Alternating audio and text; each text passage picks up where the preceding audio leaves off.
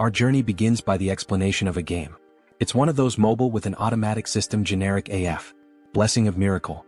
Probably choose because, of course, it's full of the top-tier waifus. Still, despite enjoying the game, our man never spent a cent and didn't even film at the end of it. Then the unthinkable happened. He was sucked into the game. As a playable character? As an NPC? No, he became a nobody, a random background figure standing still and isolated. His new name? Kong Jiama. By accident, he bumps into a girl with blue hair and freezes, clearly startled because, oh no, it's a woman. Trauma? Most likely. He awkwardly asks if she's okay and she apologizes for the inconvenience. Fortunately for him, the game setting is Korea. Names, locations, and geography are familiar, allowing him to adapt quickly.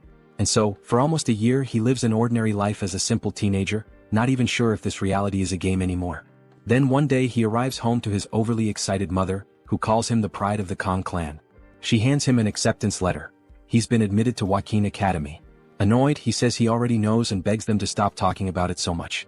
But his blurred-faced mother and the rest of the family can't stop praising him. Tomorrow is the entrance ceremony, and they're all buzzing with excitement.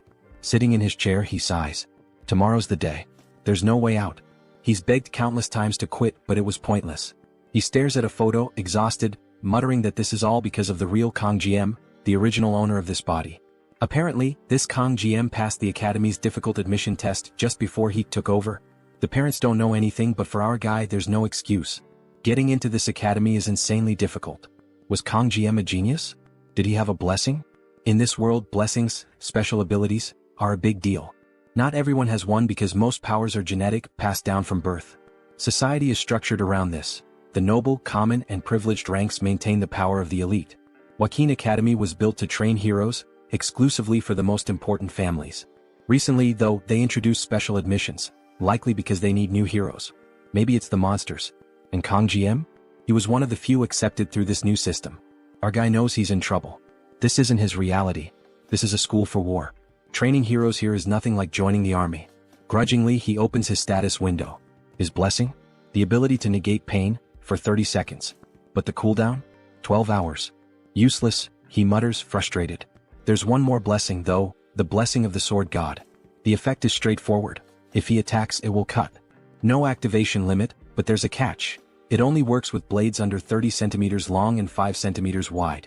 It's an ability he's never heard of before, even though he knows the game well. And while then when you attack, it cuts. Effect sounds simple, the activation condition. Oddly specific. A blade shorter than 30 centimeters, like a sashimi knife. With no idea what's expected of him, he prepares for the ceremony, or remembers too late that he still needs equipment. At Joaquin Academy, even the cheapest E-rank weapons cost millions. Anything above C-rank is worth hundreds of millions, and A-rank or S-rank weapons are priceless treasures. The academy itself already costs a fortune. Asking his parents for more money isn't an option, but they require him to bring equipment.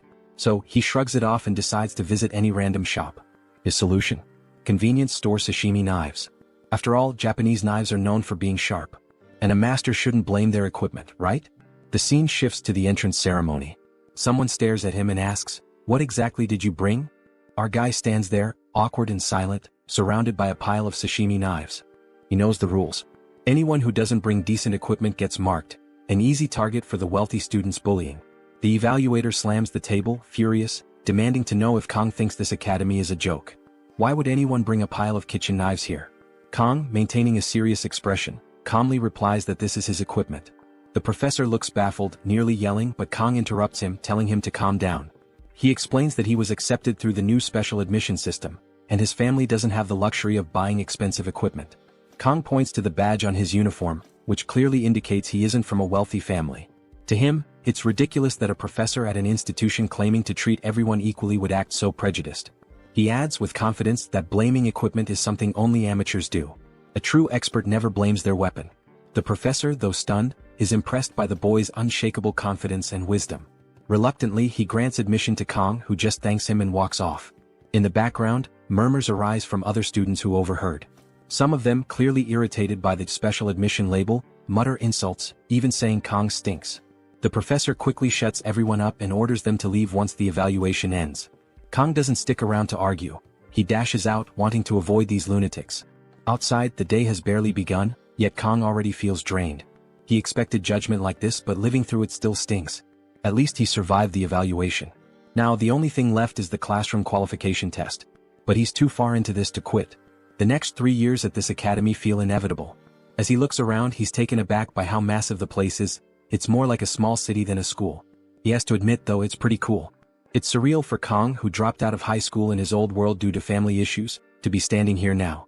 Then a voice over the intercom announces that tests are starting and instructs new students to gather in the training area. Everything feels like it's happening too fast, but a test is a test. Kong is determined to give it his best. Except for one little detail. He's never actually used a knife since coming to this world. He's completely unprepared. He remembers the professor's words, never let go of the knife no matter what. Holding it now, he wonders if the original Kong GM had been slicing sashimi at 2 years old or something. Kong unsheathes the knife and immediately, a blue aura surrounds it. The equipment meets the conditions, activating the blessing of the sword god. However, there's a catch. Kang's physical strength is too low, and the knife itself is at an equally basic level. To compensate, suppression kicks in, synchronizing the equipment with his abilities. Kong stares, amazed that just pulling the knife out triggered the blessing. Before he can process what's happening, something approaches, an overwhelming force that sends him into agony. He starts screaming as reality itself begins to warp around him. It's like he's rupturing the world. Desperately, he drops the knife and everything immediately snaps back to normal. He's left gasping on the ground, clutching his pounding head. So that's what activating the blessing feels like. If every use comes with this much pain, then he can't rely on it at all. The intercom voice drones on, calling students to the training field. Kong hesitates, staring at the knife on the ground. He doesn't want to leave it there, it's still technically his equipment. Summoning his resolve, he picks it up by the handle, only to be struck by another jolt like lightning. He screams again. The scene shifts to the training hall, located in a massive coliseum filled with spectators. Nobles are gathered, whispering about their children entering the academy. All eyes turn to the arrival of someone significant, the Sword Emperor Siegfried von Nibelung. His name alone draws reverence. A messy-haired chubby guy nearby declares Siegfried to be the strongest human alive. Siegfried descends, his gaze shifting sideways. Someone else has arrived, Medea Poison. Her name suits her venomous aura. She greets Siegfried playfully, noting it's been half a century since they last met. He remarks on her academy attire, mocking her for acting senile at 70. She retorts that every woman wishes to stay beautiful, offering to make him 10 years younger with her powers. Siegfried scoffs, saying character is what matters, not appearances. Medea laughs, amused that Siegfried hasn't changed. However, she slyly points out that his presence here signifies something unusual. Normally, Siegfried avoids mingling with the elite. Perhaps, she suggests, it's because of his granddaughter, who is among the new students. Siegfried dismisses the comment, calmly stating that things are about to begin. The artist must have decided to give everyone ridiculous UGO-level hairstyles. Meanwhile, our boy stands there with his plain black hair, wondering if he's the only one with a normal look. Everyone whispers about him being a special admission student. So, this is what it feels like to come from humble origins. Suddenly, there's a flash from the back and the murmurs intensify. Who's arriving now? Oh, the blue-haired girl. He already knew she studied here. Abel von Nibelung, the granddaughter of the sword god and, more importantly, the heroine of that game. The reason he got addicted. Hot and sneaky. The story explains the existence of a subspace, a separate reality where all attacks feel real, and the pain is fully experienced. However, since it doesn't interfere with the actual world, even murder is allowed there. The upcoming test is revealed. A battle royale competition inside the subspace. Students will be grouped in tens and their survival will determine their ranks. Medea announces there will be no equipment restrictions, while Siegfried points out this unfairly benefits the wealthy. She counters that the wealthy fund the academy, and the new special admission system was already a huge concession. In the crowd, Kong blushes. She's so much more beautiful in 3D, just looking at her leaves him rattled. Seeing the hopeful gazes of the other guys, he feels sorry for them. He knows the game well. Abel von Nibelung has a miracle blessing. In other words, she's tied to another protagonist. Beautiful people always have someone destined for them, so Kong decides it's best not to get involved. His goal is simple: live a peaceful, ordinary life. Finish school without trouble, get a safe desk job, and that's it. Then a paper catches his eye: heroes earn the highest salaries. But after the agony he felt from drawing that knife earlier, he knows hero work is out of the question. Those roles are for people who can protect the world. He'll stick to his comfortable desk. A crystal in the sky suddenly announces the Academy's test, a battle royale. Last one standing receives the star rank. Second and third place earn the dragon rank. Fourth through seventh get the wolf rank. And 8th to 10th? They're labeled common trash. The scoring is automatic and there's no time limit. Kong recognizes it immediately. This is just like the game. His strategy is to avoid drawing attention and finish quickly. A blue energy spreads as the test begins. May the blessing of the heroes be with you. Kang, however, is determined not to use his weapon. Cut to the next scene. Most students are already defeated. The top rankings are announced as 24 groups wrap up. Siegfried observes that this year feels unfair, with Abel and the descendants of the Shang and Jiao families competing. The results were predictable. Abel finishes her match in just 7 minutes and 14 seconds. It doesn't break her grandfather's record, but it's still one of the Academy's top 10 times. Siegfried shrugs it off. It's only natural for a Nibelung descendant to have that talent. With things wrapping up, Siegfried decides to leave. Abel asks if he wants to watch the other descendants, but he dismisses them as a bunch of pigs. Classic humility. He doesn't like nobles at all. Fair enough, he fought in the war and earned his authority. Suddenly the atmosphere shifts. A strange energy surges, startling both Abel and Siegfried. They look up, confused and alarmed. Pieces of the subspace begin to shatter, crashing to the ground and exploding among the students. People panic, wondering if someone fell from the alternate space. A blue light flashes in the sky. Siegfried watches intently as a small knife falls, embedding itself in the ground. Midia immediately calls for medics and orders cadets to help. And lying there, unconscious? Yep, it's Kang. The outcome seems decided already. A blonde noble yells that he'll take Kang out, but another grabs him by the neck and punches him. Kang snaps to his senses, realizing he's now in the middle of the battle royale. Worse, the June brothers are here, infamous for their brutality. Horrified, Kang watches as the brothers torture students for over 30 minutes instead of killing them outright. But why are they leaving him alone? Is he so weak they don't even consider him worth fighting? One of the brothers, holding the blonde noble by the neck, checks if he's dead yet. Then he throws another student to the ground, complaining that it's getting boring. He begins to count the remaining people. He glances at his brother and tells him to slow down, he's killing too quickly. Then he stomps on another person, crushing them underfoot. Sarcastically, he apologizes, saying, "Oops, there goes another one." Pointing to a terrified girl nearby, he says, "You can have her for some fun." The girl freezes in fear. Hiding nearby, Kang is paralyzed. Ever since the torture began, everyone has panicked, but the brother's sadistic behavior hasn't changed. The brother in red begins walking toward the girl. He smirks, saying she's just his type and that he's already imagining the screams coming from her mouth. His brother in blue calls him a pervert, but the red brother insists, "I'm just going to start tearing her apart." Suddenly, a voice shouts out, "You damn bastards." It's Kang, his voice trembling as he calls them out for their psychotic behavior. Even if this is a separate space, this is too much. The brothers pause and turn toward him, curious about who dared to speak up. They quickly notice he's a special admissions student. The red brother sneers and promises to crush Kang's head in an instant. As he advances, he adds that he'll rip Kang's tongue out for the insult. Kang panics, scrambling for a plan. He considers using his pain-nullifying ability, but it only lasts 30 seconds. The brothers have been at this for half an hour. What chance does he have? Then he remembers something, the sashimi knife in his bag. But there's a problem. Activating it will also trigger his blessing. Still, it's his only choice. The brothers hesitate as Kang pulls out the knife, which glows with a faint blue aura. He expects them to be frightened, but instead they burst into laughter. "Are you serious? What's that supposed to do?" Kang glances at the girl. She's alive for now. He steels himself. The red brother laughs again, promising to give Kang a painless death since he's so amusing. Then he lunges, aiming for Kang's head. Kang activates the pain-nullifying ability for 30 seconds, knowing this is his only shot. As the brother mocks him, calling it a kitchen knife, Kang prepares to strike. He knows it's now or never, cut or be killed. He remembers questioning why gangsters always use sashimi knives in movies. Back then he thought it was exaggerated. But now, as the knife slices cleanly through flesh, the brother's laughter turns to a blood-curdling scream. The chubby brother stares in horror as his arm falls to the ground with a heavy thud. A flashback hits. Kang, in a kitchen long ago, once asked his mentor about those movie scenes. His mentor, a former gangster, smacked him and explained, "In real life, skin and organs contract when stabbed. Cutting cleanly? Impossible." But Kang, as clueless as ever, joked that maybe his mentor wasn't skilled enough, earning another smack. Back in the present, the truth speaks for itself. The severed arm lies at Kang's feet while the brother screams, clutching his bleeding stump.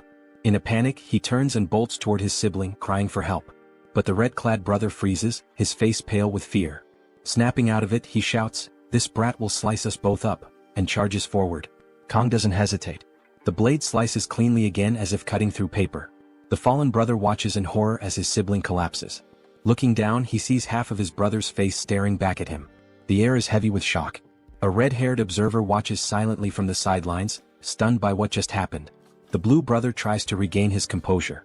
He reasons that they're in the void space, This must have been a fluke. Judging by Kang's awkward form, he's clearly an amateur.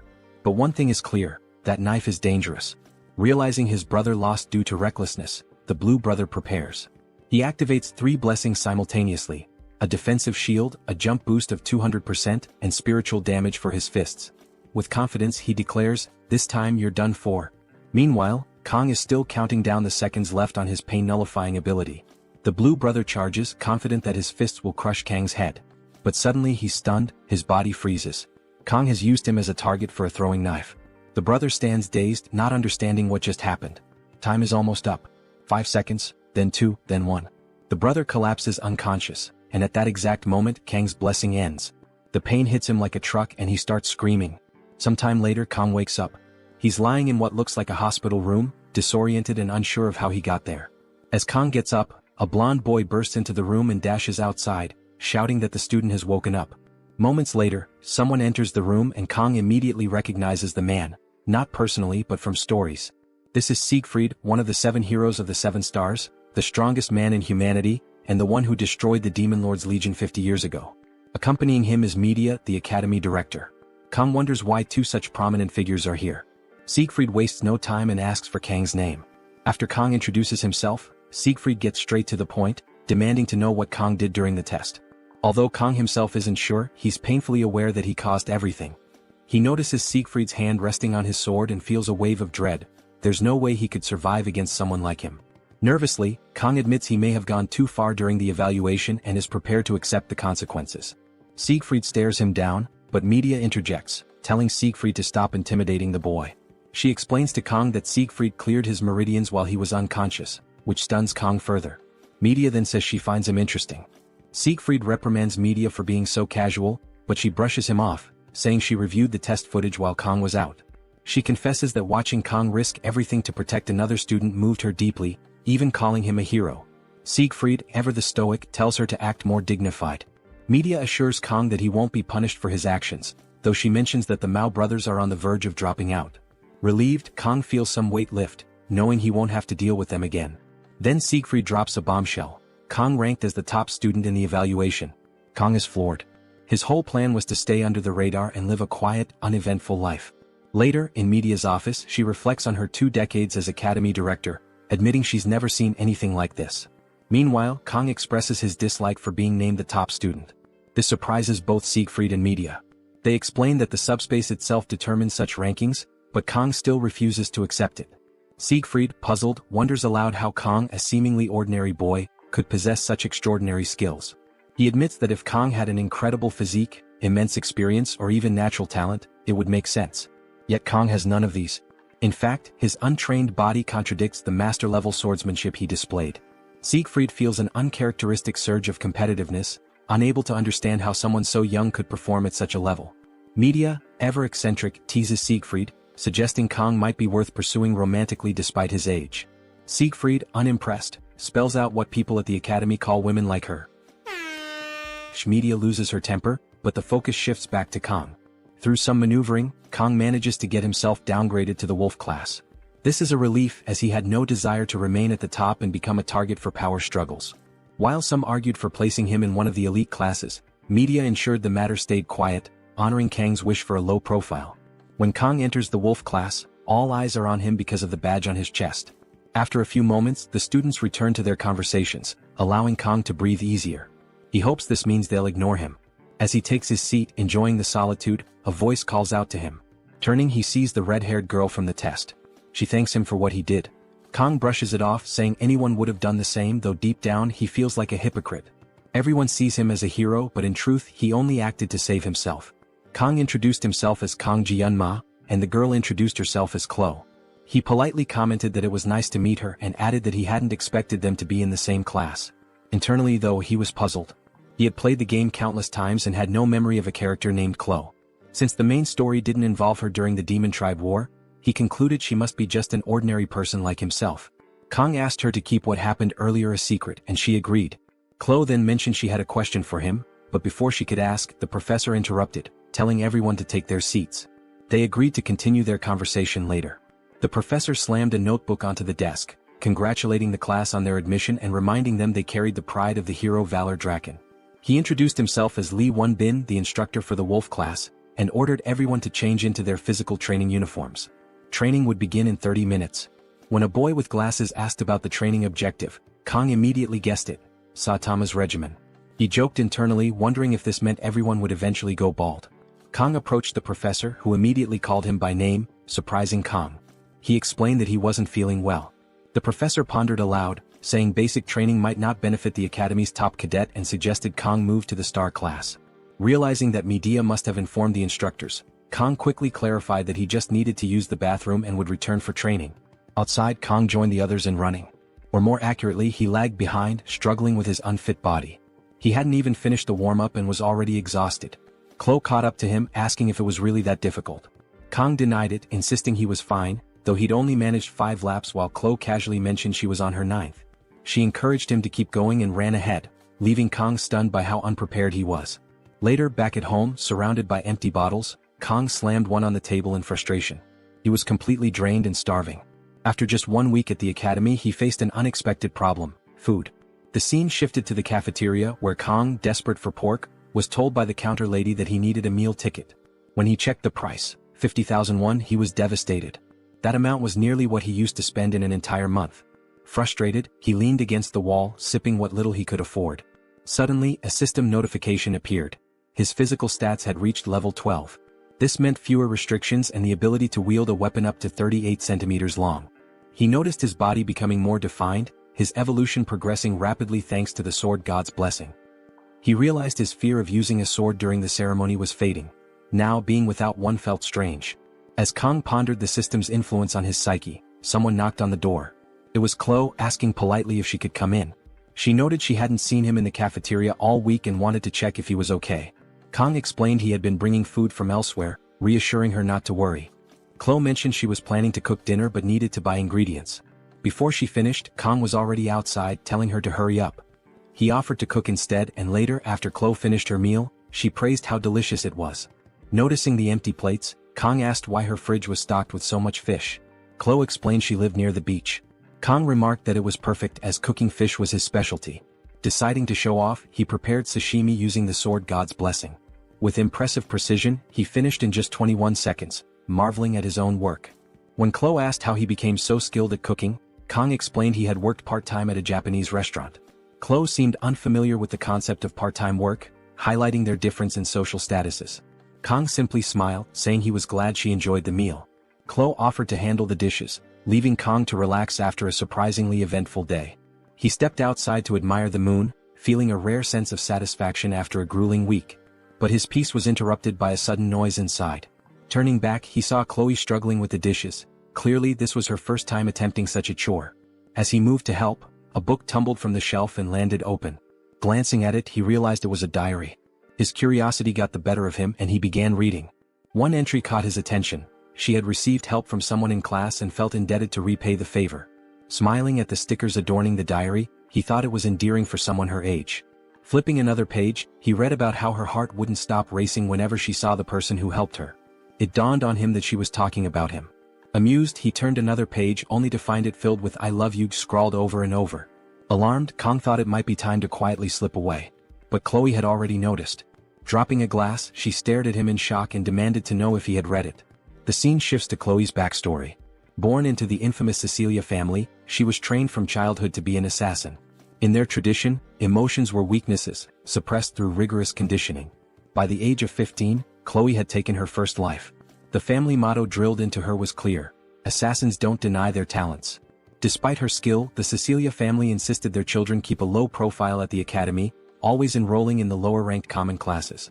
Chloe accepted her fate, believing it was impossible to break free. Her life seemed predictable, until Kang appeared. During a subspace trial meant to test her resolve, she was prepared to face death calmly as she always had. But Kang disrupted the narrative. He yelled at her attackers, standing between her and harm. In that moment, Chloe saw something she had never experienced: someone fighting for another person. The memory of childhood fairy tales flashed in her mind, and for the first time, her heart raced uncontrollably. Was this love? Back in the present, the atmosphere between them grew tense. Kang, awkward and clueless, tried to shift the mood by commenting on the beauty of the night and thanking her for the meal. As he turned to leave, Chloe stopped him. "Did you see it?" she asked, her voice sharp. Feigning ignorance, he stammered, "See what?" But Chloe pressed on. He tried to deflect, mentioning the book and hoping she'd let it go. She didn't. Realizing there was no escape, Kang admitted he had read the diary. The air around her changed instantly. Chloe's demeanor grew cold as she reached for her sword. Kang's mind raced. He was on the 4th floor with no chance of jumping out the window. The only exit was through the door, but she stood between him and it. As she dragged her sword along the ground, her eyes lifeless and her movements mechanical, he realized she had entered an entirely different state, one far more dangerous. She wasn't the shy, awkward girl he had spoken to moments ago. This was her assassin side, awakened and intent on eliminating him. Piecing things together, Kang understood her diary was the trigger, and now her lethal instincts were in full control. He needed a plan. His sashimi knife was in his room, but the only nearby weapon was a box cutter on the table. Chloe lunged. Kang snatched the box cutter, regretting that it had come to this. All he could do now was defend himself and hope for a chance to break through her icy resolve. Kang activated the sword god's blessing, hearing the familiar phrase, "May the blessing be with you." As Chloe charged at him, he made an offhand remark about her hair being too long. With a single clean strike, the scene shifted and Chloe was lying unconscious on the floor. When she woke, she seemed dazed, muttering about where Gemma had gone. Her memories were fragmented. She recalled glancing at him by the window while washing dishes and wondered where her katana was. Spotting it nearby, she felt relieved but also remembered how she often lost consciousness after wielding it. Typically, her only memory after such moments was the old man's voice, praising her talent as an assassin. Collapsing face first onto her pillow, Chloe groaned in frustration. She had fainted at the worst possible time, while he was in her room. Her mind raced as she wondered if she had said anything embarrassing. Then she noticed the box cutter on the floor and touched her hair, realizing it was shorter. Confused, she checked the trash and saw the strands he had trimmed. As unstable as she was, Chloe interpreted this as an act of kindness. To her, he had been considerate enough to give her a haircut. Feeling touched, she opened her diary and began writing a heartfelt entry about how much she adored Gemma. Meanwhile, outside, Kang was throwing up. The blessing had saved his life, but he had overused its effect, burning through 5 extra seconds beyond the 9-second limit. Completely drained, he slumped onto a bench, lamenting how even the energy from dinner was gone. He started reflecting on Chloe's fighting style. Unlike most swordsmen who aim to disarm or incapacitate, Chloe's every move was designed to kill. Her strikes targeted vital points with terrifying precision, like a trained ambush specialist. Fighting her, Kang had genuinely feared for his life and instinctively aimed to counter with a lethal blow. Thankfully, the box cutter's short blade only managed to give her a haircut. Though she had fainted afterward, Kang was grateful the situation resolved itself. Life at the academy was proving far more dangerous than he had anticipated. Sitting there, Kang thought back to his life before falling into this world. He had been ambitious, a master of sashimi knives who had reached the pinnacle of his craft. Now in this game-like world, everyone seemed bound by their roles. The game was called Blessing of Miracles, named after the legendary blessing granted to the protagonist. Another blessing, Valor, was tied to Baylor Wakim. As far as Kang could remember, these 2 blessings were central to the story. The protagonist's mission was straightforward: save the world from the Demon King. But Kang? He had been chosen by a sashimi knife. Slapping himself in frustration, he tried to make sense of his predicament. The events at the academy were making him lose sight of his original goals. While he knew the key characters and major story beats, he didn't fully understand how this world worked. What he did know was that the game's main storyline was about to begin. The protagonist's blessing should have activated by now, signaling their arrival at the academy. According to the storyline, major events would escalate in the 2nd semester of the 3rd year. That's when the demon race would attack the academy, igniting a war between demons and humanity.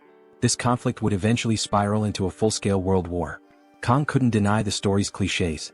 Back when he played the game, he had quit halfway through, finding it predictable despite its challenges. But now, living in this world, the looming war felt terrifyingly real. The question wasn't if it would happen, it was whether he could survive it. For now, Kang had 3 days to prepare. He could either find a way to escape this world or, failing that, grow stronger to endure it. Somewhere in this chaos, he hoped for a happy ending. After all, the protagonist would surely survive, but Kang needed power to protect himself. Yet he couldn't draw too much attention, or he'd be dragged into the front lines against the Demon King's army. The day's events taught him he needed to be more cautious when using the Blessing of Pain. Checking his stats, he noted that his performance was better than expected. Strangely, the interface seemed to reveal more information each day. While stats like mental strength made sense, the assimilation rate stat puzzled him. Clicking on it only brought up a message: access restricted. The more he tried to unravel the mysteries of this world, the more questions arose. But one thing was clear: he needed a real weapon. Relying on a box cutter and the Blessing of Pain for 30 seconds wasn't going to cut it anymore. He needed a sword that wouldn't activate the blessing. Luckily, he remembered that next month's exams offered a reward, Murasame, a rank B blade. If he could master it, it would be sufficient to graduate from the academy. Its design ensured the sword god's blessing wouldn't trigger, making it an ideal primary weapon. Of course, this meant more effort than he wanted to put in, but there wasn't much choice. As he sat, someone called out and he turned to see a girl with cyan-colored hair. It was obvious who she was. Looking battered, she boldly claimed the bench as hers. Kong just stared at her, dumbfounded and unsure how to respond. "Say something, man," she yelled again, telling him to move aside. Caught off guard, Kong couldn't help but notice how surreal she looked, even after seeing her multiple times. Spacing out for a moment, he was about to get up when she clarified that he didn't need to leave, just sit next to her. Even though she was stunning, her claim about the bench being hers was ridiculous. It was public space after all. Deciding it was best to avoid any unnecessary interaction, Kong stayed quiet, hoping to steer clear of the protagonist's storyline. Still, her beaten-up appearance caught his attention, and he found himself glancing at her, marveling at her beauty despite her condition. Out of nowhere, she mentioned that the stars were most visible from this spot. Her sudden comment left Kong scrambling for words, his lack of social skills painfully evident. Was this really Abel? The granddaughter of the sword saint and the protagonist known for being hard to approach? She turned to him asking if he used the sword. Kong, confused, wondered how she knew. She explained that her grandfather had told her that swordsmen have a certain look in their eyes. For a moment, Kong worried that she might have figured out his secret. Abel then asked if he wanted to hold her sword, making it clear she knew he recognized her. Kong found it odd. Why would she bother asking that when everyone at the academy knew who she was? He admitted he sort of knew her, to which she replied that she didn't know him. Her bluntness only added to his confusion. She commented that it was a cliché for someone to know her name while she didn't know theirs. Kong, uninterested in getting involved, questioned why he should share his name with someone he'd just met. Abel explained it was always good to know people. You never knew who might be a spy for the Demon King. She added that it was suspicious for him to be alone in a spot where she usually trained. Realizing he was being indirectly threatened, Kong quickly turned the tables, suggesting she could be the spy. Abel clarified that she was there to train. Kong responded that he was doing the same. Curious, Abel asked what kind of training he was doing to remain so calm. Kong said it was breathing exercises. Noticing the wounds on her hands, he complimented her dedication. Abel confirmed that people didn't understand the pressure of carrying Siegfried's bloodline. She explained that she needed to be perfect because any sign of weakness would attract opportunists. This year she admitted she wasn't the top student. It was the first time she had been defeated, and while it was frustrating, she also found it oddly relieving. However, she was determined to find out who had surpassed her and defeat them next time. Kong asked if it was worth taking so seriously. Abel replied that it was a matter of pride. She even begged her grandfather to reveal the person's identity, only to learn they weren't even in her class. The worst part? They had just joined the academy. Realizing she was oversharing, Abel apologized, saying she shouldn't talk about such things with someone she'd just met. Intrigued, Kong asked why she was telling him all this. Abel replied it was because he seemed weak. Her family's motto was to be firm with the strong and kind to the weak. Finally understanding her kindness, Kong realized she thought he was trash. Well, that explained why she was so difficult to approach in the game. Deciding it was time to leave, Kong wished her a good night. As he turned to go, she demanded his name. The scene shifted to the classroom.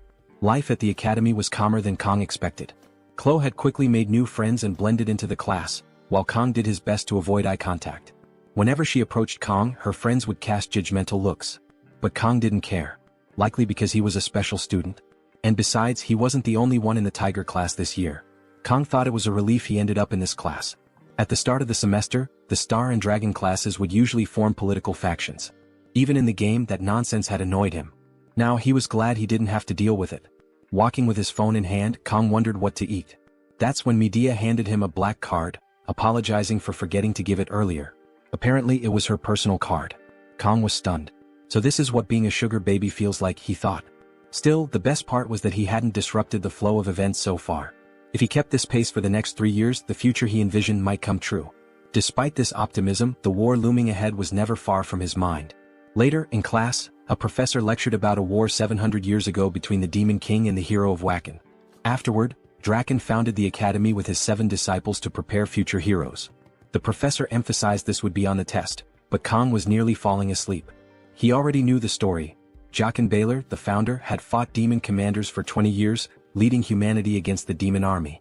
In the end, he lost an arm and could no longer fight. The war ended in a bloody stalemate, resulting in a fragile truce between humans and demons. Jaqen then established the academy to ensure peace. The professor reminded the students that this truce was why they had peace today. But Kang knew better. Those 700 years of peace were about to end. As the lecture wrapped up, Kang wondered if he should tell Medea. But what consequences would that bring? Medea often seemed like she wanted to leave the academy as soon as possible, but Abel was the first to awaken an anomaly thanks to the Lord Poet. She was also the first of the 7 heroes to step forward and protect the students. Unfortunately, Kang also knew her fate. She would be the first to be sacrificed by the Demon King. He wished he didn't know that. The professor ended class, reminding everyone about the upcoming exam in 2 weeks. As students left, they chatted about something exciting. Kang stayed behind trying to recall what it was. Then it hit him. It was May 5th. He overheard students by the door saying someone wasn't destined for their class but for the star class. Kang knew exactly who they meant. Today marked the arrival of the protagonist of this world, Leon von Reinhardt. With him came the end of 700 years of peace. Kang already hated Leon with his ridiculously cliché face and the way every woman fell for him. If only this were an R-rated story where guys like Leon met early, tragic ends. Leon's charisma had already drawn in Rachel, the Saint of the Sword, Saki Ryojo, the daughter of the Saint of the Bow, and even Abel. His party members were extraordinary. Despite Kang's disdain, Leon's blessing of miracles made him humanity's first choice for the hero's journey. Except calling it a choice was generous. People were forced to join the war. Kang remembered that even the legendary hero Valor had only managed to defeat the Legion's first commander. Imagining the strength of the true Demon King was surreal. Leon walked into the classroom, greeting students with his radiant smile. Then he noticed Kang and flashed him a grin too. Kang immediately sensed something off but reminded himself of what the blessing of miracles could do. He was sure Leon would handle everything. Leon's trustworthy aura made it seem like he could solve any problem. Suddenly the scene shifted. Kang was at the training hall swinging a sword. Since it was a longer blade, the blessing of the sword god didn't activate, allowing him to practice uninterrupted. He desperately needed to master the basics of swordsmanship. Earlier, Rachel had approached him, asking if she'd done something wrong. Kang almost lost his composure but kept calm since they'd be stuck together for at least a year. He assured her everything was fine and she looked relieved. But Kang was still confused, trying to piece together her identity. There was also the mystery of how she could wield a sword even when unconscious. Her expression seemed to cry for help, yet her sword radiated murderous intent. If it came to killing, Rachel might be more dangerous than even the notorious evil brothers. Rachel apologized for what had happened earlier and offered to make it up to Kang by cooking him another dinner. She promised to do her best, even if her cooking wasn't as good as his. Kang hesitated, vividly recalling her wielding a sword. The problem was the way she seemed to glow as she begged. It was hard to refuse. But in his mind he pictured himself waking up in the morning, sliced into pieces and stuffed in the fridge. That's when an idea struck him. Instead of dinner, he asked if she could do him a favor. Rachel looked puzzled and Kang explained it was something only she could help with. Blushing, she asked what it was. Kang then requested her help with swordsmanship training. At the training hall, Kang realized how urgently he needed a teacher. Chloe with a sword in hand was terrifying. Every night before bed he'd watch YouTube videos on how to survive Yandras.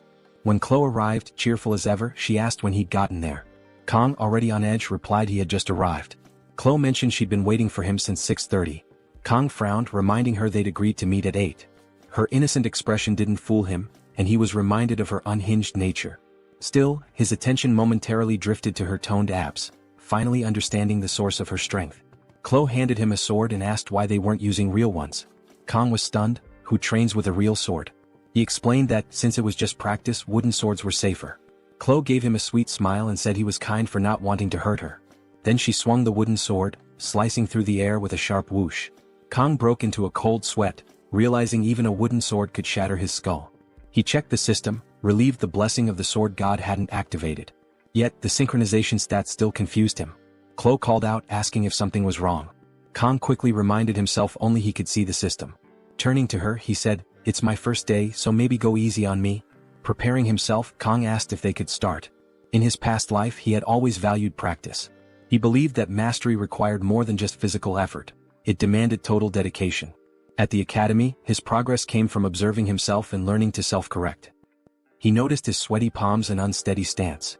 Reminding himself that swordsmanship required precision, he braced for the training. But Chloe leaped toward him. Kang wasn't fully prepared and the blade was already near his neck. It wasn't clear if he dodged or if the blade nicked his cheek. Panicking, he yelled, asking why she wasn't going easy on him. Chloe, unfazed, switched the blade to her other hand and prepared another strike.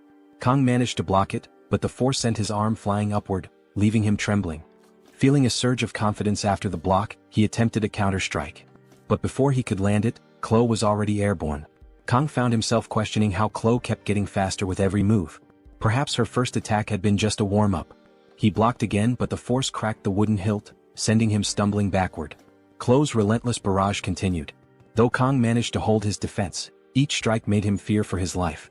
Worse, he couldn't find any opening to counterattack. Suddenly his wooden sword shattered. Chloe apologized, saying she didn't mean to break it, but admitted she hadn't thought it was so fragile. Then she froze. The broken sword's altered length activated the blessing of the sword god. The system kicked in, reshaping Kang's personality and reducing his humanity. A dark aura enveloped him as the heat activated, and Chloe instinctively backed away, visibly terrified. The system coldly announced Kang's humanity was slipping away. In the midst of this transformation, Kang's perception shifted. He was now standing in his old kitchen under a bright spotlight. Confused, he wondered if everything had been a dream. Noticing a fish on the counter, he remembered he was supposed to prepare it. Thinking he'd used the chef's Chinese knife, the system interrupted, rejecting his choice. Trying another knife, he faced the same denial. In the end, his only option was the sashimi knife. Reluctantly, he picked it up, fearing the pain the system might inflict. But instead, he felt rejuvenated. Determined, he declared it was time to create a masterpiece as the heat activated fully. Meanwhile, back in the training hall, Chloe was shouting his name, asking if he was okay. Kang, pacing aimlessly, suddenly vanished in a flash of blue light and reappeared in front of Chloe in an instant. She barely managed to block his attack, but the impact sent her flying, crashing to the ground and coughing up blood. Chloe, shaken, realized Kang had become an entirely different person in mere moments. His behavior now resembled a deranged protagonist's. When Kang struck again, she dodged narrowly, struggling to comprehend how a single hit had overpowered her. Weak and unable to stand properly, Chloe begged him to stop. Inside Kang's mental world, he was baffled. The fish on the counter was now dodging his cuts and, even more bizarrely, speaking. Listening closely, he realized it was calling his name, Jama. Looking at the sashimi knife, Kang remembered who he was. Then, as if awakening from a dream, he recognized the fish as Chloe pleading for him to regain control. The blade slammed into the wall beside her, missing by a hair. Kang, barely managing to stop himself, let go of the sword just before it struck her. Chloe opened her eyes, stunned she wasn't hurt. Kang suddenly pulled her by the waist. For a moment, it seemed like a setup for a kiss, but instead he told her they should stop for the day. Chloe asked if he was okay, but Kang casually thanked her for the practice and walked away. She couldn't believe this lunatic had almost killed her and then left as if nothing had happened. Later, as Chloe returned to her room, she reflected on the day. Kang's power wasn't just raw strength, it carried an unusual, almost instinctive energy. Even with the broken sword, she realized she had no chance against him. Suddenly, a voice interrupted her thoughts. Knox Audier, a second-year student she addressed as her brother, commented on her enjoyment. Chloe's demeanor shifted instantly. Knox mocked her, asking if she was now associating with insignificant people like Kang. Chloe snapped back, telling him not to insult others. Smirking, Knox warned that if she continued spending time with Kang, the Audier family would eliminate him. Lowering her head, Chloe retorted that even if the entire family came after Kang, they wouldn't be able to defeat him. Without waiting for a reply, she walked away. Knox remained behind, pondering Kang's name. Meanwhile, Kang was beginning to realize that his power wasn't a blessing or divine favor. It felt more like a curse. Determined to stop relying on the sword god's dangerous influence, he resolved to find new equipment. Yet the strange power seemed to defy his will, controlling his body and urging him to cut deeper, destroy more. For a fleeting moment, he lost all control, feeling utterly free yet bound like a puppet. It was only Chloe's desperate scream that finally snapped him back to reality. He glimpsed fragments of another reality and instinctively let go of the sword, breaking its hold over him. His body seemed to know that holding onto the blade any longer would mean losing himself forever. Strangely enough, it was Chloe, the Yandra girl who once wanted to kill him, who snapped him back to his senses. While part of him resented that the power had activated because Chloe broke the sword, he couldn't deny his gratitude. He left quickly, but the question lingered: how could he prevent this power from ever awakening again? This so-called blessing from the sword god was far more of a curse. Kang began to realize that activating it came at the cost of pieces of his life. 3 days later, the classroom buzzed with energy. A purple-haired student tried to chat with Chloe, but she brushed him off, saying she'd check it out later. All she could think about was Kang Jiama, who hadn't shown up that day. Earlier, she had knocked on his door and heard groans of pain but hadn't dared to barge in. She feared breaking the door might make him hate her, so she left. Yet she realized how much she enjoyed secretly watching him, whether he was fighting or simply lost in thought. Oh Chloe, you're the definition of a Yandra. She'd lost count of how many times she'd spied on him, always making sure not to get caught. Another day passed, making it 4 since anyone had seen Kang. The teacher silenced the class, scolding them for wasting the opportunity to study at such a prestigious academy. Since it was raining, they would have an indoor study session. But even the teacher couldn't help noticing Kang's prolonged absence. He chose to trust the boy and hoped he'd return soon. As the lesson began, the classroom door opened, startling the teacher. "Who dares to arrive late?" he barked. The figure approaching was unfamiliar, taller, colder, and more imposing. Chloe called out to him in confusion. Wait a second, where was the kind-hearted Kang Jiama?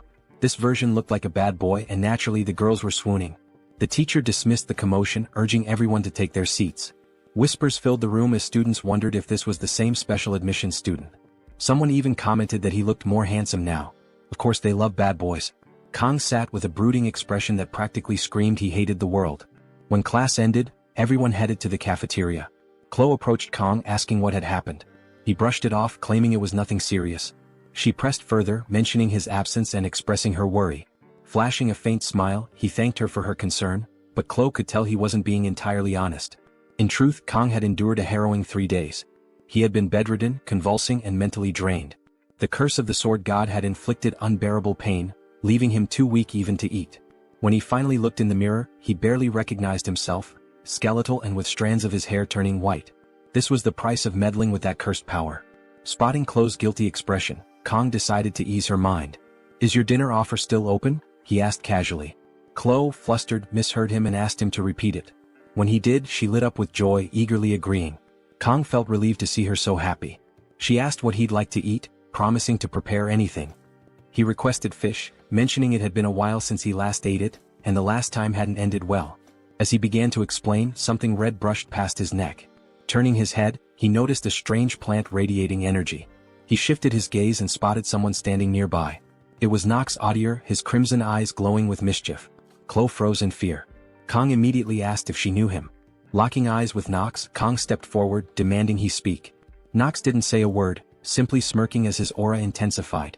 Kang braced himself, wondering what kind of trouble was about to unfold. Chloe urged Kang not to get involved with Nox and demanded the man leave. Despite her attempt to sound firm, Kang noticed her trembling voice betrayed the fear she held for this individual. Nox sneered, questioning whether Kang was worth breaking the rules for. He added that Chloe, no matter what she claimed, could never truly sever ties with the Cecilia Audier clan. Chloe snapped back, declaring she had no connection to the clan anymore. But Nox only laughed, saying the blood on her hands bound her forever. The family she was born into would always claim her. Kang silently observed, piecing together that Chloe was being treated as some kind of renegade, caught in the middle of a deep family feud. Nox demanded she abandon that thing and return to the clan. But Chloe's anger flared, shouting at him not to call Kang a thing. Kang, already weary of his growing list of problems, began recalling what he knew about the Audier clan from the game. They were infamous for their unmatched skill in assassination, a shadowy group that emerged halfway through the storyline. Despite their lack of raw power compared to other heroic houses, their precision and brutal upbringing molded every member into a deadly weapon. To Kang, Nox seemed to fit the mold perfectly. The real oddity was Chloe, so cheerful and kind in contrast. Still, as Nox stared down at them with unshaken resolve, Kang noticed Chloe trembling beside him, biting her lips so hard it bled. She just wanted a normal life. But Kang knew that for someone like her, born into a clan like the Audiers, that dream was nearly impossible. Just as his cursed blessing tied him to a cruel fate, Chloe's birth had chained her to a life of violence. Kang wasn't a hero, nor did he aspire to be one. But he couldn't stand by and do nothing. Deciding to face Nox, Kang felt a rush of determination. If he couldn't escape his curse, then he'd use it. He asked Nox if he was ready, calmly declaring that he wouldn't run anymore. The time had come to move forward. Elsewhere, their instructor was deep in thought, concerned about Kang's recent demeanor. A student interrupted with a teasing comment about his grumpy expression leading to baldness, but he brushed it off irritably. Suddenly, an urgent call came through. The instructor's expression darkened as he learned about the brewing confrontation between Kang Jianma and Nox Audier. The subspace arena was being prepared. In the arena, Kang stood ready.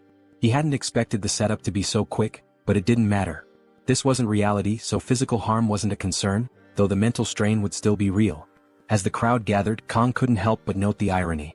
All he ever wanted was to avoid attention, but now he stood center stage, a gladiator in a coliseum. Chloe, visibly shaken, stood by his side, guilt weighing heavily on her. Kang reassured her, thanking her for the equipment she'd lent him. She warned him that Nox was dangerously strong, the greatest genius in the family's history. Kang dismissed the title as overdramatic. Titles didn't matter, winning did. The announcement for the duel rang out. Kang turned to Chloe one last time, telling her not to worry. "The world is full of geniuses," he said with a confident smirk, "and that's why I'll win." As the doors opened, Kong stepped into the subspace arena. The crowd roared, and he felt like a gladiator under the watchful eyes of the elites, even spotting familiar faces like Abel. Nox appeared on the other side, his temper barely restrained. Kong smiled to himself. If nothing else, this fight was going to be unforgettable. Nox demands to know if Kang can't differentiate between bravery and foolish arrogance. He questions why Kang even showed up wielding such a pathetic excuse for a blade. The dark aura surrounding him begins to ripple toward Kang, who instantly recognizes it as pure killing intent. Kang smirks, replying, "A skilled fighter never blames their weapon." Nox, visibly on edge, opts to end things swiftly. A crow materializes behind him, and he declares he'll begin by ripping out Kang's insolent tongue. Kang takes a moment to analyze the situation, noting Nox's outrageously overpowered equipment. Wait, he's using a Hongran blade? An S-rank weapon? That's just ridiculous. Still, Kang isn't surprised. He expected the guy to have an advantage, but Kang came prepared too. His weapon of choice? A simple sashimi knife borrowed from Cielo's kitchen. The drone descends, signaling the start of combat with a radiant blue light. "May the blessings of the heroes guide you," it announces. The crowd quiets as the two opponents face off. Kang wastes no time, activating blessings to suppress pain and calling upon the sword god's blessing. His eyes glow white, giving him an almost demonic presence. The spectators whisper in shock. Was this going to be more than the simple mismatch they expected? The battle erupts with a flurry of strikes, each faster than the last. A blonde observer comments on the unexpected speed of the duel, while Edbull, watching from the sidelines, struggles to reconcile this skilled fighter with the supposed weakling he'd seen before. Nox presses the attack, sending purple slashes of energy ripping through the ground toward Kang. Yet every strike misses. Frustrated, Nox leaps into the air, activating his three-headed crow technique. A violent purple aura surrounds Kang, and Nox is confident the boy's finished. But in a blur of blue, Kang vanishes, reappearing on the opposite side of the arena, untouched. The crowd gasps as whispers ripple through the stands. Even Abel can't figure out how this newcomer is holding his ground against someone as formidable as Nox. Nox recalls Cielo's warning that Kang wasn't ordinary, but he convinces himself Kang is merely relying on agility. Still, seeing Kang fight with kitchen knives fuels his rage. When one of Kang's knives falls to the ground, Nox sneers. "What kind of plan is this?" he demands. Kang remains silent, extending his arm and pointing the remaining knife, adorned with floral designs, at Nox. The absurdity of the gesture leaves Nox baffled, but he decides to end this farce with his full power. He boasts about the might of his Hongran blade, but before he can strike, Kang disappears again. Time seems to freeze as Kang reflects on his desire for a simple, unnoticed life. But since he can't escape this path, he resolves to cut through it perfectly. In an instant, Nox's arm is severed, flying across the arena. The audience falls silent as Nox stares in disbelief, and Kang appears behind him. The crowd erupts in chaos as Kang slashes again, this time decapitating his opponent. The once calm protagonist transforms into a merciless warrior, leaving everyone stunned. Nox collapses, motionless, while Kang calmly sheathes his makeshift blade. Abel watches in shock, while her friend gazes at Kang with heart-shaped eyes. The drone hovers overhead, announcing, "Winner, Kang Jayama." Duel completed in 26 seconds? The crowd roars in disbelief. A first-year student had just defeated a second-year prodigy. Though victorious, Kang knows he's shattered any chance of staying under the radar. The academy buzzes with gossip about the boy who defeated an audier, and Kang resolves to face whatever comes next head-on. Meanwhile, Abel finds herself unable to stop thinking about him, hearing his name at every turn, a constant reminder of the duel that changed everything. When Nox's arm hit the ground, Abel stood frozen, her mind racing to comprehend how Kang wielded such flawless swordsmanship using nothing more than kitchen knives. She had always been proud of her knowledge, being the granddaughter of a sword master, but this moment made her realize just how naive she had been. A memory flashed in her mind, her smugly saying she was curious about the person who had beaten her. She'd vowed to crush him the next time. She also remembered teasingly making a cute face, claiming to share everything with him because he seemed weak. Now, as the puzzle pieces fit together, she wondered if Kang was this year's top student. Her face turned crimson as she muttered under her breath, "It must be this damn guy who's stronger than me." Abel's thoughts spiraled, and she desperately wanted to know what had been going through Kang's head at that moment. Suddenly she woke up startled, her heart racing. Her blonde friend Rachel leaned closer, asking what was wrong. Abel quickly brushed it off, saying it was nothing. Rachel wasn't convinced. "Are you sure? Did you forget your gear? Are you hungry? Do you need the bathroom?" she teased, one question after another. Abel snapped, telling her to shut up. Then Rachel smirked. "Wait, is it about a boy?" Abel's face turned tomato red and Rachel burst into laughter. "I never thought the legendary Abel would be caught up in romance. Abel stammered, denying any romantic feelings, but Rachel was already curious. Who's the lucky guy? Is it Leon? He's handsome. Abel's expression gave nothing away, but Rachel's gears were turning. Then it hit her. Wait, is it that special student from yesterday? Kang? Abel froze and Rachel's grin widened. Oh, I'm a genius.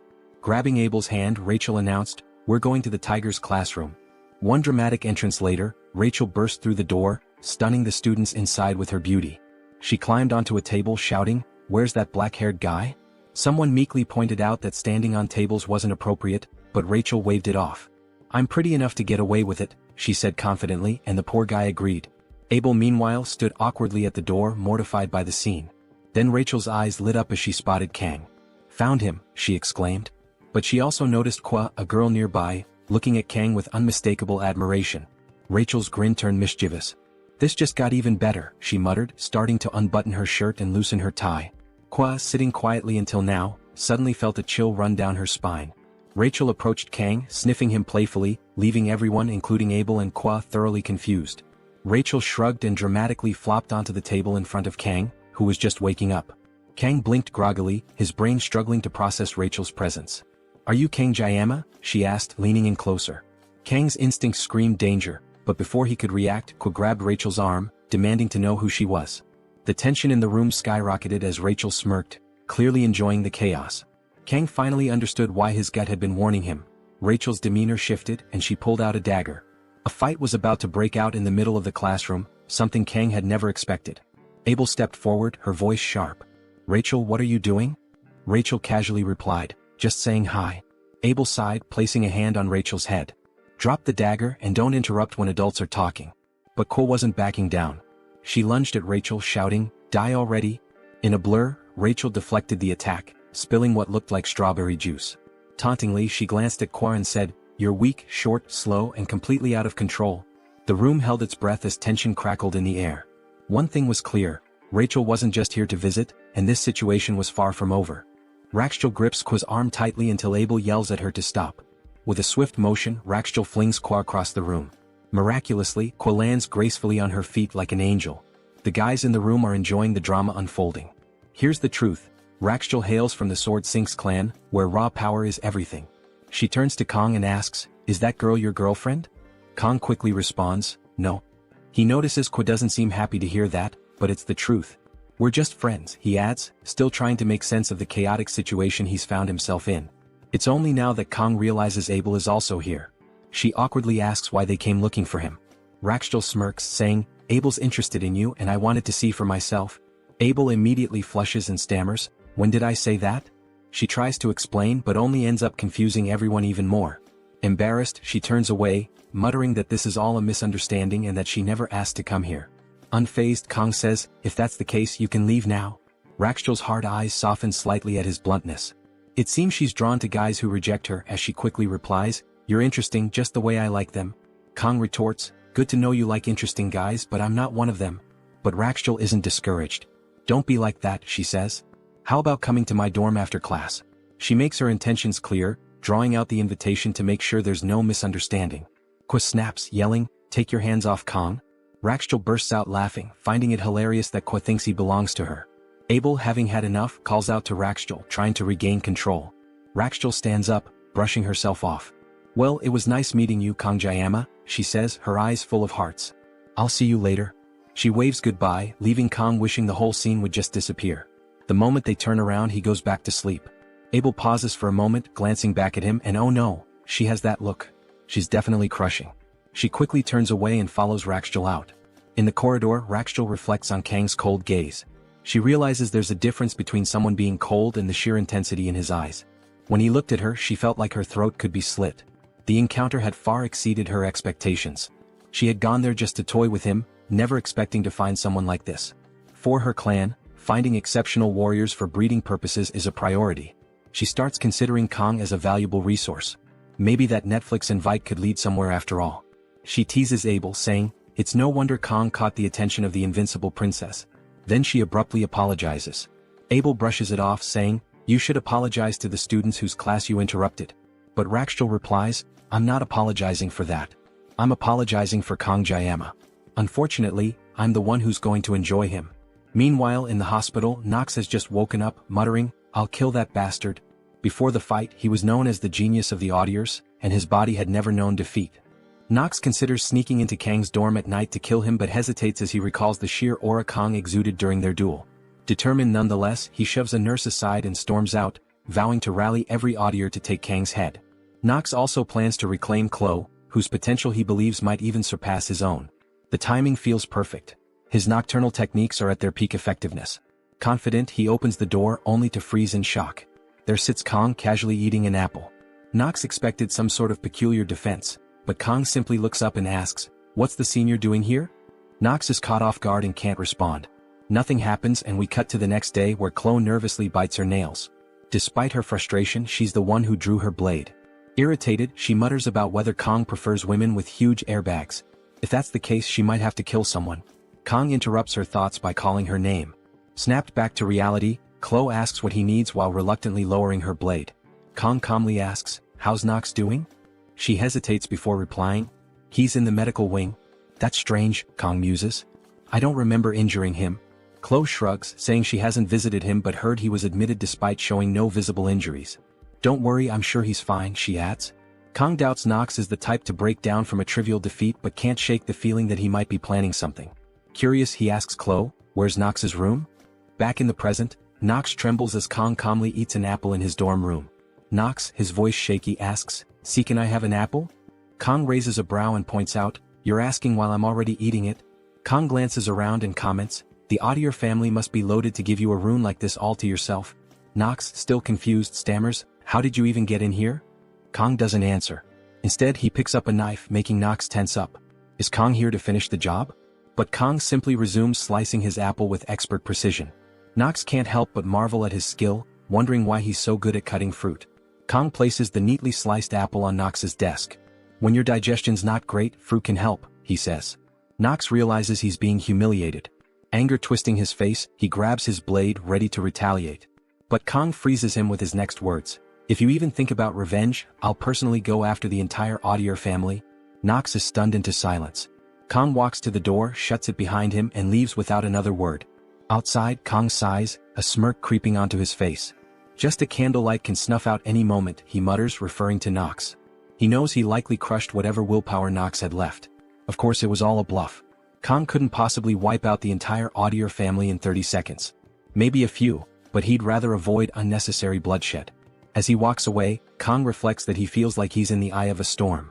This wasn't the plan, but he's adapting. If Nox backs off, it'll be one less problem to deal with. But Kang's real concern lies elsewhere, with the crazy girl who was meant to be the protagonist's first approach in the original story.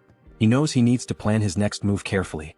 With the upcoming competition looming, Kang resolves to take it seriously. The reward, the legendary Murism, is something he desperately needs. The challenge? It's going to take longer than 30 seconds to win.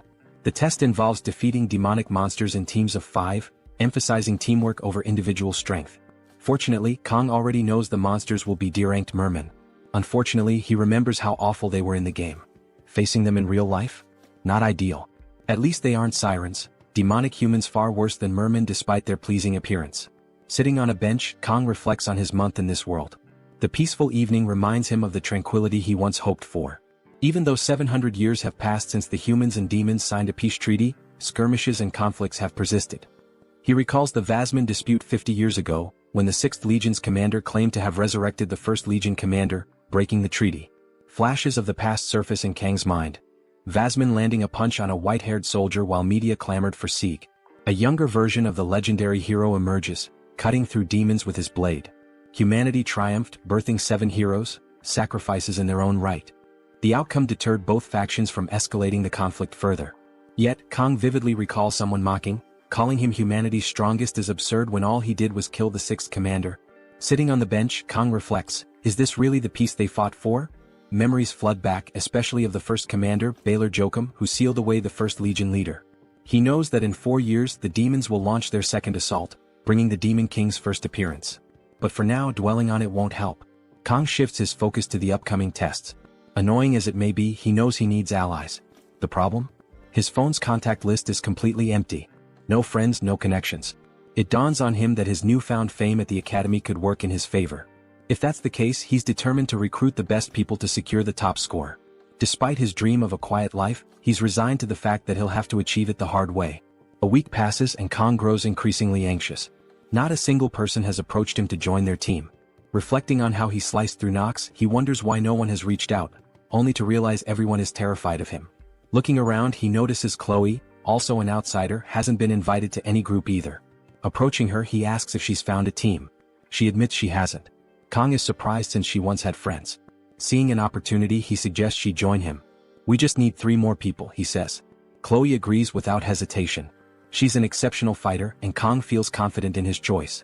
Considering his limited stamina, Chloe's strength is worth 1,000 of him. As Chloe beams with happiness, their moment is interrupted by someone shouting Kang's name. It's Rachel, declaring, "I'm back to play with you." Kang sighs, already annoyed. When he asks why she's there, she replies, "I just told you, didn't I?" Rachel starts muttering something about the big guy arriving, prompting Kang to demand she get to the point. On the verge of tears, Rachel complains about his cold demeanor. Ignoring her theatrics, Kang tells her to stop calling him my Jiang. Rachel feigns deafness, pretending she didn't hear. In her usual clumsy manner, she collapses onto a desk, her airbags landing first, and claims she's just a bit unsteady today. Switching topics, Rachel asks if Kang has a group for the test. Without thinking, he says no. Rachel's eyes light up as she invites herself to join his team. Grabbing his chin teasingly, she says, "Gotcha now?" Kang brushes her hand away, questioning why she'd want to team up with him when she has plenty of admirers. Smirking, Rachel responds, "Because it'll be way more fun with you." Kang explains he already has a team with Chloe. Rachel grins and declares that's perfect. Now they only need 2 more people. Kang, baffled, wonders if she realizes she's risking her score by teaming up with him. He looks at Chloe, who seems fine with the idea. Reluctantly, he agrees. Rachel claps her hands, declaring, "No turning back now." When Kang asks who else she plans to recruit, Rachel grins and mentions a name that freezes him. Leon. The protagonist. Kang trembles, questioning what karmic misdeed led to this. All he ever wanted was a quiet life, and now he's stuck with Leon, Rachel, and Abel, characters he desperately wanted to avoid. While the girls might be manageable, Leon's presence threatens to completely derail everything Kang thought he understood about the future. He considers backing out, but Rachel doesn't give him a chance. The moment he agrees, she submits the team registration, locking him in. For the first time, Kang genuinely feels the urge to stab someone. Chloe notices his distress and asks if something's wrong. She mentions that since Rachel entered, Kang hasn't seemed like himself. He brushes it off, saying he's just surprised to be in this situation. Chloe reassures him, stating she's confident in his abilities. Kang starts reconsidering. He invited Chloe, so he can't abandon her now. Besides, this group is probably the strongest in the academy. Maybe he just needs to stay optimistic. When he asks about the team meeting, Chloe replies, "That giant blonde said it's at 6 in the cafeteria." The scene shifts to a cafe humorously named Starbucks with 2 S's. Chloe slams her cup on the table, declaring how delicious her drink is, while Kang looks horrified at its $35 price tag. Muttering robbery, he begrudgingly buys a $7 espresso, the cheapest option, and hates every sip.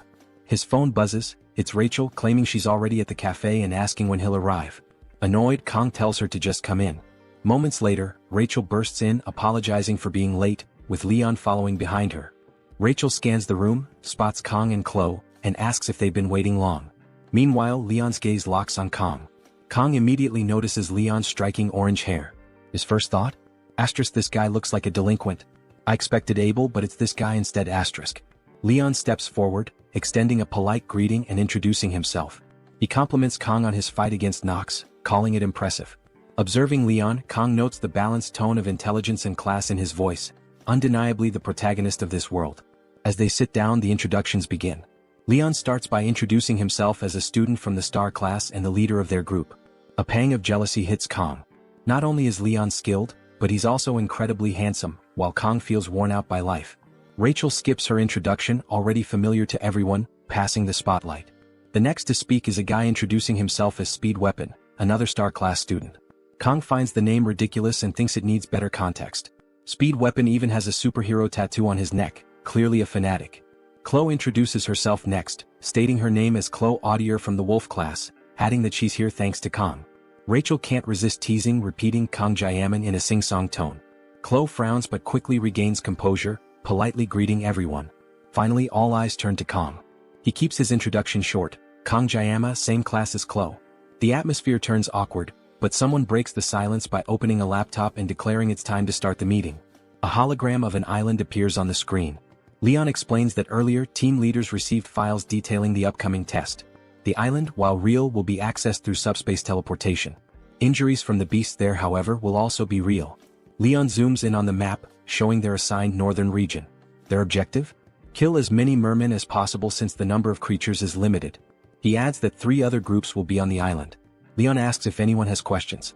Speed Weapon raises his hand, asking if the island has sirens and whether they pose a risk. Leon reassures him, saying the professors have already accounted for such threats. Chloe then asks if teams can attack each other. Leon clarifies that sabotage is grounds for disqualification, as the focus is on killing beasts. Kong quietly notes this news is likely disappointing for Chloe, given her assassin background. With the meeting concluded, everyone begins to leave. Leon lingers, gathering his things. As Kong rises, intending to slip away, Leon calls out to him. Kong turns, confused. Leon asks, "Where are you from?" Though simple, the question feels loaded, as if it carries a deeper meaning. Before Kong can answer, Leon apologizes, saying it was rude to ask so suddenly. He explains he just had a strange feeling they were alike. Kong, puzzled, wonders why Leon would ask something so obvious. Kang's Korean heritage is clear to anyone. Leon dismisses it, telling Kong to forget the question, and begins to leave. But Kong instinctively places a hand on Leon's shoulder, stopping him. "Wait," he says, surprising even himself. Without thinking, he asks, "Where are you from?" Leon raises an eyebrow but replies calmly, "Germany?" He gently removes Kang's hand and walks away, leaving Kong standing there, confused and questioning himself. Why did he feel compelled to ask that? Could Leon be from another world just like him? The idea seems absurd, yet Kong can't shake it. If someone had to take over a body, the protagonist would make far more sense than a random side characters. He glances at his blade, recalling how his reasoning sharpens when its power activates. Determined, he focuses on the existence of Leon in this world. A familiar voice whispers to him, confirming what he suspected. This Leon is exactly like the one from the game.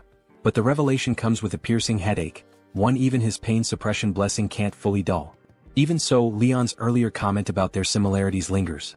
Seeking answers, Kong looks up Leon online but finds nothing useful. He curses himself for never paying attention to the male characters' backstories in the game. Trying to reassure himself, Kong thinks, it's just one encounter. Nothing will go wrong, yet the unease remains, leaving him with more questions than answers. If it happened again, Kong decided he'd consult the media. One thing he noticed was how much calmer he'd become in situations he'd normally avoid, possibly an effect of one of his blessings. Opening his skills menu, he saw his assimilation rate had increased from 2.5 to 6.8. Mental fortitude and weaponry stats were unchanged, and while his physical power had slightly improved through training, Kong was confident his weaponry skill would rise once he got his hands on the Murasum. But what exactly was this assimilation stat that kept increasing? The only unusual events recently were his fights with Nox and CLO. Could it be related? Unfortunately, he had no way of confirming it and no one to ask. Suddenly, a notification appeared, informing him that he'd achieved a certain number of blessings, triggering adjustments. He noticed his pain suppression blessing had been upgraded from 30 to 40 seconds. Finally, his efforts were paying off. Time flew as Kong trained physically, attended group meetings, sparred with CLO, and dodged Rachel, who seemed glued to his side. With just one day remaining, Kong threw himself into training, slicing even the droplets of sweat that fell. His precision was impeccable and he felt ready for the exam. When the day arrived, an enormous subspace gate loomed before him, radiating a far more imposing presence than the training gates. Someone called his name and he turned to see his group fully armed and ready. Among them, Rachel's oversized halberd stood out, though her weapon wasn't the most intimidating thing about her. She teased him about being late as Leon urged him to hurry, while Speed Weapon stayed silent as usual. CLO greeted Kong cheerfully as he joined at the back of the group. Walking with them, Kong was impressed by everyone's equipment. Rachel wielded an S-rank halberd called Vermilion Phoenix. Leon didn't yet have his iconic Balma, but Speed Weapon wore a strange tube-like device on his chest. When Kong stared at it, Speed Weapon snapped, "What are you looking at?" CLO explained it was a healing support item, an S-rank artifact worth millions. Kong thought it was impressive, but Speed Weapon warned him to stay away. Suddenly, a voice announced the start of the exam. The professor addressed them, saying, "You seem ready, but remember, you're cadets, not heroes. Be cautious and don't take unnecessary risks for extra credits. Anyone injured can withdraw anytime." Leon stepped forward, rallying the group. "The time has come. Let's give it our best." The day Kong had prepared for was finally here, though CLO seemed uneasy. When Kong asked, she admitted her fear of sirens appearing on the island. He reassured her, reminding her that the instructors had cleared the area. Later, he learned her homeland had been devastated by siren attacks in the past. The professor signaled for them to step through the gate. Ruffling Cielo's hair, Kong said, "Let's go." Blushing, she stammered, "With Jayama around, there's nothing to worry about." As they entered the portal, Cielo suddenly heard Kong shouting her name. Snapping out of her daze, she realized she had zoned out. The group was discussing whether to call an instructor, frustrated by their lack of connection in subspace. Someone was already sprawled on the ground. The nightmare had begun. A siren appeared before them. Before that moment, the group had arrived on the island of Scapulae. The journey left everyone vomiting except Kong, who stood unfazed. Leon, impressed, asked how he was fine. Kong shrugged. "I never get seasick." Before they could regroup, a merman appeared. Smaller than expected, Kong felt foolish for taking the mission so seriously. It seemed easier than anticipated. Leon clarified these were the smallest mermen, and they'd grow larger closer to the central area. Their priority was finding CLO, who had somehow been separated.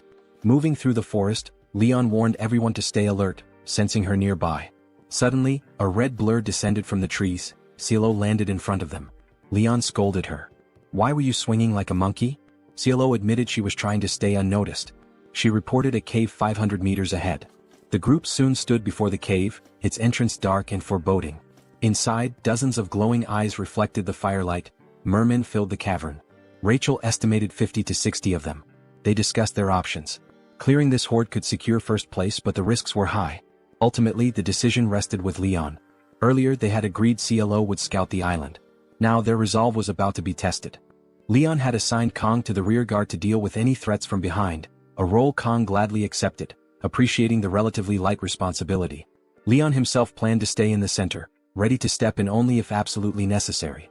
When Rachel asked about his strategy, Leon revealed his plan. On the island, Kong noticed the determination in Leon's eyes. Leon called on Rachel, who prepared her halberd, charging it with energy. With a Spartan-like throw, she sent it hurtling toward the merman's fire pit. The rest of the group stood in shock, questioning if such an elaborate move was necessary just to deal with fish. Before the merman could react, CLO darted in, snatched up the halberd, and used it to cut through two of the creatures with swift precision. She recalled Leon's directive, "Take down as many as you can." Her confident response echoed in her mind, "Of course." Meanwhile, Speed Weapon played a melody on his flute, activating a blessing that threw the mermen into a panic, scattering them in confusion.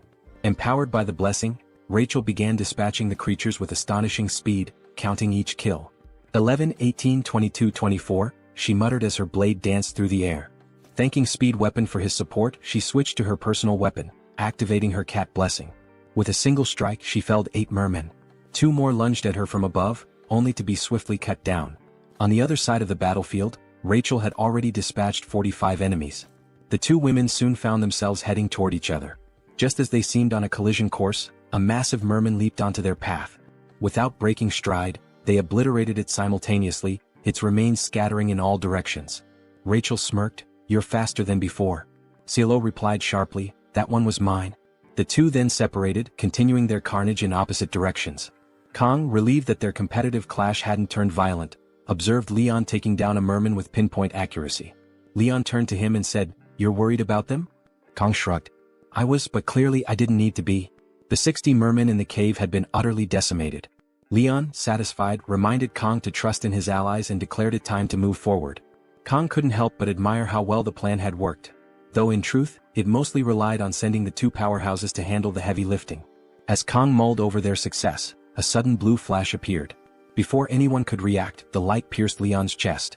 Time seemed to stand still as gasps echoed through the group.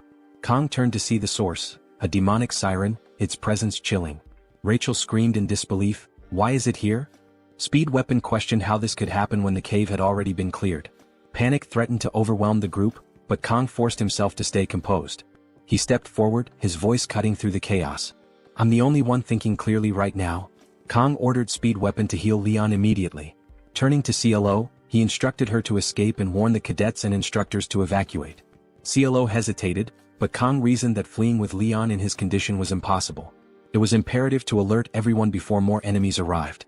After a moment's hesitation, CLO nodded and ran off to carry out the orders. Rachel, furious, demanded to know Kang's plan. He simply told her and Speed Weapon to focus on the smaller threats. Closing his eyes, Kong muttered, "I've never enjoyed dealing with small fish. It's the big catches that show real skill." He then turned to them with a smirk. "This is my specialty.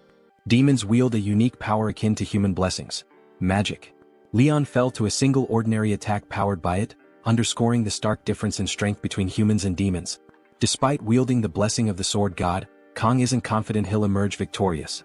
As he moves forward, the narrative highlights that even in the original game, subduing a magic-wielding demon required a full party. Now standing face-to-face with the demon mermaid, Kong acknowledges the impossibility of soloing a raid boss.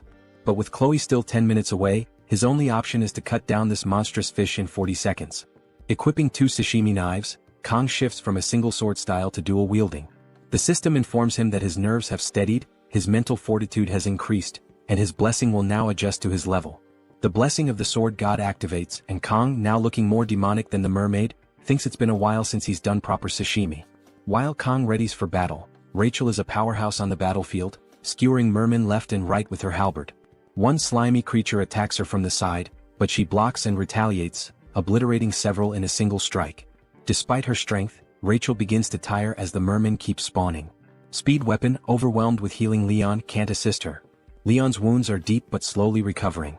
Watching Kong prepare, Speed Weapon recalls the absurd strength he saw in their duel and wonders if Kong is simply insane. The mermaid powers up but Kong doesn't care, he's ready. Speed Weapon, unnerved by the oppressive presence of both Kong and the mermaid, fears it might be too late to stop him. The mermaid launches a water beam but Kong, fully focused, dashes forward, evading it. While dodging, Kong assesses her as a long-range attacker using water magic. He doesn't know much about magic but to him she's just flesh and bone. When the mermaid fires another beam, Kong jumps over it and slashes at her. She uses her water magic to distort the attack, making it feel as though he's cutting through water. Attached to the pond, she readies a water drill aimed at Speed Weapon. Just as she's about to strike, Kong slashes off one of her fins. The cut is too shallow and she retreats into the water before he can follow up. Kong recognizes the difficulty of predicting her movements and wonders if she's targeting the injured on purpose. Speed Weapon calls out to him and Kong briefly checks on Leon, asking if they're holding up. Speed Weapon confirms they're fine, and Kong charges back into the fight, telling Leon he's counting on him. Speed Weapon, reflecting on Kang's words, recalls a past conversation about heroes sacrificing themselves for hope. While the academy is full of aspiring heroes, Speed Weapon hasn't seen anyone embodying those ideals, at least not in the Dragon class. Watching Kong fight, Speed Weapon realizes that Kong might be the hero he's been searching for, even if Kong himself rejects the title. The mermaid summons glowing piranha-like creatures and launches them at Kong. With impressive agility, he dodges and spins through the attack, noting that these magic fish are slower than the water beam. The fight intensifies as Kong continues his relentless assault. The magic fish missiles begin tracking Kang's movements, adapting to his evasive maneuvers. The mermaid, clever and cunning, hurls a massive stone at him, aiming to trap him between the homing fish and the rock. But Kong, ever resourceful, slices the stone into blocks midair and avoids the attack entirely. As the battle progresses, Kang's movements become sharper and faster. He effortlessly dodges the homing fish, frustrating the mermaid, who grows more annoyed with each passing moment. In retaliation, she launches even more fish his way and swiftly moves to target Speed Weapon. Rachel yells a warning, snapping Speed Weapon's attention to the mermaid's true intentions. It's clear now, she's been aiming for the healer all along. In a game, taking out the healer first is a solid strategy, but it seems her ultimate target is Leon, the supposed hero. Speed Weapon, bracing for the worst, is sure his end is near. However, Kong, still dodging the fish, manages to slash the mermaid's arm. It's another shallow cut, and Kong chastises himself for not dealing a more decisive blow. Furious at losing her arm, the mermaid channels her anger into the severed limb, powering it up. It slams into the ground, unleashing a devastating beam of light that tears through the side of the cave. The homing fish trailing Kong collide with the mermaid, erupting on impact. Meanwhile, outside the cave, a blue-haired student and their alluring instructor notice the power beam. The student remarks on the flash of light and the roaring sound that followed. Rain begins to fall, and the instructor, smiling cryptically, suggests they move quickly and evacuate the wounded. Though she attributes the phenomena to lightning and thunder, her demeanor is suspicious. Back in the cave, the beam attack has caused cracks and a massive opening. The retreating mermen are in disarray, searching for their queen. Rachel notices the shift in their behavior, while Kong, annoyed, reflects on his failed attempts to land a fatal blow. He suspects the mermaid is buried under the debris but doubts she's dead. His suspicions prove correct when a sudden surge of aura emanates from the rubble. Emerging dramatically, the mermaid leaps from the debris, her aura flaring and anger palpable. Kong removes his jacket and tosses it to Rachel, instructing her to protect Speed Weapon and Leon now that the smaller mermen are gone. Rachel acknowledges the order while Speed Weapon, still playing his flute, watches in disbelief. Initially thinking Kong was a madman, He now wonders if he's witnessing the rise of a legend. Kong rolls up his sleeves, finally free to focus on the fight. With only 10 seconds left, he resolves to make up for lost time. The mermaid, enraged and wielding all her power, charges at him with relentless fury. Kong, undeterred, closes his eyes to center himself. When he reopens them, a sinister darkness envelopes his left eye. His demon mode has activated. "I'll cut everything down," Kong declares, dashing toward the mermaid. Chloe bursts out of the cave, her only thought being to run faster and faster. She can't stop, won't stop, even as her legs scream in protest. Her blessing fuels her desperate sprint, slicing through trees in her path with sheer determination. Despite the pain and exhaustion, she pushes forward, Gioma's instructions echoing in her mind. She must find the instructors. Thoughts of Kong flood her mind. To Chloe, he's the strongest person she's ever known, but fighting has never come naturally to him. He only draws his blade when absolutely necessary, and even then, it's with reluctance. She reassures herself that Gioma made the right choice in trusting Kong with this battle, though the mermaid's strength unnerves her. Chloe wishes she were stronger, capable of lending a hand, but her doubts are interrupted by a distant explosion from the cave. She stops briefly, glancing back at the blast, her eyes welling with tears. She whispers a desperate prayer for Gioma's safety, but there's no time to linger. With renewed urgency, she sprints forward, dodging obstacles, sliding through mud and shouting for anyone to help. Her voice cracks as she cries out, rain mixing with her tears, but her sharpened senses detect something, a merman presence to her right. Acting instinctively, she leaps and attacks, only for her strike to be parried. The defender is none other than Abel, the main waifu, who meets Chloe's gaze with equal surprise. As Chloe lands, she gasps out an apology for the attack, relieved beyond belief to have found someone. Exhaustion overtakes her and she collapses to the ground. Abel's group, busy fighting off mermen, accuses Chloe of being insane for ambushing them. They prepare to retaliate, but Abel halts them, recognizing Chloe's face. Barely conscious, Chloe begs for their help, explaining that Gioma is in grave danger. Meanwhile, Speed Weapon is awestruck by Kang's battle against the demonic mermaid. Watching him fight is like witnessing a master chef skillfully handling a live fish on a cutting board. Speed Weapon realizes Kong isn't just holding his own, he's overwhelming the enemy. Each move is precise, each deflection calculated. Using his severing technique, Kong slices the mermaid's tail into perfect sashimi-like cuts, a display so clean it almost makes one hungry. Even Rachel, heir to the Spear clan and no stranger to power, is stunned by Kang's skill. Speed Weapon, noticing her amazement, begins to think the mermaid might actually die at this rate. But their moment of awe is shattered when Rachel spots an attack headed their way. She pushes Speed Weapon aside, angrily scolding him for daydreaming in the middle of a fight. The destruction from the attack reminds them of the stakes. They aren't facing an ordinary fish, but a demonoid mermaid with devastating magic. Kong and Speed Weapon share a moment of doubt, wondering how they'll handle the mermaid if she uses magic too powerful to counter. The mermaid, now infuriated by Kang's resilience, unleashes her needle squall technique, transforming raindrops into acid-tipped spikes. Kong moves swiftly, dodging and parrying as best as he can, but the acid begins corroding one of his knives. Without hesitation, Kong hurls the knife at the mermaid, slicing her cleanly in half. The mermaid freezes, stunned, her expression one of disbelief as she processes what just happened. Kong, looking more like a demonoid himself, steps forward, ready to end her. But before he can land the finishing blow, the mermaid summons a grotesque tower of mashed mermen from the pond, using it as a shield. Kang's slash lands, but instead of striking her, it cuts through the writhing mass of mermen. He stares in shock as the mermaid, still alive, screams in rage and pain. The mermaid grins wickedly and digs her claws into her own stomach, ripping out her demonic core. Without hesitation, she swallows it. The core begins to radiate power, swelling in her throat until it looks like she's got a grotesque goiter. With her glowing throat aimed at Kong, she prepares a devastating magical beam, her desperate all-or-nothing final attack. Speed Weapon, watching in terror, screams at Kong to get out of the way, but it's too late. Kong freezes, unable to evade, and the beam hits him directly.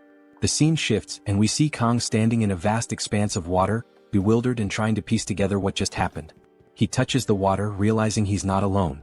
Surrounding him is an endless blue ocean under a sinister, demonic red sky. A voice calls out, "It's the system." The system begins to explain something, but Kong cuts it off, declaring, "I already know." Suddenly we're back in the fight. Instead of dodging the mermaid's magical beam, Kong had spun his knife midair, catching it in a reverse grip. With rain pouring in chaotic sheets and death bearing down on him, Kong had calmly severed not just the mermaid, but her magic too. This is the truth of his blessing. Whether it's magic, tangible or intangible, if Kong slices it, it gets cut. The rain pours relentlessly, drenching the battlefield. Kong stands over the lifeless body of the demonic mermaid, his knife and her corpse drenched in blood and rain. The mermaid's twisted, wrinkled form lies motionless, her head at an unnatural angle. Kong looks absolutely monstrous, his expression cold as he gazes down at her. A faint bubbling noise emerges from her body, and Rachel and Wet Pen exchange worried glances. Is it really dead? Wet Pen mutters nervously. Without hesitation, Kong raises his knife and delivers another slash, severing the mermaid's head. He kicks it into a nearby crater without a second thought. Wet Pen stands frozen in disbelief. He did it? Kong Jayama, a freshman, defeated a demonoid on his own, he whispers. Rachel and Wet Pen are still reeling from what they've witnessed when blood suddenly pours from Kang's wounds. His body falters as he drops his knife and collapses to his knees. Rachel rushes to his side, cradling him as she calls out for help. Meanwhile, Wet Pen notices movement near the cave's entrance. His hand instinctively moves to his weapon as he braces for another attack. But instead of the merfolk returning, he spots familiar faces, Abel and her group, carrying an unconscious Chloe. Relief washes over Wet Pen. It's about time they showed up, he mutters. One of Abel's team members shouts, "What the heck is that?" Their eyes land on the wreckage and the mermaid's mutilated body. Rachel clings to Kong, tears streaming down her face. Why is a mermaid here? And why is everything destroyed? Abel demands. The students gather around, taking in the scene. Abel's sharp gaze lands on Kong, her annoyance growing as she notices Rachel holding him close. Jealousy flickers across her face. Abel takes a moment to evaluate the situation. Despite the chaotic battle that left Kang's team battered and bruised, he seems relatively composed, though gravely injured. Abel thinks to herself, how can someone this young achieve so much? When she asks what happened, Wet Pen doesn't hold back. You expect me to believe the Academy scouted this island properly? What a joke, he says bluntly. Abel tries to rein him in. Explain properly, she insists. Wet Pen narrows his eyes. You don't have to believe me, but here's the truth. A demonic mermaid appeared out of nowhere and Kong defeated it, alone. Abel listens intently, but skepticism clouds her expression. A freshman killed a demonoid on his own? That's absurd, she mutters, though the evidence lies before her. As she processes Wet Pen's words, Abel reflects on her own prestigious lineage, descended from legendary heroes. Yet compared to Kong she feels ordinary. The sheer gap in their abilities stirs a mix of admiration and dread within her. Finally, Abel orders her group to start healing Kong. The guy is dying here, Wet Pen grumbles. Rachel continues to hold Kong tenderly, marveling at his strength. He's my age, yet he fought a demonoid alone and won. It's unbelievable. Abel, both impressed and irritated, watches silently. Wet Pen interrupts her thoughts, asking, You contacted the Academy, right? Yeah, Abel replies. Wet Pen hesitates before continuing, Don't tell them everything. Something doesn't add up. What do you mean? Abel asks. Wet Pen explains, if they scouted this island, how did a demonoid just appear in a cave cadets could easily find? It doesn't make sense. Abel stiffens, glancing toward her unconscious teammate. Suspicion creeps into her mind as Leon, standing nearby, speaks coldly. You think there's someone from the demon faction within the Academy, don't you? Wet Pen shakes his head. That's not exactly what I meant. But the uneasy tension lingers, and Abel's sharp gaze suggests she isn't ruling anything out. They can't rule out the possibility of a spy, and it's undeniable that this cave isn't easy for cadets to miss. As Wet Pen points out, if it weren't for Kong Jayama, Leon's group would have been slaughtered by the demonoid. But the question remains, how did this even happen? The story reveals that, despite conflicts during the 700-year truce, demons had never dared to target cadets of the Joaquin Academy. There was even a clause in the truce stating such an act could justify war. Abel begins to comprehend the potential gravity of the situation. This could be a spark for war. Wet Pen notices Abel's frozen expression and snaps her out of it. I know what you're thinking, he says, but we're jumping the gun here. Sure, it's wise to be cautious about the possibility of a spy, but it's way too soon to assume that's the case. Leon nods and adds, if there really is a spy in the Academy, Kong will become their prime target as soon as word gets out that he defeated a demonoid alone. Wet Pen agrees but expresses his concern. I don't think it's fair to keep all of this under wraps after everything Kong did for us. Abel steps forward with a plan. We should talk to my grandfather, the Sword Emperor, she suggests. He's outside the Academy's authority and can keep this confidential. The scene shifts to a sunny day. A light breeze flows through an open window as Kong wakes up in a hospital bed. He stares at his hands in disbelief. I'm alive, he thinks. His mind flashes back to the battle, recalling how the mermaid fired a magical sphere before its death. He couldn't dodge the attack but managed to see it clearly. In a beautifully illustrated moment, Kong remembers how his sashimi knife cut through the sphere like a straight line. It felt as though the magic itself had a thread he could sever. When he slashed, the magic split in two before bursting. The sensation was unlike anything he'd experienced before, almost as if he had sliced through water itself. Sitting up, Kang wonders about that feeling. After activating the sword god's blessing, he felt things he can't quite describe. As he contemplates the blessing, he opens his stats window. He notices his mental fortitude has increased by 1 point. Reflecting on how he didn't feel fear facing the mermaid, he attributes it to this stat boost. His assimilation rate has also risen from 6.8% to 7.2%, and one of the conditions for something has been met. The next will unlock at 15%. Kang speculates that cutting the mermaid's magic might have triggered the increase. While lost in thought, an ominous figure enters the room. It's the principal, Media. She rushes to Kang, crying and throwing herself at him. Her large chest smothers him as she hugs him tightly. "I was so worried something terrible had happened to you," she exclaims. "I swear I was ready to deal with every one of those damn instructors who explored that area." Kang, flustered, tries to push her back. "Principal, please stop." Media laughs and apologizes, claiming she's just relieved he's awake. Suddenly, she remembers something and begins searching through her magical purse. "Where is it?" "I know I put it near the top," she mutters. "Is that a dimensional pocket?" Kang asks. Finally, Media finds what she was looking for. Pulling out an elegant sword, she presents it to Kang. "Here it is. Your midterm reward," she says, showing off her thick thighs as she hands him the blade. "This is the Mori-same." Kang examines his new sword. It's level 25 and scales more with strength. Its name, which means rain shower, reflects its edge, said to glisten like dew. Media hopes Kang likes it and apologizes for giving it to him informally. He should have received it officially. Just then, someone calls for her from outside. Annoyed, Media turns, showing her irritation and her curves. She yells at the old geezer, telling him to hurry up and come in. It's Zeke, who retorts that she shouldn't call him that. Standing next to him, Media rolls her eyes and asks if he thinks she's acting too young. Kang, observing the scene, feels a strange sense of déjà vu. Kang asks why both Media and the Sword Emperor are there. Media apologetically explains they've heard everything from his teammates. On behalf of the Joaquin Academy, she bows her head deeply, with Zeke following suit, asking for Kang's forgiveness. Kang is stunned. He never imagined the principal herself would apologize. Media, still bowing, expresses her shame that the Academy is to blame for everything that happened during the midterms. She vows on her honor as director to uncover the truth. Zeke thanks Kang for saving the cadets. Kang, unsure of how to respond, humbly says he only did what he could. Media smiles but turns serious again, emphasizing that they need to keep the incident under wraps until the full truth is revealed. She admits, as the Academy's director, it's shameful to say this, but the mastermind behind the incident is within the Academy. Media then lightens the mood, telling Kang he should act more like a teenager and throw a tantrum sometimes instead of being so mature. Kang, slightly amused, stays quiet. After the conversation, Media and Zeke prepare to leave but pause by the door. Media reminisces about the day she and Zeke first met. "You were lying on that bench after enrolling," she recalls with a chuckle. "I told you to shove it and you drew your sword without a word. What was it you said? Something like, 'Don't order me around'? Typical 8th grader syndrome." Zeke doesn't remember any of it. Media sighs, stating it feels like just yesterday, even though she's been at the Academy for 60 years.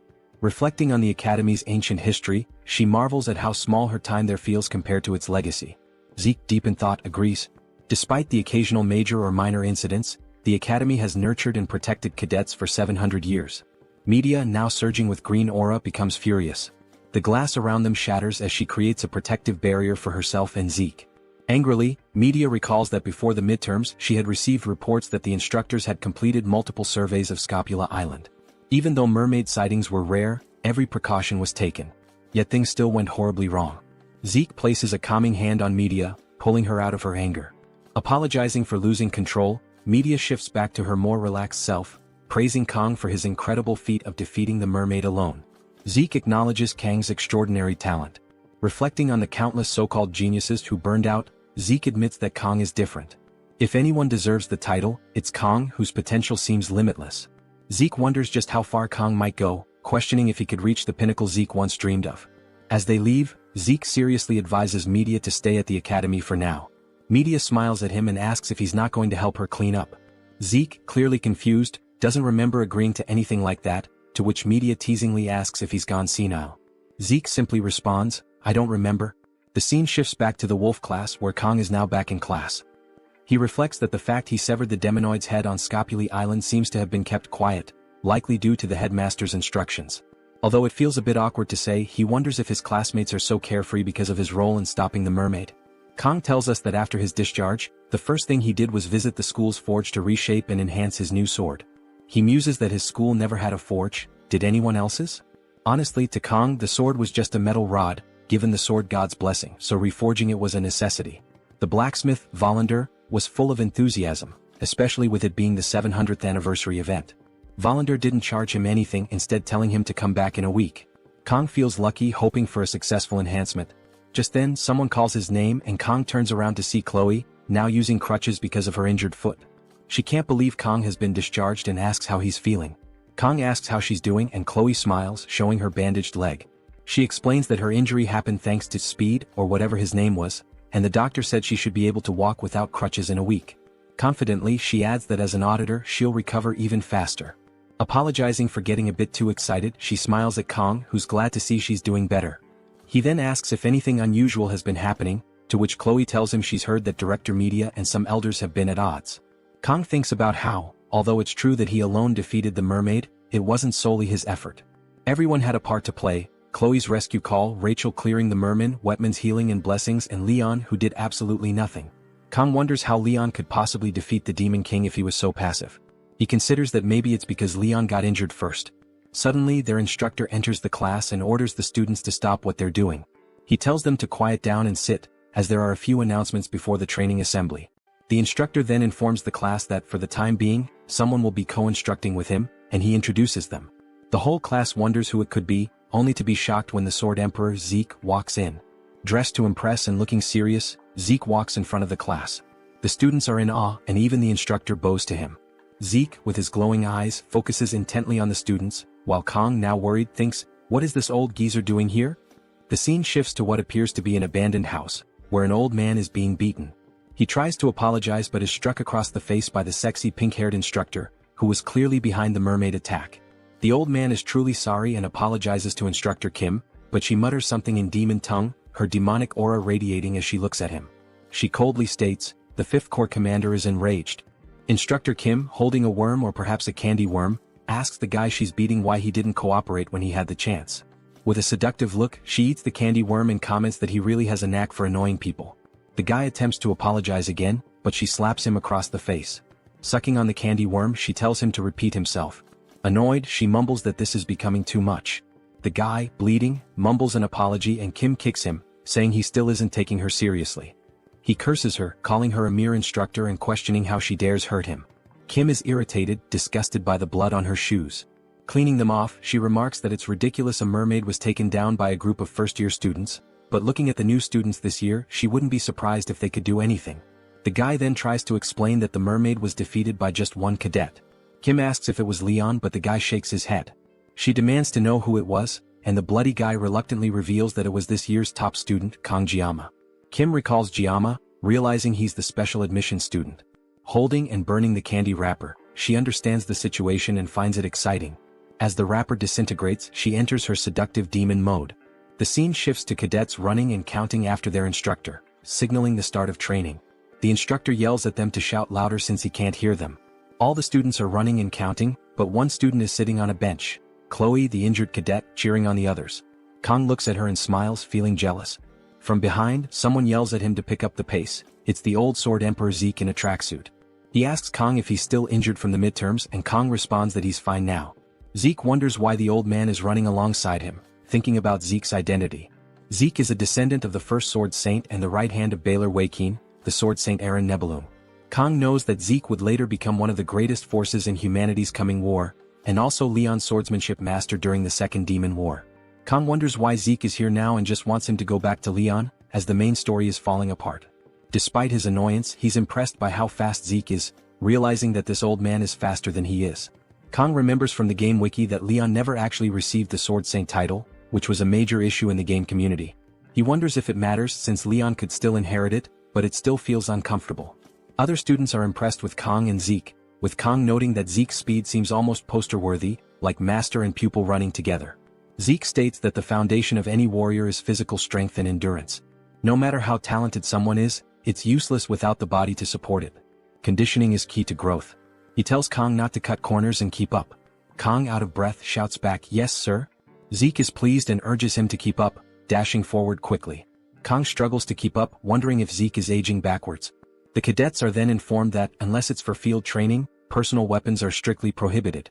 Instead, they must choose from a pile of rusty old farming or training weapons. Zeke tells them to pick one and master it. Some students can't believe it as they have family heirlooms they'd rather use. Kong looks at the pile and notices a sashimi knife. One student raises his hand to ask Zeke if it wouldn't be better in the long run to get used to the weapons passed down by their families. When asked why personal weapons are prohibited, Zeke responds that it's a good question. He explains that mastering the basics is more important than relying on high-grade weapons. The more someone depends on superior equipment, the more they risk neglecting their training. A good warrior shouldn't rely on their weapon alone to make up for shortcomings. A student argues loudly that learning how to use these weapons is even more important. The other students get annoyed, sensing he's just trying to get attention. Zeke responds firmly, saying that no matter how well equipped you are, if your skills are lacking, your weapon will be like a pearl necklace on a pig. A true master never blames their equipment. These words hit Kong like a truck and he agrees, saying it's 100% true.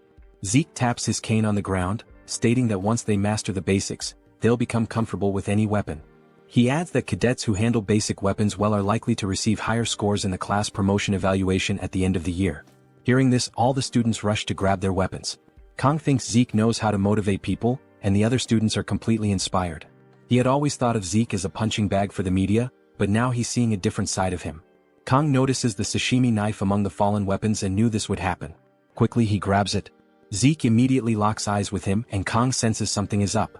Zeke tells the students that today, they only need to get accustomed to their weapons. He announces a one-on-one sparring session for training. Some students worry they might get hurt without the subspace, but Zeke reassures them. They enrolled in this academy to become warriors worthy of carrying on the legacy of their ancestors. A warrior can only truly grow through combat and the risk of being defeated. However, if they fight recklessly, they might accidentally harm or kill each other. Therefore, before pairing off, Zeke will demonstrate proper sparring. The students are excited to see Zeke's skills as they've only ever watched him on YouTube. The instructor yells for them to quiet down, reminding them that no talking is allowed during lessons. Even the instructor is trembling, thinking that this is the biggest crisis of his life. He fears facing the Sword Emperor, even in a demonstration. He apologizes to his mother, fearing this is the end for him. As he stands there, Zeke stops him and calls out Kong. Everyone moves aside as the two lock eyes, and Zeke orders Kong to come forward.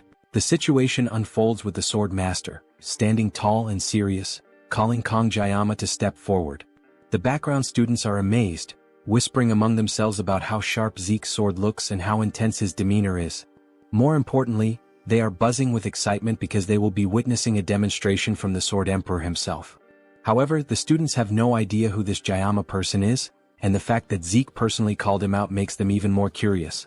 Kong Jayama can hear all the chatter around him, but he keeps his focus. Zeke addresses him directly, asking if Jayama's bones have healed completely. A little hesitant, Jayama replies that he is fine now. Hearing this, Zeke gives a curt nod, takes a fighting stance and instructs Jayama to pick up his sword. Now the two stand face to face, creating a tense atmosphere. Kong Jayama feels a wave of unease. He wonders to himself if this is really just a sparring match. He acknowledges that while his body might be in perfect condition after a long rest, his opponent is none other than the Sword Emperor. If the two of them cross swords, it's clear that things won't end easily. Someone might lose a hand, or, if fate is cruel, a head might even roll. Jayama ponders whether this overwhelming situation could be the influence of divine power. His instincts scream for a fight, but this feels entirely different from what he's used to.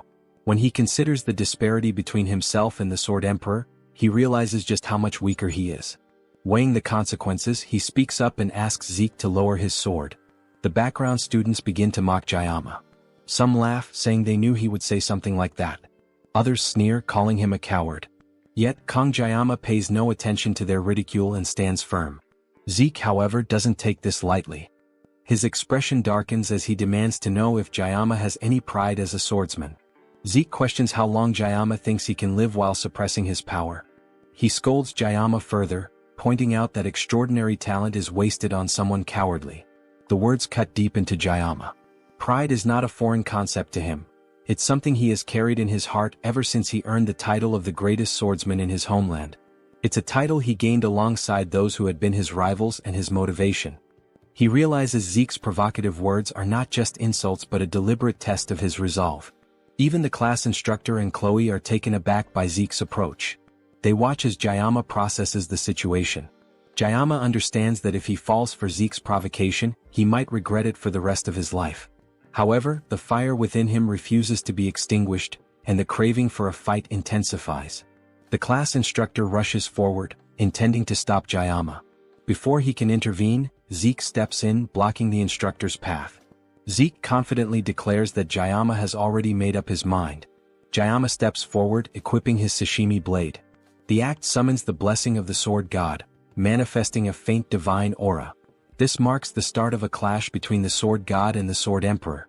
Zeke observes Jayama's movements closely while his mind drifts to memories of his youth.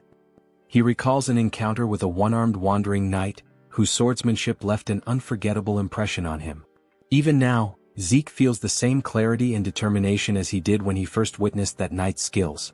Returning his focus to the present, Zeke initiates the fight with a powerful slash. Jayama reacts swiftly, dodging the attack and moving to counter. Zeke anticipates the move, changing the trajectory of his strike mid-swing to target Jayama's new position. Despite the shift, Jayama's reflexes allow him to evade the attack once again. The fight intensifies as Jayama boldly charges forward, displaying a sword style reminiscent of a swallow in flight. Zeke notes the peculiar nature of Jayama's techniques while parrying each strike with precision. Jayama doesn't let up, launching a series of attacks in quick succession. Zeke eventually lands a counterattack, disarming Jayama and sending the sashimi blade flying from his grip. But Jayama reacts immediately, catching the blade midair and slashing at Zeke once more.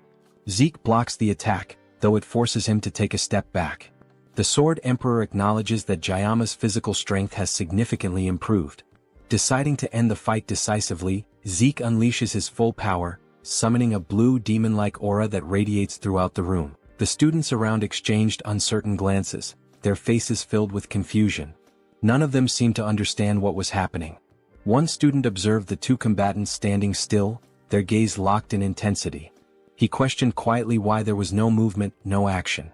Another student muttered his frustration aloud, questioning why the Sword Emperor wasn't taking the opportunity to humiliate Kong Jayama with a clear and decisive lesson. The murmurs spread among the rest, who eagerly anticipated a crushing victory for Zeke. Their expectations for an overwhelming triumph grew with each passing second. Amid the chaos of speculation, the instructor remained silent but attentive. His expression betrayed an understanding of the situation that others had failed to grasp. The instructor had already deduced the truth. He recognized that the confrontation was not unfolding in the physical realm but in a far more dangerous place, the mental realm. He recalled Zeke's prior words, explaining that there would be no real crossing of swords. This battle would be fought in an entirely different arena, one where only those with exceptional mastery could enter. Zeke stood amidst the confrontation, his gaze sharp as he observed Jayama. His initial doubts had dissipated, replaced by a sense of amazement. The rapid development of Kong Jayama's skills had surpassed all expectations. Determined to bring the duel to an end, Zeke unleashed his power. A brilliant blue aura burst forth from his form, materializing into the shape of a demonic entity. The sheer pressure radiating from the aura bore down on Kong, who struggled visibly to maintain his footing under the immense weight.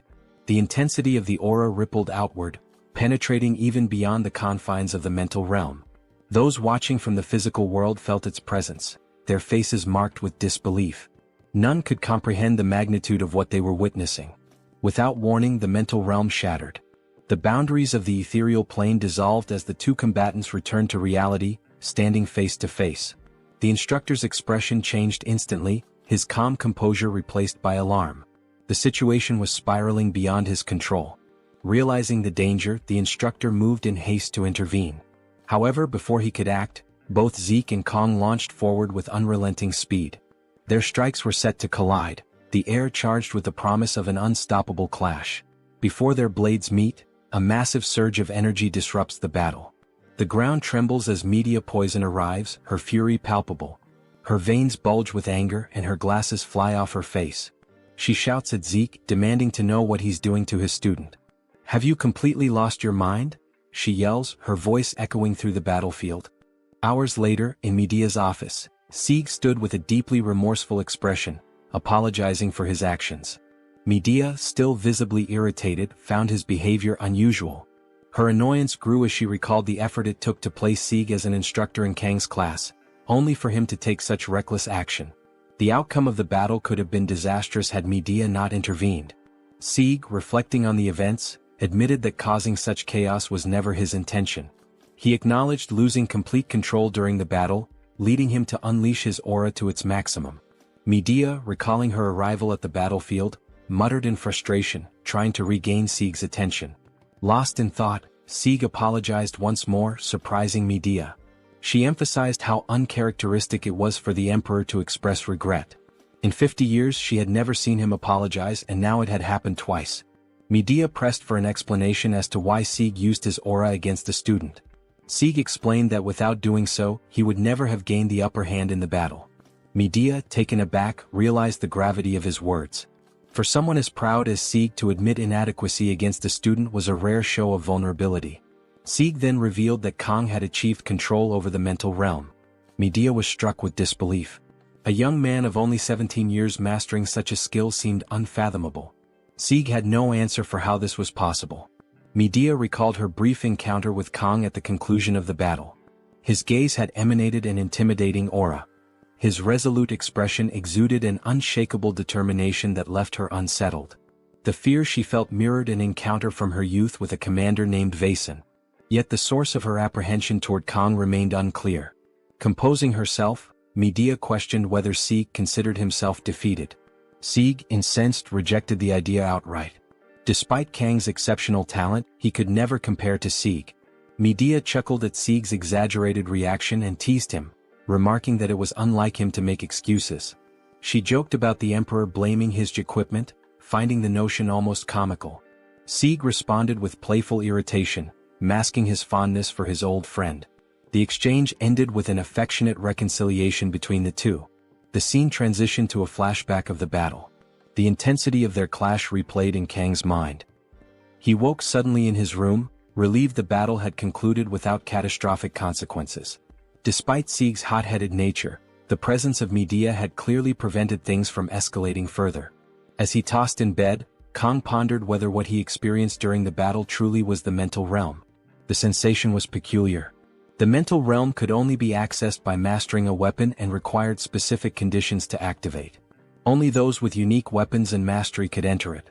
Even heroes struggled to use the mental realm freely. Kang reflected on Leon, who had spent 3 years training as a hero to achieve access to this skill. This thought gave Kang pause. How had he managed to achieve it so quickly? The answer was clear. It was the knife. In his previous life, Kang had spent over 2 decades perfecting its use. Each time the spirit of the blade was unleashed, Kang reached new heights. He contemplated how events in this world intertwined with those of his past life. Realizing the futility of avoiding challenges, Kang resolved to address his problems head-on. Rising from his bed, he decided to strengthen his control over the mental realm. With his knife in hand, Kang focused intently, attempting to enter the mental realm. As he succeeded, an unfamiliar energy began to draw closer. The force intensified until it collided with him, causing the realm to shatter along with his knife. Dazed, Kang struggled to comprehend what had just occurred. Meanwhile, a heated discussion unfolded at a grand table. Members of a clandestine group deliberated their next move. Some proposed dispatching demons, sworn enemies, to handle a certain individual. One member, resembling an elderly woman with green hair, questioned if Leon, the aspiring hero, was the real issue. Another member, appearing like a vagrant, dismissed the notion. He argued that Leon barely managed to manifest his blessings and insisted the true threat was the student ranked first in the academy. This was the one who had defeated the twins during the entrance exams. This student had garnered Medea's protection, which only confirmed his importance. The group agreed this individual posed a significant threat. They concluded that Kang, the very student who had drawn the emperor to the academy, needed to be eliminated. The vagrant muttered that Medea's leadership as director had weakened their influence. He worried that the emergence of a hero could spell disaster for their plans. A hero capable of challenging the Demon King must not be allowed to exist. Privately, the vagrant reflected on the urgency of his argument. He dreaded the consequences of meeting the fifth commander again without satisfactory results. The meeting concluded with the family auditor tasked with hunting Kang. Elsewhere, in a weapon artisan's shop, Kang stood seething with anger while the craftsman cowered on the floor, pleading for mercy. The reason behind the heated argument quickly becomes clear. It was about Murasame, which had now dropped to rank E. Kang glared furiously at the blacksmith, who scrambled to explain himself as if his life depended on it. He confessed that in over 30 years of his craft, he had never encountered such an issue. It seemed like the blade outright refused to be forged. With utmost care and technique, he did everything possible to shape the weapon, but with a single strike of the hammer, everything fell apart. Kang, recognizing the blacksmith still managed to deliver decent results, tried to maintain an air of strictness. The blade met the blessing's requirements perfectly, but Kang didn't want to lose his upper hand in the negotiation. The blacksmith then revealed that, despite its low rank, the weapon had the potential to grow to rank A. With future reinforcements, it could become exceptional. He even offered to perform these enhancements free of charge. Kang, however, remained stern, questioning whether the weapon would break again during the process. Desperately, the blacksmith explained that reaching rank A enhancements would require an unbreakable material, a resource that never fails. However, obtaining such material required battling dangerous monsters from the demon army. These rank A monsters were equivalent to the ones Kang fought during his examination, making him weigh the risks. After all, lower-ranking monsters could also yield upgrade materials, and his funds were limited. Kang ultimately struck a deal with the blacksmith, who promised the plan would succeed. Nevertheless, Kang demanded compensation for the loss caused by the weapon's degradation, 10 million won. Shocked, the blacksmith protested that he had delivered precisely what Kang had requested and even promised not to charge for future improvements. But Kang emphasized that a rank B weapon had been reduced to scraps, and in market value, it was now severely devalued. The blacksmith wondered how Kang dared to outwit an adult like this. Threateningly, Kang hinted at testing the weapon's usability if the merchant kept hesitating. In desperation, with nowhere to turn, negotiations began. The blacksmith countered with 500. Then 1,000. Finally, they settled on 800, acknowledging that even scraps of a rank B weapon held significant market value. With the deal closed, a wave of relief filled the room. The scene shifted to Kang, seated on a bench, checking his current stats. While savoring his meal, he noticed increases in his weapon points and the unlocking of additional options. Reflecting on the intense pain caused by using the blessing, he realized the pain had lessened and acknowledged the need to improve this stat further. He recalled how unbearable the pain had been when he first tested the blessing. If he could significantly enhance this stat, perhaps he could use the blessing without suffering. Moreover, by mastering his weaponry, he hoped to grasp the full extent of the power granted to him. As he enjoyed his anchovies and pondered who might have sent him to this world, someone approached him. Chloe startled him by calling his attention. After calming down, they greeted each other. Chloe asked why he hadn't finished his meal, and Kang claimed he had lost his appetite. Kang noticed Chloe had removed her cast, prompting him to question whether she was fully recovered. Chloe assured him she felt much better, though she still needed crutches. She even joked, asking if her bones had strengthened after healing. Kang thought to himself that bones don't work like muscles. Out of nowhere, he removed something from Chloe's face, catching her off guard. It turned out to be a grain of rice. But this small gesture was a critical hit to Chloe's heart. She was so overwhelmed that she fell. Kang helped her up, and during the process, Chloe noticed the blade on the bench. Observing its simplicity, she enthusiastically remarked that it looked cool. She added that even though it was ranky, it seemed pretty good. Kang recalled that detail and began to reflect. Chloe, thinking her comment might have sounded offensive, tried to apologize, but Kang was preoccupied. He responded that the blacksmith would compensate him for leaving the weapon in this condition through refunds and free services. Chloe praised Kang, saying he was already strong without an exceptional weapon and would become even more formidable with one. But Kang, deep in thought, saw no reason to become stronger. He already handled powerful monsters. What he truly desired was to eliminate the pain caused by the blessing. Chloe, once again apologizing, assumed Kang's silence was due to her words. Kang reassured her it wasn't the case and told her to relax. Chloe then began to radiate her Yandere tendencies. Anyone who wronged Jioma or his precious weapon would face her wrath. She declared she would kill them all. Kang snapped her out of it and she regained composure. Suddenly, he felt something strange and turned his gaze toward a tree. Chloe, however, seemed unaware of anything unusual. Both moved toward the tree, and Kang delivered a powerful kick to the trunk, revealing the source of his concern. Nox fell to the ground, exposing that he had been spying on them. Kang looked at him in disappointment, while Nox, now on alert, lamented being caught. Simultaneously, Chloe recognized her brother and Kang armed himself. Both stood ready, anticipating trouble with Nox's arrival. Kang observed that Nox's behavior lacked any intent to fight and demanded to know the reason behind his actions. After a brief silence, Kang reminded Nox of the consequences he faced if he reappeared. Knox admitted his intentions were different this time. Kang insisted on knowing what it was about. Knox revealed that he could have informed Chloe, who would, in turn, tell Gioma, but he chose to deliver the message personally. It was a matter directly concerning Gioma. The Academy elders wanted to get rid of him. Kang acknowledged the existence of this organization and was shocked they were targeting him. Chloe asked why Knox had come for this.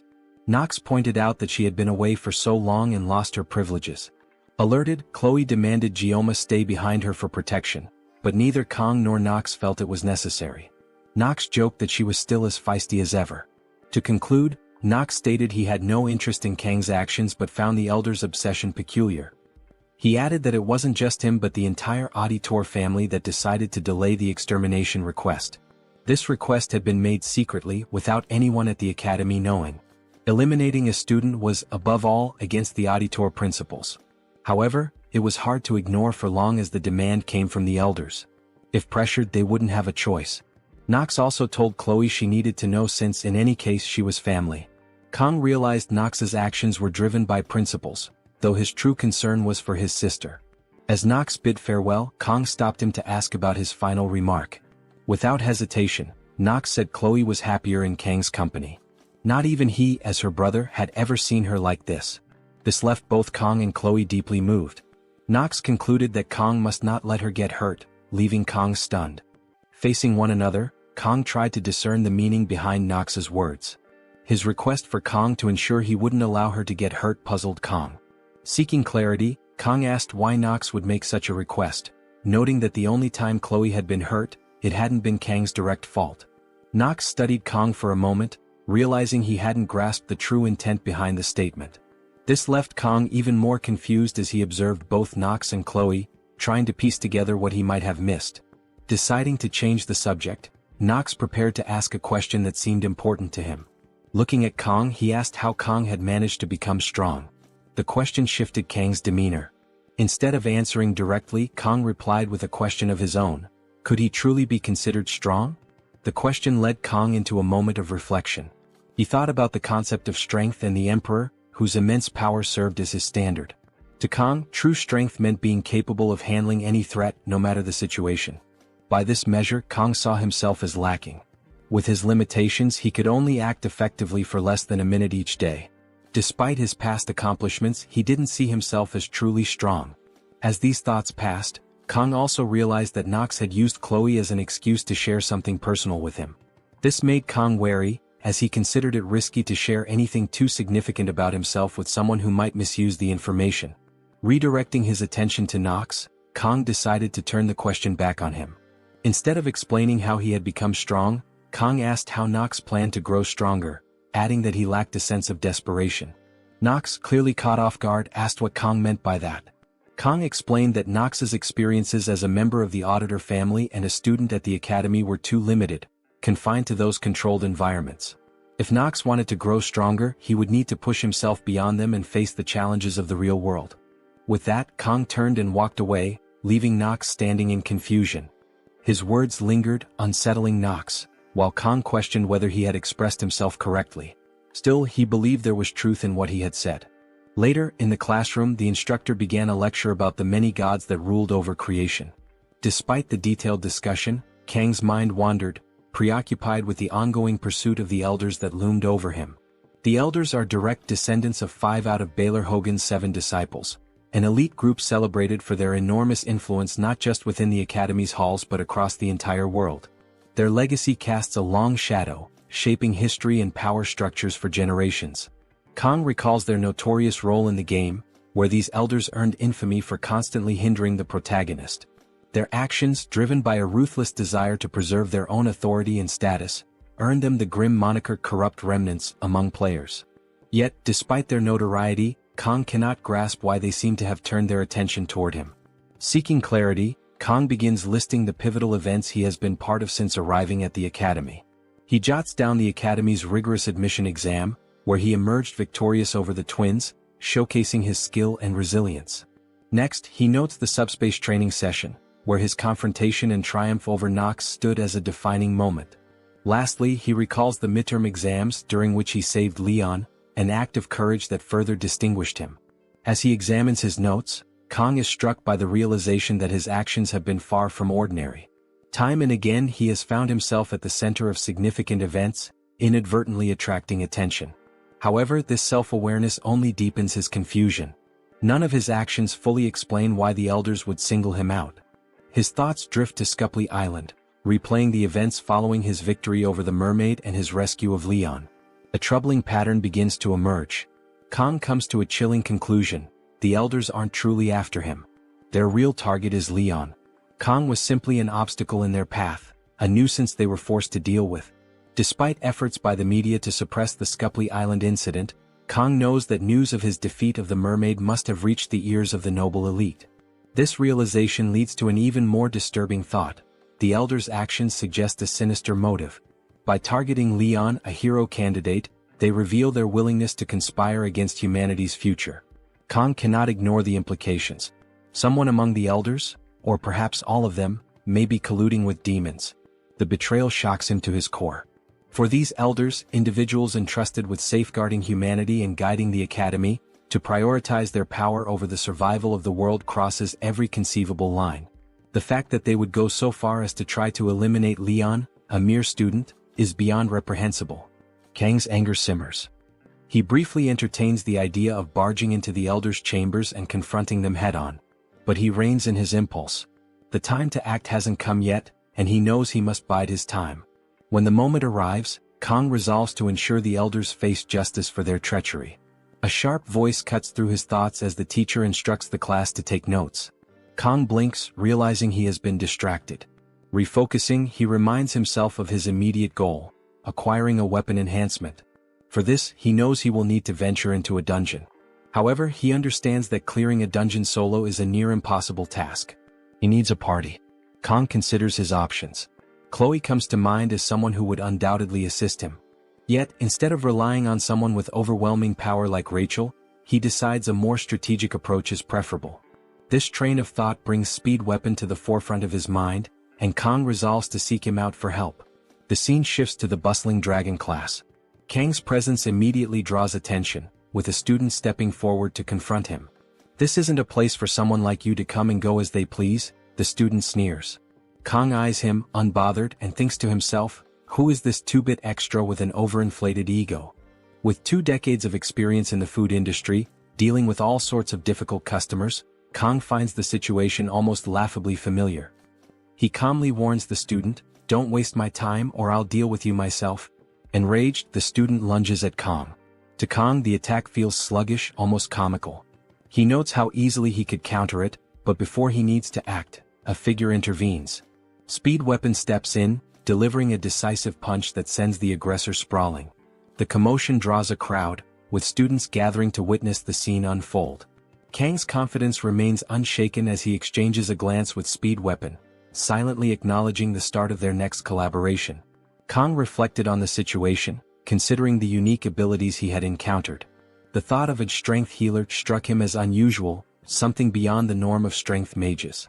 As he pondered this, Speed Weapon interrupted his thoughts, asking if Kang had come to find him. Without waiting for an answer, Speed Weapon suggested they move their conversation outside, and the two stepped out to talk in private.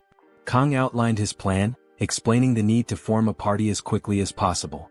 Speed Weapon agreed, emphasizing the importance of teamwork in tackling the challenges ahead. He proposed a straightforward deal: the rewards from the dungeon would be shared among the team, while Kang would have sole claim to the magical beast materials. After explaining the arrangement, Speed Weapon turned to Kang, seeking confirmation with the question, "Did I get that right?" Kang responded honestly, stating that if he were to attempt to recruit a party on his own, the only person who might agree to join him would be Chloe. He added that Speed Weapon's connections to the Dragon class could make the process significantly easier, or so he thought. Speed Weapon quickly corrected him, pointing out that Academy rules required a party to have at least 4 members to secure dungeon clearance permits. He went on to remark that if not for these restrictions, someone like Kang could easily handle 5 or 6 dungeons alone.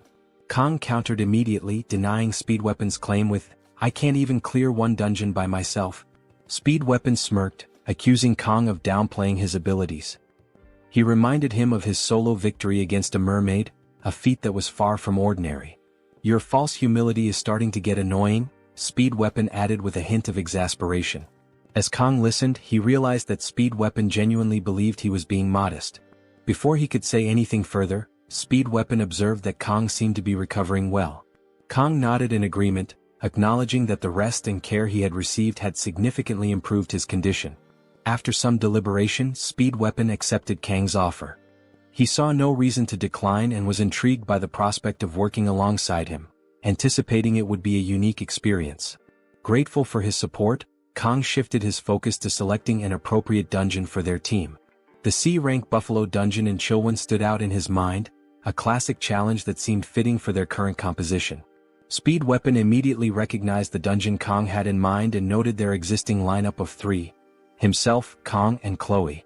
However, he reminded Kong that they still needed a fourth member to comply with Academy regulations. Kong expressed his preference to avoid including either Rachel or Leon in their group.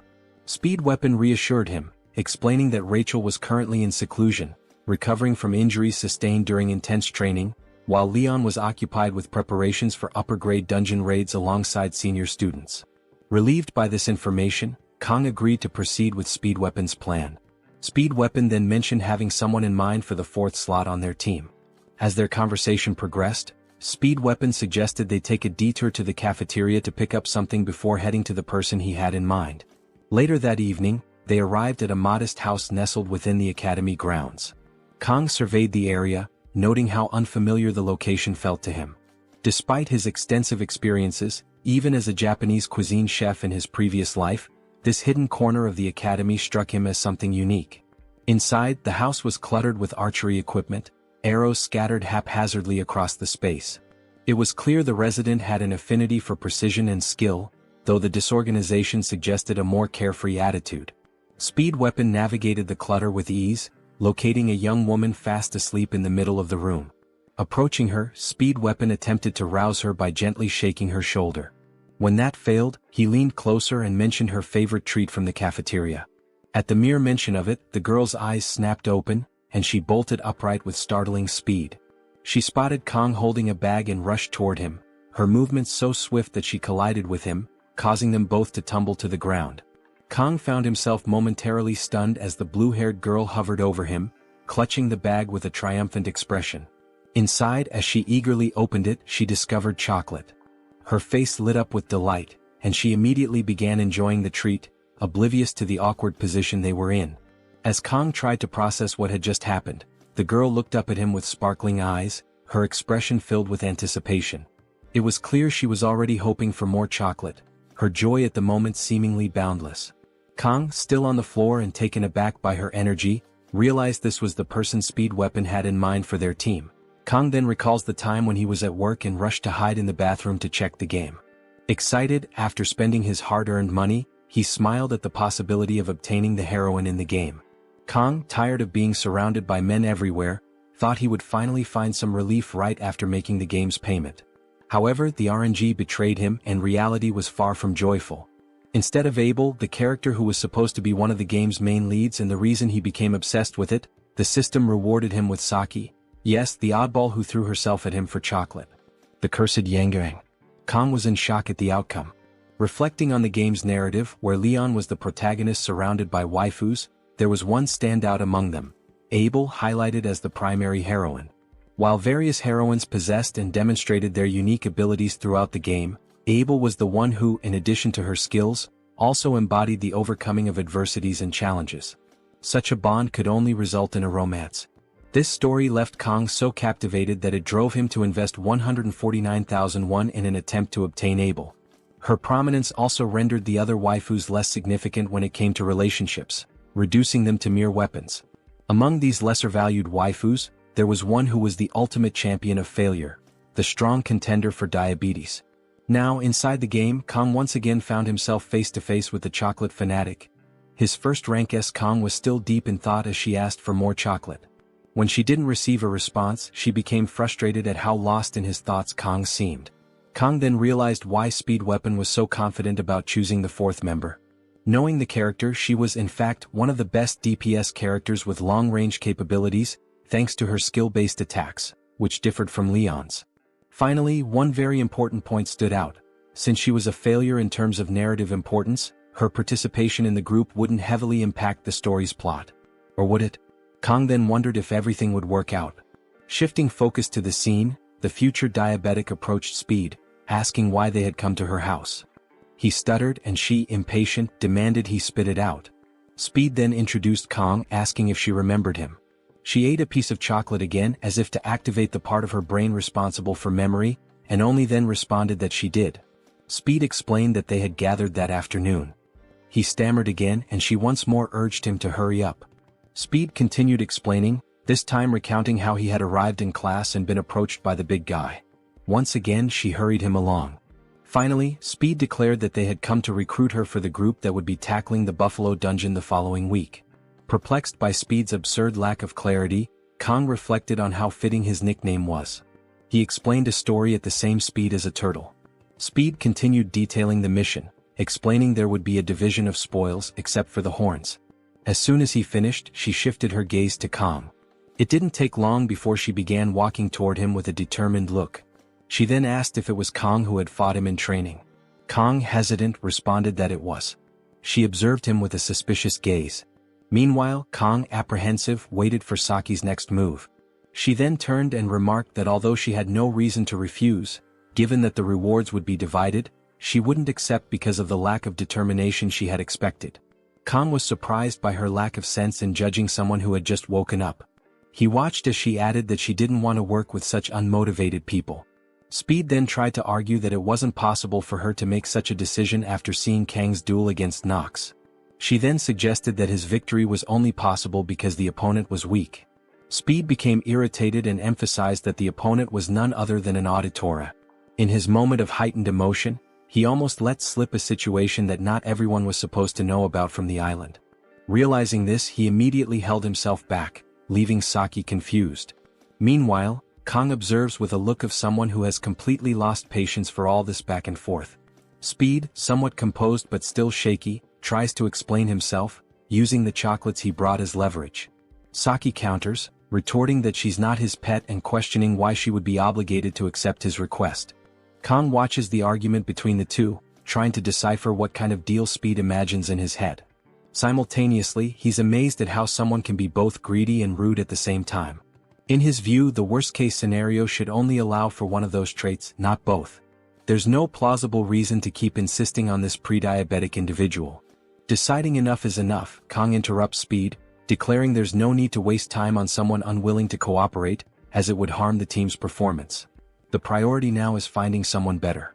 Hearing this, Saki challenges Kang, questioning whether the urgency of the raid justifies his attitude. Kang, without saying a single word, looks at her calmly before opening his vest and pulling out a knife. Both Speed and Saki are stunned, unable to figure out what Kang plans to do. Then, with the knife in hand, he swings it laterally, not to attack but to throw it. The blade flies swiftly toward its target, landing precisely in the center. This surprises Saki, but she has no time to process the feat before being caught off guard by a second throw. The second knife lands so quickly that she barely has time to track it. Before she realizes it, the second blade is lodged right in the same spot as the first. Her morale now hits rock bottom. Recognizing her shaken state, Kang delivers an ultimatum, asking if she will join the team or not. Perplexed and struggling to comprehend the situation, Saki remains deep in thought. The scene transitions to a Starbucks, spelled with 2 S's. The first to arrive, waiting for the others, is none other than the troublemaker herself. Now her demeanor is entirely different. Speed, surprised, comments on how early she arrived, while Chloe greets her warmly. Kang, as usual, simply observes as Saki takes the initiative to greet him. He responds while internally reflecting on how persuasive a sashimi knife can be. Speed, astonished at how quickly Saki prepared for the meeting, hears her nonchalantly say it was easy to manage before she formally declares the start of the meeting. Speed rises and begins explaining the mission details, preparing a precise drawing to illustrate the task. He elaborates that the enemies are rank C monsters known as water buffaloes. They have the ability to charge long-range attacks, making close combat risky. Thus, the best strategy is to attack from a distance. Kang and Chloe marvel at the impressive drawing, while Saki focuses intently on the explanation. Speed then outlines a critical rule: there's a gate at the dungeon's center that must not be opened. Curious, Chloe asks what happens if the gate is opened. Speed admits he doesn't know the exact consequences, mentioning only that there appears to be a seal, though it's merely a hypothesis. Saki, however, emphasizes that the academy mandates the gate remain closed, and there's no reason to disobey that order. Kang listens and agrees aloud not to disobey, but his expression betrays his true thoughts. Everyone notices his reaction, and it doesn't take long for Kang to realize he's let slip his curiosity about opening the seal. He finds himself the center of attention, with everyone staring at him in confusion. Speed Weapon, unable to contain his curiosity, presses Kang for an explanation, asking if he knows anything about the seal. Kang denies it, but deep down he knows something. He silently concludes there's undoubtedly a boss behind that gate. While outwardly stating it's obvious no one should touch the seal, he begins contemplating the conditions necessary to open the gate. Satisfied with Kang's answer, Speed relaxes, relieved he misunderstood Kang's earlier reaction. Kang's mind, however, remains occupied, analyzing the dungeon's potential scenarios for unlocking the gate. Meanwhile, Saki watches him with curiosity while indulging in her favorite pastime. Kang is baffled by how much she enjoys those sweets, and she responds that intelligent people need them. Kang jokes about her barely being able to talk while eating until he notices something strange. Chloe is on high alert, her knife in hand, prompting him to become vigilant as well. They are being watched. Chloe is confused and asks what is wrong. Kang then tells her to stay calm and wait. The observers will reveal themselves at the right time. After the meeting ended, sometime later, the team prepared to face the dungeon. On the way to Chorwan, Kang seemed already familiar with the place. As he reflected on his time in the military, he remembered swearing never to set foot near that place again. Yet, despite his personal vow, he had no choice but to press forward. His mission was clear. He needed to collect the necessary materials. But that didn't stop the weight of his broken promise from settling heavily on his mind. Just as he was lost in these thoughts, the bus came to an abrupt stop, pulling him back into reality. A conversation began at the front of the vehicle. It was the local guards conducting their routine inspections. The guards scrutinized the passengers carefully, ensuring that they were indeed academy students. After a brief exchange, their identities were confirmed, and the group was permitted to pass through the checkpoint. As the bus continued its journey, Kang silently observed the operation, paying attention to the movement of the guards and the way they monitored incoming travelers. It didn't take long for him to piece things together. This was likely a civilian access checkpoint meant to regulate entry into the dungeon. The security was strict, reinforcing his growing awareness that he and his team were being watched. And not just by these guards, Kang was all too aware of the watchful eyes of the elders, ever present, ever scrutinizing. His thoughts were interrupted by Speed Weapon, who approached and asked if he wanted to eat an egg. Caught off guard, Kang hesitated, and Speed quickly mentioned that it was a traditional practice in Korea. Kang thanked him while thinking that it was a somewhat outdated tradition. Kang's observations about security and the surveillance on him made his interaction with Speed appear more cautious. Speed noticed this and reassured him that the dungeon was only rank C, so there was no need to worry. He assumed that was what troubled Kang. Kang didn't explain much and simply agreed with Speed Weapon's statement. Speed then decided to offer his egg to Saki, emphasizing how delicious it was. However, Saki refused. Her eyes then shifted toward Kang, observing him as he resumed his conversation with Speed Weapon. While Kang silently hoped he wouldn't be forced into action inside the dungeon, Speed was clearly looking forward to seeing him go all out again. Kang, sensing her gaze, glanced in her direction. The moment their eyes met, Saki quickly averted her gaze, pretending to be more interested in the passing scenery outside the bus window. Kang, however, was unsettled by Saki's suspicious gaze, as being marked by the elders was already bad enough. Finally, the bus stopped and Chloe took the lead, stepping out first and celebrating their arrival, enjoying the local atmosphere. As the group disembarked, Kang realized that this was a place where demonic beasts had once nested, but now it was nothing more than a simple dungeon. Restless, Speed Weapon asked what Kang was carrying in his bag, given that his backpack looked quite bulky. Kang asked if Speed really wanted to know, while Saki observed and Chloe was preoccupied with admiring the view. Kang then decided to open the bag to reveal its contents. Unsurprisingly, it was knives. Lots of knives. A huge amount, in fact. With this quantity, one could make a good profit selling knives, and Speed immediately pointed that out. Kang simply replied that excessive caution never hurt anyone. This made Speed compare Kang to an old man in the way he spoke, but he understood that Kang must have his reasons for being so prepared. Chloe interrupted the conversation, urging them to move forward and leading the way, while Kang placed his trust in her leadership. The group then proceeded to the dungeon's entrance area, and as they approached the gate, they encountered two guards. The guards noticed the group and, analyzing their appearance and clothing, concluded that they were students, requiring each of them to write their names in a logbook. Chloe, Speed, and Saki wrote their names, and when it was Kang's turn, one of the guards seemed surprised, his expression carrying a hint of malice upon recognizing him. Kang noticed his behavior and immediately became more aware of the atmosphere forming around them. Speed, noticing Kang's delay in writing his name, called his attention. Kang responded that he was on his way. They then proceeded into the dungeon, which had a rather unpleasant smell, while Speed reminded everyone to be cautious. Kang entered last, still thinking about the guard's trembling gaze. As they advanced and the doors closed behind them, he declared that nothing bad could happen. As they walked, the scenery caught Kang's attention, as some inscriptions on the walls suggested that the dungeon was actually a tourist site for nobles. Suddenly, a hand tugged at Kang's jacket sleeve. When he turned around, he realized it was Saki, complaining about being tired. So soon, and this diabetic was already exhausted. Kang replied that her fatigue was quite noticeable, and she asked if he had something sweet to give her energy. Without responding immediately, Kang opened his backpack and started rummaging through his belongings, searching for something that would suffice. As she waited, Saki began to sway slightly back and forth, humming softly, as if she were about to receive a precious gift. Her expression was so exaggerated for someone who was merely expecting candy. He finally found a small piece of candy and offered it to her. However, she frowned, saying it wasn't to her taste, and asked if he had that chocolate instead. Losing patience, Kang bluntly stated that he wasn't some kind of storage unit to always have what she wanted on hand and was sure she had brought something herself. She admitted that he was right but argued that she was saving it for later. As they argued, something caught everyone's attention.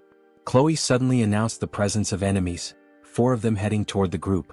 Speed quickly reminded everyone to follow the plan to avoid any problems. He then called out to Chloe and Saki, informing them that he would grant them buffs and wish them luck. They were already in position to start the battle. Saki immediately drew her bow, catching Kang's attention.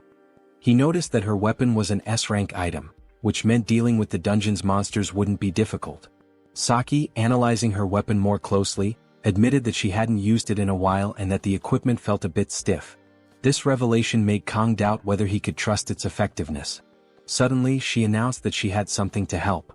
To everyone's surprise, or perhaps not, it was one of the chocolates she had been saving for later. After satisfying her sugar craving, even the bow seemed to have loosened up. She smiled confidently, but her attitude didn't convince Kang that she was reliable.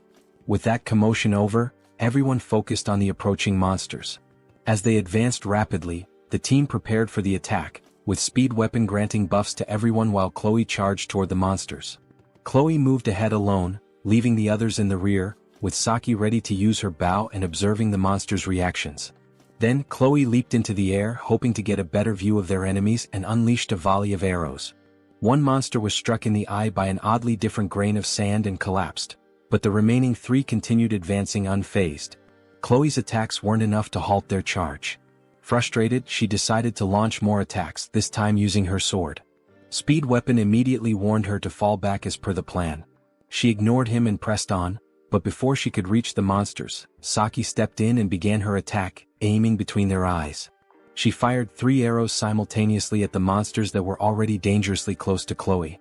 Upon impact, all of them turned to ash, such was the power of her arrows. Chloe stared in shock, while Saki sarcastically lamented that the monsters had exploded. Saki resumed eating her chocolate, while Kang internally regretted that such powerful attacks could also destroy the materials he needed.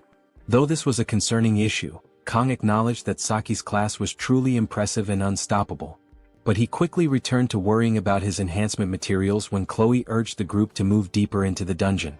Suddenly, the monster that had been hit by the strange grain of sand stirred. With an oddly pitiful groan, it got back on its feet and without hesitation, charged straight toward Saki, who was caught off guard. Realizing it was the first monster she had hit, she tried to reposition herself but tripped and started falling, leaving her defenseless against the creature's attack.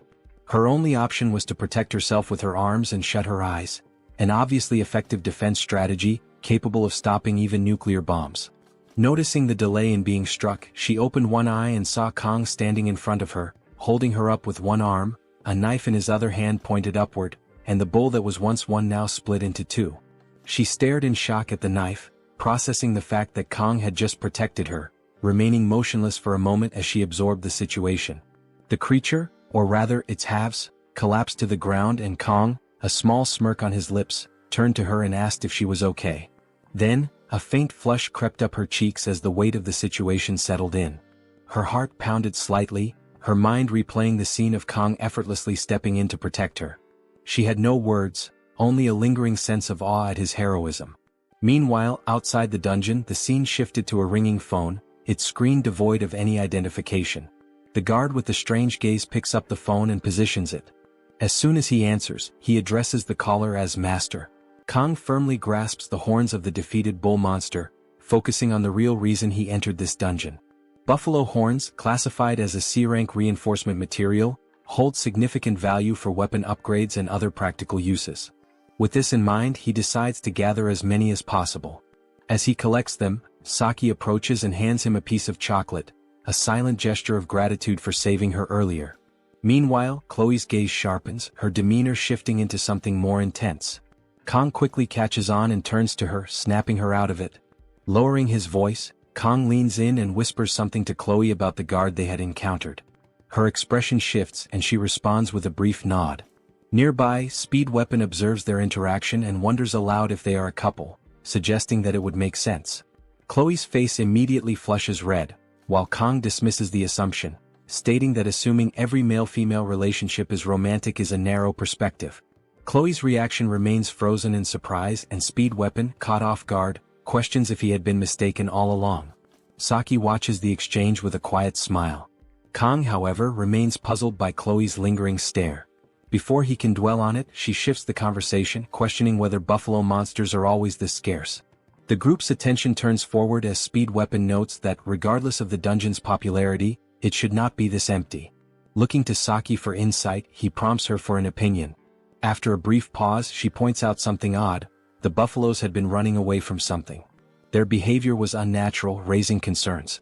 Speed Weapon agrees, recalling that buffaloes are typically docile and even used for farming by the locals. Kong momentarily processes this information, internally questioning the absurdity of using demonic creatures for agriculture. Despite the unusual circumstances, Speed Weapon reassures the group that they have received signals ahead, implying that there is no immediate danger. Kong turns his attention to Speed Weapon and Saki, curious about how they know each other. With confidence, Saki proudly explains that she secured the top position in the written exam, while Speed Weapon came in second. She adds that he bragged about it for weeks. Frustrated, Speed Weapon attempts to dismiss her words, but Saki continues, revealing that she also ranked third in the placement tests. Hearing this, Kong is surprised to learn that Speed Weapon ranked second, as he had assumed the guy was just a loudmouth. Noticing Kang's reaction, Speed Weapon quickly clarifies that he should not be compared to Rachel, revealing that she is his cousin. This revelation takes Kong by surprise, as he finally understands why, as a player, he never knew about Speed Weapon's connection to the main characters. The answer lies in their familial ties. Speed Weapon elaborates further, explaining that his family is a branch of the Changxian clan, while Rachel's family belongs to the main lineage, creating a distinction between them. However, he quickly brushes off the topic, questioning why they are even discussing this. Kong fixes his gaze on Speed Weapon, prompting him to take a step forward and demand that he stop staring. With a grin, Speed Weapon declares that he is living the dream, emphasizing that Kong is the most impressive one. Jokingly, he reminds Kong not to forget about him once he becomes famous.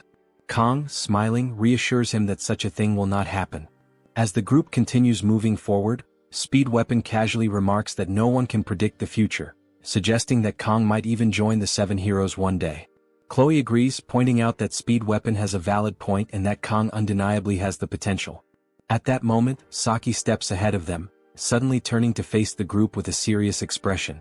Without hesitation, she declares her hatred for the Seven Heroes. Despite the weight of her words, the trio remains unbothered, though Speed Weapon briefly wonders what her issue with them might be. Choosing to set aside his curiosity, he urges the group to keep moving, reminding them of their objective, defeating 20 buffalo monsters to clear the dungeon.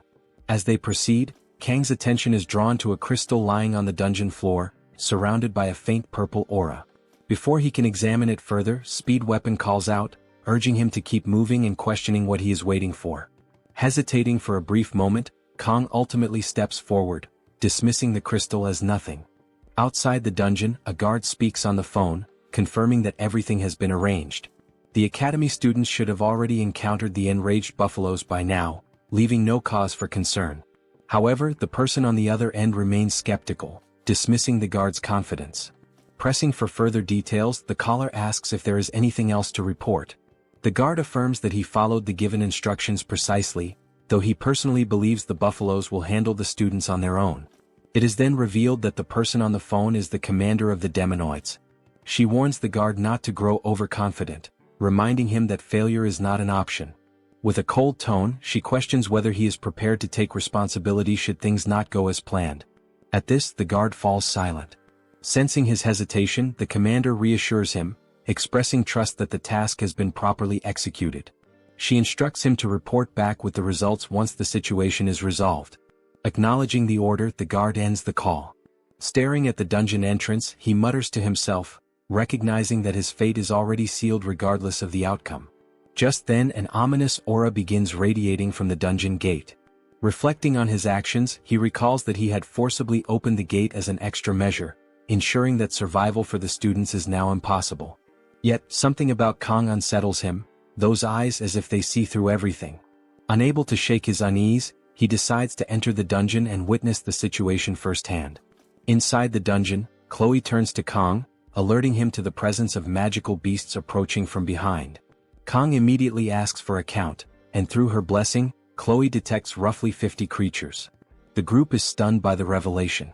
At that very moment, another presence rushes toward them from the opposite side of the dungeon. When they turn to look, their eyes widen in shock. A massive horde of buffaloes is stampeding directly at them. Speed Weapon, dumbfounded, struggles to understand the situation. Buffaloes don't normally swarm like this, yet these creatures appear completely enraged, charging at full speed. Still in shock, he questions Kong, recalling that these buffaloes were supposed to be harmless. In response, Kong remembers a lesson from his past life, where his master once taught him that every blade has its purpose, just as a sashimi knife is meant for handling fish. Snapping back to the present, he smiles at the thought and declares that it looks like he will be using the fish knife to handle the buffaloes. According to Chloe, Kong instructs her to distract the herd, warning her not to charge in directly. Instead, she should move unpredictably to disrupt their formation without engaging in combat. Chloe acknowledges the strategy, nodding in understanding. Next, Kong turns to Speed Weapon, ensuring he is prepared. With a grin, Speed Weapon confidently responds, showing no hesitation. Meanwhile, Saki struggles to understand why Kong remains so composed despite the overwhelming odds. He assigns her to hold the front, ensuring that nothing gets too close. Though she acknowledges the command, she remains puzzled and turns to Speed Weapon, questioning Kang's unwavering confidence. Speed Weapon, wearing a knowing smile, advises her not to be surprised. Still, Saki remains confused, unable to grasp Kang's plan. With his resolve unwavering, Kong steadies himself, refusing to overthink the situation. He came prepared. No matter how many enemies stand before him, he will take them all down.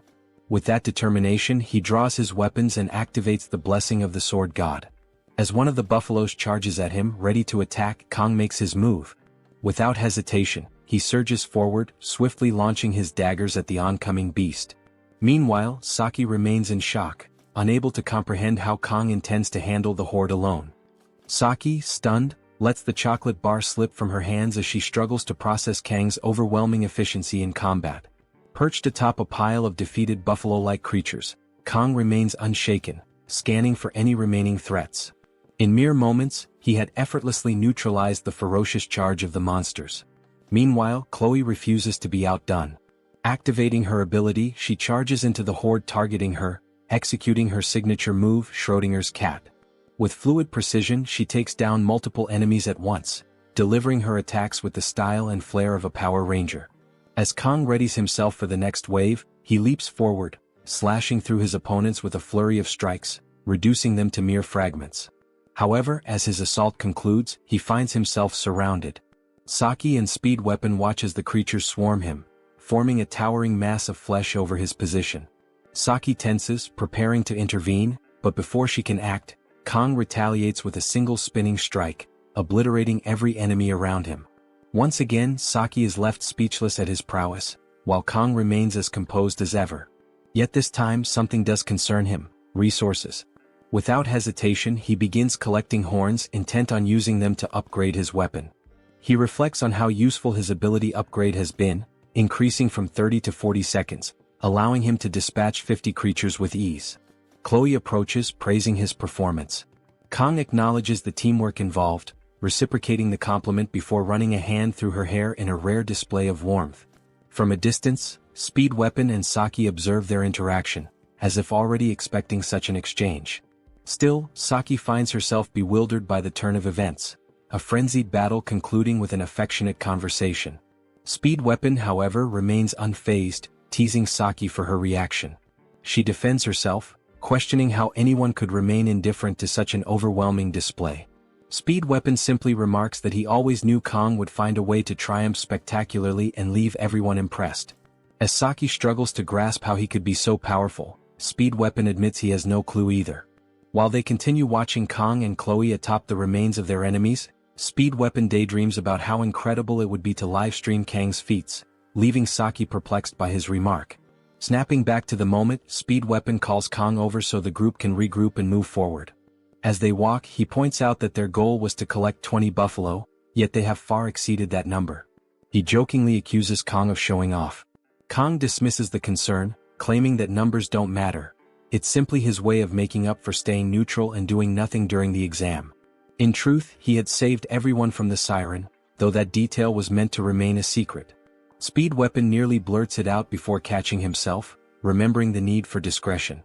Continuing the discussion, he recalls the terror they felt upon seeing the massive stampede charging toward them, even comparing it to the way the Lion King met his end. As a man of culture, he appreciates the reference, though Saki remains completely clueless, interpreting Lion King as some kind of dominant species. Suddenly, Chloe notes the eerie silence that has overtaken the dungeon. Saki, sensing something amiss, attempts to articulate her suspicion when a deafening rumble interrupts them. Their attention shifts to a strange disturbance emanating from what appears to be a gate. Turning to face it, they are met with the sight of the very thing mentioned during the briefing: the chained gate. The group is left in shock as Kong immediately realizes the gravity of their situation. The scene shifts to the corrupt vigilante as he continues advancing through the dungeon, coming across the traces left behind by the team.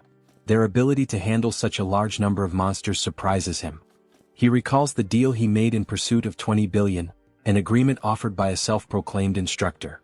The mission itself is simple to understand. When questioned about his role, she explained that he needed to tame the dungeon's monsters and, at the right moment, drive them into a frenzy using a demonic stone. The exact moment would be when Kong entered the dungeon. Additionally, she instructed him to unlock the chained stone gate. Realizing the gravity of the situation, he questioned whether the goal was to sacrifice the group. Rather than answering directly, she simply remarked that she would find someone else for the task, given his apparent reluctance. In response, he quickly grabbed her hand, taking the stone and proving his willingness to comply. Without much thought, he submitted to her orders, and she warned him to stay alert for calls from unknown numbers, through which she would provide further instructions. He, now entirely obedient, agreed without hesitation. As he continued walking through the dungeon, he displayed no remorse. His motivation remained clear: using the mission's payment to escape his gambling debts and continue playing. Trying to justify his actions to himself, he pressed forward, convincing himself that the targets were nothing more than helpless kids with no chance of survival. The focus then returns to the gate, where the group questions whether they are on the right path. Kong quickly realizes that their journey had been surprisingly smooth because they were being led into a trap. Recalling the vigilante's gaze, he regrets not trusting his instincts.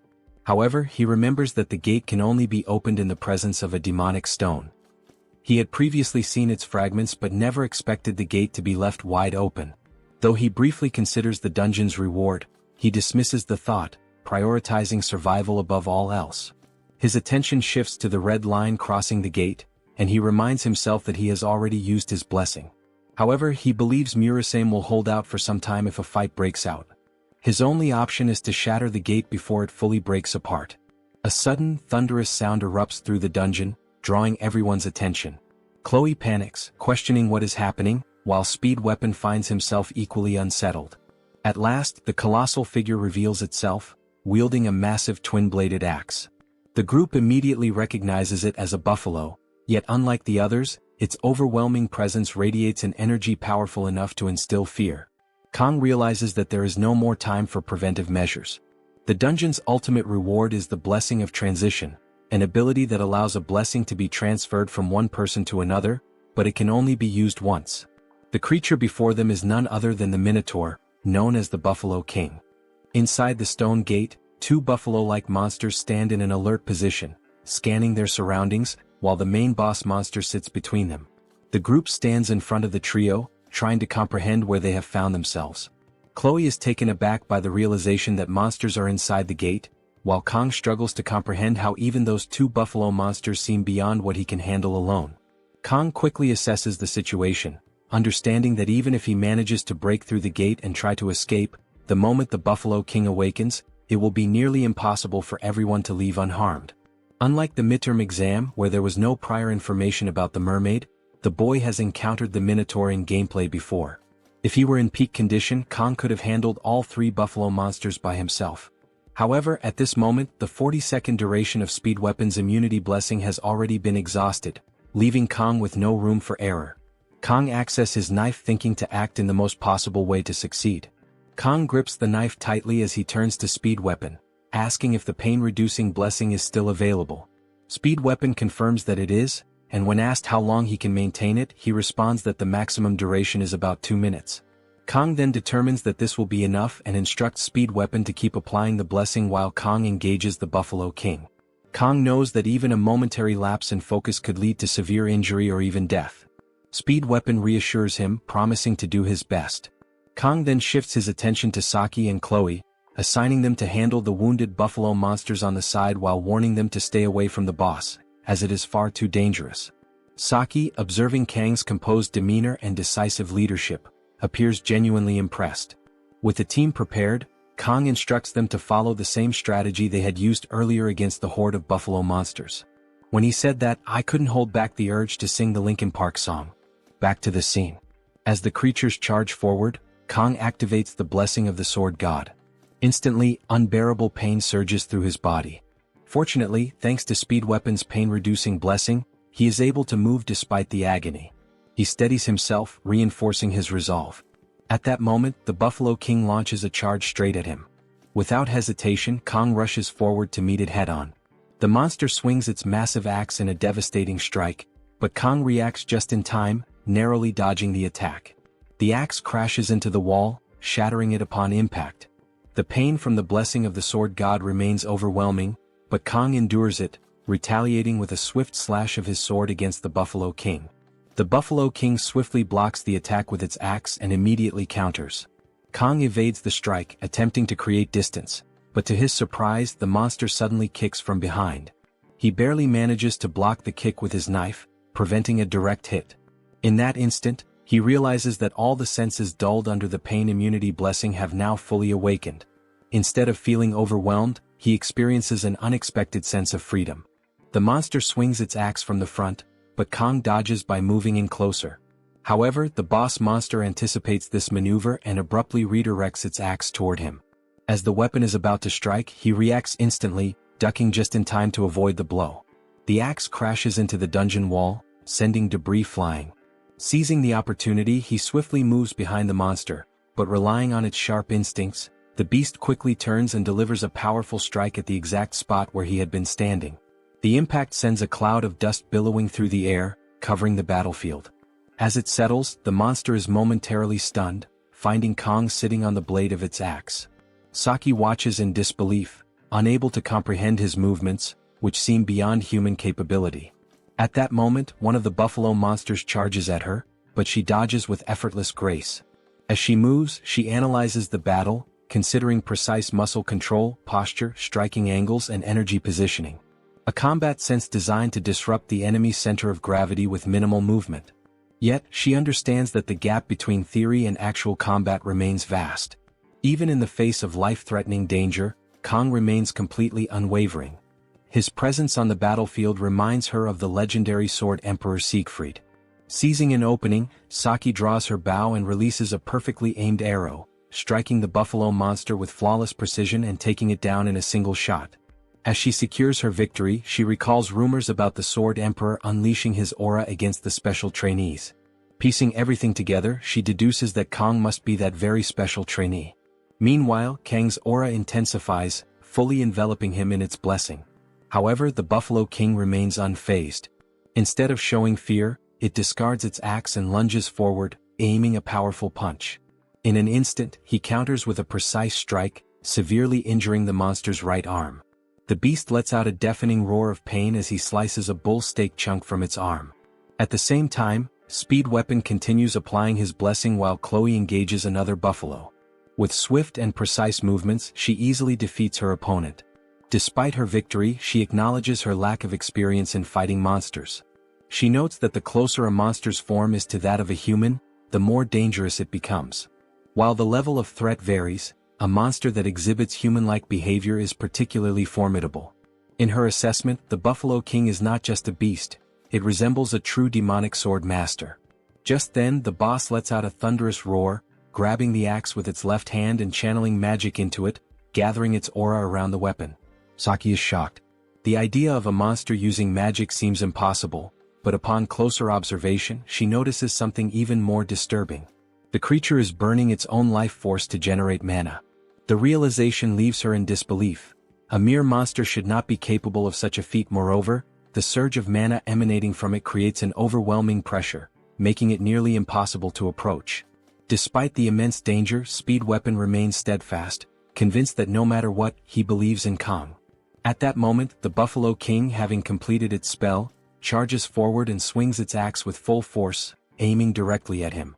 The Buffalo Monster boss, swinging its massive axe with its infused magic, aiming directly at Kang. Without hesitation, Kang meets the attack head-on, charging against the axe with an unwavering gaze, his sword clashing against the boss's weapon. A powerful and dense aura erupts from the impact, engulfing the battlefield as both weapons meet each other's edge. As he locks blades with the monster, he exchanges gazes with the monster and then quickly realizes that the density of its magic is overwhelming. His sword alone will not be enough to win this battle. However, after taking a look, he also realizes that dodging is not an option. Chloe, Saki, and Speed Weapon are in danger, and retreating would leave them vulnerable. And sensing an opportunity, the Buffalo Monster boss intensifies the aura around its axe before launching another devastating strike. The sheer force sends Kang staggering backward. He struggles to hold the attack while the monster keeps pushing forward. Before the monster can press its advantage, Kang noticed an attack that came from the back. It was Saki who swiftly drew her bow and fired an arrow, striking the buffalo face. The attack momentarily distracts the beast, buying precious time. Kang hesitates, confused by the situation for a brief moment, caught off guard, but Saki's urgent shout brings him back to the fight, asking what he is doing and urges him to cut the monster. Pushing himself beyond his limits, after that call, he unleashes 100% of the Sword God's blessing. One of his pupils turns black, a familiar sign, meaning that the blessing has been successfully activated. His sword begins to glow with a brilliant blue aura, radiating immense power. With renewed strength, Kang swings his sword once more, delivering his full force strike. The overwhelming force of his attack finally starts to slowly cut through the boss monster's giant axe. The once impenetrable massive weapon with infused mana begins to crack, unable to withstand the sheer energy surging through Kang's blade. Chloe watches in shock as the brilliant blue light intensifies, remembering the fight between Kang and Professor Zeke, the first time she saw the blue light.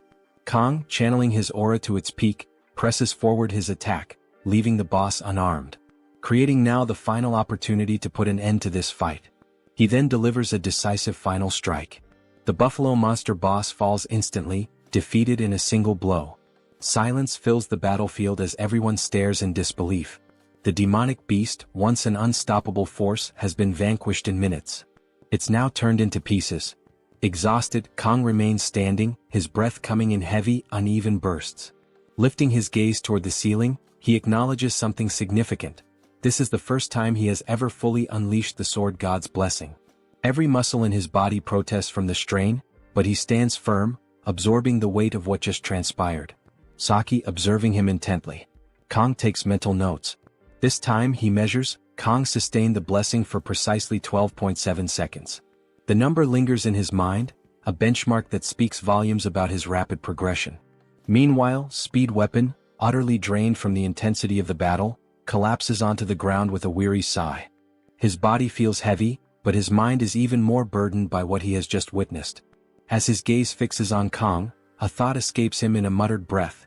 Kang Jiama continues to defy all logic.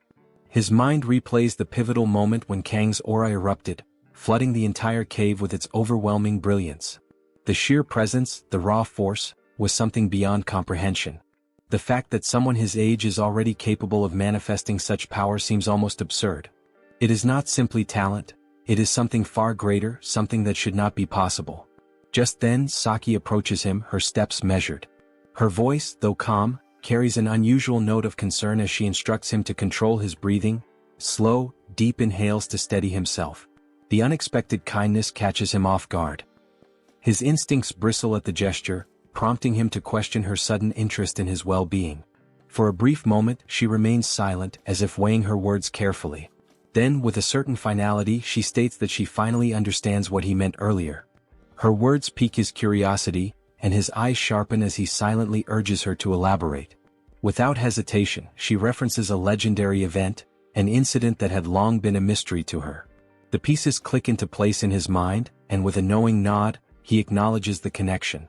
But before the weight of the revelation can settle, she pivots the conversation, shifting the focus to Kang's current position at the academy. Her expression remains composed as she brings up a crucial fact. According to the academy's regulations, Kang is not eligible to transfer to their class this year. Speed Weapon blinks, slightly thrown off by the sudden change in topic. His confusion is evident as he asks why she even brings it up. Unfazed by his reaction, a smirk tugs at the corner of her lips. If Kang cannot transfer to their class, then there is only one alternative. The academy rules may prevent him from joining them, but nowhere does it say that they cannot transfer to his class instead. Her proposal hangs in the air, challenging, almost daring him to refute it. Speed Weapon hesitates, mind racing as he searches for any loophole, any contradiction that would invalidate her logic. But no matter how he looks at it, the rules do not forbid it. Begrudgingly he concedes the point. Saki, satisfied, lets a grin spread across her face. The idea takes root in her mind, unfolding possibilities she had not considered before. If the path to Kang is blocked, they will simply carve a new one. The thought alone is exhilarating. Meanwhile, Kang reflects on the battle. Even with Speed Weapon's blessing, the toll on his body is undeniable. However, the progress is clear. Fighting without the blessing of painlessness is a step forward. Before he can dwell further on his thoughts, Chloe rushes toward him, embracing him tightly. Tears stream down her face as she desperately checks for any injuries. Still recovering, Kang struggles to respond, prompting Chloe to step back, embarrassment flashing across her face. With a deep blush, she quickly apologizes. At that moment, a system window appears before Kang, congratulating him on acquiring a new blessing. As he reads the details, he immediately recognizes it as one originally meant for Leo. Its rank is Spirit Rank, the rarest blessing in existence. A unique ability that only reveals its full potential when combined with another. The specifics of the blessing materialize before him. Blessing of Transition. This power grants him the ability to transfer any of his own blessings to a living being or object. But, as a requirement, he needs to make direct physical contact with the target for activation. Realizing the potential of this new ability, Kang immediately sees its significance in mastering the dual-natured Baemong. Determined, he resolves to make full use of this rare blessing. Just then, a heavy creaking sound echoes through the stone gate as someone steps inside. Turning his attention to Chloe, Kang reminds her of the favor he had asked earlier. Without hesitation, Chloe acknowledges his request. The figure entering the room is none other than the security guard from before. Before he can react, Chloe swiftly moves in, landing a precise strike to his leg. The guard stumbles, attempting to regain his footing, but her piercing gaze stops him in his tracks. With an unwavering voice, she warns him to remain still or face the consequences. Speed Weapon, caught completely off guard, demands an explanation. Kang, calm as ever, simply replies that he had asked Chloe for a favor earlier. The injured guard winces in pain, his glare fixed on Kang, demanding to know the reason behind the sudden attack. His voice carries both frustration and disbelief as he questions what he had done to deserve this. Kang, unfazed, responds coldly, making it clear that he intends to uncover the truth. He shifts his attention to Saki and Speed Weapon, pointing out the suspicious timing of the rampaging buffalo monsters and the unexpected opening of the stone gate. Every event seems to trace back to the guard before them. Saki, exuding confidence, crosses her arms as she assesses the situation. The lack of surveillance cameras within the dungeon makes it highly unlikely that the guard's arrival at such a crucial moment was mere coincidence. Speed Weapon, still struggling to piece everything together, questions the motive behind the guard's actions. Saki, growing impatient, dismisses his confusion and presses forward. There is no way the guard orchestrated everything alone, and she demands to know who is truly behind the scheme. The guard remains silent, his defiance evident. However, Saki's sharp gaze remains locked onto him, her stance unwavering. If he refuses to speak, she is prepared to make him talk by any means necessary. Before she can act, Kong steps forward, his calm yet firm tone leaving no room for negotiation. He makes it clear that if the guard does not reveal the identity of his superior, there will be consequences. Fear flickers in the guard's eyes as he begins to tremble. Realizing he has no way out, he finally gives in, his voice tense as he confesses. A few days prior, an instructor from Hawken Academy had approached him with an offer to have his debts erased in exchange for his cooperation. The revelation ignites fury in Speed Weapon, who clenches his fists, barely containing his anger. Saki, quick to regain control, orders him to stay calm before demanding a description of the instructor. The guard hesitates momentarily before revealing what he remembers. The instructor was a tall woman with purple hair and sharp eyes.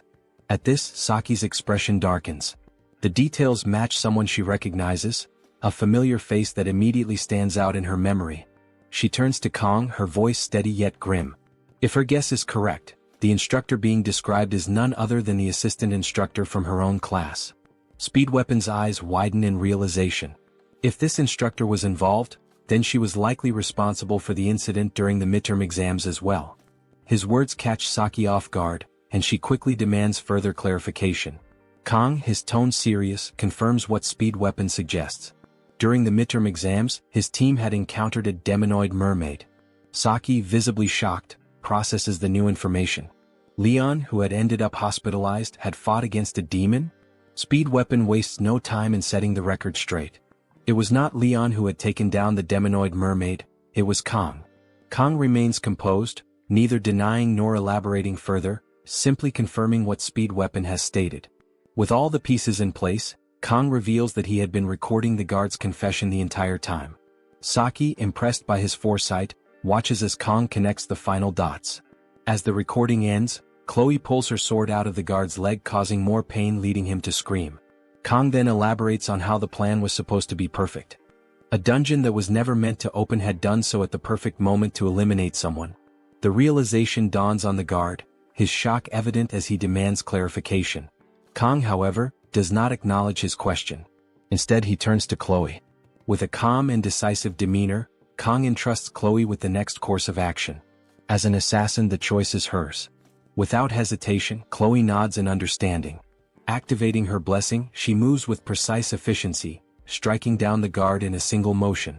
As the group exits the dungeon, Kang's mind remains preoccupied with the greater conspiracy at play. The elders and instructors of Hawken Academy are the ones targeting him. His expression hardens at the realization. If those elders wish to eliminate him, they should come at him directly. And when they do, he will ensure they are erased from existence. He will cut them down. Kong approached the blacksmith, presenting the Cow King's horn, an exceptional material obtained from the Minotaur, the formidable boss of the Buffalo Hidden Dungeon. This rare and precious horn was known to guarantee a 100% success rate when enhancing weapons below a rank. As he placed it before the blacksmith, the seasoned craftsman was momentarily speechless. His gaze locked onto the horn, his hands pausing mid-motion as disbelief washed over him. It was not just any material, it was an A-rank item, the kind that only the strongest hunters could acquire. The notion that a student from Hawken Academy had brought it to him was almost unfathomable. Staring at Kong, the blacksmith could not contain his shock and immediately sought confirmation. He needed to hear it from Kong himself. Had he truly acquired this high-grade material, and if so, had he done it alone? Though Kong was skilled, the idea of a student single-handedly felling an A-rank dungeon boss seemed ludicrous. Kong clarified that it had been a team effort, dismissing any absurd notion that he had defeated the Minotaur alone. Without further ado, Kong placed his weapon, a Musarame, onto the table.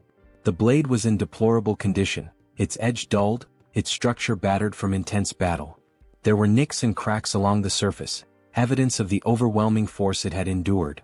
Since it was already so damaged, he figured he might as well have it repaired alongside the enhancement process. The blacksmith, however, did not take kindly to the state of the weapon.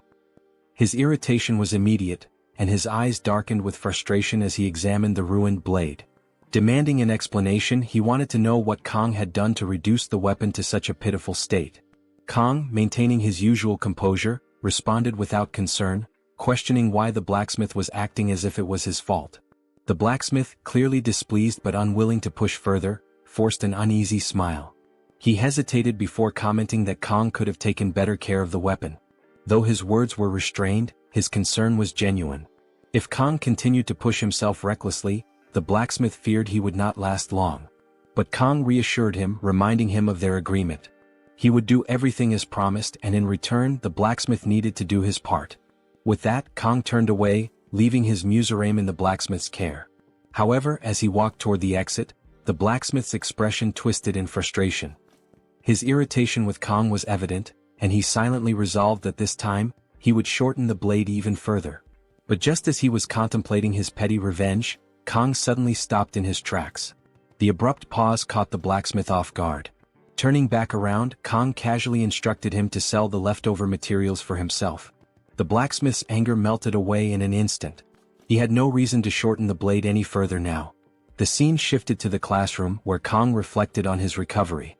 The wounds he had sustained during the fight against the buffalo boss monster had healed significantly. His body, which had been battered and bruised, was now in a much better state. However, he knew his recovery was not yet complete.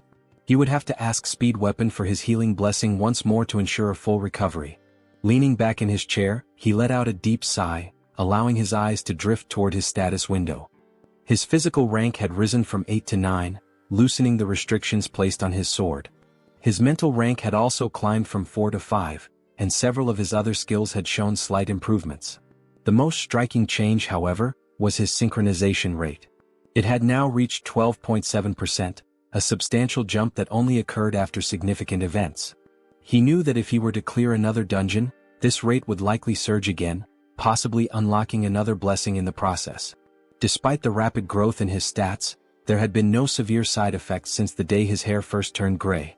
Of course, the gray strands had been increasing little by little, a reminder of the transformations taking place within him. Jokingly, he considered the possibility that strength and baldness were somehow connected. If his hair continued graying at this rate, would it eventually all fall out? The thought lingered for a moment before he pushed it aside. He had more pressing matters to focus on. With enemies actively targeting him, he needed to be prepared for whatever was coming. His survival depended on it. He had come too far to meet a meaningless end now. More than that, he needed to understand the full potential of the blessing of transfer. The gap between those with blessings and those without was immense, and if he wanted to survive, he had to grasp its intricacies. As he pondered his next steps, his thoughts briefly turned to Leon. A small pang of sympathy arose, but it was fleeting. Leon, as the protagonist, would inevitably amass an absurd number of blessings. His skill window would be overflowing in no time, so there was no need to feel bad for him. Kang had his own battles to fight. For now, his immediate priority was to ensure his complete recovery. As if on cue, a gift was placed before him, a small package, seemingly from Chloe. It was a subtle yet significant gesture. This was the first time Kang had formed his own party and successfully cleared a dungeon together. Though being targeted had become a part of his daily life, it was not without its silver linings. He had gained 2 classmates whom he could genuinely call friends, Speed Weapon and Chloe. Neither of them had played a major role in the main story, and he was not even sure if Chloe considered him a friend. His eyes fell on the chocolate inside the package, triggering a memory. Chloe had been hospitalized with a fever after the dungeon raid. He had not checked in on her since then, but perhaps he should visit her when he had the time. At that moment, the classroom door opened, and the instructor walked in, accompanied by Siegfried. The instructor's commanding presence settled the murmurs in the room, and he instructed the students to return to their seats. Kang watched the scene unfold, his mind shifting from his own musings to the impending lesson. His attention turned to Siegfried, the Sword Emperor. How long was he planning to make them wait? Kang's phone suddenly vibrated, displaying a message from an unknown number. The sender's question seemed ordinary, asking what he was doing. Assuming it was a mistake, Kang ignored it, but the next message immediately followed, instructing him to look forward. Lifting his gaze, he was met with a startling sight: Saki Ryoso standing at the front of the room beside Siegfried. Before Kang could fully process her presence, Instructor Lee addressed the class with an unexpected announcement. As of that day, Saki Ryoso had been officially assigned to their class. The room erupted in whispers and murmurs of disbelief. Few could comprehend why someone like Saki would request a transfer to their class. However, Instructor Lee quickly silenced the commotion, expressing his hope that everyone would get along with the new student before giving instructions for the students to change and assemble at the training hall within 30 minutes. With Siegfried and Instructor Lee leaving the room, the class remained in stunned silence. The revelation that Saki Ryoso, one of the most promising cadets of their generation, had personally requested the transfer left them bewildered. Among the current first years, often referred to as the generation of miracles, she ranked fourth. Not only had she achieved the highest score on the written exams, but her combat skills were formidable as well. She was a master of the Kyushu style, an elite discipline that only a handful could execute proficiently. Yet, beyond her personal accomplishments, her lineage commanded even greater awe. Saki was the daughter of Daki Kojima, one of the revered seven-star heroes and the individual known as the Absolute Bao. Furthermore, Daki Kojima was not just a legendary warrior but also the Prime Minister of Japan, making Saki nothing short of a princess in her own right. In this world, Japan remained a dominant superpower, and to the students, meeting someone of her status felt akin to encountering a celebrity. Kang found himself unable to shake off an uneasy feeling. She shouldn't be here. Her presence alone was bound to cause trouble, and trouble was something he did not need. As Saki walked through the classroom, all eyes remained on her, observing her every step. Kang held on to the faint hope that she would simply take a seat elsewhere. However, much to his dismay, her path led directly toward him. Stopping beside him, she nonchalantly remarked about the chocolate, revealing that she had been the one who had given it to him. Until that moment, he had assumed the gift was from Chloe, but now the truth was laid bare. Kang was momentarily stunned. He had not expected this, nor did he know how to respond. Before he could react, Saki continued, asking if she could sit beside him. Then, as if it were the most natural thing in the world, she extended her phone toward him, insisting that he save her number. Internally, Kang could only sigh. His instincts had been correct once again. This was going to be a problem. Meanwhile, in a dungeon far from the classroom, an investigation was underway. Leo, an officer assigned to the case, stood in front of a guard, pressing him for details regarding the people who had entered the dungeon earlier. The guard recounted that they had expressed deep concern for the cadets and had insisted on entering. Leo's expression remained unreadable as he continued his questioning, asking if anything about the individuals had seemed strange before they went inside. The guard hesitated before answering. Now that he thought about it, there had been something unusual. Their faces had appeared pale, almost unnaturally so. Leo took in the information carefully, then dismissed the guard after thanking him for his cooperation. However, the unease in his mind did not fade. Outside the dungeon, another officer approached Leo, questioning the necessity of the investigation. Wasn't death in a dungeon just a common accident? Leo acknowledged the statement but pointed out a troubling detail. No matter how dangerous a dungeon was, there was always a body left behind. In this case, however, the staff member who had entered out of concern had vanished without a trace, as if they had never existed. The true horror, however, lay deeper inside the dungeon. When Leo had first entered the site, he had been met with an overwhelming sight: a battlefield littered with the corpses of buffalo monsters. The sheer scale of destruction was unlike anything he had ever witnessed. While the cadets from Joaquin Academy had indeed been there, the devastation was far beyond what a group of students should have been capable of. Something was off. The cadets had returned safely, yet the missing staff member remained unaccounted for. The more Leo pieced together the information, the more unsettling the situation became. Something had happened in that dungeon, something beyond the understanding of an ordinary investigation. The officer accompanying Leo raised a question, speculating whether the missing individual could be inside the stone gate. Leo hesitated before responding, carefully weighing the possibility. The likelihood was slim. The stone gate had never opened before, and there was no indication that it would now. However, the situation was anything but ordinary. Something about this entire case felt deeply unsettling. Further contemplating the matter, Leo admitted another complication. He had no means of interrogating the cadets from Joaquin Academy who had been present at the scene. The academy was not just any institution.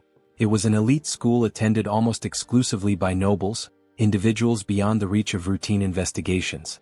The other officer acknowledged this reality, musing about whether the higher-ups would ever issue a warrant to question them. The answer was uncertain, but Leo doubted it. People with power and influence rarely had to answer for anything.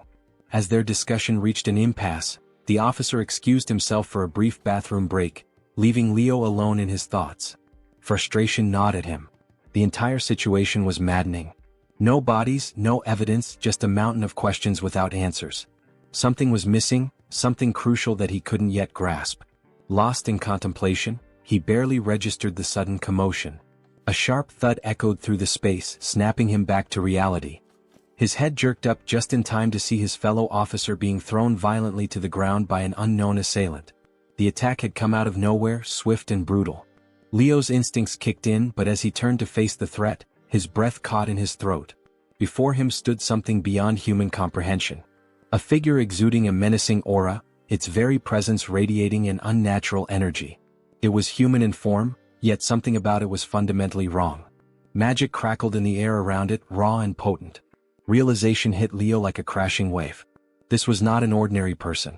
This was someone who had forged a pact with demons, an existence neither fully human nor entirely demonic. A hybrid, an entity standing between two worlds. His body tensed, preparing to react, but he never got the chance. The creature moved with terrifying speed, a blur of motion that defied human limits. In an instant, Leo felt the impact, unrelenting, overwhelming. His world tilted and darkness swallowed his vision. His life ended by the hands of a villain. This is how these creatures are called in this game. Saki's happiness becomes evident as she enjoys the chocolate, drawing the attention of the surrounding students. Kang, seated nearby, looks confused and curious about Saki's presence. The unexpected sight of her in his class leaves him uneasy. Saki questions Kang about not eating the chocolate, expressing disappointment since she went out of her way to share it. Kang explains that Chloe typically occupies the seat Saki is in. Saki dismisses the concern, questioning if the class has assigned seats and suggesting it should be a first-come, first-served system. Kang reluctantly agrees, still processing the unexpected situation. Saki compliments the chocolate's flavor, prompting Kang to ask why she transferred into the class. Before she can respond, the instructor's voice resonates, announcing an assembly in 5 minutes. The students groan but comply, gathering their belongings and preparing to head out. Kang informs Saki about the class's routine morning training and asks if she's joining. Instead, Saki puts on a sleeping mask and states she will engage in mental training for the day, casually wishing Kang good luck before quickly falling asleep. Kang watches in disbelief, unable to comprehend her behavior. The contrast between Saki's nonchalance and the class's eagerness to attend the assembly leaves him bewildered. After a moment, Saki peeks through her mask, requesting Kang to call her by her first name from now on, explaining that it's customary in her country for close friends to address each other this way. Kang hesitates, surprised by the sudden familiarity. When Kang notes that Speed Weapon still refers to her by her surname, Saki dismisses the point, reaffirming her wish for Kang to have a good training session before dozing off again. Kang, still baffled, heads off for the assembly, wondering what could have led to Saki's peculiar behavior. Later in class, Rachel stretches after a lengthy lecture, relieved to have a brief break.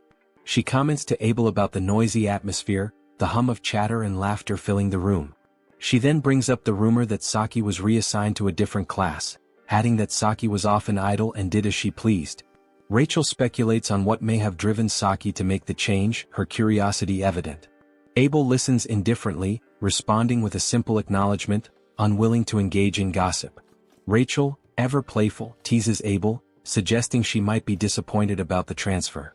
Abel denies any feelings of disappointment, her expression unreadable. Rachel, however, presses on, determined to provoke a reaction. She reminds Abel that class reassignments only happen when a vacancy opens, noting that Class Tiger had one available spot. Rachel questions how Saki knew about the vacancy and managed to transfer before anyone else. She recalls that Saki frequently napped in the archery hall, making her sudden motivation all the more surprising. Abel remains skeptical, but Rachel's grin widens as she shares what she heard from Speed Weapon.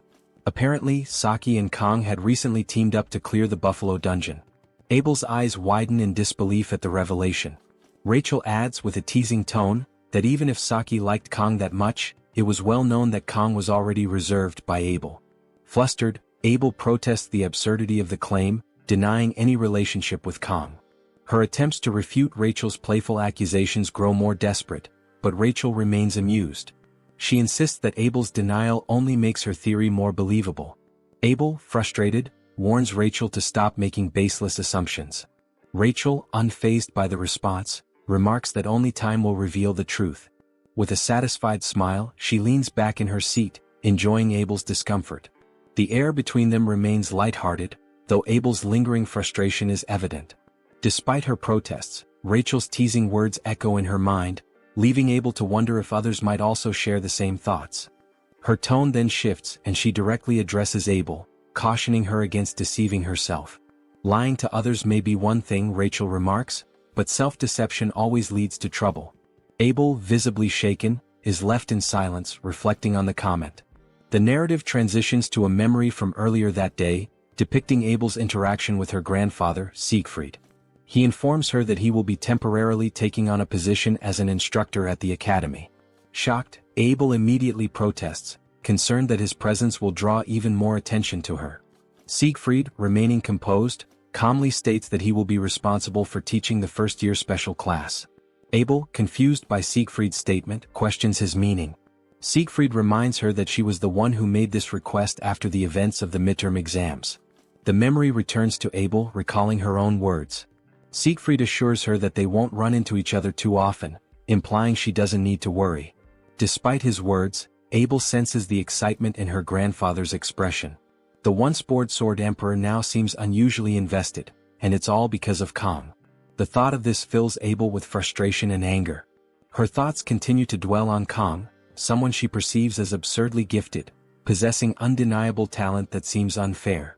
A once-in-a-lifetime genius who disregards status and noble lineage, relying solely on his strength to solve problems.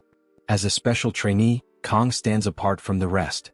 Abel remembers the first time she saw him, recalling a scrawny boy who avoided effort at every opportunity.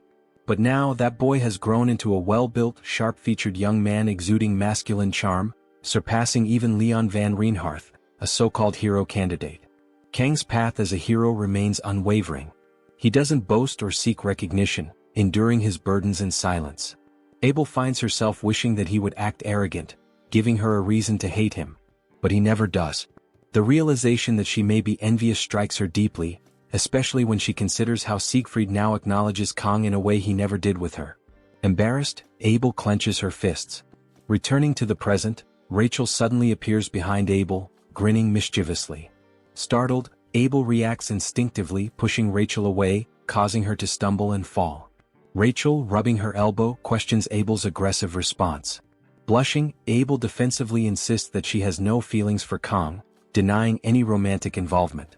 Rachel, amused, comments on Abel's strong denial, suggesting that it's a relief for her. If Abel truly has no feelings for Kang, Rachel jokes that it's one less competitor to worry about. She even claims that while she could handle rivals like Saki and Chloe, competing with Abel would be impossible. Abel, visibly flustered, grows irritated as Rachel continues to tease her. The scene then shifts to Kang's classroom, where the instructor is delivering a lecture. He explains that the rank of a blessing is determined by the nature of the entity that resides within it. A guardian spirit leads to a guardian class blessing, while a spirit within results in a spirit class blessing. One student raises a hand, humorously inquiring if dreaming of a deceased grandfather would classify his blessing as an ancestor class. The instructor laughs it off, explaining that ancestors don't inhabit blessings, joking that perhaps the student's grandfather is just motivating him at the gym. During the lecture, Saki momentarily wakes up from her nap, only to fall asleep again moments later. The instructor, though noticing her behavior, chooses to ignore it. Kang observes this, wondering if Saki somehow possesses immunity from consequences, even from the professors. The class eventually concludes and Kang's thoughts linger on Saki. It has been 2 days since Saki transferred into the class, yet she has given no explanation for her arrival and has spent most of her time sleeping. Kang can't understand why she would bother coming to class just to nap, especially when a corner seat would be much less conspicuous. Still, a part of him feels relieved that Chloe is currently hospitalized. He imagines the chaos that might ensue if Chloe saw Saki sitting next to him. Despite his frustration, Kang acknowledges the undeniable truth. Saki's competence is unquestionable. After the Buffalo Dungeon incident, she efficiently handled all the post-dungeon cleanup, ensuring a smooth resolution. Compared to even experienced individuals like Speed Weapon, Saki's abilities are clearly on another level. Kang sits in the classroom, his gaze fixed on the blackboard where the instructor has outlined the classifications of blessings. The professor explains that most cadets likely possess personal class blessings, encouraging them not to feel disheartened. Despite their lower rank, these blessings can still rival the performance of Guardian class ones with the right skills. He also remarks on the rarity of Spirit class blessings, noting how uncommon they are in the world. As Kang listens, he can't help but reflect on his own situation. Just a few days ago, he unexpectedly obtained one of those exceptionally rare Spirit class blessings, the blessing of transfer. A student raises a hand, inquiring about heroic class blessings. The professor acknowledges the question, referring to them as hero-grade blessings. He admits his reluctance to discuss them, given their near-mythical nature. Since the first known manifestation of blessings in human history, only one person has ever awakened a heroic class blessing, the legendary founding hero Baylor Joaquin. The class buzzes with admiration at the mention of this historical figure. The professor continues, suggesting there may be one more such figure in modern times. However, before he can elaborate, the bell abruptly rings, signaling the end of the lecture. With a sigh, he announces that the topic will resume in the next class. Just as the instructor prepares to leave, Kang raises his hand, seizing the moment.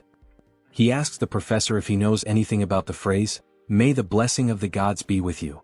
The question causes a noticeable shift in the professor's demeanor, and even Saki, who had been peacefully napping through the lecture, stirs awake upon hearing it.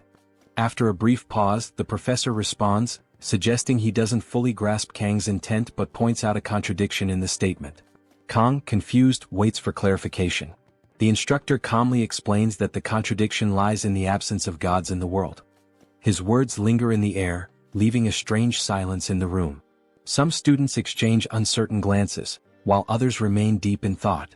The instructor acknowledges Kang's curiosity, commending his thirst for knowledge. He invites Kang to visit his research lab if he wishes to explore the subject further before exiting the classroom. The rhythmic sound of students packing their belongings fills the space as conversations about the lecture ripple through the air. As the door closes, Kang notices Saki smirking at him before she casually returns to her nap, as if amused by the exchange. Kang, feeling somewhat defeated, decides he might as well follow her example. He lowers his head onto the desk, allowing his eyes to close. The residual murmurs from his classmates fade into the background, and a fleeting sense of calm washes over him. However, as soon as he drifts off, he finds himself abruptly transported elsewhere. The scene before him is surreal. Shattered remnants of train cars hover in midair, fragments suspended as though gravity has ceased to exist. The twisted metal and broken glass reflect a distorted, motionless sky. A strange stillness pervades the scene, making it unclear whether time has truly stopped or if he has been plunged into a realm beyond understanding. Confused, Kang takes in the eerie surroundings until a glowing window materializes before him. The text reads, "GM is requesting a conversation with Kang." Kang remains astonished by what he is experiencing. Surrounded by chaos, facing a giant sphere trying to communicate with him in some sort of subspace, he remains silent. The system sphere asks Kang to confirm the dialogue request. He hesitates for a moment but eventually accepts it. The system then informs him that GM is interfering with the world line code, apparently loading some kind of information. Kang finds the term strange and murmurs that everything happening is unknown to him until now. Suddenly, something catches Kang's attention. A red light seems to form near the system sphere, and he watches closely as everything around him appears turbulent. Moments later, things seem to calm down, but he remains on guard. After a brief pause, the system verifies that the opponent's level is extremely high. Kang is surprised by this information, even more so when the system states that his own level is very low, making it evident that there is a vast disparity between the entities of this world. Additionally, the system notes that Kang has not met the minimum requirements for something unspecified in the message. It then asks if, despite this, he wishes to proceed, ignoring the level gap. Kang takes a moment to think, realizing that what he is experiencing does not seem to be a dream. He considers that this might actually be the reason he entered this world, an opportunity to learn more about the blessing of the sword god that was given to him. Determined, he chooses to continue and selects the yes option. The system then announces that GM has accepted the proposal and is using a supposed suppression to establish contact while undergoing some form of mutation in the sphere. Quickly, the sphere dissolves, almost like an electronic signal fading away. Suddenly, the subspace shatters, revealing another layer behind the initial chaotic one. Kang immediately recognizes it as the same dimension he encountered the first time he wielded his knife, the day he first activated the blessing. The coincidences do not end there. He also notices the presence of a red light, something that is not new to him. Resolute, he extends his hand as if trying to reach the light, unwavering in his desire to uncover more about this dimension. Step by step, he approaches the light, which as he nears takes the shape of a sinister eye. Slowly reaching out for the energy, Kang proceeds until something unexpected happens. A voice calls out for him to wake up. Someone is calling him and he suddenly feels a hand on his shoulder. Frustrated, he realizes this has severed his communication with the system. Confused, he pleads for the light to return so he can pursue the answers he seeks, but the system fades away entirely, leaving behind one final message. Cut and slice whatever it is. May the blessing of the gods be with you. Back in the classroom, Kang wakes up, realizing that it was Saki who had roused him, pulling him out of the subspace. She teases him, reminding him that he had previously complained about her oversleeping, yet he was doing the exact same thing. Smiling, Saki tells Kang he should be grateful because if not for her, he would have kept sleeping in class. Noticing his lack of reaction, she looks at him and is surprised to see his eyes filled with tears, though his expression is not one of sadness but frustration and despair. Outside, Kang now sits alone on a bench. He recalls the moment he woke up, confronted by Saki, who felt guilty upon seeing him cry and asked if he had been having a nightmare or something similar. Kang is unsure if what he experienced was a dream, though he cannot remember many details. But what troubles him the most is being caught by Saki in tears, unable to understand why he was in that state. Kang looks to the side and sees Speed Weapon approaching with Saki and Chloe. They announce their arrival and quickly gather to discuss Kang being someone's target. A discussion sparks as Saki, irritated, complains that Speed Weapon repeats things too much and takes forever to get to the point, which is why he's not the best in class. She says her ears are going to bleed from his endless rambling. Kang wonders if it was a good idea to have Speed Weapon explain the situation to Saki before the meeting, as it clearly led to an argument. Speed Weapon argues that maintaining the top position forever is difficult, but he's confident he'll do well in the written exams. Saki, mocking her friend's attempt to explain himself, jokes that her ears have already bled and that she's administering medicine. Meanwhile, Chloe, standing slightly behind, sneezes, drawing Kang's attention. He approaches her, asking if she's feeling any better. Chloe responds that she's much better but prefers to keep her distance to avoid spreading her cold. Turning back to the discussion, Kang points out that Saki must have already heard the explanation. He adds that he's been racking his brain alone, but it hasn't helped at all in the end. Saki, however, ignores everything he said after calling her Saki, glaring at him threateningly and demanding that he refer to her as Ryojo. Kang simply agrees, avoiding any argument, knowing that any friction could lead to an overreaction from Chloe. Saki smirks and says it'll be a pleasure to keep working with Kang. Speed Weapon steps forward, officially starting the group meeting. He places a book on the ground containing notes to organize everything that has happened and what they know so far. He reports that the Academy's elders have put a target on Kang and that, secondly, a mysterious woman with the appearance of an instructor has surfaced. Looking at the notes, Chloe praises the drawing, while Speed Weapon claims they might find the person soon with this. However, he admits that what they have so far might not be that important. After all, the elders' request is vague. It could simply be an order to exile Kang regarding the auditor. Chloe confirms the possibility. Saki states that the person in the drawing resembles someone she came across in her research. She investigated the Academy's records, sifting through 546 professors and assistants until she found a woman whose identity was inaccessible, something highly unusual. Surprised by Saki's effort, Kang curiously asks how she's able to do things like this. Saki replies that, in today's world, having this kind of technological knowledge is essential. She further explains that this world has extremely advanced security technology, which required her to research in the early morning hours, the time when defenses are vulnerable. That's why she hasn't slept yet and is exhausted.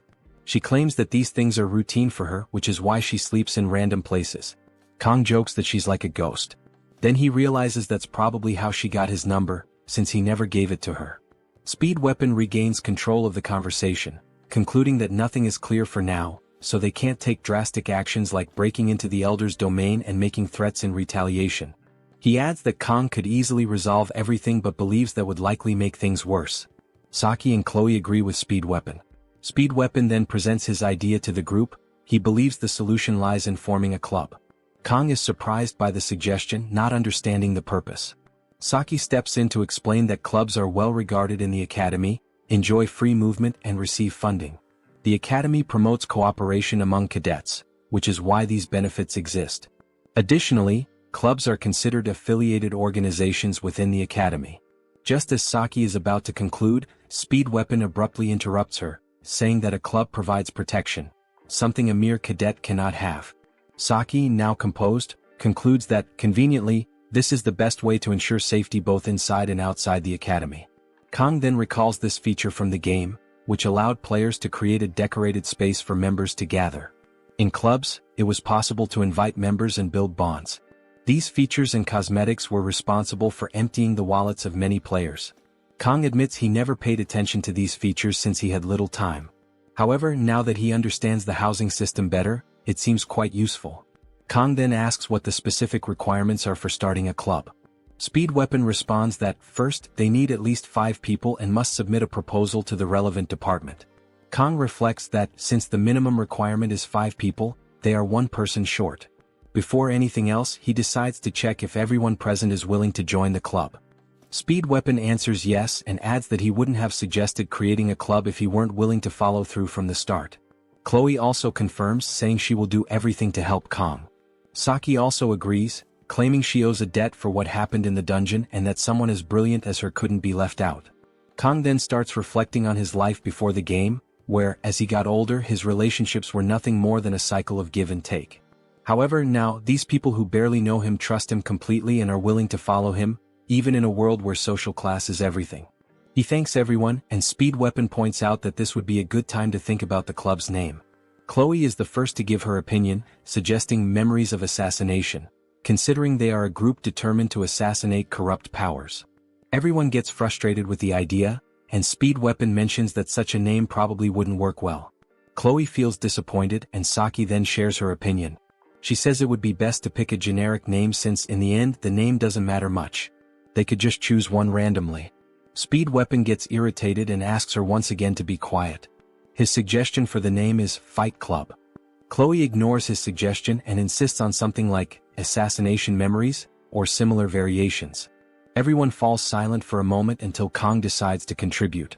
He thinks of something like Travel Club, where the purpose would be to clear dungeons and explore the outside world as well. To validate the idea, he asks everyone if they think it's a bad choice. To his surprise, everyone is in favor of his club name suggestion, and Speed Weapon follows up by saying that the next step is to find an advisor. He mentions that the written test is next week, so they should sort this out as soon as possible. Saki comments that this will be the biggest challenge since advisors must be professors or someone of a higher rank.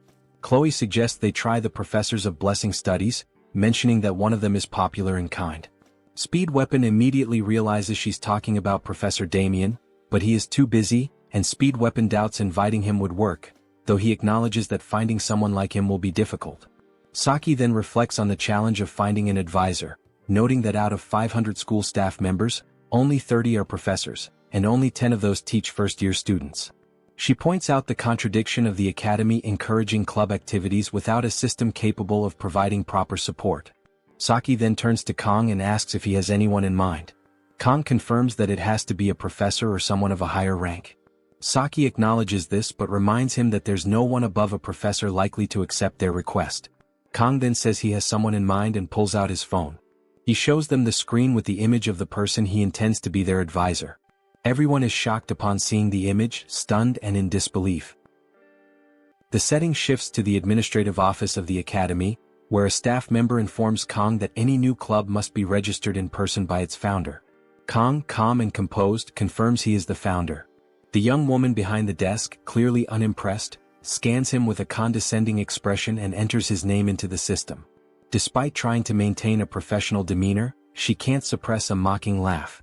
Her dismissive attitude irritates Kang, who questions internally whether someone so rude could truly represent the academy's staff.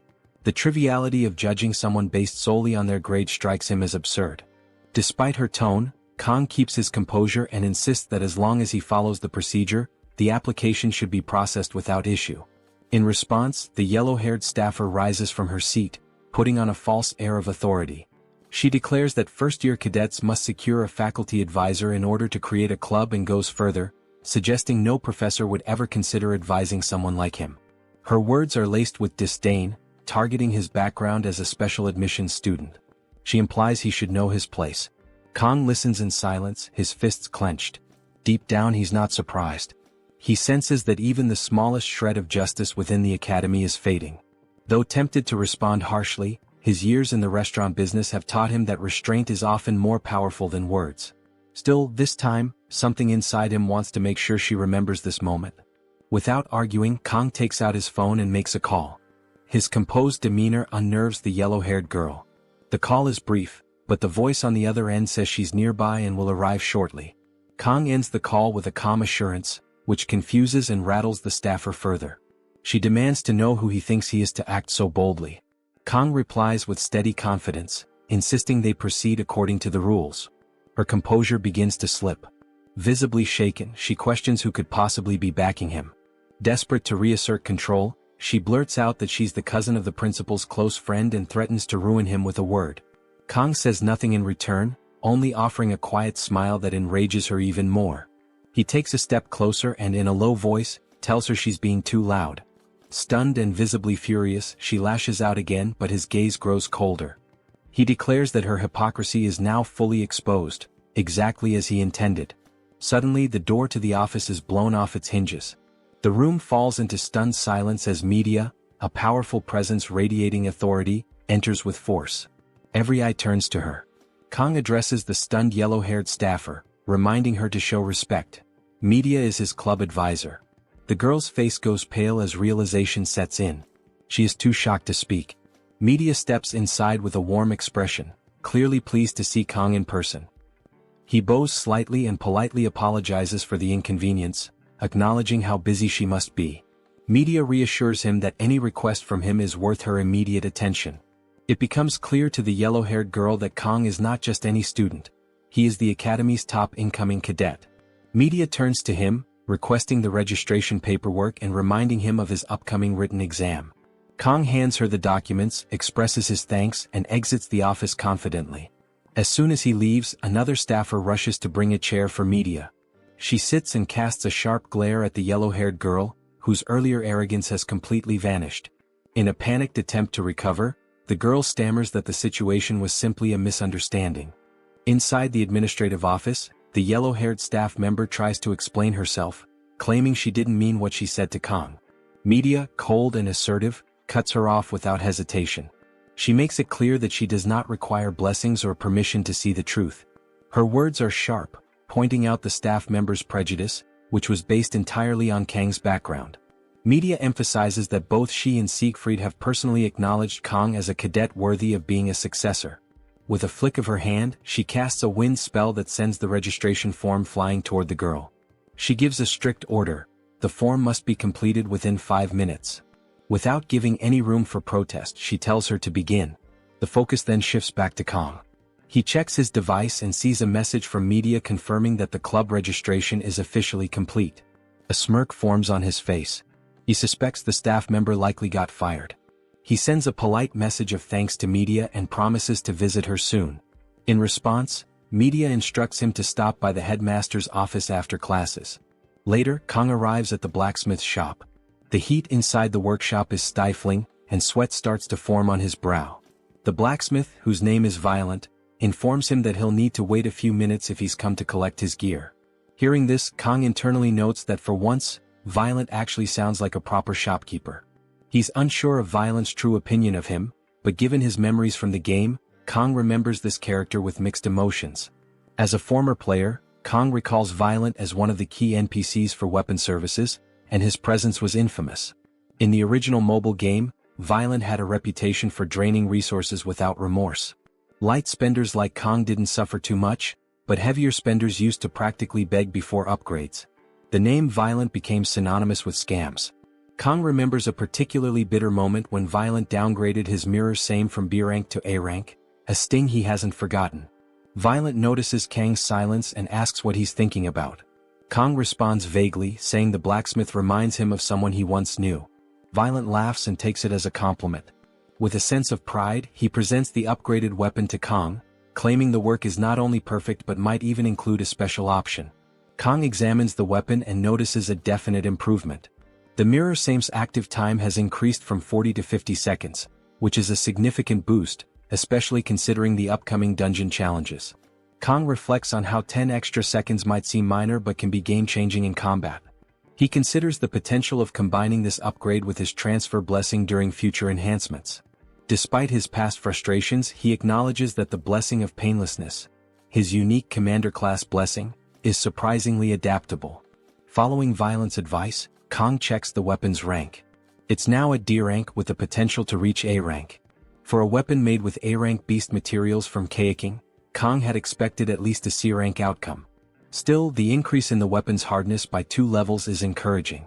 It will no longer shatter on contact, which is vital for aura infusion down the line. Suddenly, a new window appears in front of him. He hesitates, sensing that something is off. Clicking on it, a message appears, revealing that due to the successful enhancement and the weapon's growth potential, it can now hold up to 3 special abilities.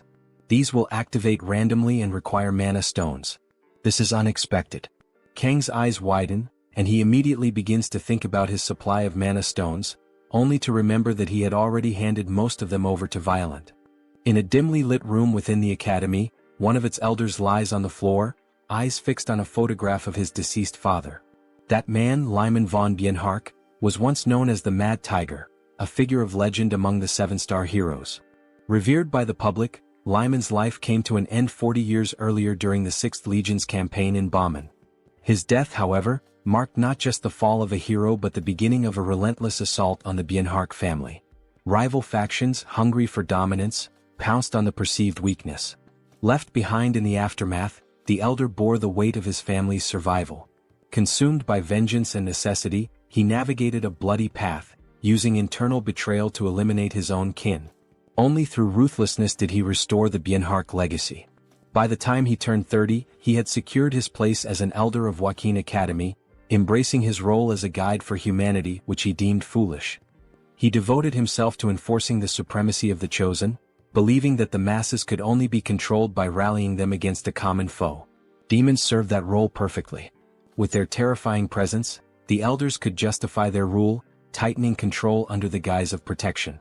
Yet unpredictability remained a constant threat. Lyman, with his destiny to challenge the Demon King, had been one such disruption, selected by the heavens themselves.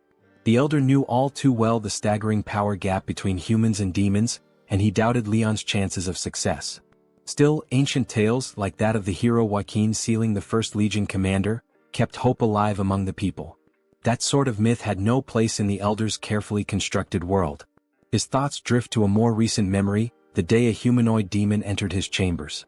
Mistaken for a mere instructor at first glance, the truth became clear the moment their eyes met. She had already passed the threshold. She had bound herself to a Legion-class demon, abandoning her humanity. Beings like her, half human, half demon, were labeled only one way: villains. Her presence was a grim reminder of the chaos rising beyond the Elder's control. Faced with Leon's defiance and now Kang's unsettling influence, the Elder mutters about the growing complications. Even the Auditor seems reluctant to act without a clear cause.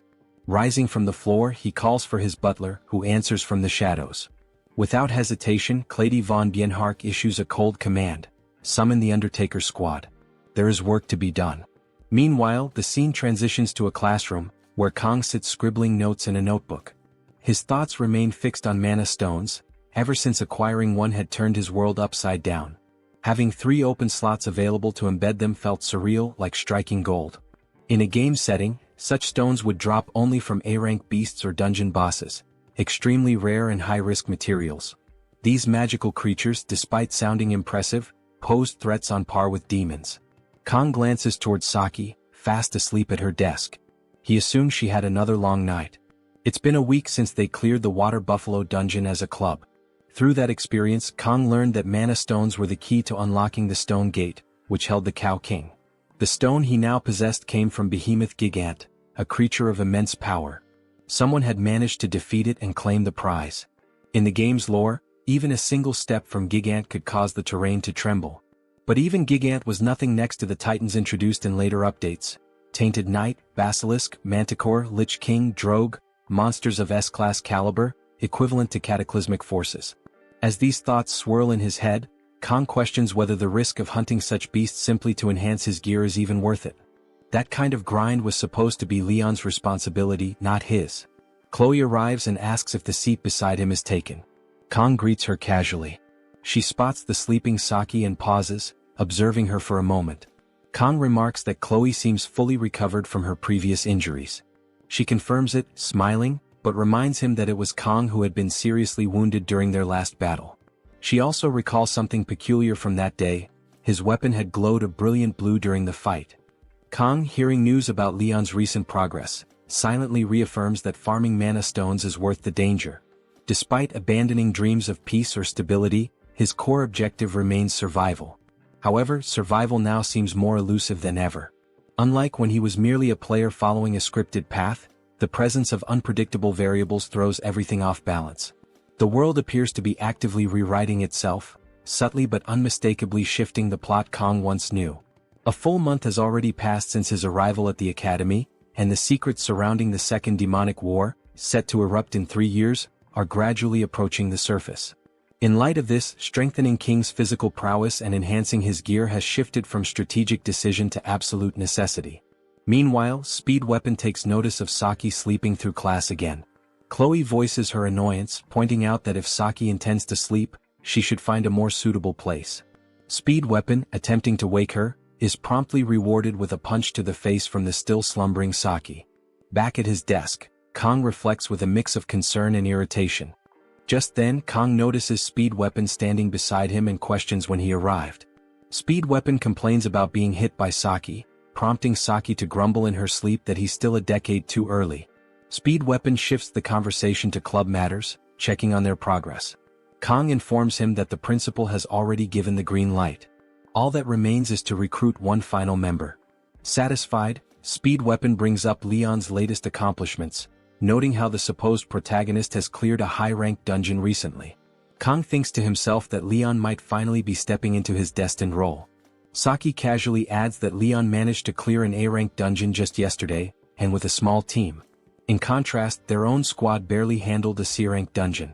Speed Weapon teases her for keeping such close tabs on Leon, suggesting she might like him. Saki, however, says nothing. Her silence fuels Speed Weapon's confidence in his theory until she glances at Kong, turns away, and declares she's no longer interested.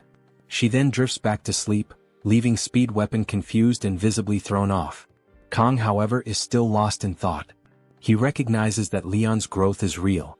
If things continue like this, Leon will likely be the one to obtain Bamong during the upcoming survival training on the deserted island. But something else gnaws at him. The existence of Tsushima, a character with 0 notable traits, continuing to survive this long seems almost unnatural. Kong suspects that Tsushima might be absorbing misfortunes originally intended for Leon, acting like a lightning rod for bad fate. The possibility unsettles him. Speed Weapon checks in on Chloe, asking if she's feeling better. She nods in affirmation. Kong returns to his inner resolve. Even if Leon's path is beginning to align with that of a traditional protagonist, it changes nothing for him. Should King's life be threatened, Kong won't hesitate to draw his sword. He has neither the inclination nor the obligation to follow a heroic script. He is not the main character of this tale. He is Kong, the sword demon, a man determined to carve his own fate. Elsewhere, the setting shifts to an ornate palace. A maid escorts 3 individuals through a grand corridor. Among them, a man enthusiastically tells his boss that they've succeeded in being summoned by one of Joaquin Academy's elders. He sees this as a massive opportunity. The woman leading them, clearly the boss, immediately scolds him, warning that another outburst will cost him. Nervous, the man attempts to calm her down, trying to dispel the tension. Another man, brown-haired and clearly more familiar with their boss, tells the blue-haired newcomer that she harbors a deep dislike for the Academy's leadership. The new guy, puzzled, asks why she accepted the mission in that case. The answer is simple: the money. The brown-haired man reminds him of the enormous payout, 100 million won up front and double that upon completion. Hearing that, the blue-haired man agrees. To him, this is nothing more than business. Their boss, growing tired of the chatter, coldly orders them both to be quiet. As tension fills the air, the group of men falls into silence out of fear. Approaching an elaborately designed room, the maid addresses Clady, announcing the arrival of the visitors. Clady instructs her to let them in. Inside, the boss of the group is revealed to be Ray Shun, a known villain. Accompanying her are two subordinates, the brown-haired Jang Taepeng serving as vice-captain and the blue-haired Parak. All three are members of a notorious assassin-villain organization known as Undertaker. Clady formally acknowledges Shun's presence but receives no response. Without delay, he hands over a file containing the next target, a student named Kong. Upon seeing the photo, Parak reacts dismissively, making assumptions based on appearance. Clady outlines the assignment: eliminate Kong during the upcoming survival training exercise on the deserted island. The job comes with an upfront payment of 100 million won, along with a bonus to be paid upon completion. When asked about the post-mission cleanup, Clady responds curtly, leaving the responsibility to Shun. He remarks that the island is isolated, surrounded entirely by sea. The narrative then transitions to exam day. Kong sits alone, eating lunch while reviewing material about the emergence of divine blessings, which began nearly 700 years ago following a major revolution. Feeling somewhat reassured by his strong midterm performance, he doesn't feel particularly anxious. Still, with final rankings displayed publicly on the Academy's board, he knows he can't afford to be careless. Without the pressure of rankings, he would have simply scribbled random answers, but now the competition, especially with his clubmates ranking first and second, pushes him to maintain his pride. Lacking answers during the test, he has already decided to stick with the third option by default. Just then his phone vibrates. Curious about the early message, Kong sees it's from Saki. She reminds him about the exam and checks if he's eaten. Although he doesn't see her as his mother, he responds that he had a sandwich. Saki follows up with a detailed recommendation to consume red bean jelly, citing its benefits for brain function, metabolism, weight management, anti-aging, and circulation. Bewildered by the flood of health tips so early in the morning, Kong offers a cultural reply. In Korea, sweet snacks are traditionally eaten before tests. Saki, surprised by his quick reply, asks for specifics. He answers with a local snack, yote. Saki grows annoyed at what she perceives as a joke and demands a serious response, but Kong ends the conversation there. Placing his phone down, he mentally prepares to conquer the exam, determined not to be outshined by someone obsessed with jelly. Later that day, after the test concludes, Kong reflects with dismay. His confidence from earlier has evaporated. This time he truly feels like the fool. Meanwhile, Saki and Speed Weapon argue over specific questions, while Chloe checks in with Kong to ask about his performance. He admits to selecting option 3 across the board. Chloe laughs, teasing him for his consistent simplicity. Kong internally admits that relying on his past gaming knowledge is no longer a viable strategy. Chloe playfully remarks that he can be quite the schemer when he wants to be. Meanwhile, Speed Weapon considers his own performance, silently estimating that he likely outperformed Chloe.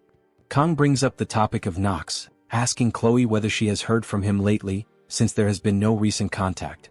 Chloe responds that her brother did try to call the day before, but she missed it because she went to bed earlier than usual.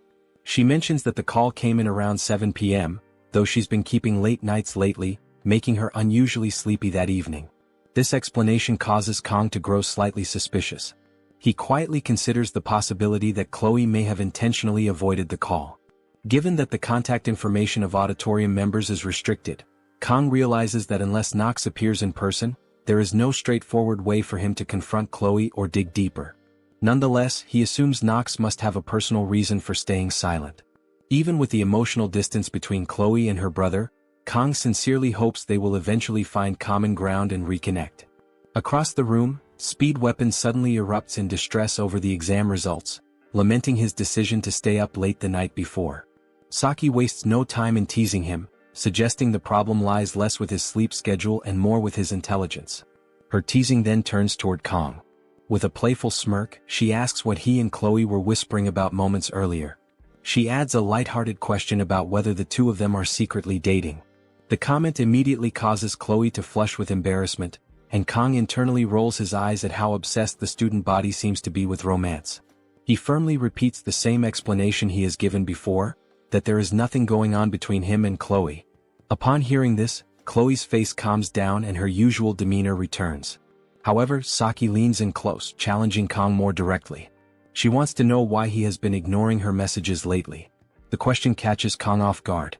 He asks her to clarify what she means by lately, pointing out that he only ignored her one time. In that exact instant, something shifts in Chloe. The mood darkens as she enters a jealous state, her aura changing sharply. A flare of intensity surrounds her, and her expression turns serious. The moment she realizes that Saki has been messaging Kang, Chloe's entire posture stiffens. With a low, threatening energy, she demands to know whether Kang and Saki have been secretly talking to each other. The two lock eyes and the tension in the air is undeniable. Saki is confused. She wonders why Chloe didn't react when she sat near Kang but is now blowing up over a simple exchange of messages. Speed Weapon, surprised by Chloe's reaction, tries to grasp what is going on. With a provocative smile, Saki directs the question to Kang, asking him to explain what's wrong with Chloe. Kang, however, only asks Saki to move away from him, visibly irritated by her provocation. Saki doesn't back down. She keeps pushing, trying to understand why Kang can't answer, even after knowing Chloe for such a long time. Kang grows more irritated but doesn't respond. He just thinks to himself, wondering what goes on in Saki's head for her to act like a spoiled child. Chloe interrupts Kang's thoughts, demanding to know why he never gave her his phone number. Kang tries to reply, but Chloe doesn't give him room. She's upset over a supposed promise that Kang would be her prince, and only hers. Seeing that this is all turning into a storm in a teacup, Saki adds more fuel to the fire. She laughs shamelessly and moves even closer to Kang, just as Kang asks her if she even knows what the word Yandere means. Saki doesn't take it seriously and says she doesn't understand such apparently English terms. Before she can escalate things further, Speed Weapon steps in abruptly, grabbing her face and asking if she has any idea what's happening. Saki is more concerned about retaliating for the slap to her face, but Speed Weapon's attention is locked on Chloe's insanity. Seeing Chloe holding a small blade in her hand, Kang starts wondering what he can do to de-escalate the situation, realizing it's already gone beyond anything they've faced before. He had even looked up videos on how to deal with yanderes but ended up forgetting everything. Chloe begins walking with a threatening posture and starts her bizarre speech. She declares that from now on she will make sure he sees no one but her. Before she gets any closer, Kang tries to reason with her. But suddenly she lunges with a quick strike and Kang barely dodges in time, nearly getting slashed across the neck. Witnessing the attack, Speed Weapon panics, worried about Kang's safety, while Saki simply observes. Chloe keeps attacking, accusing Kang of always finding ways to make her sad. Completely furious, she launches a direct strike, stating that Kang is always surrounded by others, never her, and even spends time with other girls. Kang realizes the attack isn't directed at him, it's meant for Saki. He reacts quickly, countering the blow and destabilizing Chloe. Saki, ignoring the danger, mocks the situation. Still inconsolable, Chloe tries to press her attack again, but Kang has had enough. With a fast and awkward move, he pins Chloe down onto the table, immobilizing her. He tells her to drop the blade while holding her arm. Ordering her to calm down, Kang asks her to listen. Chloe insists he has no right to ask that, since he didn't give her the attention she believed she deserved. The atmosphere shifts completely when Kang says that between the two of them, he prefers face-to-face contact. He finds phone contact too cold, a phone should never come between them. Chloe completely lowers her guard, enchanted by Kang's words. Getting closer, leaving her totally defenseless, Kang thanks her for always thinking about him.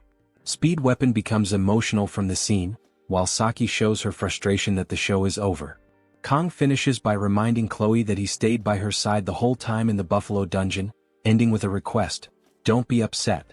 Chloe pulls herself together, her rage turning into passion, while Kang turns his back, relieved to have resolved the situation. Speed Weapon checks to see if Kang is okay and Kang confirms that he is. Chloe then asks what the next topic of the meeting will be, but Kang says they need to clean up the mess first. Meanwhile, Saki turns her back to the group and walks toward the door. Kang notices her leaving but has no idea what might be going through her head. Sometime later, as the sun sets, Saki and Speed Weapon walk together, both sharing the same thought, Kang Jiama.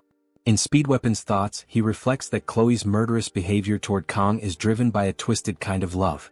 However, in that situation what remained most in mind was the fact that Kang, despite showing a welcoming smile, was ready for serious combat, holding his knife.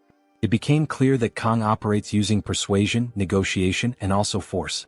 By achieving a balance between these points, his relationships are like those of a commander, a ruler. Such qualities will, without a shadow of a doubt, make Kang great. Looking at Saki, who is totally focused on her cell phone, Speed Weapon asks why she's been in a bad mood the whole time, leading Saki to promptly deny it. When he asks what's so important on the phone, Saki replies that she's about to delete a video because the subscribers are not interacting properly. Speed Weapon jokes that the video must be about how to deal with Yanderas. Saki then shows the phone, clearly upset. Speed Weapon is surprised by the 210,000 views, saying it's a very popular video to delete. I certainly wouldn't delete it. I'm counting on your help to reach 210,000 views on this video. Back to the scene, Saki replies that she doesn't need the video anymore, and Speed Weapon doesn't argue. Speed Weapon then asks why the channel is called Saki-chan's Japanese. Saki answers that she just typed the first thing that came to mind. The scene shifts to the library, where Kang reflects on an upcoming event. He notes that, although the event is described like a survival game, it's actually conducted almost like a summer camp. The tasks of the event are to survive, identify poisonous plants, and follow the instructor's tips. To prepare, Kang lists all the books related to the subjects. Kang reconsiders his judgment when he sees the word survival on the book cover, pondering the relevance given by the academy. After all, it's 3 days of evaluation. Remembering the story of the game, Kang, as a former player, knows that during this event Leon obtains the fist of his legendary weapon, Bamung. Not only that, but it's also during this period that emotions between Leon and Abel emerge. While playing, Kang was deeply immersed in this stage of the game, but being a character now, he doesn't care as much. The truth is, as he observes a book with the events, the chaos surrounding Kang has made him simply not care at all about any kind of romance. There's already enough to worry about, considering that the elders are against him, there's a mysterious, malicious instructor, and he still needs to recruit members. No matter how beautiful someone is, romance simply won't be a priority. What interests him most as a swordsman is just one thing: Bamung, a sacred and demonic sword. As a former player, he knows exactly the power of this weapon and where it is. However, this weapon is fragmented, and collecting all the pieces is part of the main storyline. That makes it impossible for Kang to collect it. The requirement to acquire the sword is to ascend to the Blessing of Miracle. This weapon was made exclusively for the protagonist, whereas all Kang has is a sashimi knife. Following the possible paths, Kang is determined to make the most of the event. He then begins to map the locations, starting with Avalon Island, which has no monsters, but there is the possibility of yet another ambush.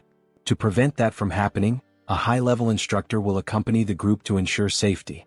While looking for books about Avalon, Kang reflects on the conveniences that make it possible for him to achieve his goals safely. Kang reflects on his preference for books over the internet, because in them lies ancestral knowledge. After finding a book about the history of Avalon, Kang returns to his table. The island is described as uninhabited, characterized by shifting terrains and a central lake. These things were already known to Kang. Frustrated, Kang considers the possibility of an endless search for a specific piece of information about the island. Meanwhile, Leon approaches.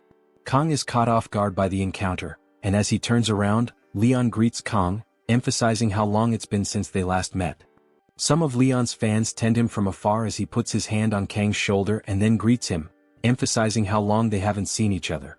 Kang was taken aback when he noticed Leon reading a book titled Introduction to Magic. Observing him, Kang reflected that this doesn't seem appropriate because, as the game's protagonist, Leon shouldn't be studying magic in the library. But apparently the incident at the midterms had him worried enough. Kang stared at him, reflecting internally whether he could trust what he was seeing while Leon remained in silence. So then, Leon showed interest in what Kang was doing, asking what he was reading. Kang explained that he was reviewing material about Avalon Island, the site of their upcoming training, and was researching its characteristics. As they exchanged glances, Leon remarked on Kang's commitment, which Kang silently admitted was true.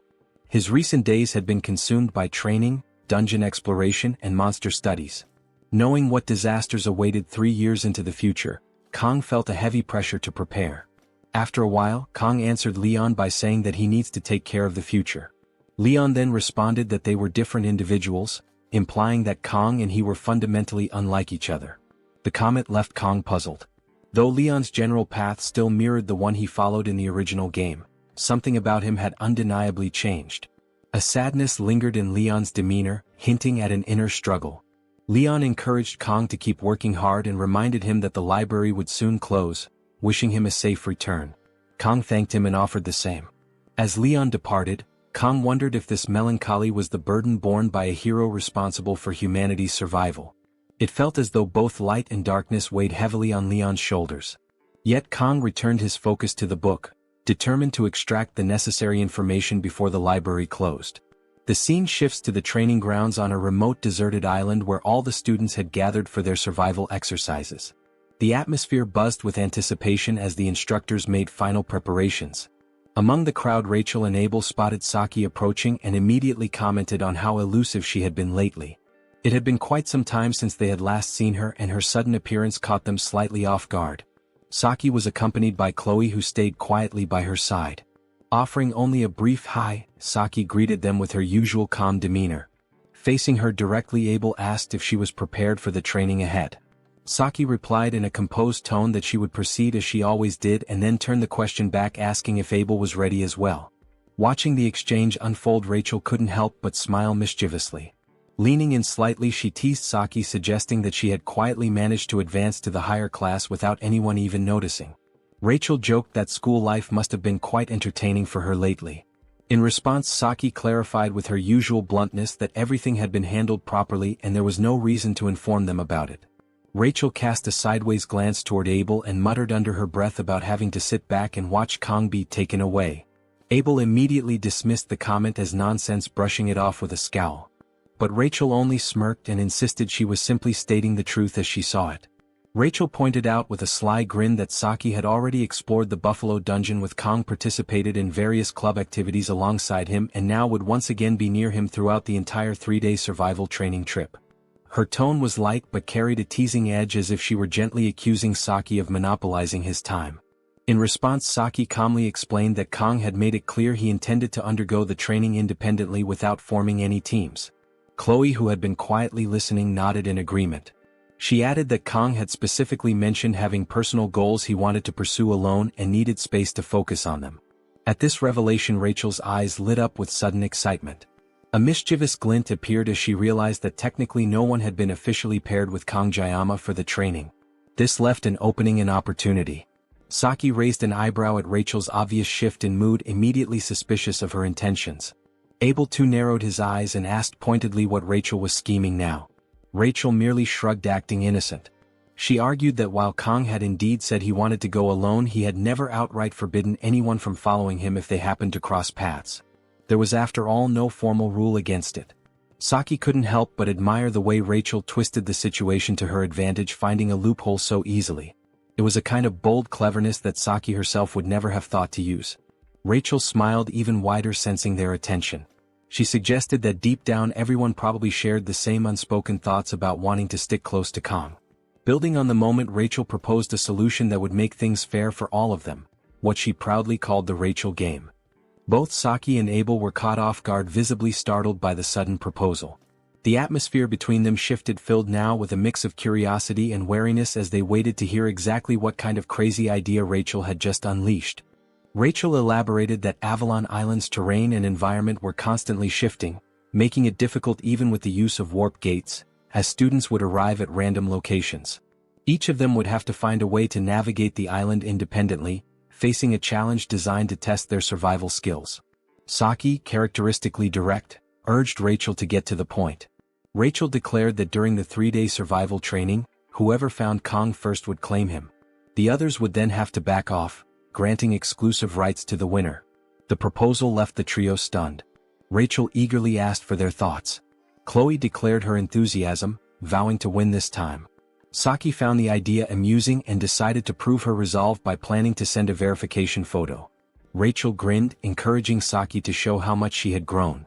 Abel became flustered at the mention of exclusive rights and briefly thought about her grandfather before declining to participate in Rachel's proposed challenge. She apologized and said she had no time for such trivial games, stating she would not join. Rachel accepted her decision with a nod and confirmed that the rest would continue without her.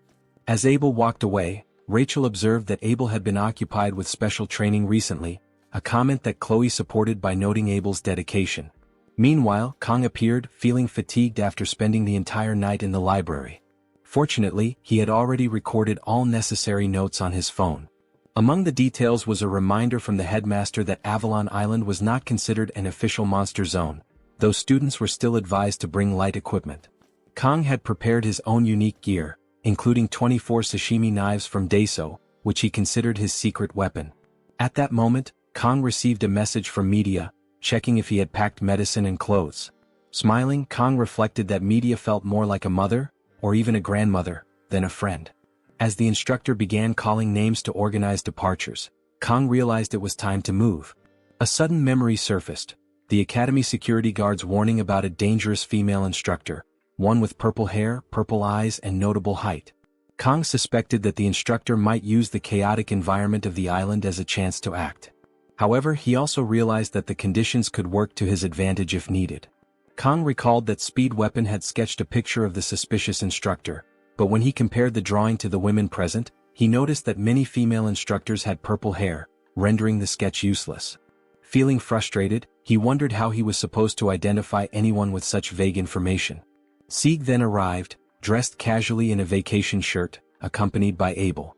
Sieg complimented Kang on his recent dedication to training, observing that when talent combined with effort, results did not just add up but multiplied. He also reminded Kang about the importance of rest and encouraged him to enjoy the training exercise. Kang thanked Sieg and wished him good fortune as well. Amused, Sieg laughed, praised Kang's cleverness and walked away. Watching Sieg leave, Kang thought he seemed genuinely cool. Abel, on the other hand, stared silently at Kang before turning and walking away without a word. Kang mused that Abel needed to relax more and predicted she would probably have a boyfriend soon anyway. Suddenly, Saki attempted to sneak up on Kang, intending to startle him. However, Kang's instincts reacted automatically, and he flicked her forehead before she could succeed. Caught off guard and annoyed, Saki complained that she had only wanted to joke around because she was bored, and now he had hurt her. Kang smiled apologetically, explaining that he had sensed a presence and reacted out of reflex. Despite his apology, Saki remained upset, insisting that her forehead was not a punching bag. She explained that she had come to wish him luck before sadly walking away. Watching her retreat, Kang found himself unable to understand Saki's behavior. She seemed to lack sleep and constantly lingered around him. Ignoring her made her even more persistent, and Kang remained uncertain about what exactly she found so interesting in him. Although she was officially recognized as a heroine now, Kang was determined not to form any unnecessary attachments. An announcement then interrupted his thoughts, informing all students that the dimensional gate to Avalon Island was activating. The voice encouraged everyone to be cautious and enjoy the experience. Kang steeled himself, deciding that he would focus solely on finding what he needed without getting entangled in needless trouble. In a flash, he was teleported to a random location on Avalon Island. Stunned by the breathtaking scenery, Kang reflected that although it had been a year since he fell into this world, this was the first moment it truly felt like he was living in a fantasy. Surveying his surroundings, he realized he stood before one of Avalon's sacred sites, the apple tree of beginning, which he identified with awe as Yggdrasil. A loudspeaker then echoed across the landscape, announcing the official start of the deserted island survival training. Kang resolved to postpone any sightseeing, focusing instead on the opportunity to find a new blessing. Kang meticulously studies the map of Avalon Island, a copy he obtained from the library archives. The map, worn but detailed, bears a crucial annotation made by him: the location of the blessing of regeneration. This rare and coveted power is rumored to be hidden somewhere on the island, and Kang, having played through the game that this world seems to mirror, believes he knows exactly where to look. As he cross-references the map with the vivid images in his memory, he recalls that the blessing lies near an odd rock formation, not far from the heart of the island, where the majestic world tree towers above the landscape. With this realization, it becomes clear to Kang that his journey must take him toward the lake at the island's center, a route that will lead him through rough, rocky ground and densely wooded areas. Time is on his side, at least for now. Kang still has 3 full days to accomplish his goals. The academy hadn't sent the students to Avalon Island for leisure or relaxation. This expedition is no leisurely outing. It's a carefully structured trial. The students were tasked with a specific mission: to locate and retrieve magical orbs scattered across the island. The purpose? A test of skill, endurance, and strategy. Each orb adds to a student's score, and some contain magical properties that can enhance abilities. Recognizing this opportunity, Kang decides to collect whatever orbs he can during his trek to the lake, killing 2 birds with 1 stone. Before embarking on this difficult journey, Kang prepares according to the advice he read in a survival manual. He gathers essential gear, and finally pulls out his secret weapon, a machete. It's not just any machete, but one he had specifically purchased from the hiking section of a local supermarket. It was a bit of a luxury item, something he normally wouldn't buy, but he had splurged on it for this exact scenario. Holding the weapon now, Kang reminds himself to grow familiar with it, since he intends to reserve the use of his 50-second blessing of painlessness for an emergency. He takes a few experimental swings. The blade cuts cleanly through the air, and the grip feels solid in his hands, though the overall feel is not yet second nature. Still, if the machete fails him, he has a backup plan, his trusted sashimi knife. Just then, movement in the underbrush catches Kang's eye. A rabbit bursts out from the foliage, startling him. Seeing an opportunity to test his weapon, and possibly secure dinner, he prepares to strike. But as the creature bounds into clearer view, Kang's eyes widen. This is no ordinary rabbit. It's enormous, far larger than any rabbit should be. Nevertheless, he reassures himself with bravado, muttering under his breath that if he could once defeat the Cow King, a rabbit shouldn't be a problem. He lunges forward, preparing to activate his blessing of God. But to his dismay, the blessing does not respond. Nothing happens. Elsewhere on Avalon Island, Abel encounters a rabbit of her own. Unlike Kang, she is immediately captivated by the creature's appearance. It's fluffy, small-eyed, and entirely adorable. She hesitates to harm it. Questions form in her mind. Where is its mother? Why is it alone? Overcome with a mix of curiosity and affection, she reaches out to pet it. But in an instant the rabbit snaps. It bites her finger sharply and darts off with lightning speed. Abel gasps, then curses. Her affection turns to fury. She charges after the rabbit, calling out for it to stop, her voice echoing through the woods. Initially she had planned to let it go, touched by its cuteness. But now, after being bitten, her pride and patience are bruised. She sees this chase as a perfect opportunity to test the results of her sword training. Declaring aloud that a rabbit like this is nothing to her, Abel sprints forward. But to her astonishment, the rabbit suddenly accelerates and, impossibly, smirks at her. The expression is unmistakably cunning. It dawns on her that she had misjudged it entirely. The rabbit had been concealing its true power just as Kang tends to do. Still, Abel refuses to back down. Her voice sharp and determined, she proclaims, "No matter how fast you are, before the blade of Nibelung, I will not lose." She reminds herself that she is no ordinary girl, she is the granddaughter of the Sword Emperor. With renewed focus she strikes, believing that this time she has the upper hand. But once again the rabbit effortlessly dodges her attack. Then, without warning, the earth beneath her feet crumbles, and Abel plunges into the waters below. As she sinks into the cool depths, the image of the rabbit grows distant, and unexpectedly her mind turns to thoughts of Kang. Meanwhile, deep in another stretch of forest, Kang remains locked in a taxing battle against the oversized rabbit. Sweat soaks his clothes and each breath comes harder than the last. Gasping, he mutters bitterly to himself that all his training amounts to little without the aid of his blessing. He had believed his physical condition, honed since his past life, was sufficient. But clearly he was mistaken. Reality hits hard. He is outmatched and out of breath. Eventually he slumps to the forest floor, resigning himself to defeat. It's not worth chasing a rabbit he cannot even touch. He tells it to go, waving it off. But the creature doesn't run. Instead it stands tall, looks him in the eyes and smirks, mocking him. Then it speaks, calling him weak. The insult cuts deep. Fury surges through Kang. Without hesitation, he hurls the machete aside, his hand reaching instinctively for the sashimi knife. His grip tightens around the handle as he finally activates his blessing of the sword god. In another quadrant of the forest, Rachel is dashing through the undergrowth, her blessing of agility helping her glide over roots, stones, and uneven earth. She leaps over a fallen log, lands in a crouch, and pauses. Looking around, she realizes with a growing sense of dread that she's been running in circles. "This is bad," she mutters, her voice barely above a whisper. Despite the situation, she tries to keep her spirits up, referring to the ordeal as the Rachel game, though the term feels more like nervous self-reassurance than confidence now. Lost and unsure of her next move, she lets out a shaky laugh. Rachel suddenly notices a bird soaring across the sky above her. Its dark feathers, sleek and gleaming in the sunlight, instantly remind her of Kang's hair. This resemblance sparks something in her, and in a flash of spontaneous conviction, she takes it as a sign. The bird, possibly a crow, is moving swiftly in one direction, and Rachel doesn't hesitate, she decides to follow it. In her mind, the message is clear. If she runs in that direction, she's bound to encounter Kong. She affirms this belief to herself with confidence, her inner voice telling her that there's no point in overthinking things. Acting on instinct is better, and hesitation would only slow her down. Her resolve surges anew, and with renewed purpose she charges ahead, chasing after the bird's flight path. Her thoughts are entirely focused on reuniting with Kong. As she runs, Rachel yells out with unwavering determination, her voice echoing through the forest as she announces, loud and clear, that she's going to see Kong now. Elsewhere, Saki suddenly stops in her tracks. She pauses, ears straining, almost certain she just heard Rachel's voice echo faintly in the distance. She's not entirely sure, but the sound lingers in her mind. Taking a moment to assess her situation, Saki checks her supplies. Jelly snacks, a soft blanket, a cardigan for warmth, and her weapons, all accounted for and neatly packed. But the one thing missing is Kong.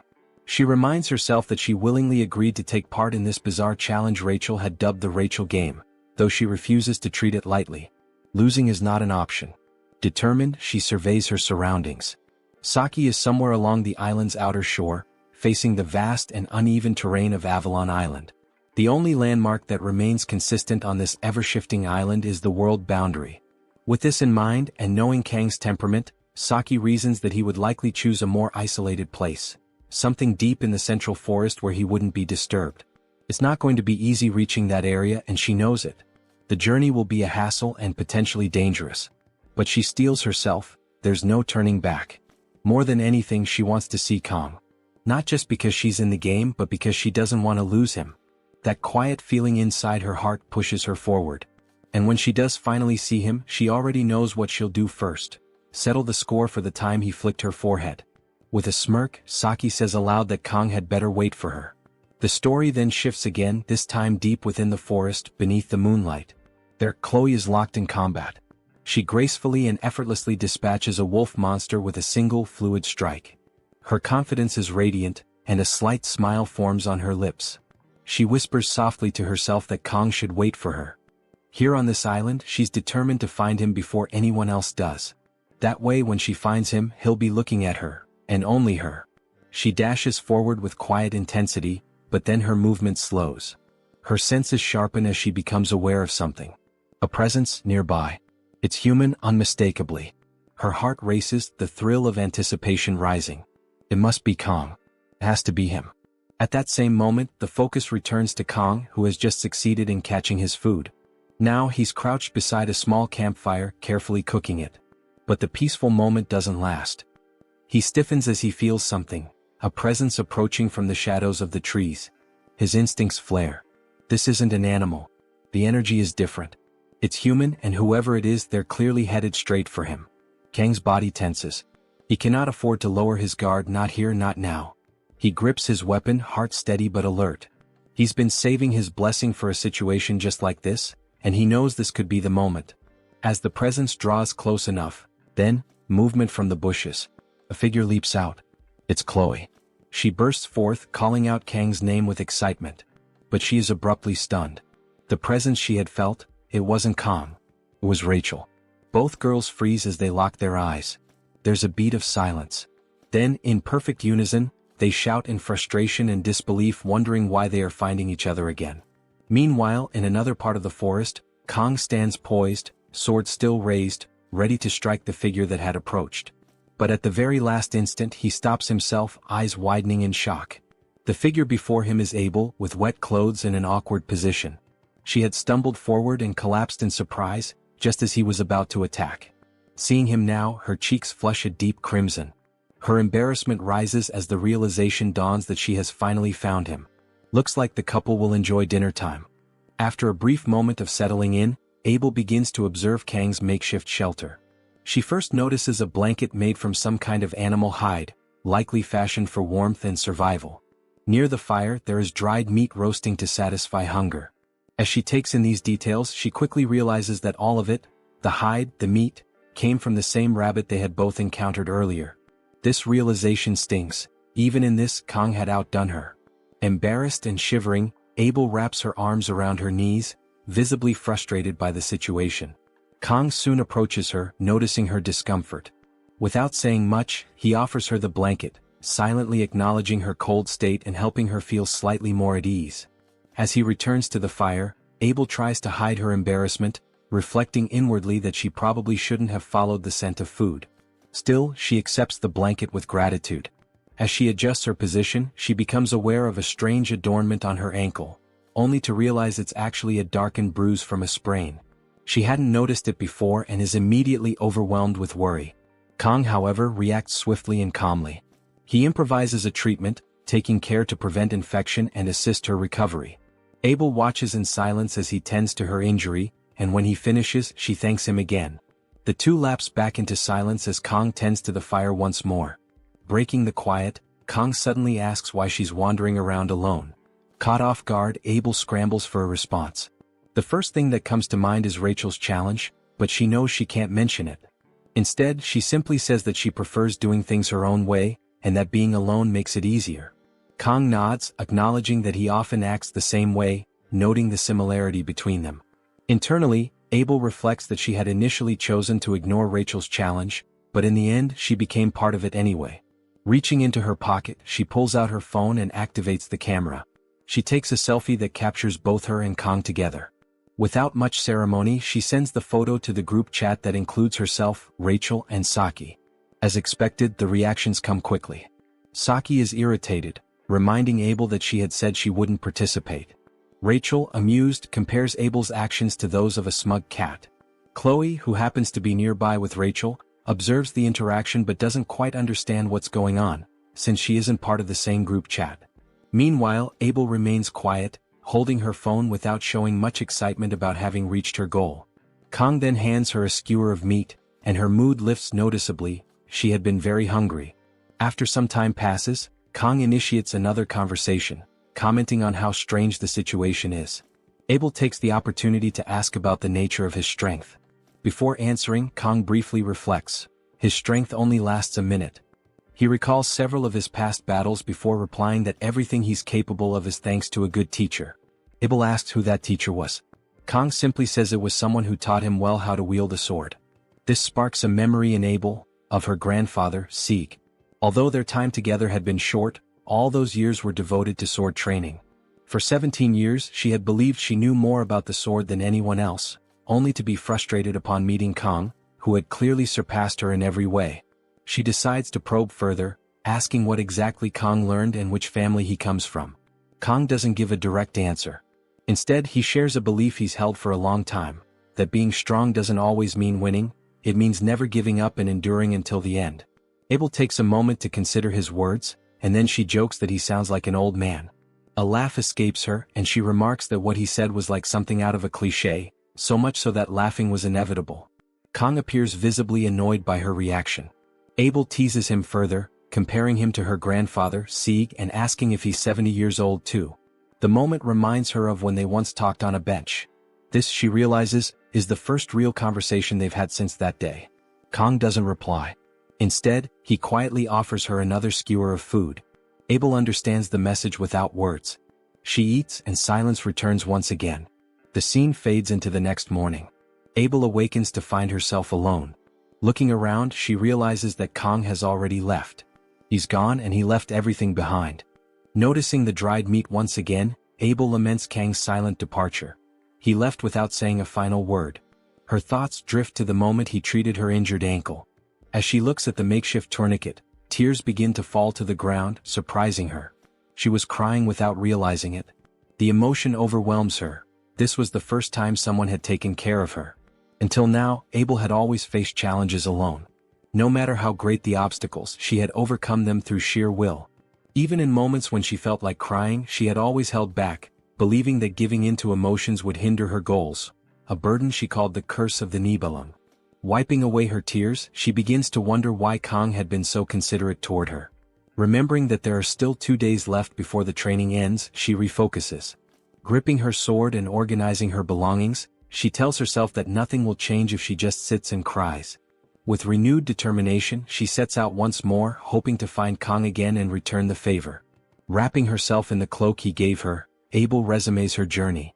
Meanwhile, Kang is exploring another part of the island, thinking about how comfortable the previous night had been, though now the weather has become hot. He assumes Abel must be awake by now and briefly reflects on her beauty. Still, something inside him believes that she doesn't like him. He blames it on her character, concluding that's just how someone from nobility is expected to act. Reflecting on the previous night, he reminds himself that his gesture of kindness wasn't driven by any emotional attachment. She had simply looked helpless and he couldn't just ignore her. Helping someone once wouldn't change the world or the fate of the game. Kang eventually realizes that he's exited the forest biome and now moves across rocky terrain. As he continues, he recalls that this is the day when Abel and Leo are supposed to meet and begin to develop feelings for one another. For a brief moment, he wonders whether it was the right decision to leave the blanket behind, considering it might have been better to take it with him. However, nearing a large tree, he shakes off the distraction and redirects his focus toward finding the blessing before sunset. This particular blessing is one of regeneration, a spirit tier blessing though considered lower ranked than the transfer blessing. Its primary purpose is to enhance healing abilities. Kang begins to imagine ways to make the most of it, such as combining it with the transfer blessing to use speed weapons healing ability on himself, amplifying the healing effects. He even considers using it to repair his sashimi blades. The way he thinks about the blessing makes it sound almost miraculous, though he knows it won't regenerate lost limbs, only heal wounds. Ultimately, what matters most is that this blessing is considered a hidden one and doesn't influence Leon's development. Leon will grow incredibly strong regardless, so there's no harm in Kang taking it for himself. After scaling a rocky cliff, Kang reaches the tree and is stunned by the stunning visuals and the difference between seeing the game's environment from within rather than from a screen. Catching his breath, he's relieved to have located the site of the regeneration blessing. But something shiny among the ruins of what looks like an old temple catches his eye. As he approaches, he sees a massive orb glowing among the rubble and wonders if it's some kind of bonus. Feeling lucky to have discovered it while only intending to find the blessing, he begins to think his fortunes may finally be turning, after enduring so much bad luck. Unable to resist shiny things, Kang decides to stop wasting time and reaches out for the orb. Suddenly, an attack strikes the ground near it, jolting him into high alert. He then wonders what's happening, only to realize that someone else is there with him. The stranger speaks first, remarking that they hadn't expected anyone to come this far, especially since the area around the tree is hardly a tourist destination. Stepping out from the shadows, Leon reveals himself and asks whether Kang had really gone through all that trouble just for the orb. Kang remains silent for a moment, while Leon narrows his gaze at him. Leon then speculates that the orb wasn't Kang's true goal and that he must be there for another reason. Kang defends himself, claiming he saw the orb from afar and simply approached to retrieve it. Leon doesn't buy Kang's explanation and declares that if Kang wants the orb, he'll have to defeat Leon first. With that, both of them draw their weapons and a standoff begins. On the day of Leon's birth, it was as if fate itself had smiled upon him. The world seemed to acknowledge his arrival with silent approval, as though he were destined for greatness. Later in his journey, Leon came across the emblem of the hero, a powerful symbol that confirmed his place in the grand narrative that surrounded him. Meanwhile, Kang stood in growing confusion. By this point in the story, Leon was supposed to be with Abel, sharing in a crucial development. This day was marked as a pivotal moment, one that should have unfolded elsewhere, yet here Leon was, sword in hand, swinging through the air with calculated grace. Kang's thoughts raced as he tried to understand what had gone wrong. He questioned whether he might have inadvertently altered the course of events, perhaps disturbing an essential encounter between Leon and Abel. But nothing unusual had happened the night before. No confrontation, no revelations that could have led to this detour. Even if Leon had learned something troubling, there was no logic in responding with violence. Yet something still felt undeniably off. As Leon moved, his sword caught the light and Kang's heart skipped a beat. The weapon was instantly recognizable, Bamong. But something about it felt incomplete. The sword, known in legend as the most cursed and malevolent of demonic blades, bore a strange addition, a blue gem embedded at its core. This gem, the ether jewel, was no simple ornament. It acted as a divine regulator, muting the chaotic magic of the blade and imbuing it with holy power. However, because Bamong's essence was rooted in magic, the jewel could only control it to a limited extent. Ultimately, the sword's alignment would always reflect its wielder's true nature. In the original version of the story, Bamong represented duality. It could become a tool of salvation or destruction depending on the bearer's choices. That thought chilled Kong to the bone. He considered the possibility that Leon might be leaning toward the darker path. Before Kong could fully process this, Leon addressed him with a calm tone, framing the encounter as a friendly spar. There was a disquieting honesty in his words, and Kong recognized that Leon planned to use their duel as a means to improve himself, even if it meant treating Kong as a temporary obstacle. Despite some understanding of Leon's intentions, Kong knew one thing for sure. Whatever excuse Leon had given, about some orb or pretense, it was just that, an excuse. Leon's expression hardened. Time was limited, he said, and he was ready to begin. Without waiting for agreement, he charged forward with tremendous speed. Meanwhile, elsewhere on the island, Saki was fuming as she came across Speed Weapon. Her patience wore thin. Of all people she could have encountered, it had to be him. Speed Weapon was equally displeased, making it clear he hadn't chosen this meeting either. Saki grumbled about the incompetence of those who had assigned Speed Weapon to her path, telling him to stay quiet and follow her lead. Speed Weapon, never one to let such remarks slide, asked if she was looking for someone, perhaps Kong? Her immediate confirmation caught him off guard, but it also gave him fuel for teasing. Speed Weapon suggested that maybe Saki had feelings for Kong. She denied it, but her flustered response only made Speed Weapon more confident in his theory. He pointed out how her behavior had changed dramatically. Not long ago, she had spent most of her time lounging around the archery range. Since becoming involved with Kong, however, she had taken on tasks she used to avoid, like hacking, which she once claimed to hate. Now, she was willingly volunteering for extra responsibilities, clearly acting out of character. Saki suddenly stopped walking. Speed Weapon, unprepared, walked straight into her. Annoyed, he muttered a complaint, but then noticed the faint blush on her cheeks as she quietly wondered whether her feelings had been so obvious.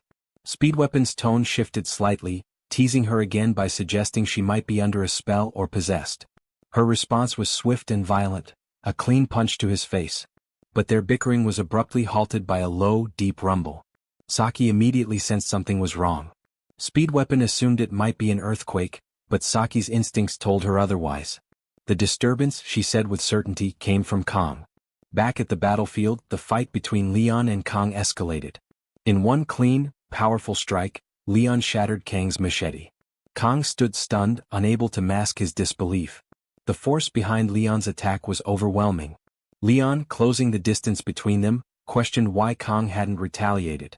Kong stood motionless at first, caught off guard by Leon's unexpected attack. Though the strike had missed, the mere fact that Leon had genuinely attempted to land a blow unsettled him. He hadn't anticipated that level of seriousness. The realization dawned, this was not a mere sparring session. Engaging in battle without fully understanding the stakes could lead to disaster. Kong hesitated. Using his blessing might overwhelm Leon, but if he faltered even slightly, Leon, armed with the miracle blessing of the protagonist, would win without question. It was a dangerous equilibrium, where one misstep could shift the outcome entirely. Leon, aware of Kang's turmoil, pressed forward without mercy. His demand was clear. Kong had to fight.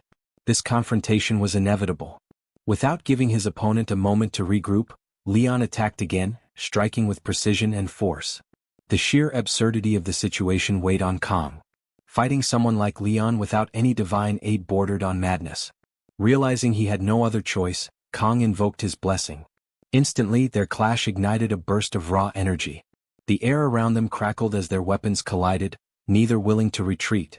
Their ferocity mirrored one another, and every move was met with equal resistance. Yet, despite his best efforts, Kong found himself on the defensive. Leon's strikes came with unrelenting speed and aggression. He pressed forward, swinging Bamong with deadly precision. Kong dodged narrowly, evading the cursed blade by the thinnest margin. But the protagonist gave no respite. A new strike from the right came like lightning. Kong shifted just in time, but Leon was already preparing the next assault. The barrage left no room to counter, no space to breathe. In a desperate move, Kong pulled out his sashimi swords, hurling them in an attempt to buy himself a moment. Leon, however, met the thrown blades with ease. With a single swing of Bamong, he shattered them all midair. The display of strength stunned Kong, leaving him vulnerable. Leon advanced in a blur, appearing before him with terrifying speed. Kong, driven by instinct, dropped low to avoid the downward swing. Bamong crashed into the stone pillars behind him, reducing them to rubble. Kang seized the chaos, bounding across the collapsing columns to gain some distance. From higher ground he assessed the situation. Leon's growth since the midterms was almost incomprehensible. The gap between them had widened dramatically, as if the protagonist's progression defied natural limits. While others plateaued, Leon surged ahead. But then a flicker of hope emerged. The brilliant aura around Leon's sword began to wane, its radiant glow faltering. Fatigue was setting in. Kang saw his chance. With renewed focus, he drew another sashimi sword and advanced, his own blessing surging within him. The divine energy of the sword god coursed through his limbs, strengthening his resolve. He charged forward, ready to test Leon's limits, now more determined than ever to match the strength of a man touched by fate. Leon stood still, his eyes drifting upward, his face distant as if caught in the grip of a powerful memory. In that moment he recalled a divine voice, one that had once entrusted him with the promise of bringing happiness to the world. The weight of that mission pressed heavily on him, both a sacred calling and an unbearable burden. As those words echoed in his mind, the aura around him reignited, now burning with a golden yellow radiance. His expression softened into a faint, almost melancholic smile as he turned toward Kang. Without hesitation, Leon summoned the full force of his power. The battlefield was consumed by a brilliant golden light that surged outward in every direction. It was overwhelming, both beautiful and suffocating. The energy radiating from him held the weight of righteousness, conviction, and divine purpose. With sword in hand, he charged forward, seeking to end the clash with a single, decisive blow. But Kang was prepared. At the height of the assault, he invoked the full blessing of the sword god. Empowered by divine strength, he met Leon's charge head-on. Their weapons collided in a burst of raw energy. Kang's sashimi sword struck with perfect timing, clashing against the demonic blade Bamong. The impact shattered the blinding aura and unleashed a devastating shockwave that tore through the surrounding terrain. Leon staggered back, the golden glow of Bamong flickering and finally extinguishing. In the silence that followed, the realization of his defeat began to settle in. The battle was over. As he struggled to steady himself, Leon's thoughts turned inward. He remembered the voice that had chosen him, the promise he had tried so hard to fulfill. He had believed himself to be the one destined to bear that divine responsibility. But as he looked at Kang, still standing strong, unshaken despite everything, it became painfully clear. Kang had risen to meet the moment in a way Leon never could. That unwavering strength, that clarity of purpose, it should have been him. In the end, Leon understood. He had been chosen, but the one truly worthy had always been Kang. After his intense duel with Leon, Kang turned around, expecting to find his opponent still there, but the space was empty. Where Leon had stood just moments ago, there was now nothing. Kang's brow furrowed and thoughts began to swirl in his mind. The duel had caught him off guard. He reflected on how Leon had approached him, deliberate, focused, clearly with the intent to grow stronger as a hero. To Kang, it was obvious that Leon saw the duel as a personal trial, a way to sharpen his blade and spirit. But Kang had no interest in playing along with anyone else's growth arc. He wasn't here to lose to anyone. He thought back to the way Leon had fought. His attacks hadn't made it easy for Kang to bring the fight to a swift conclusion. One wrong move and Kang could have ended up seriously injured. So he did his best to avoid causing any harm. He dodged. He evaded. And he made sure not to strike with lethal force. Still, he had to admit, Leon's progress was remarkable. It made sense for someone who was, by all accounts, the story's protagonist. Kang glanced at his sword, bombed, and noticed a bit of damage. Minor, perhaps, but worth noting. Thankfully, a capable blacksmith would be able to repair it.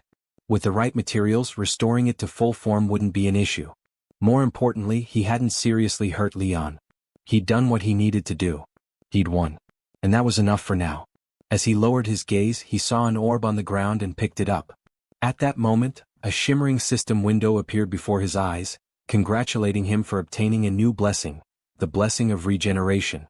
It explained that the blessing could rapidly multiply damaged cells to heal his body, though it wouldn't be effective against major injuries. Kang tilted his head and wondered aloud if it was a passive ability. To find out, he focused on a small wound on his arm, and to his astonishment, it vanished instantly. Relief coursed through him and a small smile crept across his face. The blessing was clearly powerful. He was glad he'd come. Glad he'd endured that difficult encounter. It had all been worth it. Later that night, the weight of everything caught up with him. Kang sat alone, the duel with Leon replaying in his head. He wondered, Was it really about Abel? Leon had mentioned that the fight was inevitable, but at the time, the tension of the moment had been too thick for Kang to ask why. Now he questioned what Leon had meant. He also started to wonder what Leon's role really was in this world. But even more than that, he pondered his own existence here. After all, he was the one who had been thrown into this strange world. He reaffirmed his resolve to press forward, to carry out what he believed needed to be done. In his past life, he'd had a fiery spirit and a stubborn streak a mile wide. He'd often stood up to rude customers, driven by his innate sense of justice and fairness. That core part of him hadn't changed. While he had tried to stay out of the main storyline at first, his priorities had shifted. Self-preservation became the mission. He hadn't intended to affect anything major, only to earn a blessing quietly. But now, after clashing with Leon and hearing about threats to his life, the stakes had risen sharply. Kang realized this wasn't just some story anymore. His life was in actual danger. And if it came to it, he might have to kill a person instead of a monster. He let out a sigh and looked up at the stars. Was he really okay? Maybe it was time to learn how to relax, even a little. But that moment of peace was cut short by a familiar voice. "You talk too much," said Saki, her tone a blend of annoyance and amusement. "You should just act like yourself." Kang flinched and spun around, his heart skipping. Was he hallucinating from sheer exhaustion? Was he imagining things? He paused to consider. If Saki were really here, she'd probably say something like that. She'd probably be nagging him about his brooding. His mind wandered again, wondering what the others might be doing. Elsewhere, Saki and Speed Weapon sat far apart from one another, clearly not on speaking terms. Saki had even drawn an imaginary line between them and warned him not to cross it, or face consequences. At the same time, Rachel sat nearby, showing Chloe a photo that Abel had recently shared in their group chat. Chloe was left speechless the moment she saw the picture Abel had sent. Her wide-eyed astonishment drew a burst of laughter from Rachel, who couldn't contain herself at the sight of her friend's reaction. It was a moment of lightness, fleeting and distant from the growing tension that loomed elsewhere. Far from their laughter, Kang sat alone, silent and reflective. Despite everything that had unfolded, thoughts of his companions stirred a faint smile on his face, a subtle reminder that not all was grim. But the quiet did not last.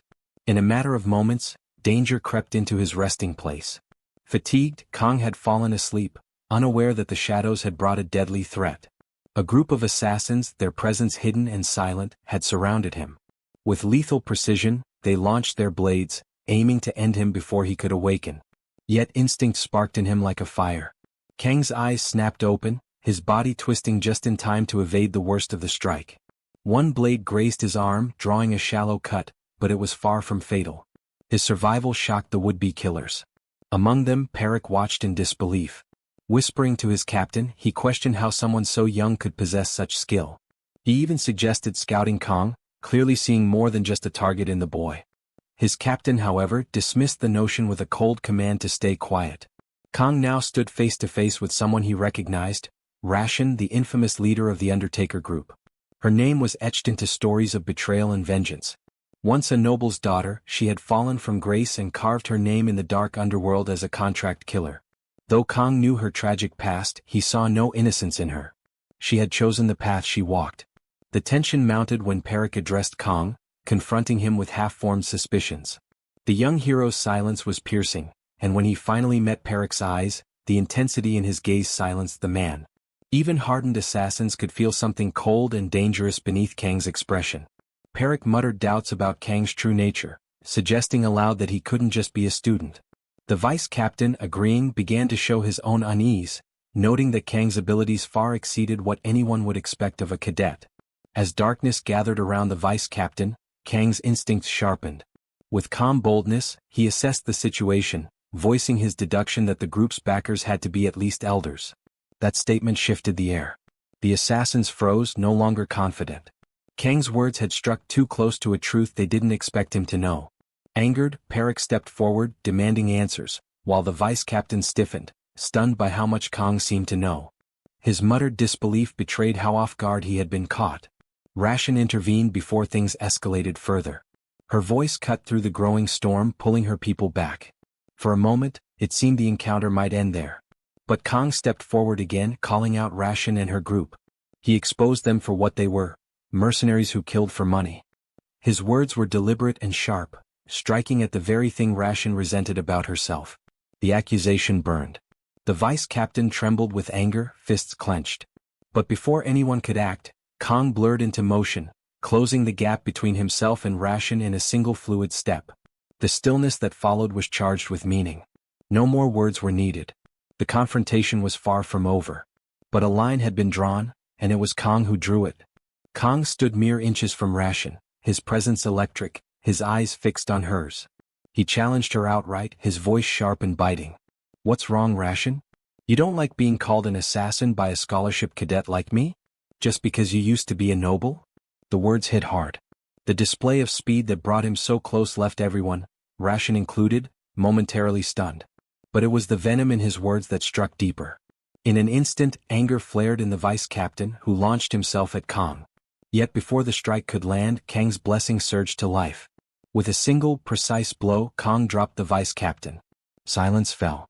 The rest of the Undertaker group, Perik among them, stood frozen, speechless. Kong, standing tall in the aftermath, wrestled silently with the gravity of his actions. "I've taken down a person," he thought grimly. "Not in a simulation. Not in a subspace. But here. In the real world." The realization was heavy, yet it didn't stop him. He pushed his blessing to its peak. Dark energy poured from him like a tidal wave. His right eye turned pitch black, a mark of the immense power flowing through him. His voice, loud and resonant, cut through the silence. "What are you waiting for?" The question rang out, filled with a calm threat that made even Ration hesitate. Perik and the others didn't move. They couldn't. Kang's presence alone had paralyzed them. And yet Kong noticed something else. The duration of his blessing had increased. A faint smile curled on his lips. "This isn't bad at all," he mused, his confidence sharper than ever. Then a sudden memory intruded. Kong, back in a simpler moment, was rummaging through his fridge. Something about the way it was organized confused him. Every item looked perfectly placed, but it hadn't been him. On a juice box, a strange note caught his eye. It read, "Take down everything." Kong blinked. The message was bizarre, and it didn't feel like something he had written or seen before. Had he not gotten enough sleep? Before he could process it further, a brilliant light burst from the fridge. The world tilted. The system's voice returned, clear and cold. "Eliminate everything that stands in your way." The blessing of painlessness activated. And with it came the beginning of something much more dangerous. Back in the present, Kong stood over the vice captain's fallen body. There was no time to reflect, because the rest of the group was already charging at him. Blades drawn. Faces grim. But Kong moved like a shadow. With elegant, lethal precision he cut them all down in a single motion. Two more rushed him from the side, hoping to catch him mid-move. But Kong leapt into the air, evading their attacks entirely, and brought them down the moment he landed. It was over in seconds. Perik and Ration stood in disbelief. Perik shouted at the others, demanding they stop panicking. "He's just a student," he barked. "Form up. Focus." But even he didn't believe it anymore. Ration's thoughts spun.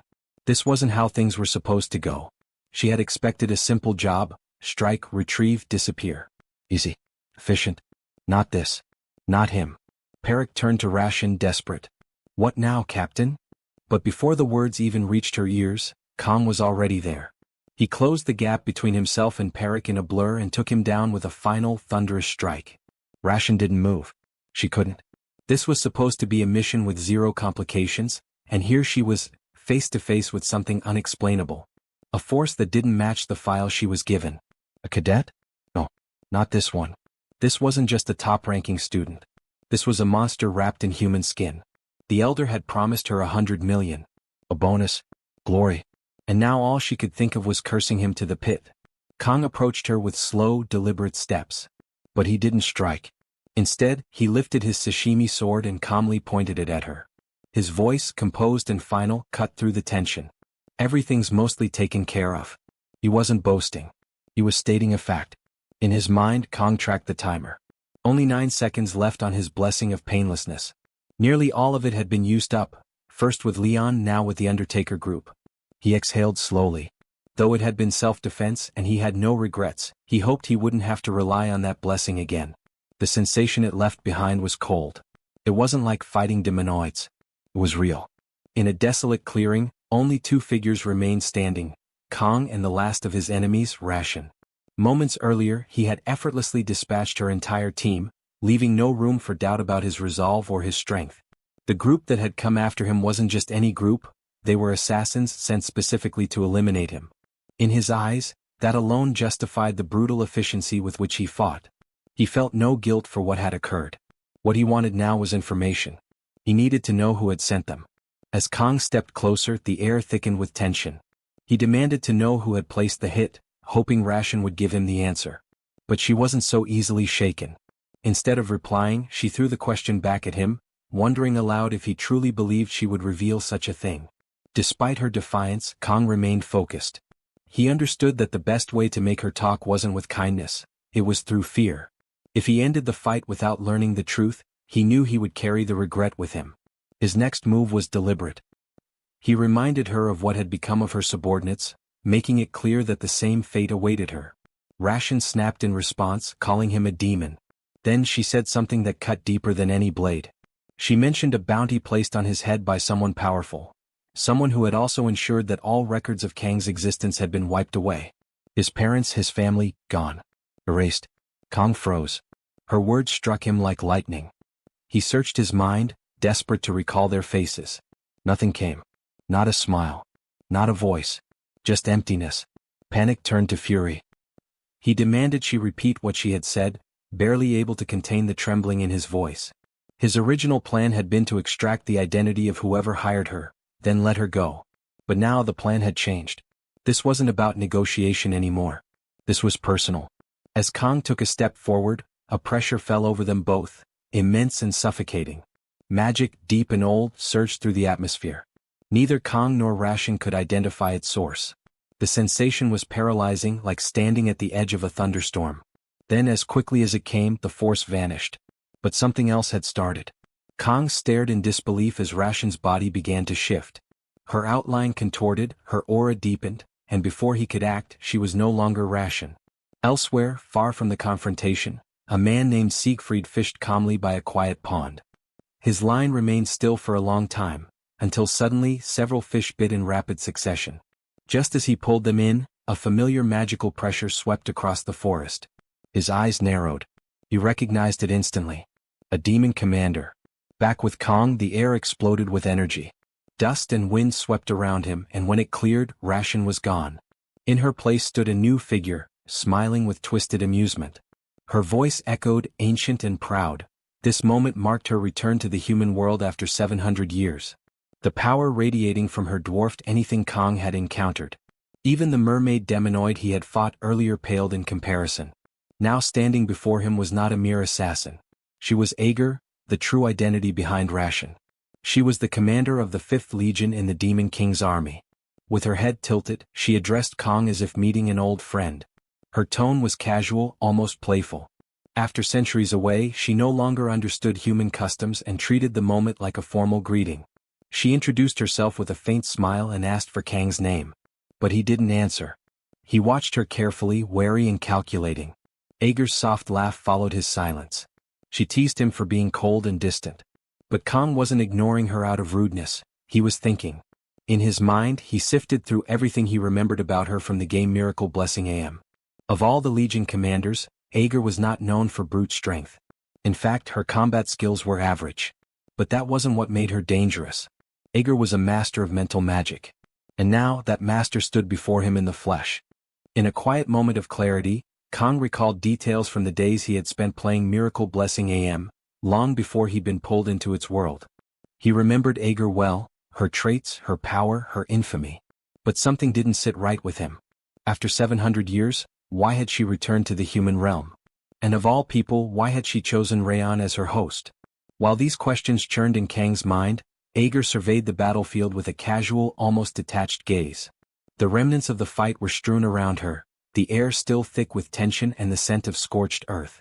She acknowledged the destruction with a faint sense of admiration. Kang had defeated them all alone. That made him no ordinary human. Her eyes studied him more intently. Despite the fierce aura he carried, she noted that he still looked like a kid. Yet in him she saw potential, a warrior in the making. And with that, a new idea took shape in her mind. With an unsettling smile, she extended a proposition. A contract. Before Kong could react, she cast her magic, an invisible force surging toward him. He didn't understand what was happening. Her voice wove through the air like silk, offering him a rare opportunity. Her words were laced with temptation, peeling at the edges of his thoughts. She spoke of humans, of how they cloaked themselves in nobility but secretly ranked and judged one another. It was a truth he couldn't deny. As her voice sank into his mind, her presence grew heavier, more alluring. The haze set in. Her argument, once absurd, now felt reasonable. Maybe allying with the Demon King's army would make things easier. Maybe survival depended on compromise. Aeger's voice echoed inside him, sweet and persuasive. It was, after all, just a dream, one of glory. But just when the fog seemed ready to consume him, something deep within Kong stirred. His divine blessing activated. A surge of clarity shattered the enchantment in an instant. The weight lifted. His vision sharpened. Reality returned. Kong recognized Aeger for what she truly was, not just a legion commander but a demon queen. She had tried to ensnare him with high-level mental magic, but his blessing had shattered her control. Aeger's surprise was palpable. She hadn't expected her spell to fail. She glanced down at her own hands, questioning the weakness. Her host body was new. Perhaps that was the reason. But Kong didn't let up. Amused now, he laughed, low and sharp. Aeger's gaze snapped back to him. She hadn't anticipated such defiance. His blade flashed with sacred energy, steady in his grasp. There would be no contracts, no alliances. He made that clear. The atmosphere thickened. Without another word, they launched into battle. Aeger moved like smoke, dodging his every swing without effort. Kong gritted his teeth and pushed his blessing further, channeling its divine force through his sashimi sword. The blade shimmered with radiant light. Aeger finally took notice. His aura surged. The next strike came with blinding speed. She barely avoided it, retreating with a smirk that suggested both surprise and intrigue. What had begun as a joke was turning into a real fight. Her posture shifted. No longer playful, she raised a hand and began chanting. Flames burst forth in a torrent, rushing toward Kong. He did not waver. With will alone, he tore through the inferno and closed the distance once more. Aeger's eyes widened. His resolve burned brighter than her fire. She retreated, weaving through his attacks.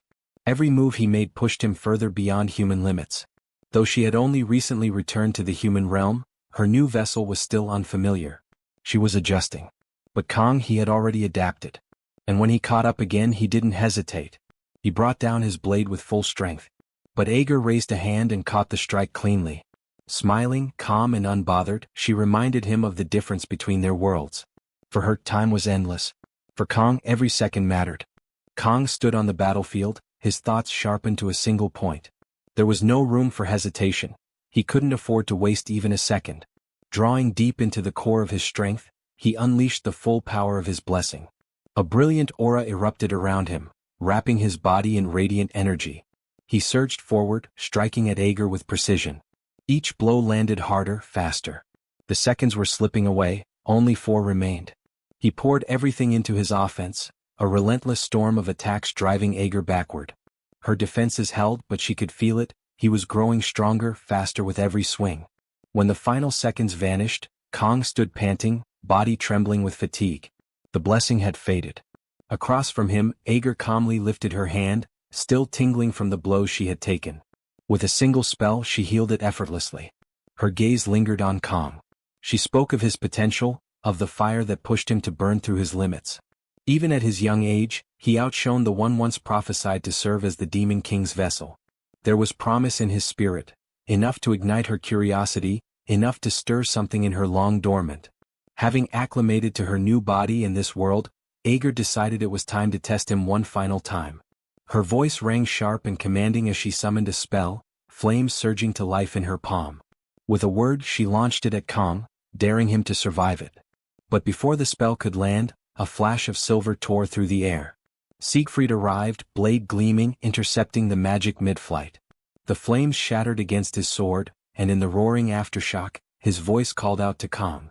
Aeger's demeanor shifted, her tone cold. She warned Siegfried to step aside. It was not his battle. But he held his ground, unmoved, his stance a shield between Kong and the oncoming storm. Aeger's eyes narrowed with renewed focus. She would not be denied. With a flick of her hand, she released the full force of her magic again, the spell crackling as it sped toward Siegfried. Then the world turned white. Everything vanished in a blinding haze, and Kang found himself suspended in a vast empty space, weightless, directionless. Confusion gripped him as he drifted. Was this death? But the light faded. The world returned. He blinked, breath caught in his throat. Before him stood Siegfried, sword still drawn, unwavering. The spell had been blocked completely. The commander had shielded him, not only with his blade but with absolute resolve. The scene rewinds to moments before, capturing the instant when Siegfried intercepts Ager's ferocious blow. As he absorbs the strike, a thought echoes within his mind: such extraordinary potential should never be wasted in a place like this. Kang, that young warrior, might be the one destined to finally sever the cursed cycle binding humans and demons together. Although Siegfried manages to divert the devastating attack, his arm becomes trapped in the impact, suffering a grave wound.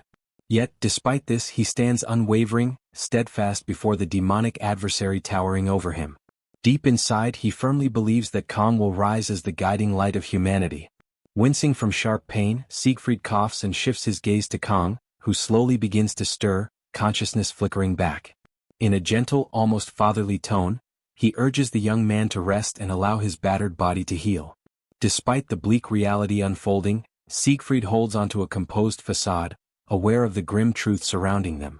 Kang notices the severe injury and reacts with worry, but Siegfried answers with a faint, reassuring smile.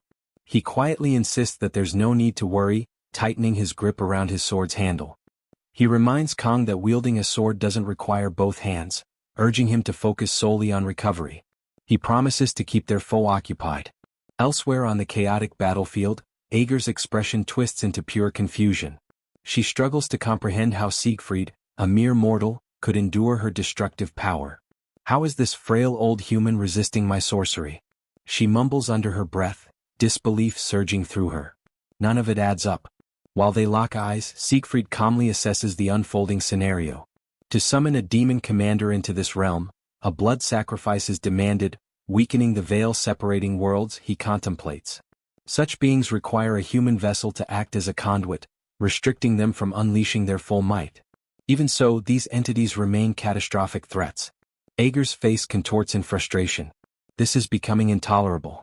My new body and demonic essence must not be merging properly, she admits to herself, realizing why subduing Kang took so long. The fact that she now struggles against Siegfried only sharpens her rage. She strides forward, her voice dripping with venom. I don't know what deception you pulled, old man, but you won't escape this time. Suddenly, she lunges, but Siegfried erupts with a surge of pure energy, meeting her head-on and delivering a crushing strike to her arm. Ager reels back, gasping in shock. What just happened? She stares at her injured limb, disbelief freezing her in place. Siegfried narrows his gaze, his voice calm yet piercing. You're trembling, aren't you, Ager? Ager, infuriated, snarls and orders him to stop spouting nonsense. Overcome with rage, she lifts her hand and hurls a raging torrent of flame directly at him. Steeling himself, Siegfried stands firm. I may not fully understand why a demon commander crossed into our world, he states, his eyes locked firmly on the roaring blaze. But now I see it clearly, your fear. With deft precision, Siegfried redirects the fire spell as if it were nothing but a breeze. Ager stares wide-eyed, momentarily thrown off balance. Don't get cocky, she snaps. Blocking a few spells proves nothing. In an instant, Siegfried closes the gap between them, unleashing a strike at full strength. Ager manages to narrowly evade by leaping backward. Breathing heavily, she stares at the determined old warrior in utter disbelief. Where did this warrior emerge from? She questions internally. His presence radiates an overwhelming, oppressive aura.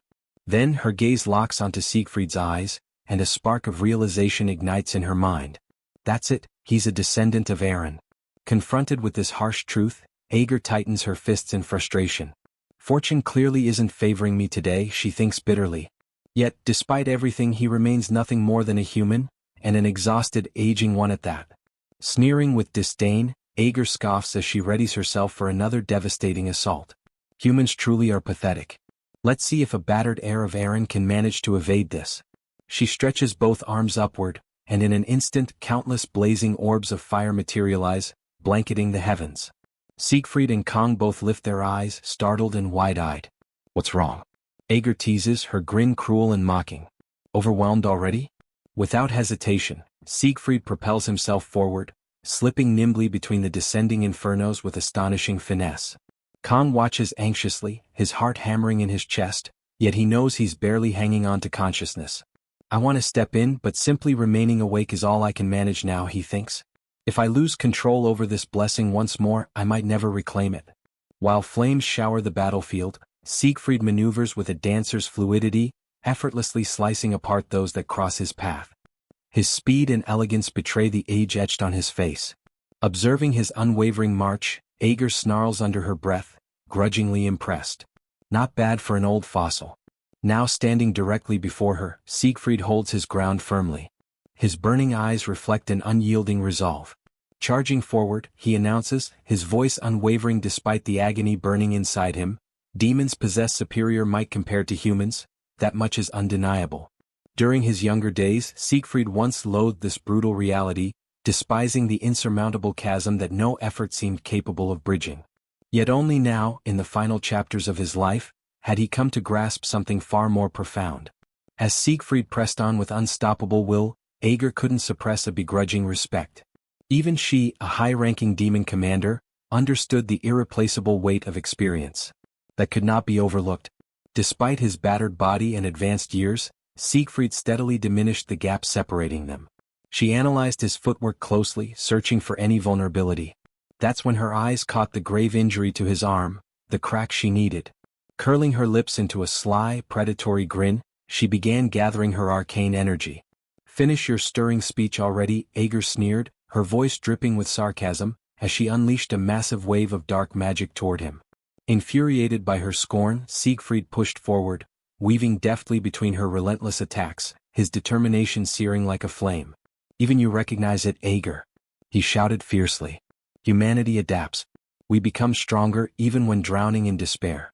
That is what terrifies your kind most. It's the reason you keep breaching our lands, terrified of our potential." In a heartbeat, Siegfried closed the final gap, raising his blade high, channeling his entire aura into the strike, and brought it crashing down with devastating force. Aeger initially looked stunned, but then a frigid smirk crept across her lips. With a subtle flick of her fingers, she activated a hidden incantation. Suddenly, vicious spikes of shadowy energy burst upward from the ground, arresting Siegfried's momentum instantly. He gasped in shock, his path completely obstructed. Disoriented and infuriated, Siegfried froze momentarily. What now? He wondered, his mind racing. Wasting no time, Aeger lunged forward, driving a concentrated surge of magic directly into his abdomen, landing a brutal, decisive blow. Siegfried stumbled backward, blood dripping from his fresh wound. "That's the best you could muster?" Aeger jeered, her laughter low and mocking. "Even after 7 centuries, you humans remain laughably predictable." From afar, Kang cried out in horror, his voice trembling. "Siegfried, are you okay?" Hearing this, Aeger's attention snapped toward him. She turned, her gaze sharp yet playful, and addressed him with a sly smirk. "Oh, I almost forgot you were still here, Kang. My apologies for keeping you waiting. I still owe you the conclusion of that little experiment we started earlier." "Kang, run!" Siegfried roared, his voice hoarse and desperate. But Aeger paid no mind to the plea. "You passed, Kang," she declared coolly.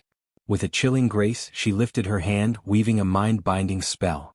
"From now on, you will obey the will of the demons," she stated with icy finality. "Don't resent me. It's simply how the world works." Siegfried's eyes widened, horror flooding his face. "Aeger, don't do this. That boy is only a trainee," he pleaded, his voice breaking. Yet Aeger remained resolute, completing the incantation. A luminous sigil seared itself onto Kang's forehead. In that instant, a translucent system notification flickered into view before them. Unauthorized external interference detected. Engaging autonomous defense mechanism. Unexpected failure. User authority too low. System unable to proceed. World line classification inadequate. Another panel popped up. Override initiated. Catalyst recognized, Yggdrasil. User rank temporarily enhanced. Defense protocol commencing. World line synchronization beginning. Time limit extended from 12 to 100 seconds. Suddenly, Kang's body erupted with divine brilliance, his latent blessing exploding into full power. Siegfried, struggling for breath, started staggering toward Aeger, each step fueled by sheer willpower, attempting to stop her in time. Aeger, however, noticed something odd. Despite being gravely weakened, Siegfried continued advancing, his movements agonizingly slow yet unwavering. How is he still moving? Ager whispered, perplexed and irritated. Siegfried hoisted his sword for a final blow, but Ager easily evaded it. His legs finally gave out and he collapsed to the earth.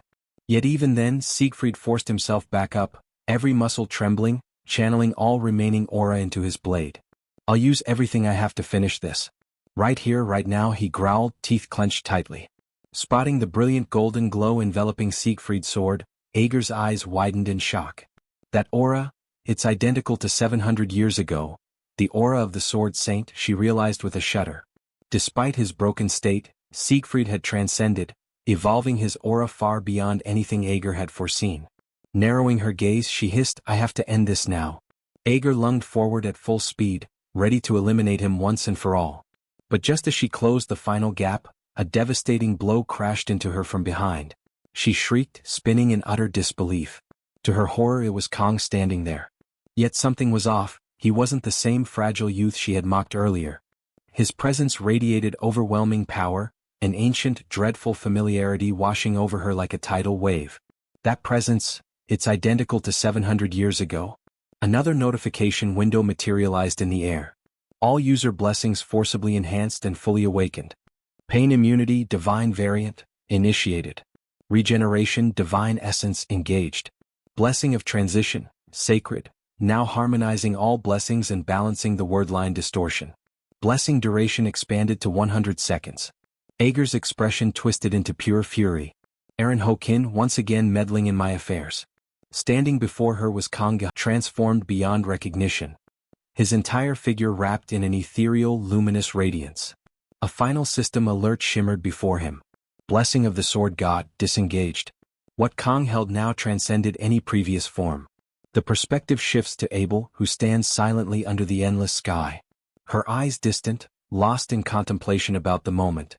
It was the final day of the trial, she mused inwardly. Her gaze drifted upward, scanning the heavens.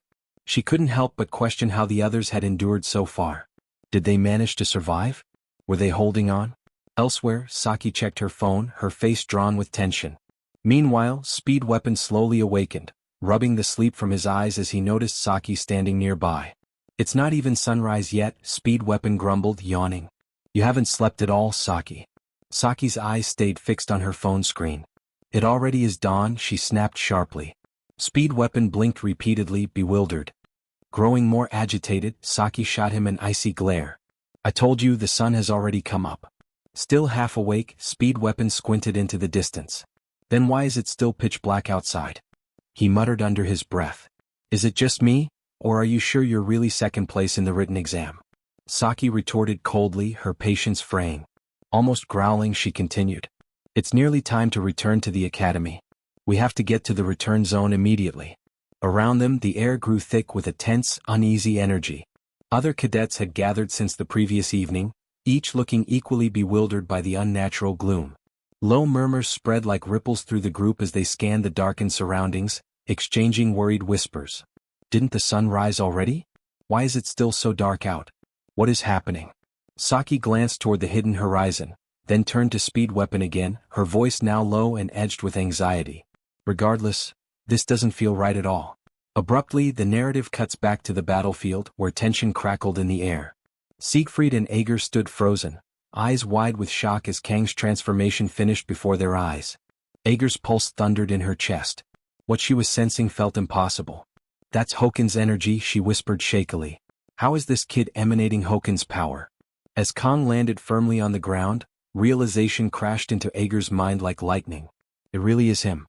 Yet, the aura surrounding him bore Hokin's unmistakable signature. How is he channeling Hokin's might?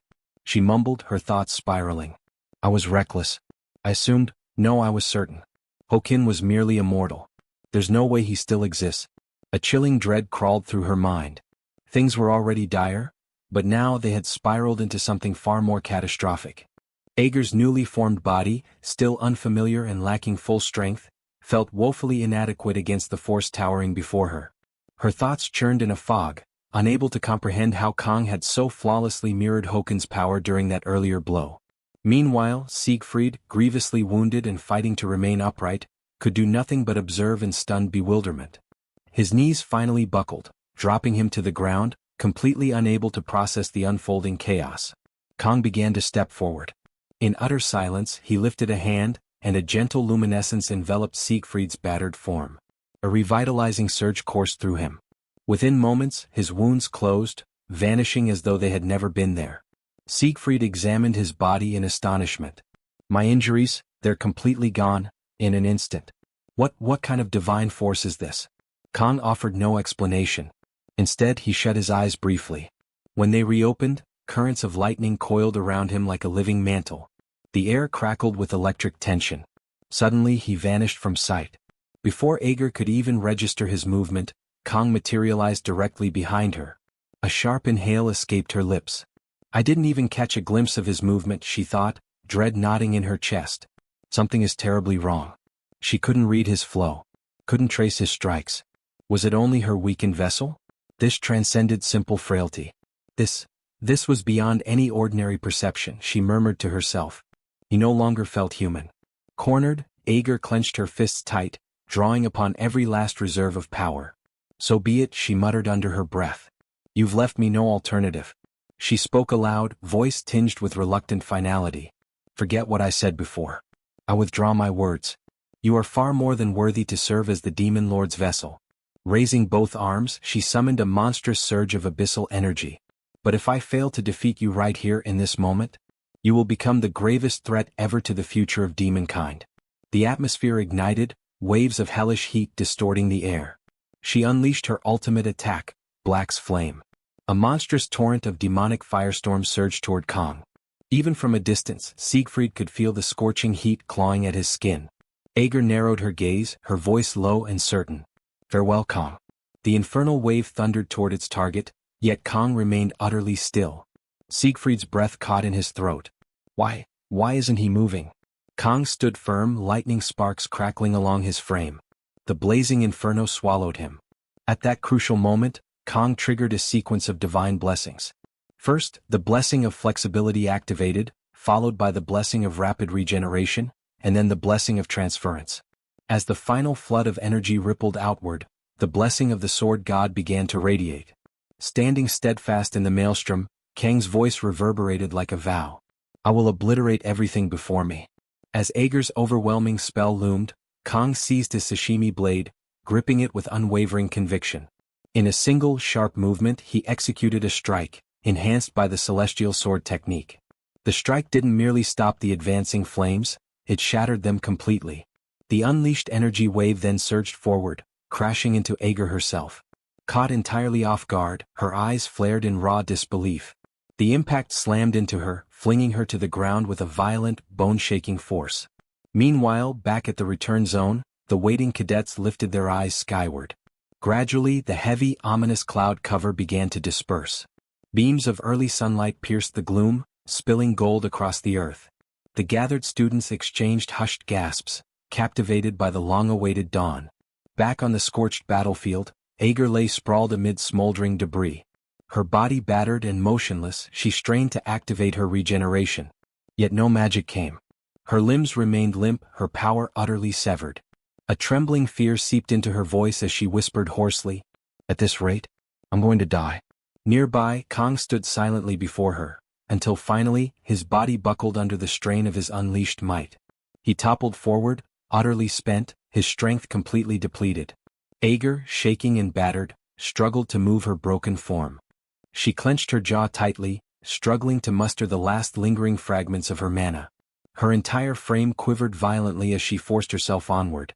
"I refuse to die like this," she thought, panic burning in her mind. "If Kang survives, it will bring doom upon all demonkind. Even if I perish here, this is my final opportunity."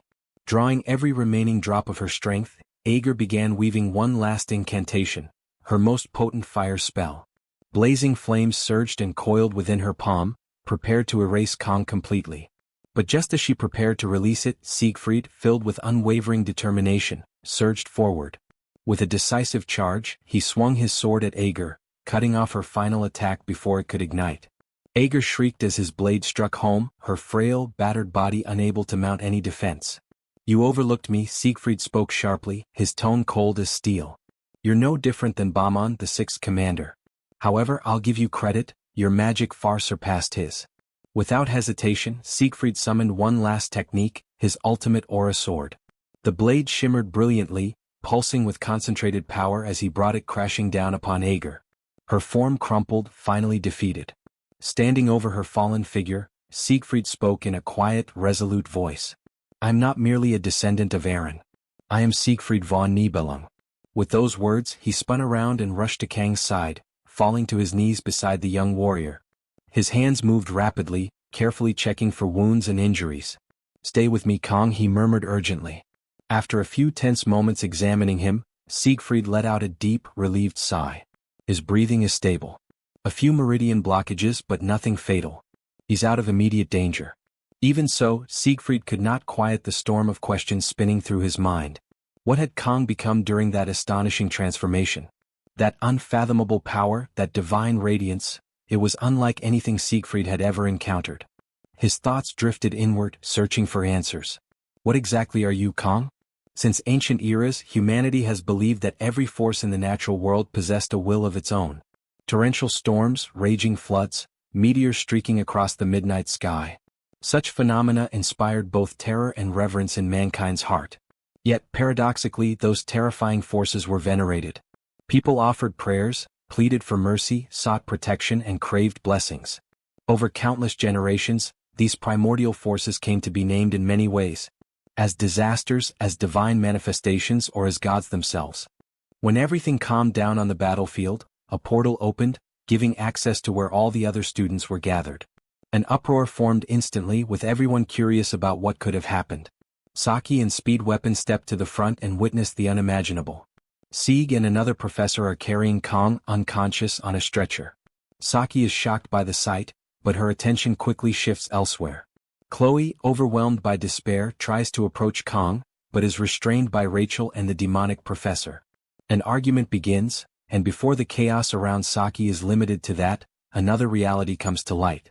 Her attention now turns to Abel, who is stunned by what she sees. As if Kang's condition were not enough, Sieg is also gravely injured and missing one arm. This causes Abel to break down in tears. Saki, realizing the gravity of the situation, comforts Abel. For now, the only thing to do is reflect on what could have happened in the exam zone that left the strongest people she knows in such a state. Sometime later, Saki watches a live stream where people discuss the matter, pointing to the battle between humans and demons. Some speculate on what happened, since the true event has not yet been revealed. People suspect betrayal, conspiracies, and even that Sieg injured himself. Another pressing concern arises. Will Sieg's position now be considered vacant? For Saki, however, the lack of any news about Kang makes her even more anxious. Maybe he has already recovered by now, but without concrete information, she cannot stay calm. Some nearby students comment that Kang has not been seen in class since the incident that left him on the brink of death, speculating he might not survive. That possibility leaves Saki irritated. She draws their attention, startling them, unsure if she is addressing them at all. Saki tells them to talk farther away, since she did not sleep well and they are too loud. The pair obeys her request and quickly leaves. Saki then refuses to believe in the possibility of Kang dying. Suddenly, Chloe's crying takes over the atmosphere. The redhead laments having spent all this time without being able to see Kang, and for that reason cries all day long. A week has passed since he was last seen, and Saki can no longer hide her concern either. She recalls the moment when she and the team tried to visit Kang, but were blocked by direct orders from the principal. Chloe, impulsive as always, even tried to force her way in, but that did not work either. The fact that visits were forbidden by direct orders highlights the seriousness of the situation. Putting the pieces together, remembering how Avalon Island was left covered in lava and releasing strange mana multiple times, along with Sieg losing his arm, leads to one conclusion. Some demon invaded the exam and fought against Sieg and Kang. Saki used her abilities to search for some useful information, but nothing came. An interesting fact about the lack of information was that Midea was supposed to give updates, yet all communication was cut off, to the point that even she had no news. Saki contemplates her frustration. Recalling the last contact she had with Kang, the flick on her forehead, she wonders when they will stand face to face again. Meanwhile, in the star class, Abel and Rachel are together. Rachel is worried about Abel, who seems distracted. Rachel calls Abel's attention and at last Abel responds. She had been lost in thought and the mood is one of complete sorrow.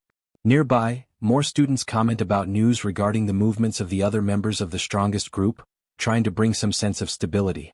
Abel recalls the scenes of Sieg carrying and acting as a protector, but reflects that, in truth, Kang was the one who got seriously hurt while trying to protect Sieg himself.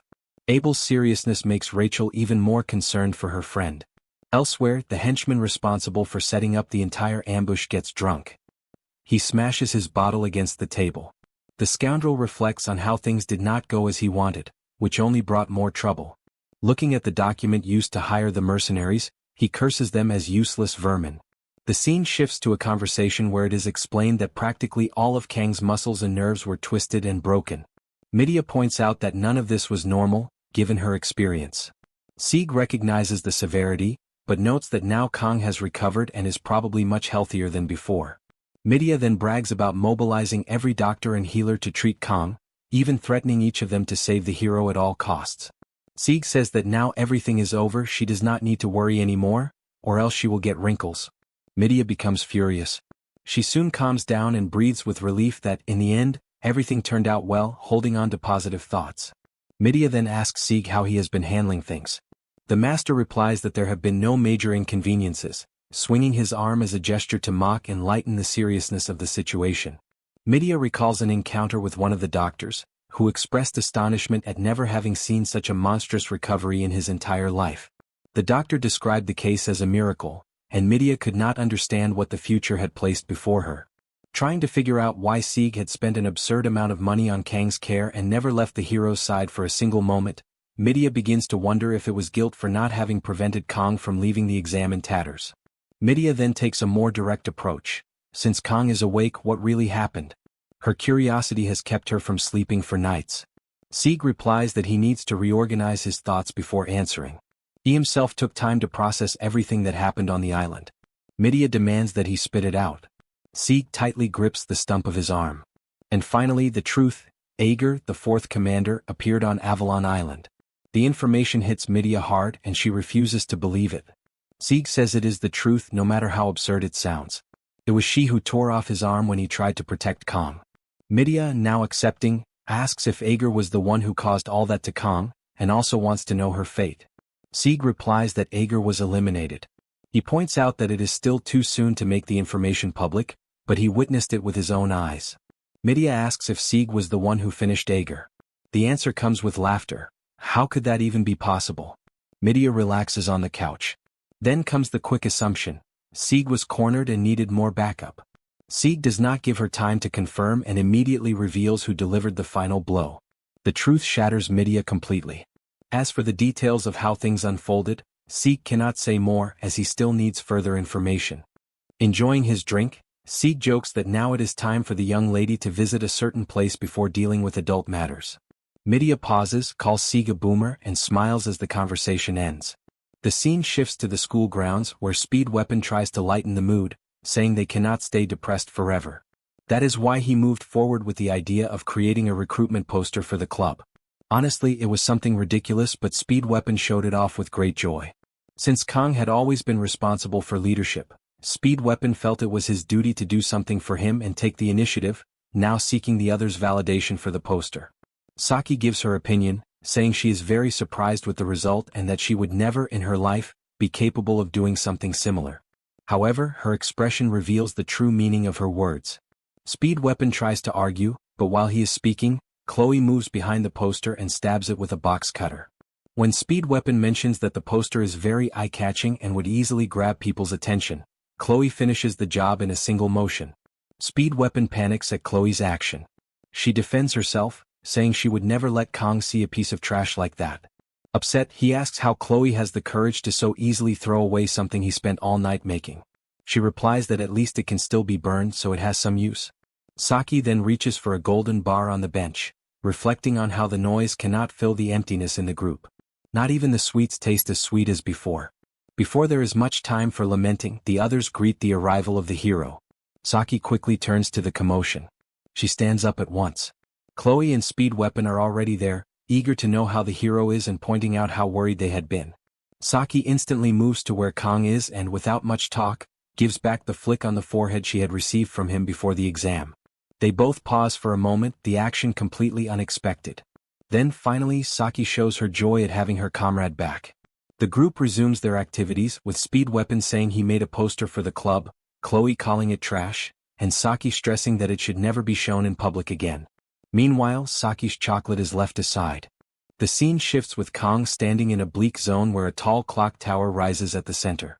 He grips his sashimi knife, bracing for whatever comes next. Sharp streaks of light appear around the tower, then shoot straight at him, and only then does he realize they're sashimi knives. Caught off guard, he blocks them with his own blade. A few slip past him, ripping the space behind him apart.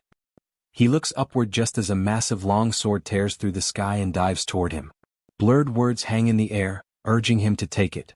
He doesn't understand, but he raises his sashimi sword to meet the strike. When the blades crash, he manages to slice the mysterious sword clean in half. Confusion hits him immediately. The ground has twisted into a red, eerie illusion. Another faint message appears, telling him to let it in. Kong drifts in the air, trying to make sense of everything, and only then notices he has released his sashimi knife. The strange world collapses right after, and he wakes up. Exhaustion weighs on him as he sits up, recognizing the same dream haunting him again. His phone vibrates and he wonders who would bother him this early. The name Speed Weapon flashes on the screen. The guy sent a message bragging about uploading the recruitment posters for their club, congratulating himself for having the design ready. Kong stares at the hideous poster and mutters internally that they're doomed. Later he stands before a mirror getting dressed. His body feels stronger, maybe even better than ever. He figures it must be from resting in the VIP treatment room. After the fight against Ager, the Sword Emperor had paid for that room with his own money and even looked after him personally. Kong knows he now owes a huge debt. His hand moves to fix his tie out of habit, but the tie isn't there. That moment pulls his memory back to Avalon Island, where he used the tie to support Abel's wounded leg. He wonders what lies ahead and whether his choices are even the right ones. Saki's advice echoes in his mind, telling him to act the way he always would. Kong leaves his dorm with steady resolve. Complaining now won't change anything, so he decides to push forward without hesitation. As he walks through the academy hallway, a woman steps up and offers him Yonggang. The message turns out to be from Saki. She offers Kong some of the snack she's holding, but he brushes it off and lets her take it instead. She yawns, annoyed, claiming he's no fun and wondering why he isn't even startled to see her. Kong responds with an exaggerated show of surprise, and Saki gives a flat, unimpressed reaction. She pushes further, wanting him to finally explain what really went down. Kong plays dumb, acting like he has no idea what she means. She presses about Avalon and the reason he spent so long in the hospital. Kong keeps pretending ignorance, throwing out a vague comment about something happening. Saki's irritation spikes. She starts pestering him with a parade of goofy anime voices, first cheerful, then overly flirty, then full yandere, demanding answers. Kong just stares at her, confused, wondering what her problem is. She shoots back with a sly look, flipping the question onto him and claiming that, as the strategist of the travel club, she deserves to know what's going on. Kong doesn't bother engaging. He simply walks off while looking at his phone. She tells him not to brush her off, but he just holds up the screen. She checks her own phone and realizes she received a message from him, the hideous poster that Speed Weapon made. She erupts in frustration, furious that they barely got approval for recruitment and now he's posting that disaster. Kong waves her away, telling her to deal with it, adding that they'll never bring in new members at this rate, especially with her role as strategist on the line. As he leaves, she panics and demands to know where he's heading next. The scene then shifts to the headmistress's office. Siegfried casually remarks to Medea that despite her appearance, her tea pouring is surprisingly skilled. Medea snaps instantly, challenging what he meant by that and demanding to know what's wrong with her looks. Siegfried insists it was just praise, which only irritates her more. A knock interrupts their bickering and Kong steps inside. Watching the messy back and forth, he wonders if he arrived too early, but Medea quickly assures him that his timing is perfect. Siegfried sets his tea down and laughs, commenting that living 70 years with 2 arms makes it strange adjusting to having only one now, even doing basic things around the house. Medea folds her arms and tells him to show some self-respect. Kong stands awkwardly between them, stuck in the middle of their argument. Then the sharp-eyed grandmother fixes her gaze on him, saying she heard from Siegfried about his victory over Ager, the 5th Legion commander. Kong hesitates, unsure how to respond. His thoughts churn instead. His memories stay sharp, and judging by everything around him, the truth is undeniable, yet the sensations he felt back then are vague, blurred like a fading dream. Medea notices his distant look and immediately backs off, admitting she's pushing too hard right after he left the hospital. Kang assures her it's fine and she forces a stiff smile, saying she still struggles to accept the whole situation, though she knows neither of them would deceive her. Siegfried cuts in, insisting that it's an undeniable fact regardless. He reminds her he was present when Ager fell. But, in reality, Kang carried almost everything on their own. He apologizes to Medea for only now revealing the truth about Avalon, explaining he had no choice but to wait. By this point, the demons must sense that something is off. They must realize humanity currently has no active hero capable of confronting a demon of Legion commander level. Siegfried reflects on Ager's intrusion into the mortal world. He doesn't know how it happened, but he's certain it had a deliberate aim, almost as if the demons were trying to stop something before it could even begin. This idea startles Medea. Siegfried calmly lifts his cup, saying that if they remain idle, everything will only spiral further. Demons are reckless and sly, and if he had to predict, a clash is inevitable within a few years, far worse than what happened 50 years ago. Kang processes it all in silence. If they reveal Ager's defeat openly, the demons might twist it into an excuse to start a war. At least Sword Emperor's silence is stopping them from reacting publicly. Kang now understands why the Sword Emperor holds such deep respect among humans. His attention shifts as Siegfried explains the real reason for calling them together. Holding his ruined arm, he states that he can no longer fight on the front lines. Medea shoots up from her seat, furious that he's acting like losing one arm means his life is finished. Siegfried responds with an old line, "To create a better future, they raise upright heroes." Medea mutters that it's the Academy's own motto. Siegfried reminds her that this is exactly why she stands as the headmaster here. She turns away and walks off without another word, leaving Kang stuck in the middle of the thick tension.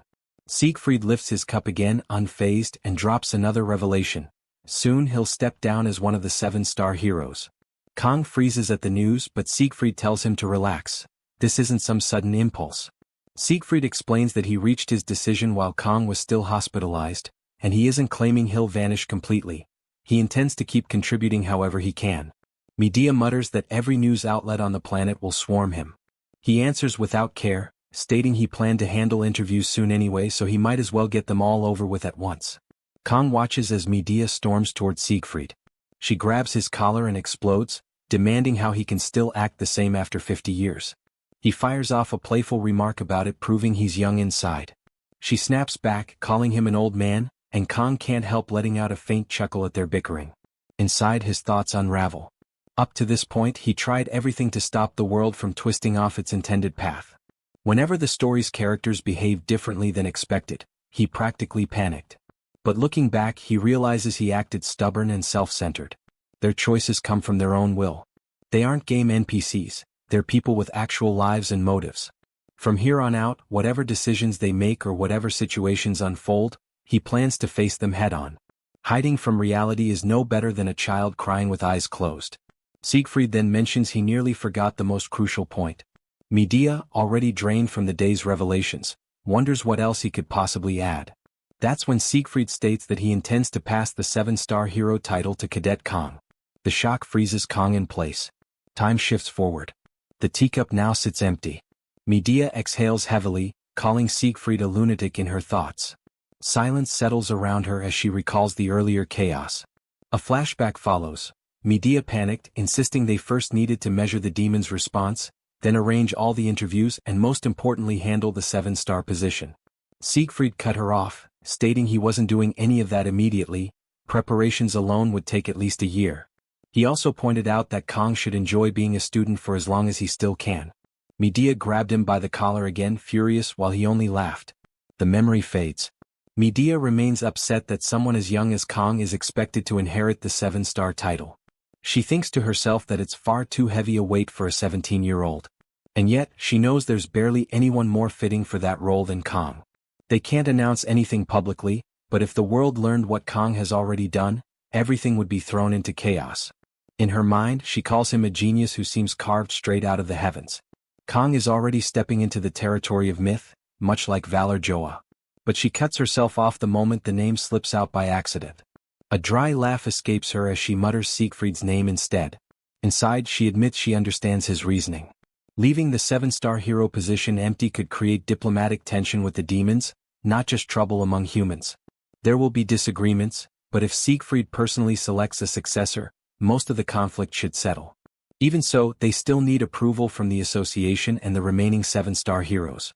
She rises from her seat, muttering that it looks like she has to gather the old crew again. Her eyes drift toward an old photo frame showing her and the other 7-star heroes in their younger days. The scene moves to the corridor. Kang walks beside Siegfried, then calls out, asking for a moment of his time. Siegfried stops and turns, assuming it's about the 7-star succession, and apologizes for not telling him earlier. Kang stays quiet. Siegfried then asks if Kang knows why the 7-star heroes have kept the roster at 4 for so long. Kang, confused, assumes it's to honor their fallen comrades. Siegfried answers that while their sacrifice keeps humanity alive, leaving the seats empty purely for that reason doesn't hold up. Kang listens closely as Siegfried continues. The truth is far simpler. No one stronger has appeared until now. The demons hold overwhelming power, far beyond anything humanity can claim. Kang's thoughts drift. Even in the game, the demon race was shown to be absurdly powerful. Probably to push players into spending money, but the brutal difficulty and blessing of Miracle M came mostly from the demon's unfair stats. According to lore, if the demon army mobilized fully, humanity, even with its larger population, would fall in less than half a year. His train of thought snaps as Siegfried adds that in negotiations or deals, strength is the only thing that gives weight to one's words. Kang then questions what this has to do with the 3 vacant seats. Siegfried's tone sharpens as he states that having half-formed power is worse than having none at all. Kang silently agrees. If a 7-star hero were to fall to an ordinary demonic beast, humanity would be doomed instantly. Siegfried finishes by reminding him that being a 7-star hero is not a seat meant for glory. The title carries a massive weight, since it means keeping the demons restrained and standing as humanity's representative. But in the present age, that meaning has thinned out. The 7-star name has become little more than a political weapon. Kang thinks to himself about leaders exploiting the prestige of the 7-star position. A prime minister holding office for 40 years straight, basically for life, practically a dictator. That man is Japan's prime minister, Absolute Bayosaki Kojima. In the game he was only mentioned and never shown, so Kang barely knows anything about him. Even here, Saki has never once spoken about her family. Even Chloe, who barely talks about her own life, mentions hers more often than Saki ever does. Kang remembers Saki saying she hates the 7-star heroes. Kang then turns to Siegfried and says he understands the explanation, but that isn't what he wanted to ask. He wants to know why Siegfried chose him specifically. Siegfried pauses, then asks if Kang is pretending not to understand or truly that oblivious. He states the reason plainly. He's handing the position over because Kang is far stronger than he is. Kang's thoughts swirl. Yes, he was the one who almost killed Ager, but was that really his own ability? Siegfried adds that there's something he's wanted to ask for a while. He faces Kang and says that his power looks like it has a time limit. Kang freezes, stunned. He never told anyone about that. How could Siegfried know? Could he be the game master? Someone from outside this world? Siegfried rests a hand on Kang's shoulder, telling him not to look so shocked. He had only been making an educated guess. No one, not even Kang, could wield power that extreme without some kind of drawback. During the reassignment exam and again on Avalon Island, Kang collapsed after roughly a minute. That was enough for Siegfried to put the pieces together. Kang calls out to him, tightening his fist. He says there is something he needs to reveal about his ability. Time moves forward. Kang has finished explaining. Siegfried reflects on it, saying that when Kang activates his blessings, he's hit with unbearable pain as the price, but then he uses another blessing to nullify that pain. That's how it works. Kang confirms, though inside he reminds himself that he only explained the blessing of the Sword God and the blessing of painlessness in broad strokes. Even if he trusts the Sword Emperor, exposing the full extent of his weakness to anyone is too dangerous. Kang had shared everything for one purpose alone, to get advice, not pity or comfort. Siegfried assures him he won't tell anyone. Using one blessing to cancel the side effects of another is, in his view, a clever solution. Kang has taken his power and shaped it to fit his own needs. Siegfried adds that Kang truly is gifted, but if he doesn't want to keep fighting against the clock, learning to manage that power is just as important. For that, he'll need a seasoned mentor, and Siegfried casually mentions that he himself happens to need a genius student. Kang is taken aback, but Siegfried brushes it off, saying that choosing Kang as his successor means passing things down as part of his duty. Even if he steps away from the front lines, he can't simply sit still. A thought strikes him and he hands Kang a tie, explaining that Abel asked him to deliver it. Kang realizes it's the very tie he used to treat her injured ankle. Siegfried then prepares to leave, saying he'll call once everything is arranged, and that Kang should enjoy academy life while he still can. Kang tries to stop him, but Siegfried laughs and walks off quickly. Kang is left standing there, uncertain and overwhelmed by the weight of new responsibilities. Later the scene shifts to his dorm. Kang is asleep yet clearly trapped in a nightmare. The dream unfolds. Sashimi knives shoot toward him from the clock tower once again. He deflects them cleanly as the world shifts into the red illusion zone. It's the same dream repeating itself. Words appear telling him to take it. He glances upward. The sky cracks like it always does. Then Siegfried's earlier comment echoes in his mind, the part about accepting and using his power. It sparks an idea. Kang releases his sashimi knife and chooses to face the sword directly. It's only a dream, he reasons, he can't truly die here. The massive blade pierces him and he spits out ketchup-like blood. His muscles clench in pain, his eyes shut tight, then open again, now growing dark. A force bursts from him so violently that his shirt tears away. He rises into a white, blinding space, then slowly descends and looks at his own body in shock. He can't grasp what kind of power this is. A blue aura spills out from him, and something monstrous and demonic forces its way into existence from within him. Kang freezes as a voice claims it hasn't seen him in a long time. He whips around and demands to know what the thing is. The creature's form grows clearer. Kang wonders aloud if it might be the game master. The figure looks around, questioning whether this place is incorrect, and then reshapes the surroundings into a location Kang recognizes. The creature apologizes, explaining that this is actually its first time meeting him. It clarifies that it isn't the game master. Kang, baffled, asks if that's really true. The creature answers with a vague twist, saying that, if he thinks about it, the difference barely matters. It could be the game master or the game master could be it, depending on how one looks at things. Even the reverse could be true. Kang, even more confused, asks who it is then. The creature goes silent for a moment before erupting into sudden laughter. Kang stands motionless, unsure how to react, and questions whether it plans to laugh forever. The creature finally settles down and apologizes, claiming it got lost in old memories. It hints that someone else from the real world might have existed before Kang, someone who faced the same situation. Then it reveals an hourglass, saying it makes sense for Kang to be curious, but a full explanation would take too long. With time running out, it keeps things short. Many names have been used for it: disaster, nature, the universe, even God. Kang repeats the word God under his breath, unsure what to think. The creature clarifies that it isn't just any god. More specifically, it is the sword god. Kang's expectation cracks, realizing this wasn't what he pictured at all. The sword god says Kang is probably imagining something different, but he can call it whatever he wants. God or not, it doesn't change what it is. It adds that it would like to say more, but time is almost gone. Kang asks why it only appeared now. The sword god answers that Kang's restraints were loosened not long ago, something Kang should remember. Kang recalls the moment when his blessing of the sword god activated. The sword god confirms it, he guessed correctly. But the restraints weren't completely removed, which is why it stands before him in an unfinished form.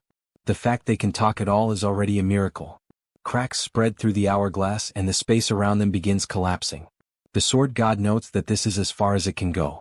Kang feels lost. Their interaction lasted barely a moment. As he drops through the empty void, the sword god remembers one more thing. It tells him that while cutting and slashing might be his specialty, he shouldn't rely on doing it blindly. It starts to bring up the power he uses, then stops itself with a dismissive never mind. The sword god says he wouldn't understand even if it tried to explain now. Kang shouts back, insisting he still has so many questions left. As the figure fades, it offers one final piece of advice: not to repeat the same mistake again, and that it believes in Kang. Kang jolts awake, yelling for it to wait, only to realize he's no longer dreaming. He sits up, mind racing. He opens his system window and sees the synchronization rate has jumped to 21.3%. He quickly gets up and moves to his desk, writing down everything he can before the details slip away. His memories are already starting to blur. He forces himself to think harder and mutters that what matters now is collecting clues, even the smallest ones. Looking out the window, he notes the start of monsoon season. The sudden jump in synchronization bothers him, though at least no negative effects have shown up yet. His phone rings. When he answers, Speed Weapon shrieks that the people have arrived. Kong winces from the volume, wondering why anyone is shouting this early. Then it hits him, what Speed Weapon just said. The scene shifts to a cafe. Kong sits between Chloe and Saki wearing an awkward smile. Saki questions if this is even real, who would call after seeing that awful poster. Chloe adds that she didn't expect any leftover trash posters to still exist. Kong glances at the stunned Speed Weapon and notes even he looks shocked. Chloe wonders what kind of person would join after seeing something that ugly. Saki adjusts her glasses and says anyone curious about that poster should already be considered suspicious. They need a full interrogation. A pressure interview. Chloe agrees, calling it suspicious, and the two high-five. Kong stays quiet between them, thinking there's nothing wrong with extra caution. He still doesn't fully understand what was going on with the female instructor behind the dungeon guard and Lei Shin. For all he knows, the new applicant could be an assassin sent after him. Speed Weapon then calls for the club president, Kong, and asks if he remembers tomorrow evening. Kong confirms, and Chloe brightens as she mentions he once said he liked fish dishes. Saki smiles and says the club is about to become official, and beyond that they should celebrate his release from the hospital.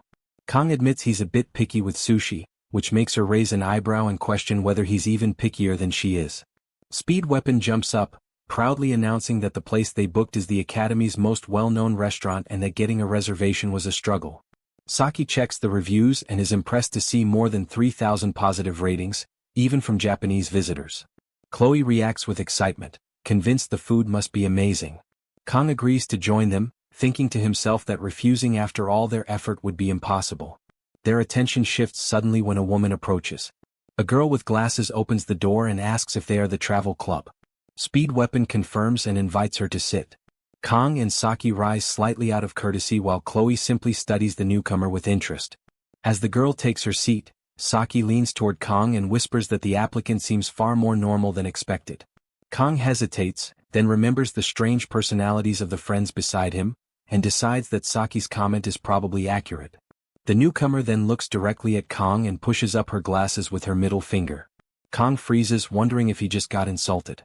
Speed Weapon coughs to redirect the mood and thanks her for applying. Saki adjusts her glasses and fires off the first interview question, prompting the rest of the group to stare at her strict tone.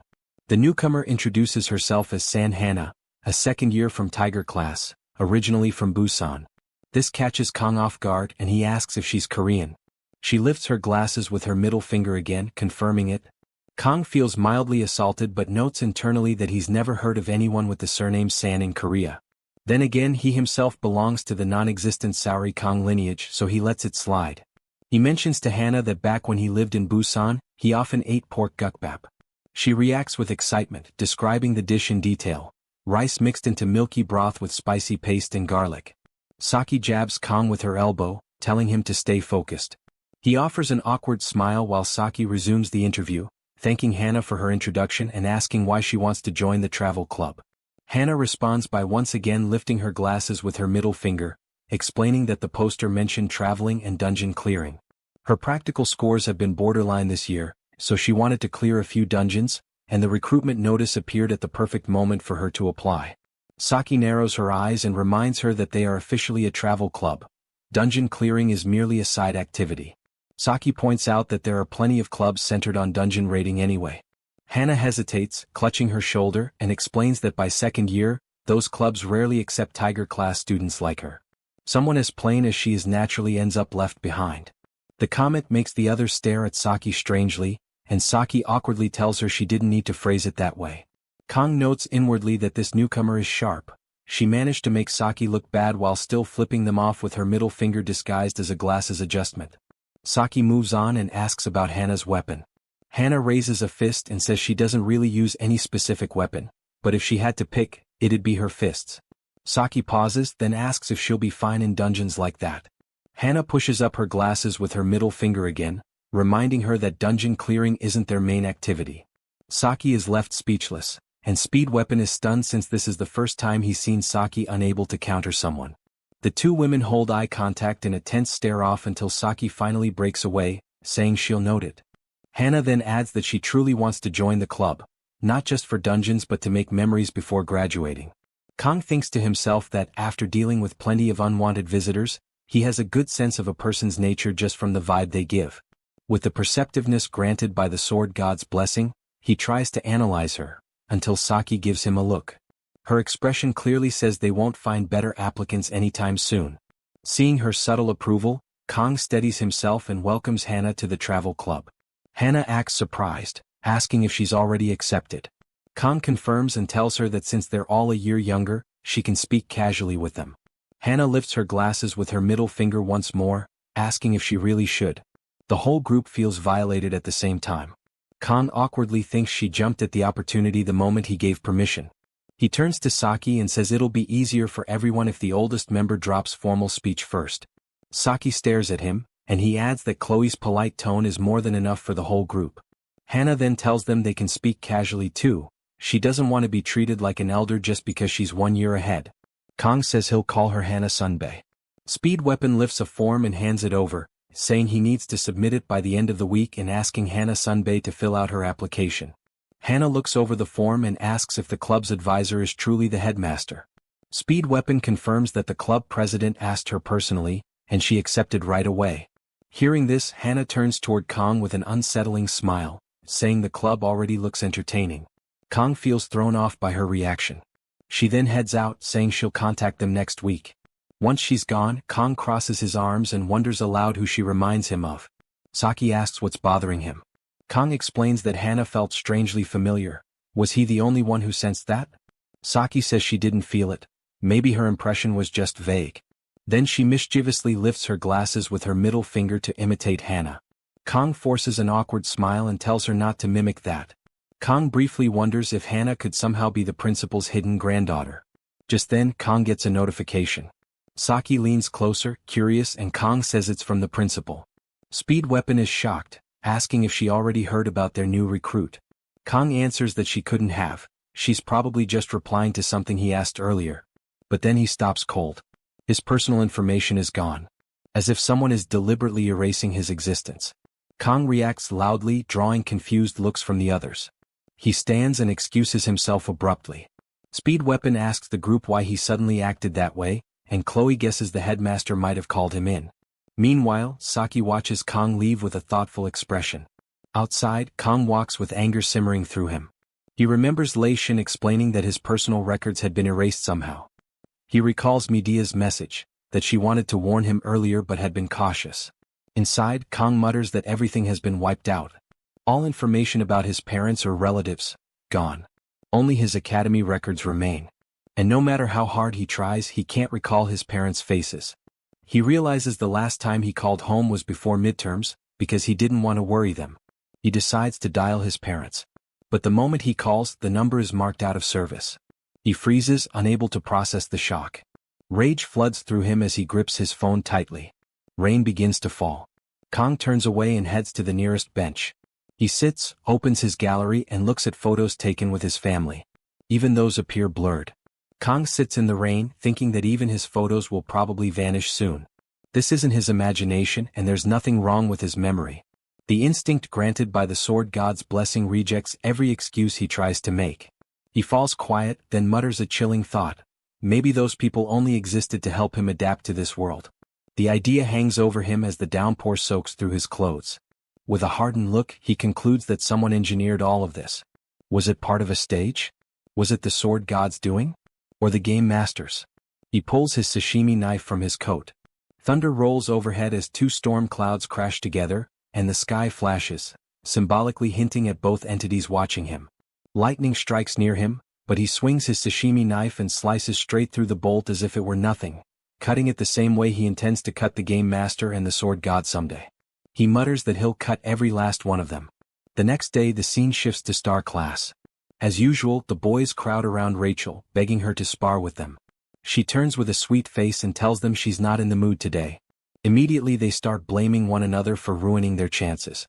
Inside the classroom, Abel watches the daily chaos and notes that mornings are always rough for Rachel. Rachel drops into her seat with a sour mood, her chest bouncing slightly with the movement. Abel notices her unusual energy and wonders if the weather is affecting her. Rachel asks if she can talk. Abel tells her to say whatever is on her mind. Rachel rests her face in her hands, looking defeated. Her confidence has been at rock bottom lately. She insists she isn't that bad, she's strong, guys chase her for her looks, and then her gaze drifts directly to Abel's large chest. Abel instantly covers herself in embarrassment as Rachel seems ready to comment. Abel blushes hard and demands to know exactly where Rachel was staring just now. Rachel shifts the topic by calling Abel's name and asking if she knows Gioma started a club.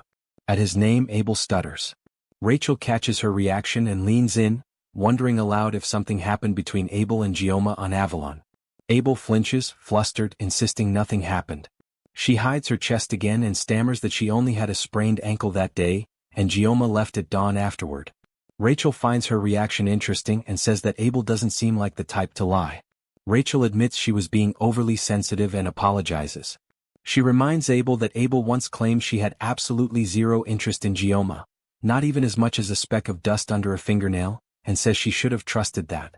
Abel objects, insisting she never phrased it that harshly. Rachel immediately pounces on this, teasing that Abel must have some interest in Gioma then. She leans in with a sly grin, and Abel grows flustered, practically caught in the act. She stammers, asking why the conversation shifted in that direction. Rachel casually returns to her desk, saying feelings change all the time and nothing in relationships is absolute. She then asks what they were even talking about before. Abel sits down and repeats that Rachel mentioned Kong Gioma starting a club.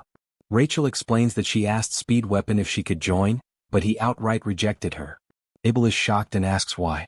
Rachel says Kong didn't want star class members joining, claiming it would put too much pressure on the club. Abel doesn't understand how this connects to Rachel's sudden drop in self-esteem, so Rachel recounts what happened the day before. As usual, she entered the cafe with full confidence, hair flowing like she owned the place. She ordered an iced Americano and wiped her sweat elegantly, complaining to herself that Korean summers were painfully hot. Then she noticed someone, Gioma. She felt triumphant, thinking she had spotted her prey in an unexpected spot. But then she froze. Kong was smiling, really smiling while talking with the mysterious glasses girl. Rachel's heart sank instantly. Back in the present, Rachel explains that it looked like some kind of interview, but she can't forget the expression on Gioma's face. His grin stretched practically to his ears. She keeps questioning what he found so appealing about that girl, and whether that might be Gioma's preferred type. But mid-sentence, she goes still as she notices Abel's expression. Abel looks furious over the idea of Kong smiling at other girls. It becomes clear, Chloe is not the only Yandere of the story. The scene shifts to a sushi restaurant where Kong waits outside for the group to arrive. He stares up at the dull signboard and mutters to himself that the naming sense in this world is something else. If the chef happens to be a Westerner, then the name fits perfectly. Given the setting, he reminds himself not to let his professional habits slip out. Soon, Speed Weapon and the others call out to him and Kong greets them. He asks if Senior Hannah isn't joining. Speed Weapon explains that Hannah doesn't like fish, so she refused to come. Kong is taken aback. Someone claiming to be from Busan who dislikes fish makes no sense. He suspects the girl lied. Inside the restaurant, Kong glances around and feels a faint sense of nostalgia, almost like returning to his hometown. Chloe suddenly freezes when she notices Knox, her older brother, working there. Kong follows her gaze and also becomes shocked seeing Knox in a restaurant uniform. Saki looks around in confusion, asking if something happened. Kong asks Knox what he's doing there.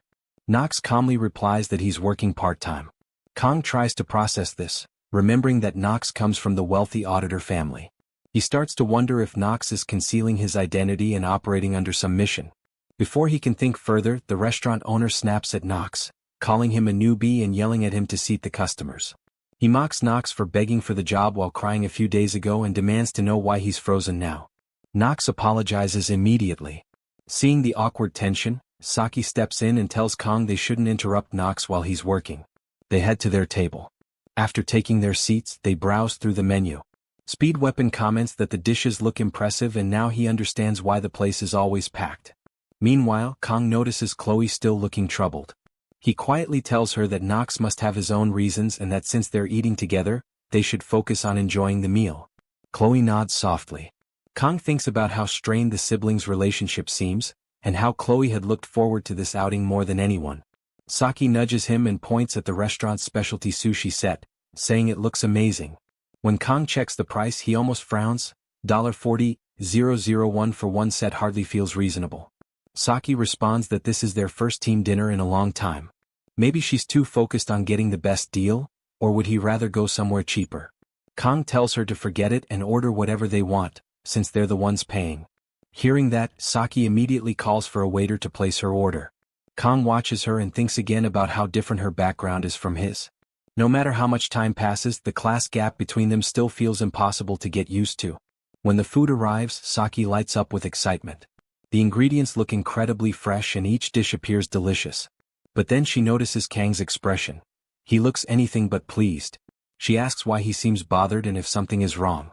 Kang explains bluntly that although it feels rude to complain while being treated, the knife work ruins an otherwise great dish. The ingredients are good, but the cuts make the fish feel like they're crying. Everyone freezes at his harsh critique. Nox, meanwhile, panics internally. Kang just said the one thing the owner cannot stand to hear. Right on cue, the owner stomps over and asks Kang what he just said. Tension spreads through the table, but Kang doesn't back down. He repeats his comment word for word and clarifies that the technique isn't terrible, but it's nowhere near skilled enough to justify the restaurant's high price. The owner, annoyed but maintaining composure, challenges him. If Kang is so confident, he should demonstrate his knife work himself. He urges Kang to step forward and prove it. The other customers whisper among themselves, wondering if this will escalate. Kang notes silently that the owner has surprisingly sharp hearing. Considering how awkward his Korean pronunciation is, it shocks Kang that he caught the comment so clearly. Kang rises from his seat, causing Saki to jump and ask what he intends to do. The owner steps forward, remarking that this student from Joaquin Academy seems rather bold.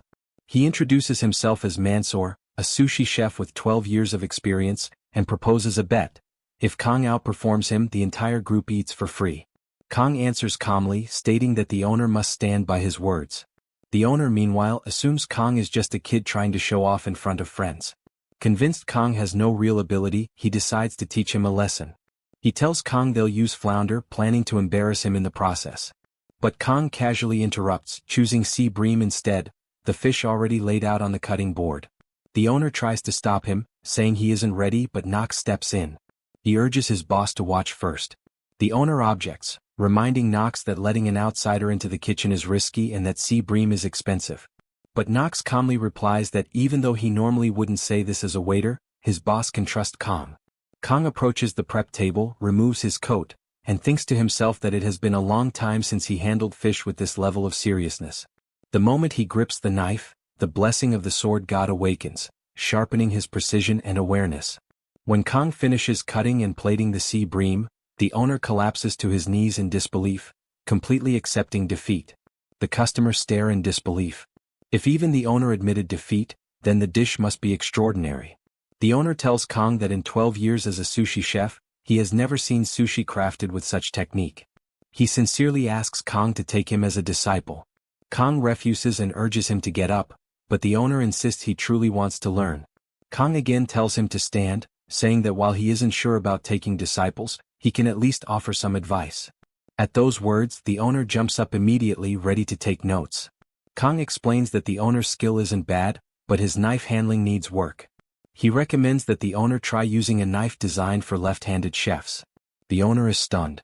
Kang elaborates that in the earlier dish, he noticed excessive force in the owner's right arm, which crushed the fish's texture. Changing knives would naturally improve his cuts and overall results. The owner scribbles down every word. Kang adds that with a few more years of experience, the rest will come to him naturally, so there is no need for Kang to say more. Hearing this level of detail, the owner declares Kang a true master. Kang then brings up their agreement, free meals for winning the challenge, and jokes that since he also gave professional advice, the owner might owe him money now. Fully convinced, the owner addresses Kang as master, and tells him to ask for anything he needs. Kang picks up the knife again and tells the nearby customers that, with the owner's permission, he will be serving them in the owner's place at no charge. The customers cheer loudly, grateful and excited. Kang prepares the fish with ease, unable to hide his smile. Chloe watches him and comments that she never knew Kang was capable of smiling like that. Saki agrees, saying he looks genuinely happy. Speed Weapon abruptly stands and Saki asks where he's going. He says they should help Kang too. If the club president is this fired up, how can they just sit and watch? Saki immediately joins in and calls for Chloe to help. Chloe agrees, but before she can move, Nox steps toward her and offers to teach her. Chloe smiles warmly and thanks him. After some time, Kang steps near a window to catch his breath. He thinks about how this was supposed to be a simple club dinner, yet he couldn't resist getting involved. Still, 50 seconds was enough for him to prepare 3 fish.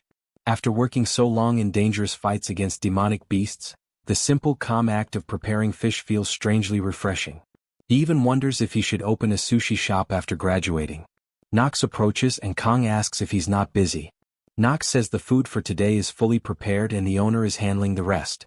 His friends are helping with serving as well, and Chloe asked him to check on Kong.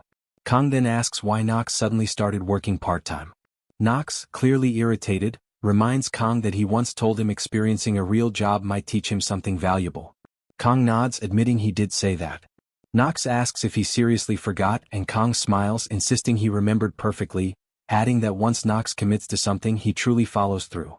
Knox quickly clarifies that he didn't take the advice because he agreed with Kong.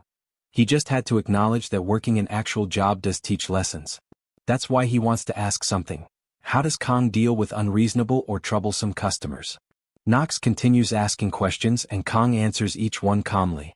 After a while, Knox comments that the more he talks to Kong, the harder it is to believe they're the same age.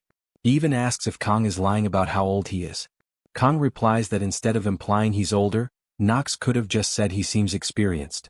He then asks whether Knox has any more questions, but Knox's expression suddenly turns serious. He explains that discussing the internal matters of the auditor family with outsiders is normally considered a grave offense. That was why he had been relying on Chloe to share the news first. But she never answered her phone. Knox reveals that the auditor family has finished its background investigation on Kong and found nothing suspicious. Because of that, the elders' request to monitor Kong has been cancelled.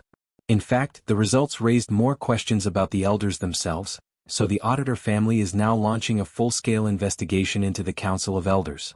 They intend to pursue justice properly, and an investigation team, likely the largest in their history, has already been formed. Knox has chosen to join that team and simply wanted Kong to know. Kong thinks to himself that this means the auditor family is no longer targeting him. If they're turning their attention toward the Council of Elders, it will cause a massive stir, but none of that involves him directly. He thanks Knox sincerely, understanding how difficult it must have been for him to share all of this. Knox shakes his hand and says he didn't really do anything. In fact, he should be the one thanking Kong. He then cuts himself off, realizing he has said too much. Kong smiles and notes internally that Knox's relationship with Chloe seems to be improving. He then asks Knox whether he knows Hannah. Knox asks if he means San Hannah. Kong explains that Hannah recently joined his club, so he assumed Knox might know her since they're in the same class. Knox answers that yes, he knows Hannah. He explains that she usually sits alone, reading quietly, and doesn't stand out much, except for one strange detail. She always ranks exactly in the middle of the class. Kong asks what he means and Knox clarifies. Whether written exams or practical evaluations, Hannah's results are always perfectly average. Achieving that level of precise consistency on purpose would be extremely difficult. Knox adds that it's rare to see Kong show interest in someone. Kong awkwardly asks what kind of impression Knox even has of him. Knox pauses, about to answer, when the restaurant owner bursts outside and scolds Knox for not helping close up. Then he notices Kong. The owner approaches and says he learned a lot today. As thanks, he offers Kong a small gift, a knife. Kong reacts with irritation, telling him that a knife is a chef's most important tool and shouldn't be given away lightly. But the owner insists the knife isn't suited for him anyway, and now he understands that true skill matters far more than equipment. Hearing this, Kong accepts the gesture and says he won't refuse if that is the owner's intention. Grateful, the owner thanks him again and calls him Master, prompting Kong to ask him to stop using that title. Kong examines the knife. It looks expensive, crafted more like a weapon than a kitchen tool. He remembers his first teacher who used to say that real masters don't rely on their tools, even while collecting the most luxurious ones. The owner asks whether Kong dislikes the knife, but Kong says he was simply thinking of a name for it. He recalls his parents telling him he carries the pride of the Seori Kong family line. With that memory, he names the blade Everfrost. At the same moment, the last image of his parents fades from his photo gallery, as if offering a final farewell. Seori means frost, so Kong chooses eternal frost to carry them with him, even as the world slowly erases every trace of them. The scene shifts to late night. Inside a large building, a crowd has gathered and Professor Kim stands among them. A cloaked figure thanks everyone for coming despite their busy schedules. One impatient attendee tells him to stop talking and demands to know who summoned the meeting. The cloaked man finally reveals his identity. He is the professor. The attendee angrily asks why he called them here, reminding him of who he is dealing with. The professor suddenly laughs. Seeing this, the man becomes even more irritated and demands to know what's so funny. The professor calmly says that, as expected, since they only recently formed their contracts, they are still drunk on their newfound power. The professor mocks the raging man, calling him cute. Enraged, the man unleashes Earth attribute magic. The professor immediately recognizes it, rare and a clear sign the man serves the fourth commander, Parmesh. The man slams his transformed foot into the floor, shouting in fury and demanding what the professor is rambling about. He lifts his arm, preparing to rush in, muttering that his hands have felt dry and it's been too long since he's gotten them bloody. Others in the room try to restrain him, but Kim watches with a grin. The man ignores everyone and charges forward. Just before the blow lands, the professor smiles. With a single precise movement, he cuts the beast down instantly. He mutters that the power lent to the man was wasted. His hood shifts, revealing green hair. The room goes silent, stunned by the sheer difference in strength. The professor adjusts his hoodie and addresses the crowd, saying this demonstration should be enough to prove his ability and serve as his introduction. No one responds. Instructor Kim thinks privately that this must be the second General Corns. Before she can finish the thought, the professor calls for student Kim, then quickly corrects himself to Instructor Kim, admitting that after years of teaching he still slips into old habits. He then tells the group that Instructor Kim will explain the details. Kim steps forward and gets straight to the point. Contrary to the rumors, her master did not fall to the Sword Emperor. She glances at the professor, then reveals that Ager was killed by a single student, Leon van Reinhardt, the next hero. The scene shifts to Kong writing in his notebook. He reflects on how serious the situation is becoming. The Council of Elders has agreed to conduct its own investigation using Auditor. At the peak of noble elitism stands the Academy's Council of Elders. They treat even the House of Auditor like underlings. When they sent an assassination order on a cadet with no justification, they basically treated Auditor like hunting dogs. Still, because of their blunder, Kong gained Auditor as an ally. He remembers that in the game, this was also why the faction keeping Leon in check vanished in the mid-game. The Elders schemed behind the scenes and Auditor exposed them. Kong realizes he's now in a similar position. Auditor handles the brutal tasks, the game dev's way of giving Leon protection. But then he pauses. Who's protecting him? He's the one doing all the hard work himself. Still, now that Auditor is involved, the truth behind everything will surface soon enough. The last unresolved issue is the mysterious female instructor. Kong recalls what he learned from Ager. The woman formed a contract with Ager due to her constant complaints. He wonders if she might be hiding a manipulative side. He remembers her purple hair. In the game, villains frequently disguise themselves, so he knows he cannot rely on appearance alone. But there was one trait villains could never alter: their eye color. Kong grows frustrated, wondering how he's supposed to track her down with such limited information. The Sword God's blessing has clear limits in what it can sense, and more importantly, Kong lacks proper knowledge of magic. He debates whether he should wait or start studying magic himself. Unsure, he glances at his notebook and notices he has been scribbling without realizing. He closes it and wonders since when he started doodling like some distracted school kid. Crossing his arms, he mutters that he should aim to catch her off guard. Striking first is courage, not recklessness. Now is the time to act. He should consider visiting Professor Damien soon. At that moment, Saki and Speed Weapon barge into the room mid-argument. Saki tells Speed Weapon to stop getting worked up over trivial things. Speed Weapon, annoyed, asks if Saki really doesn't know what day is coming. Kong asks what's going on. Saki sighs, but Speed Weapon shoves her aside and insists Kong listen to him. He announces that July 7th is approaching. Hearing this, Kong remembers internally that it's his birthday. Kong tells Speed Weapon there's no need to prepare anything for him, but Speed Weapon, ignoring him, shouts that it's the day Valor Joaquin sealed Leakin. Kong goes silent. They were not talking about him at all. When Speed Weapon realizes Kong said something earlier, he asks what it was. Kong simply replies it was nothing.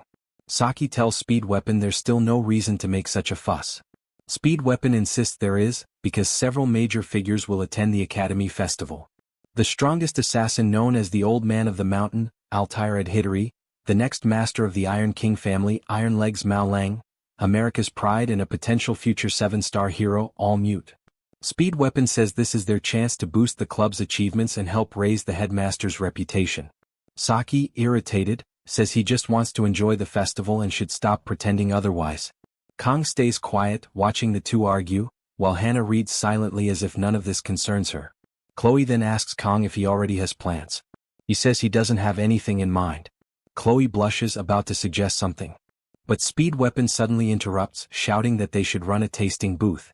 Since their club president is a skilled chef, it would be great publicity for their club. Chloe immediately becomes annoyed and pulls out her box cutter, alarming Kang. He realizes Speed Weapon is in real danger and steps in quickly, saying Speed Weapon's idea is actually a good one. Both Saki and Chloe freeze in shock at Kang's sudden support. Speed Weapon silently thanks Kang for saving him. Saki, now irritated, says she didn't expect Kang to be interested in flashy displays meant to impress influential people. Kang thinks privately that Saki herself is the closest to the higher-ups among all of them. He answers calmly that he doesn't have some secret agenda. Kang explains that once break begins, they'll be clearing dungeons non-stop anyway, so this is their last chance to enjoy something like a festival. Besides, days like these aren't going to last much longer. Saki immediately grows serious and asks what he means by, not much time. Kang freezes, realizing he slipped. He had unconsciously been thinking about what will happen in 3 years when the Second Demon War begins. He can't believe he let that thought slip out loud. He has grown too relaxed around them. Saki leans in, asking if he knows something they don't. She points out that he seems suspicious before as well. Now Chloe and Ryoso both fix their attention on him, ready to pounce. Kang quietly begs Speed Weapon in his mind to save him. Speed Weapon notices Kang's distress and suddenly interrupts, holding up a poster he plans to make and asking everyone for their thoughts. The group stares blankly at the ugly drawing. Hannah, however, laughs and says she fully supports the idea since she originally joined the club after seeing one of Speed Weapon's posters. Speed Weapon shoots a look at Kang, thinking he just paid off a debt. Saki, however, snaps. She shouts that his dumb posters and constant interference are always getting in her way. She declares she has been thinking it over and now is the perfect time to settle this. Speed Weapon, confused, asks what she's talking about. Saki, with a threatening tone, declares that the club has too many people trying to act like leaders. She intends to establish a clear hierarchy so Speed Weapon will never spout nonsense again. The scene jumps to a few minutes later. Saki and Speed Weapon stand opposite each other, preparing to spar. Speed Weapon says he's excited and warns Saki not to regret it when she loses. Saki counters that if Speed Weapon somehow wins, she will never argue with him again and will follow his entire festival plan without complaint. The rest of the club gathers around with curiosity while Kang wonders how things escalated this quickly. Saki and Speed Weapon face off. Speed Weapon confidently raises his flute, saying he'll show everyone who's more useful to the club president. Saki coldly warns him that comments like that won't slide. Speed Weapon grins, thinking inwardly that Saki's weapon is a longbow and she can't fire arrows unless they're inside a subspace, so he'll just keep his distance and stack debuffs. Hannah, acting as referee, asks if both sides are ready and starts the match. Speed Weapon immediately blows into his flute, unleashing debuffs towards Saki. She swiftly ducks, summons her bow and dashes sideways. Speed Weapon is startled to see Saki summon her bow, but he remains confident. No matter how aggressive she acts, she wouldn't actually fire it at him. As far as he's concerned, nothing has changed. If he stacks his debuffs properly, he can beat her easily. But then Saki suddenly charges straight at him. Speed Weapon is thrown into confusion. She's an archer, yet she's rushing him head-on? He mocks her for being reckless, believing that at this range his blessing will activate for sure. But the very next moment he's struck. Saki uses her bow like a melee weapon, swinging it with frightening force. Her eyes look downright terrifying. She's not holding back at all. With the strength built from years of drawing a bowstring, she swings hard and blasts Speed Weapon clean out of the dojo. The rest of the club watches in shock.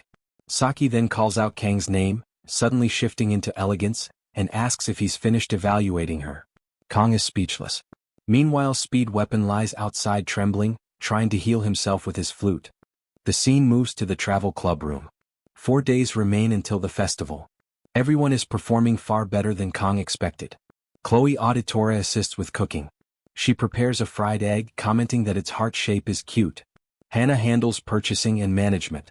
She lifts her glasses with her middle finger and tells Kang she placed orders for kimchi, pork shoulder, and vegetables as listed. She ordered enough for 3 days, with delivery scheduled for 3 p.m. the day after tomorrow. Speed Weapon is responsible for booth operation and general affairs. He complains that although he reserved the booth, he still must set up tables, chairs and gas lines, and it will take forever. Saki snaps at him to shut up. He lost, so he should stop whining and do what he's told. Saki Ryoso now works as administrator. She grumbles that she has never even gotten her hands wet in a kitchen before, and now she's stuck making kimchi jjigae of all things. She mutters that she was the one who won the match, so why does she have to do this? Kang reminds her she asked for his judgment. This is what he decided, so she should help. Internally, Kang admits it would be easier if they were making sushi again, but that would just end up being a one-man show. Besides, the festival is long.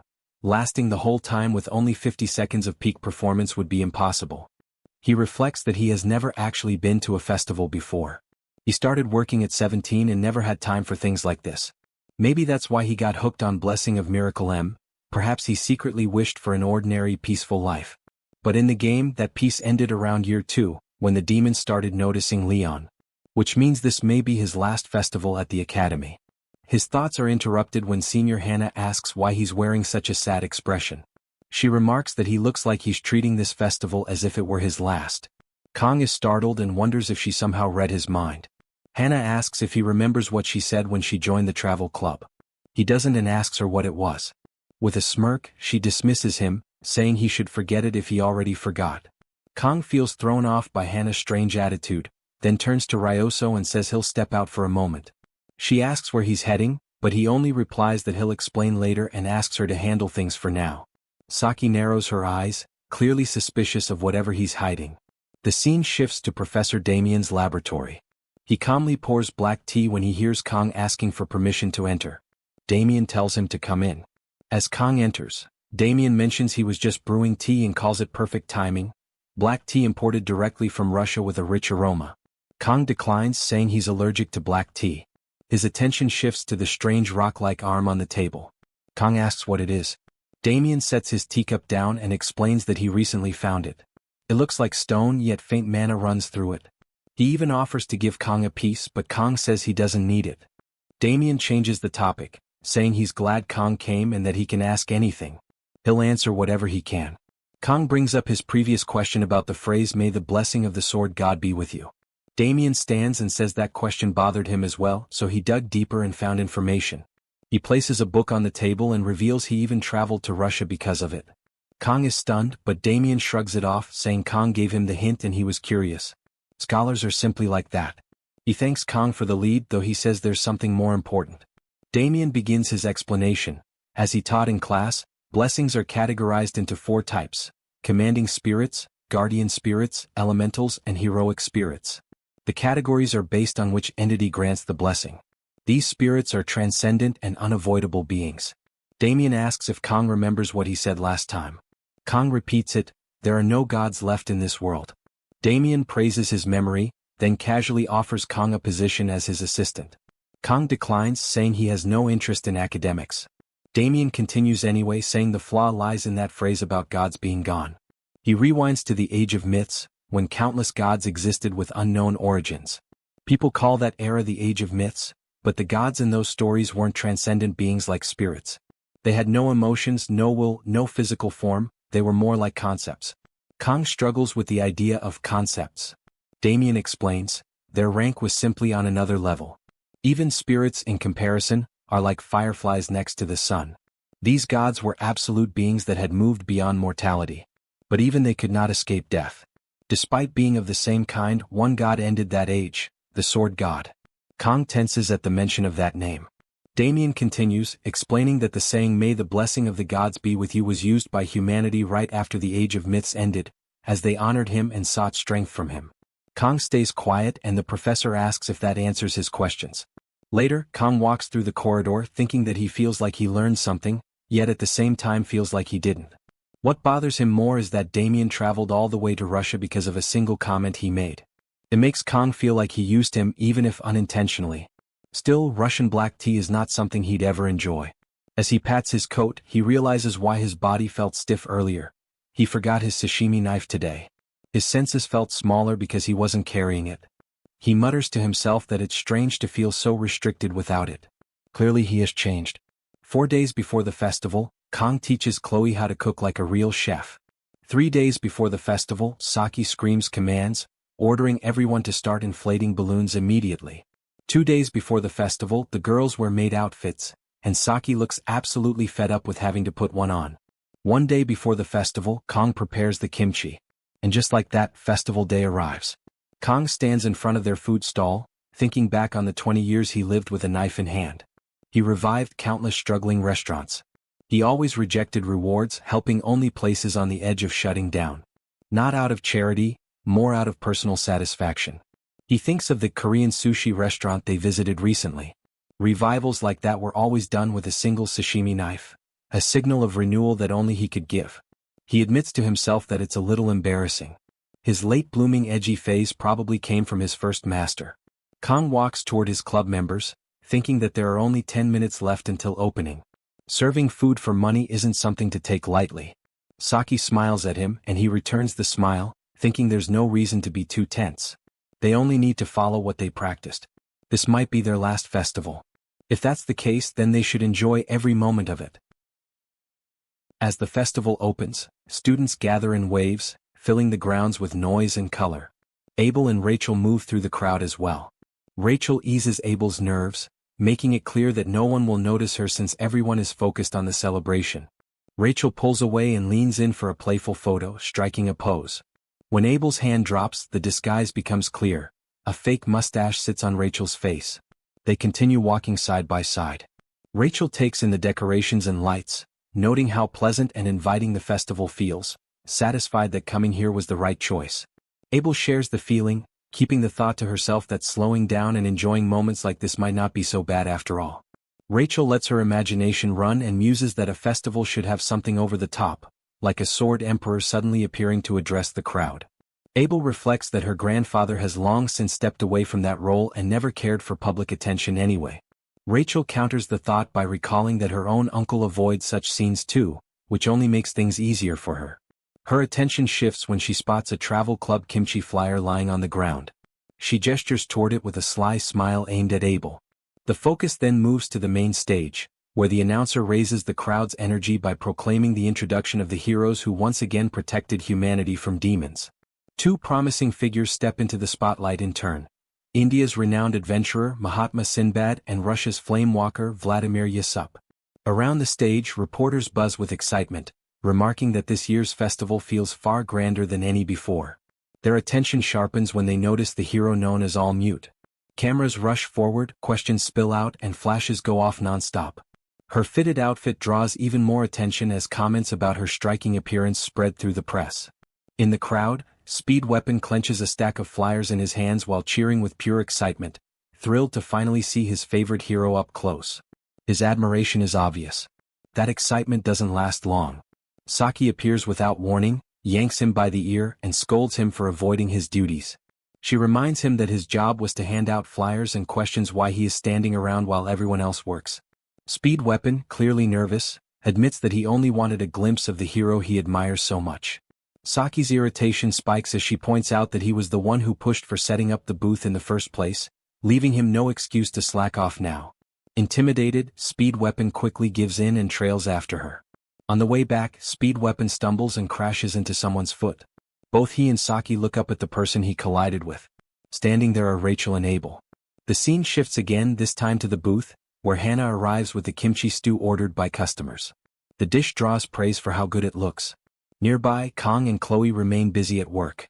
Chloe chops vegetables at a frantic pace, pushing herself hard, while Kong watches with mild surprise, noting that he only showed her a few basic techniques. Still, her cooking skill has already grown solid. Since Kong cannot handle a knife well due to his blessing acting up, he leaves most of the prep work to Chloe and puts his attention on cooking the dishes himself.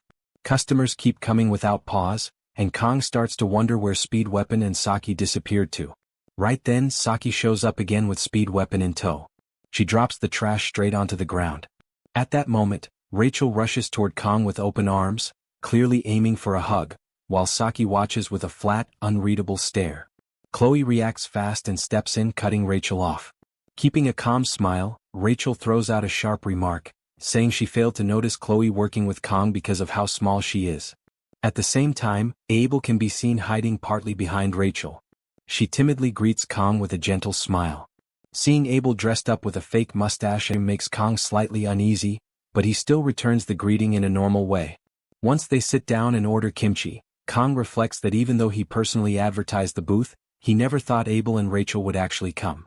With the crowd growing, he decides it would be better to prepare their food first and send them on their way before things get even busier. Soon after, another customer orders and Hannah confirms it. Rachel then leans toward Abel and points out that the girl they just saw is the newest member of Kang's club. Abel glances at Hannah and keeps a calm, careless front.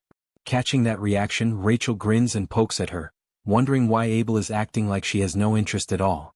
Abel turns red and denies it right away. Rachel then brings up what they should do next, reminding her that festivals are meant to be enjoyed. Abel counters by thinking about upcoming exams, knowing there is a lot to study and little time to relax. Right then, Saki walks over to their table and catches part of the conversation. She starts staring straight at Abel, which leaves Abel confused and tense under the sudden focus, realizing Saki heard her words. Rachel, on the other hand, looks pleased, clearly expecting more trouble to unfold. Not long after, Speed Weapon approaches Kang with another order. Seeing Speed Weapon's expression, Kang checks on him, wondering if he is okay. Speed Weapon bursts with excitement, explaining that he wanted to see All Mute, the hero of his country and a likely future 7-star candidate, and that he finally saw her in person. Kang notes how deeply Speed Weapon admires heroes, and Speed Weapon shows no shame in that fact. Kang tells him to put some ice on his cheek once his work is done. As Speed Weapon leaves, Kang's thoughts drift to All Mute. Her real name is Khan Elizabeth, a hero from the United States, often mentioned as a possible 7-star candidate. Even here, the United States remains a top-ranked power, standing alongside Korea. With that much power, an independent system has taken shape inside the hero world. Those under its protection are called heroes without extra titles, and the role itself is treated like an organized industry. Because of that, heroes earn respect, but they are also cheered like stars on a stage. Even so, neither the old-style heroes nor the celebrity-type ones fit Kang's own values. Still, he feels a sense of relief that he did not end up reborn as an American hero, knowing that would mean wearing a tight outfit like All Mutes. Even then, their paths could still cross someday, even outside official duties, since the Sword Emperor named Kang stands as a successor. Despite that chance, Kang has no intention of meeting All Mute. His plan is simple. Stay inside the booth for 3 days and focus on cooking in peace. Someone buried under massive attention like her would never bother coming to a small stall like this. The focus shifts to Abel and Saki. Abel tries to clear the misunderstanding, explaining that her words were not meant the way they sounded. She recalls only knowing Saki from before she skipped grades and remembers how Saki often slept during class back then. Saki pushes back, questioning whether those habits can really be cut off from club work, clearly caught off guard by how biased Abel sounded. Abel insists that it has nothing to do with club matters and that she was only talking about the outfit. That explanation leaves Saki flustered, while Rachel breaks into laughter at the awkward scene. Right then, a new presence steps into the booth. A woman casually remarks that the place looks filthy and asks her follower if this is the correct spot. He confirms it. As she walks in, everyone freezes. Customers react with shock, unable to believe that Mao Rang has shown up in person. She is known as one of the top 2 heroes, standing alongside All Mute. She heads straight for Kang and brings up the incident involving her brothers. After a moment, Kang connects the dots and realizes she is the sister of the infamous Mao brothers, the one called Iron-Legged Mao Rang. She mentions that her brothers described Kang as a beast, yet adds that he looks far better than Jun and Shun claimed. She follows that by noting that those two never spoke well of anyone anyway. With a sharp gesture, she signals her subordinate. A luxury footrest is brought over at once. Mao Rang drops into a seat with her legs spread wide, plants her left foot on the stand, and claims the chair for herself without hesitation. Kang's eyes lock onto her foot, and he quickly identifies the gear she is wearing. It is the S-rank weapon known as Storm Kick Ramgak. Seeing her arrive fully armed makes her intent clear. Revenge is likely on her mind. Chloe bristles and tries to step forward, but Kang stops her at once and signals Saki and Hannah to stay out of it as well. Mao Rang then makes it clear that Kang is misunderstanding the situation. She brushes off the past, questioning the value of stirring up something that happened months ago. Kang, unconvinced, wonders why she came here in the first place, pointing out that someone of her rank should not have the freedom to wander around so freely, unlike All Mute. Mao Rang cuts him off at once, making it clear that he should not compare her to All Mute from the start. She follows by stating that she has no special motive for coming here. Curiosity alone brought her. Her brothers may have awful personalities, but their skill is real, and the fact that they became shaken just by hearing Kang's name caught her attention. That detail alone sparks interest across the booth. Hearing this, Kang privately notes that the whole family seems cut from the same cloth. Mao Rang then adds that she actually feels thankful toward Kang. Because of her brother's behavior, the family name had suffered, and no matter how hard she tried to rein them in, they were beyond fixing. After Kang defeated them, the two stopped causing trouble completely. From the family's point of view, this was a relief. For that reason, her thanks are genuine. Kang understands it for what it is. In simple terms, she is thanking him for clearing obstacles from her future. Her sights are clearly set on a 7-star position. Her reach and fame rival Elizabeth's, but she ranks lower on the shortlist due to weaker ability and the baggage of being one of the twins. Those family matters and the 7-star seat mean nothing to Kang. He owes her nothing. Turning away, he makes it clear that if she is finished, she should leave, since he still has a booth to run. He heads back to the kitchen, thinking that Mao Rang is far more sensible than her brothers ever were. Just before leaving, Mao Rang pauses and adds that there is one more thing she appreciates. With a sharp tone, she points out that he opened his booth using their pao chai and claims pride in seeing their country's food being sold. Her subordinate grins along with her, and the two move to leave. At that moment, Kang freezes mid-cooking and sharply calls out to Mao Rang. He makes it clear that kimchi should not be called by that name. Mao Rang only smiles and repeats the word pao chai. Kang feels irritation rise. He had planned to let it go this time to avoid drawing attention, but this is one thing he cannot ignore. Finally, he calls out again, telling her to stop and warning that he will cut her down. The scene shifts as students rush toward the subspace, excitedly spreading word that Mao Rang is about to spar with the special cadet who once fought Ade. One of them jokes that Mao Rang will easily crush the cadet. Nearby, Leon overhears them. He recalls his own fight with Kang and quietly walks away from the stadium, already certain of how the clash between Mao Rang and Kang Gaoma will end. Inside the stadium, the crowd roars in support of Mao Rang, while Nox watches from above. Meanwhile, his clan head is also anticipating the outcome. Rachel sits beside Abel and notes that the scene brings back memories of Kang's earlier fight with Nox. Abel smiles faintly, thinking that Kang always ends up standing at the center of events no matter where he goes. At that moment, All Mute arrives as well, calmly looking down at those gathered below. Mao Rang lifts her gaze toward All Mute and mutters that it feels like being back in their academy days. She then turns her attention to Kang with a sharp, mocking look, questioning whether he is truly fine, warning that reckless pride can lead to the same fate as her younger brothers. She comments that his looks would go to waste if he lost his senses, since no one would want to marry him, before casually adding that she herself would accept him anytime, as she always welcomes male concubines. Kang responds by laying out what he believes to be her true goal. He sees her provocation as an attempt to draw out the last weakness of the Iron King family, to defeat him and gain a clean excuse. That, in his view, is why she approached him in the first place. Mao Rang laughs it off, admitting that he is sharper than expected, yet points out that even knowing this, he still reacted to such an obvious bait. At that instant, the subspace barrier forms, sealing the area and signaling the official start of the fight. Kang draws his sashimi knife, convinced that Mao Rang cannot reach the rank of a 7-star hero. She shifts her stance, lifting her leg and mocks him for being clueless. Kang accepts that label and rushes forward. Mao Rang charges as well, half amused, thinking she may need to rethink her earlier offer. Their clash sends debris flying as the field vanishes under thick smoke. Mao Rang assumes Kang is nothing more than a loud child who can only hide behind smoke. As the haze thins, she sees herself still standing. Then the truth hits her. Her head has been cleanly severed from her body. The scene cuts back to the kimchi booth. Chloe continues chopping vegetables with steady hands, while Hannah cannot understand why everyone remains so calm. She wonders aloud if no one is worried about Kang.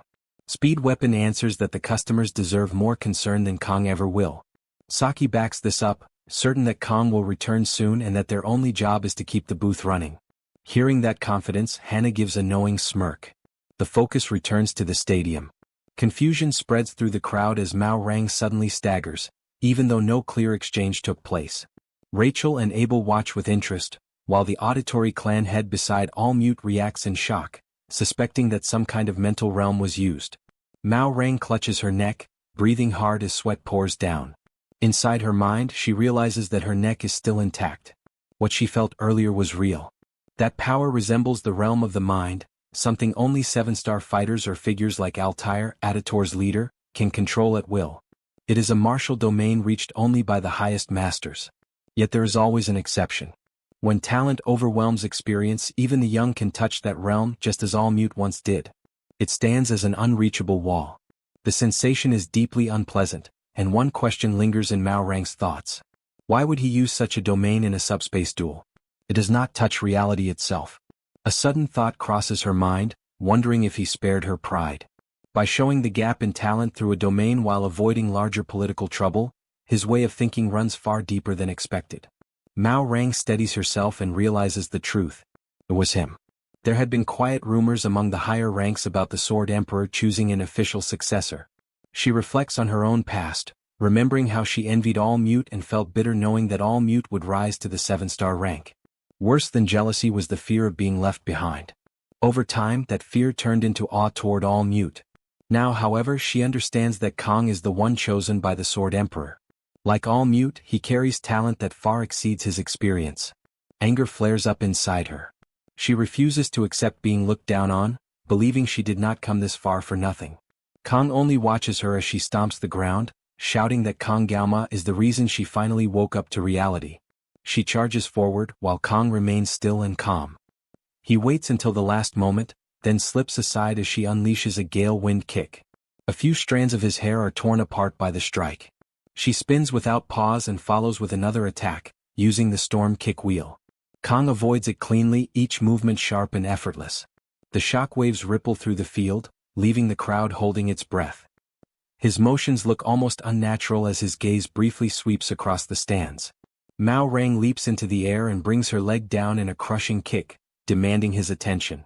With a confident grin, she slams into the ground, but Kong is already gone. Her attack does not end there. The earth explodes upward as a second shockwave erupts, yet Kong slips through the debris without a scratch. Seeing this, Mao Rang admits to herself that it is no wonder her brothers were terrified of him. She launches her storm strike barrage, sending chunks of rock flying toward him. Kong slices through them one by one without slowing down. Then his focus sharpens as a red marker locks onto his chest. Mao Rang unleashes her ultimate move, the Storm Kick Heavenly Crown. Kong takes the blow head-on, blocking it with his sashimi knife. Shock flashes across her face. Blocking that attack with such a thin blade should have been impossible. Noticing the cracks spreading across the knife, she assumes he has finally reached his limit. That thought shatters instantly. Kong activates a skill and the blade repairs itself in a blink. Electricity surges around him, swallowing his form as he vanishes from sight. Alarmed, Mao Rang scans the area, unable to track him at all. He is simply too fast. She spins and lashes out behind her as a blue, electric shape appears. A grin spreads across her face as she convinces herself that speed means nothing if she can read his movements. Then a flash of blue light cuts through the air. Her right hand separates from her body. Pain tears out of her, but the scream dies in her throat when she catches Kang's expression. In her blurred vision, she sees him moving forward, standing alongside the 7-star heroes, while she is left behind once more. Kong settles into his stance and notes that her momentum was not bad. Mao Rang clutches her injured arm, trembling in disbelief as Kong faces her with the sashimi knife ready. From the stands, Nox and Abel recognize the posture at once. It is the same position Kong used for his finishing move against Nox. Mao Rang is left in tears, unable to accept defeat. Rage takes over as she cries out in denial, refusing to lose. In the next instant, Kong rushes forward. Her life flashes through her mind as the distance between herself and All Mute grows wider than ever. That moment makes it clear how far behind she truly is. Kong strikes without hesitation. The final blow lands cleanly, and her head is severed from her body. In that instant, she understands that this was the absolute limit of her ability. Nothing beyond that awaited her. The crowd falls into stunned silence, unable to process what they just witnessed. Abel smiles quietly at Kang's victory, while All Mute looks on in shock, seeing her longtime peer fall. The subspace begins to break apart as the result is announced. Kong Gaoma is declared the winner, and Mao Rang, once hailed as the star of the continent, has been defeated. The red-haired girl learned an important lesson: never mock the sword god's kimchi. Back in the corridors of the festival, Saki receives the report about the outcome of the battle. She immediately informs everyone that she was right not to worry, as she knew Kong would return quickly. The scene shifts to Rachel and Abel as they walk away from the arena. Rachel shows a trace of disappointment, bothered by the fact that they never got the chance to taste Kang's cooking in the end. Attention then turns to Mao Rang. After her loss to Kang, her condition is clearly poor, and the defeat has left her deeply unsettled. Those under her care check on her state. She makes it clear that she is not injured, since a subspace duel cannot cause physical harm. Still, she admits that the outcome is a serious problem in a wider sense. Being defeated by a student is a heavy blow to her standing. One of her subordinates tries to ease her mind, but Mao Rang shuts that down and insists again that she is fine. She then states that Kang holds overwhelming potential and is bound to rise to the very top in the future. When that day arrives, people will naturally look back and judge her own strength more kindly. This explanation finally puts her subordinate at ease, even leaving them quietly satisfied. Mao Rang goes on to say that this moment was likely the best time for her to lose to Kang. Even Almet, she notes, could not promise a certain victory against him. Her subordinate is still stunned and struggles to grasp why Mao Rang rates the trainee so highly. Mao Rang lowers her gaze to her hand and reflects on her past. She has met many so-called prodigies in her life, from Elizabeth during her training years to the 7-star heroes she encountered after graduation. Kang, however, stands apart. He is walking a road that cannot be reached by effort alone. With firm certainty, Mao Rang acknowledges that Kang is a true monster. Not long after, the news spreads rapidly. Reports flood out, stating that Mao Rang, known as the Star of the Mainland, took part in an unexpected subspace duel at Joaquin Academy and that it ended in an instant. A single strike from a student decided the match. From that moment on, Kang earns a new name, the Sashimi Sword Saint. Talk of the duel and of Kang himself spreads everywhere. Kang's booth is soon overwhelmed by a massive crowd, and the place turns chaotic with work.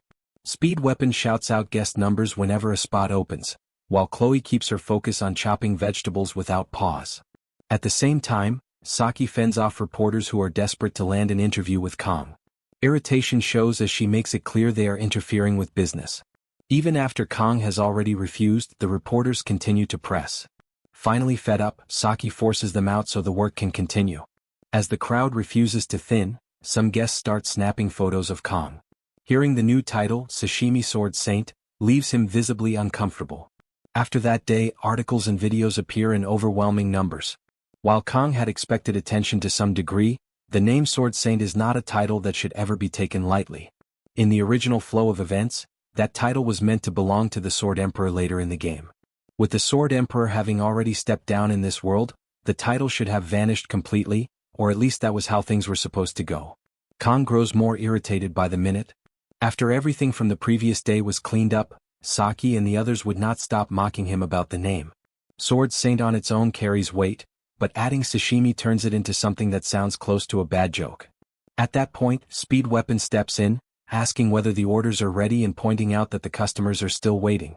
Kang calmly checks how long the line has become. Speed Weapon reports that they have reached number 674, but they have already used up all their paper and will need to buy more later. He estimates that, counting those without numbers, the total may easily exceed 1,000 people. Hearing that figure, Kang feels overwhelmed. Even in his past life, he had never dealt with this much traffic or attention. Around the same time, Chloe seems to hurt her hand. Kang reacts right away, checking on her condition, and she brushes it off as nothing serious. Still, watching her work under this pressure makes him uneasy. With so few hands to help, he even briefly considers whether pulling out his sword just to keep things flowing might become necessary. Right then, Nox and Monsieur show up. Monsieur notes that he has never seen a shop this crowded in his life. Kang tells him that he will visit them another day, since today is clearly impossible. Monsieur makes it clear that they are not there to eat. After seeing the news, they figured Kang would need help and came for that reason alone. Kang thanks them honestly for stepping in. When Nox notices Chloe's injured hand, concern immediately shows on his face. Saki cuts off the chatter at once, making it clear that there is no time to waste. From there, everyone falls into place. Saki and Hannah deal with the customers, Monsieur and Nox move into the kitchen to help, and Speed Weapon takes charge of managing the endless line. The scene moves to later in the day. Kang is finally resting, thinking that there is no way he could endure 2 days like this in a row, even if he admits it was enjoyable in its own rough way. Nox comes in and Kang checks on how the cleanup is going. Nox reports that it is mostly done and adds that Monsieur plans to bring the missing ingredients for the next day. Kang expresses his thanks for the help, but Knox shuts that down and tells him that the gratitude should go to the restaurant owner instead.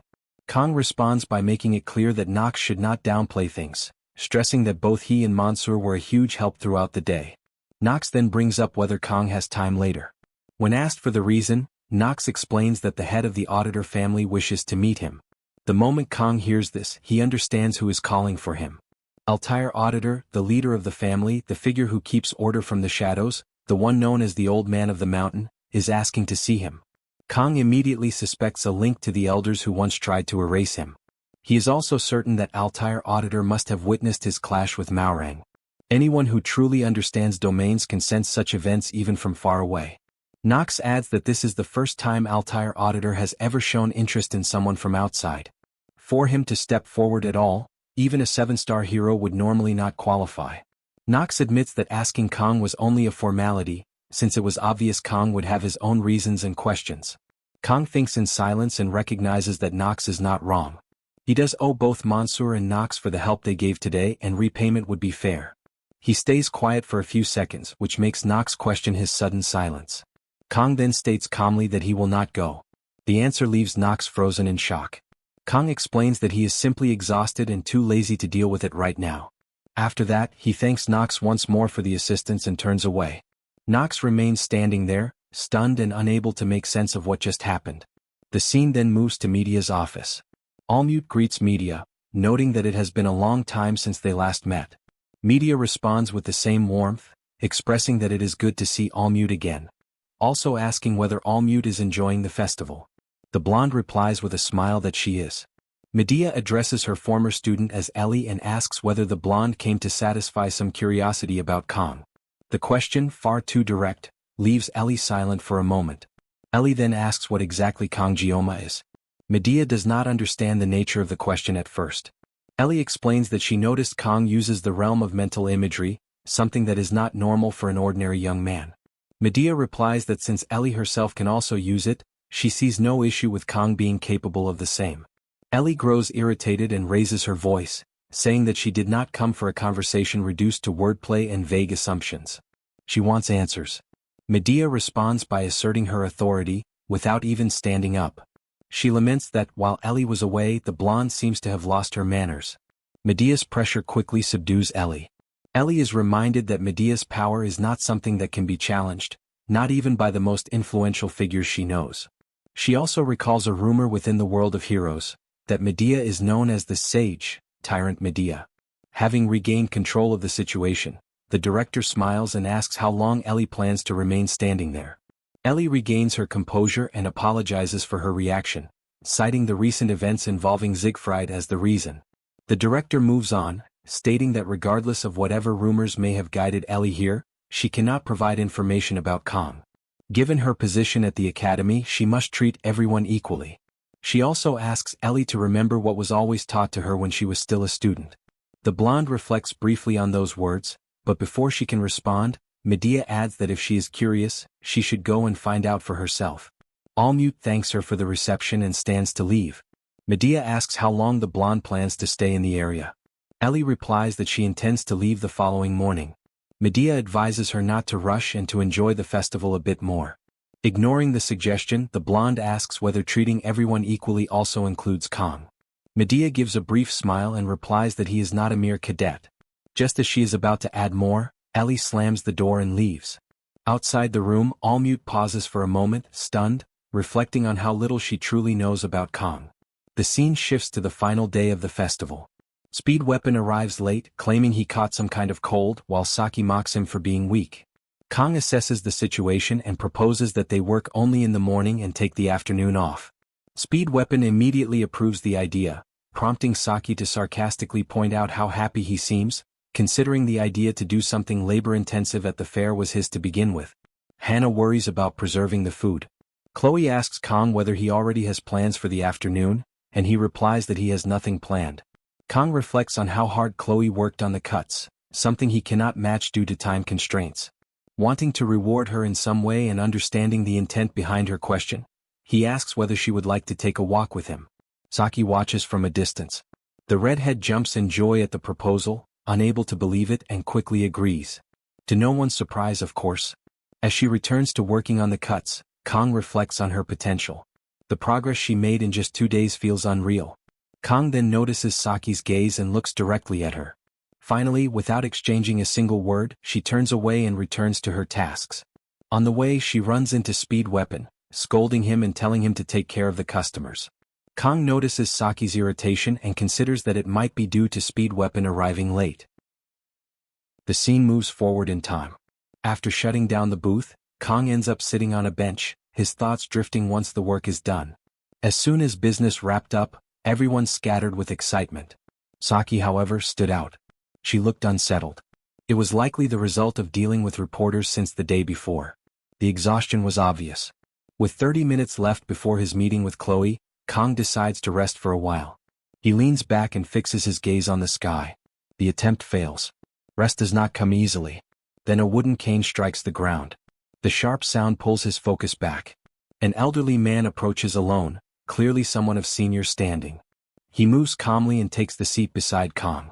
The man mentions how the heat becomes harsher with age. Kang recalls how similar this feels to the Able bench incident. For some reason, people always ignore empty benches and choose to sit right next to him. He cuts through the moment and pushes for the real reason behind the visit. The old man pretends not to understand. Kang quickly reaches a conclusion. The man had come from far away. This was Altair, the head of the Auditor family. The old man smiles, amused by Kang's awareness, and seems curious about how he was found out. Kang gives no outward reaction. Internally, the answer is simple. He had seen that cane before in a past life. The S-ranked cane sword of the Syndicate. A weapon known for matching the image of an assassin clan leader. Kang had once wanted it himself. Altair misreads the silence, assuming Kang detected him through perfect concealment granted by the Raven's blessing. He finds such perception terrifying in someone so young. Kang pays little attention to that praise.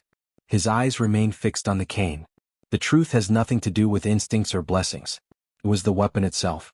Altair then moves on, claiming Kang likely already knows why he came. Kang reasons that it must be related to the elders placing an assassination order on him. Altair dismisses that matter, treating it as internal business already resolved. That was not why he came. This visit was about something more important. Kang considers what could possibly outweigh an order on his life. His thoughts drift to the mental imagery he used inside the subspace. After a moment, he discards the idea. That alone would not justify this meeting. Suddenly, the old man cuts in. The cane strikes the ground again. In that instant, the surrounding space reacts. The mind domain spreads outward, heavy and sharp, as if the air itself were being split apart. The man's presence shifts without warning. Kang does not understand the move, but his body reacts before his thoughts do. His hand reaches for Murasame. The old man suddenly coughs in an odd way, and the pressure of the mind domain breaks apart. The invisible weight fades, and the space returns to normal as if nothing ever happened. He shifts the topic and probes into Kang's connection with his granddaughter. With an awkward cough, he even hints at whether the two are involved romantically. Around them, the area feels busy and alive, filled with students and couples walking side by side. Kang makes it clear what their bond is. There is nothing between them beyond friendship. No hidden meaning, no deeper tie. The old man rubs his beard and lets out a low laugh, clearly amused. Kang watches him closely, recalling how, in the game, this part was always reduced to silence and pauses. He never expected the man to turn out like this. A strange, shameless old figure. Still, one thing is certain. He is far from ordinary. Altair rises slowly, leaning on his cane. His curiosity for now is satisfied, and he signals that he intends to leave. He adds that Kang should look after his granddaughter as a friend, reminding him that she has a gentle heart. Kang hesitates, then stops him. He questions whether Altair truly believes Chloe must follow the path of an assassin. Surrounded by noise and movement, with couples passing by unaware, Altair turns back. He hints that Kang has already seen another side of Chloe. Kang understands at once. Altair presses on, describing that side as her real nature, wild and beast-like. He questions whether someone like that should be allowed to walk freely in the open. Kang frowns, pushing back with the thought that such behavior could simply be the result of how she was raised. Altair answers in a bent posture, dismissing the idea that his family is as corrupt as rumors suggest.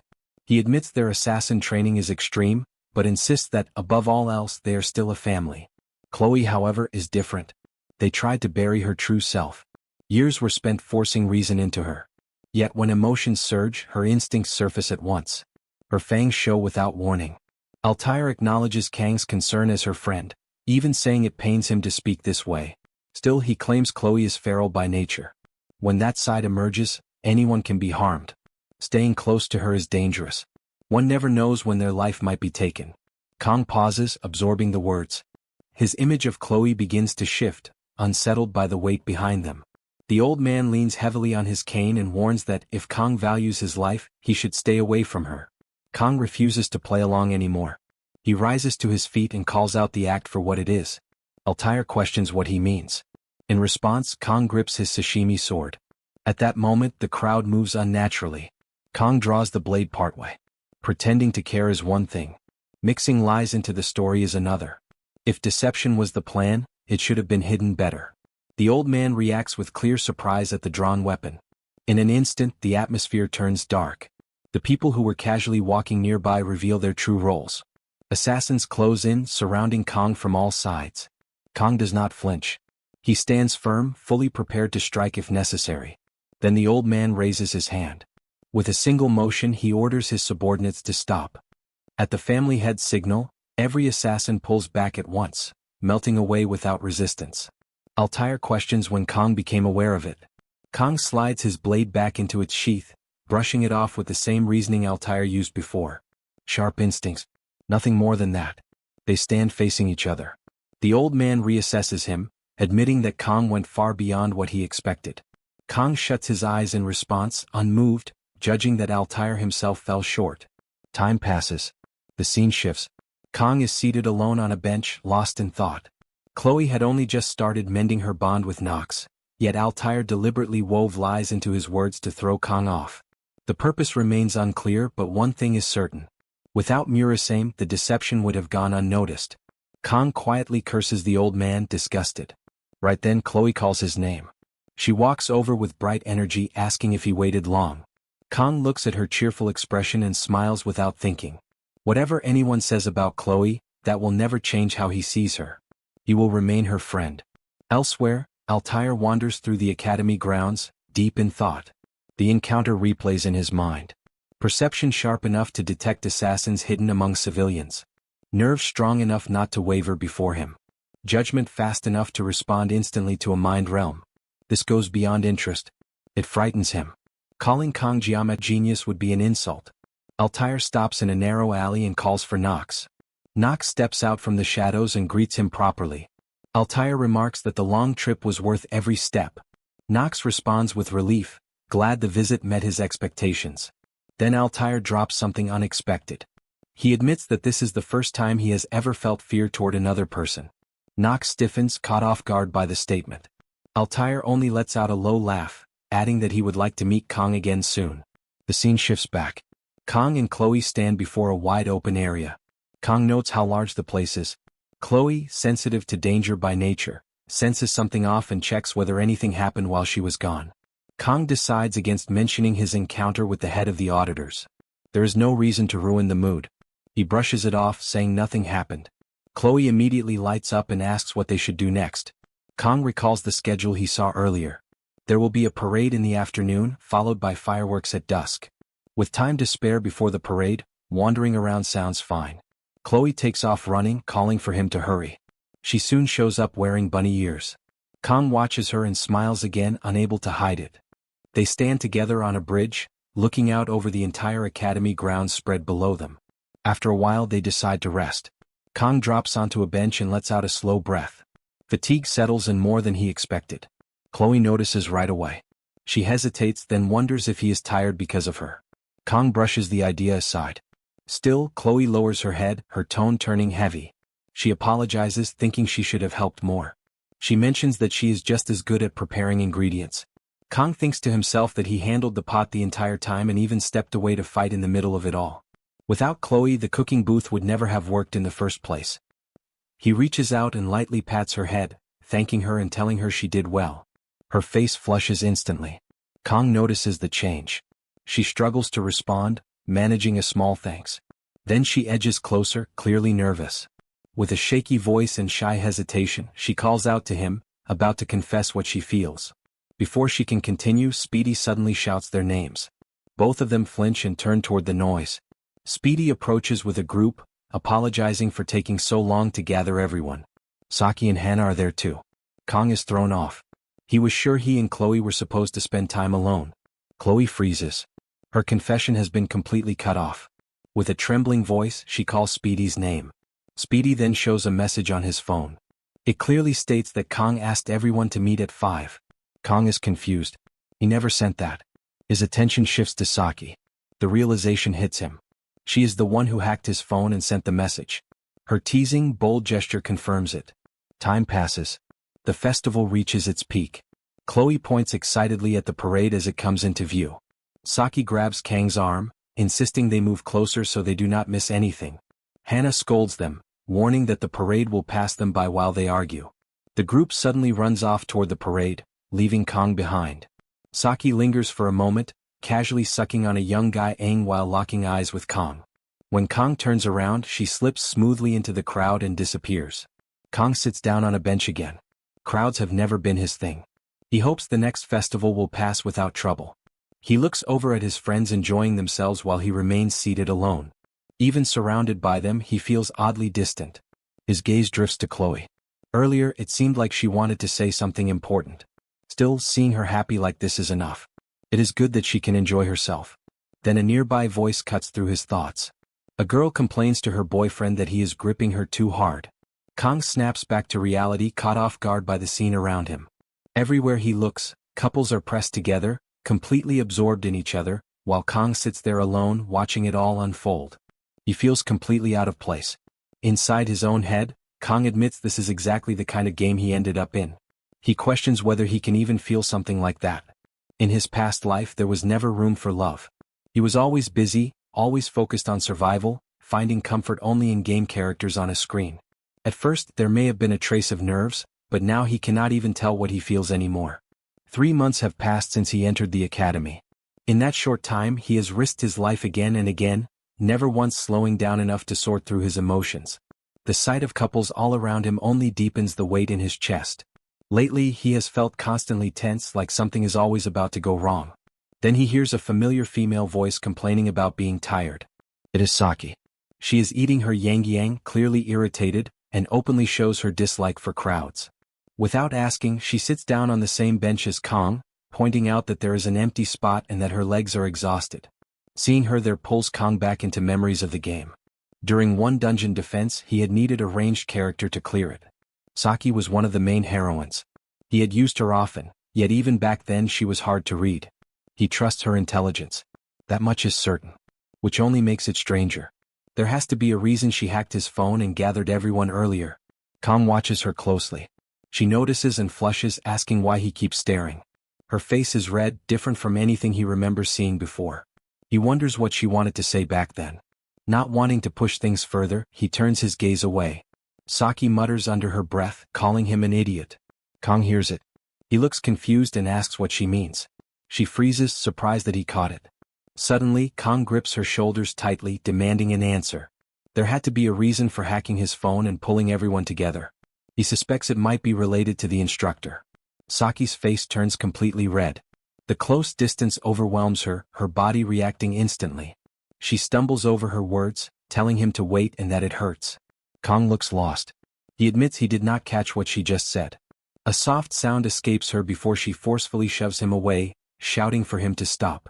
She snaps at him, pointing out how hard he was grabbing her shoulders, furious that he could hear everything except the things that mattered. Kong immediately grows worried. He says she could have just explained instead of pushing him like that. Realizing she overreacted, Saki falls silent.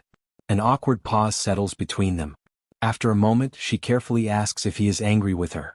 Kong studies her face, questioning whether he truly grabbed her too hard. Saki notices his stare and quickly looks away, embarrassed. They end up sitting apart.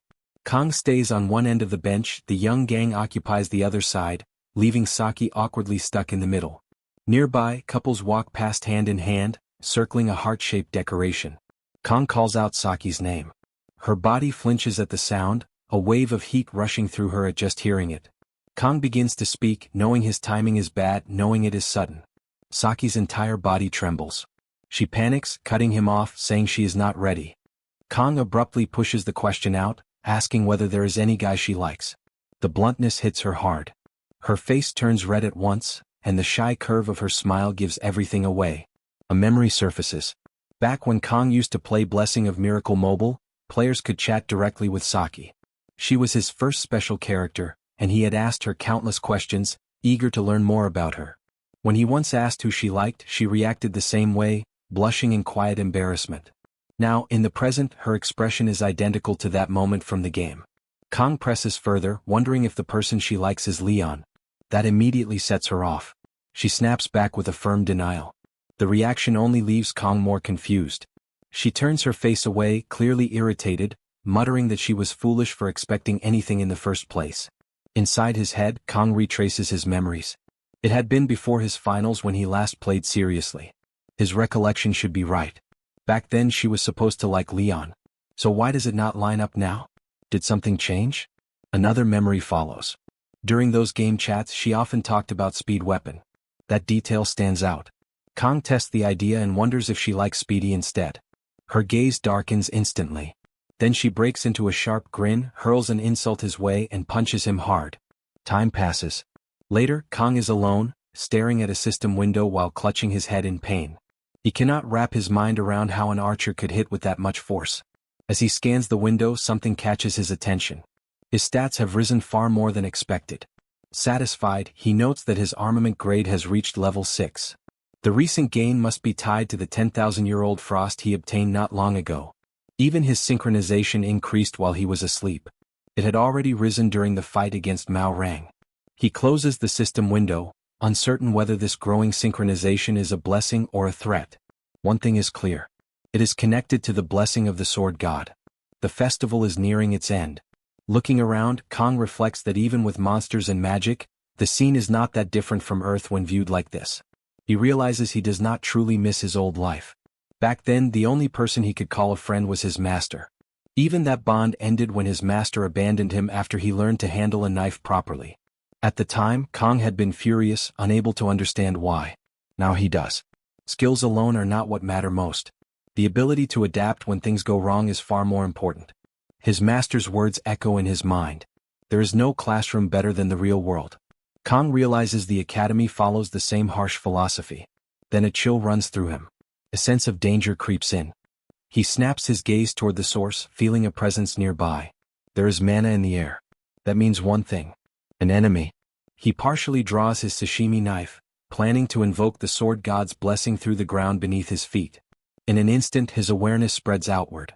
The range is wider than he expected. The clarity shocks him. Within that perception he spots it. A hostile presence moving casually through the crowd, hidden behind a disguise. Kong moves without hesitation. He bursts forward. The instructor turns too late, startled, barely managing to brace herself. Kong drives the blade straight through her body. Blood erupts from Instructor Kim as the strike lands cleanly.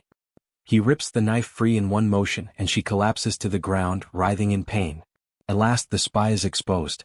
Instructor Kim screams, accusing him of trying to kill her. As she cries out, the wound begins to close slowly. Tears spill as she desperately claims she came to talk, to negotiate, not to fight. Kong notices her purple hair and recognizes her immediately. This is the same instructor who has been watching him ever since the Buffalo Dungeon. Time passes. Later, the instructor kneels on the ground, trembling as she spills information non-stop. She even reveals her true name. Choiseola. Kong presses her about why she used the name Instructor Kim for so long. Her answer matches what she said earlier. It was all for infiltration. Blending into the academy. Kong locks his gaze on her, cold and sharp. She breaks down and begs him to spare her life. He asks how many others are hiding inside the academy. She admits she does not know. Their appearances change constantly, making it impossible to track exact numbers. Kong watches her pitiful state and reflects. Up to this point, Choiseola has confessed everything she knows without needing to be pushed. She even revealed that some villains are aware he killed Ager, despite the Sword Emperor's attempt to bury the truth. Still, one question bothers him. He demands to know why Leon was framed for Ager's death. Choiseola hesitates. Then she admits she does not know. Kong draws his sashimi knife again. She panics, bowing repeatedly, swearing she is telling the truth. She claims there is a professor among them, someone pulling the strings. Every plan comes from that person. Someone as low-ranked as her would never be trusted with more. Inside her own thoughts, fear floods in. Kong is far more unstable than she expected. Staying here is a gamble, but returning to them guarantees death. Kong studies her closely. Her fear feels real. The lies do not. He calls her name. Seola stiffens and looks up. Kong leans in close and asks if she wants to live. She bows immediately, desperate, repeating that she wants to live and begging for mercy. Kong calmly notes that there are two conditions. She asks what they are. The first is simple. She must tell him who the professor is and reveal everything she knows. She hesitates. Kong brings the blade to her neck. The cold edge presses against her skin, forcing the truth out. She admits it is a subordinate of Lord Korn. That is all she knows. Seola breaks down again, begging him to lower the knife. Kong slides his knife back into its sheath, unsettled by the name he just heard. General Korn was not someone he expected to surface. With Lycan sealed away, Korn now holds command and he is somewhere inside the academy. Seola notices Kong turning his back on her. A faint grin slips onto her face as she steadies herself. She adds that even the other villains have no real information about this so-called professor. That is why his reputation is the worst among them. He simply hides behind the role of a professor. Kong turns around again. She immediately stiffens, forcing herself into a tense, harmless posture. Using the sword god's blessing, Kong studies her body closely. His thoughts line up quickly. She used to serve Agor. With Agor dead, she lost her place. Her mana is barely there. Her body is worn down. She is no longer in fighting shape. She is not a threat. Everything about her points to negotiation rather than combat. Kong presses her, pointing out that siding with him is a gamble. She has tried to kill him more than once, and he doubts she believes this alone is enough to keep her alive. She claims she never wanted to kill him. It was all because of the demon. Kong cuts her off and brings the knife to her throat, revealing his second condition. A purple crystal embedded behind her neck glows faintly. Kong demands that she hand it over. Only then will he let her live. Seola pretends not to understand, acting clueless. Kong does not hesitate. He slices the crystal free. It drops to the ground. In that instant she understands. She is finished. Kong lifts the crystal, explaining to himself what it is. A paired stone formed when a contract is made with a demon general. A seal of subordination. One stone is held by the general to supply mana. The other is carried by the villain to receive it. With Agor dead, the seal no longer functions as intended. Kong knows this because he once used such a system himself. Still, the crystal contains the villain's life force. It is the strongest leash there is. Seola's face drains of color as her body trembles. Her reaction confirms everything. Holding this crystal means she cannot betray him. Kong calls her name. She responds in fear. He tells her that from now on she will live as a villain. She agrees instantly. Then confusion hits her. A villain from now on. The words do not fully make sense. Kong walks away, already deciding her value. Choi Seola is the kind of person who will do anything to survive. That makes her useful. A decent informant. Someone he can control later without effort. A notification buzzes on his phone. He checks it. A message from Seola asking where he is. He replies that he is in the bathroom and heading back. Another message comes in, this time from Saki. She complains that they were not even done talking and asks if he could not have held it in a little longer.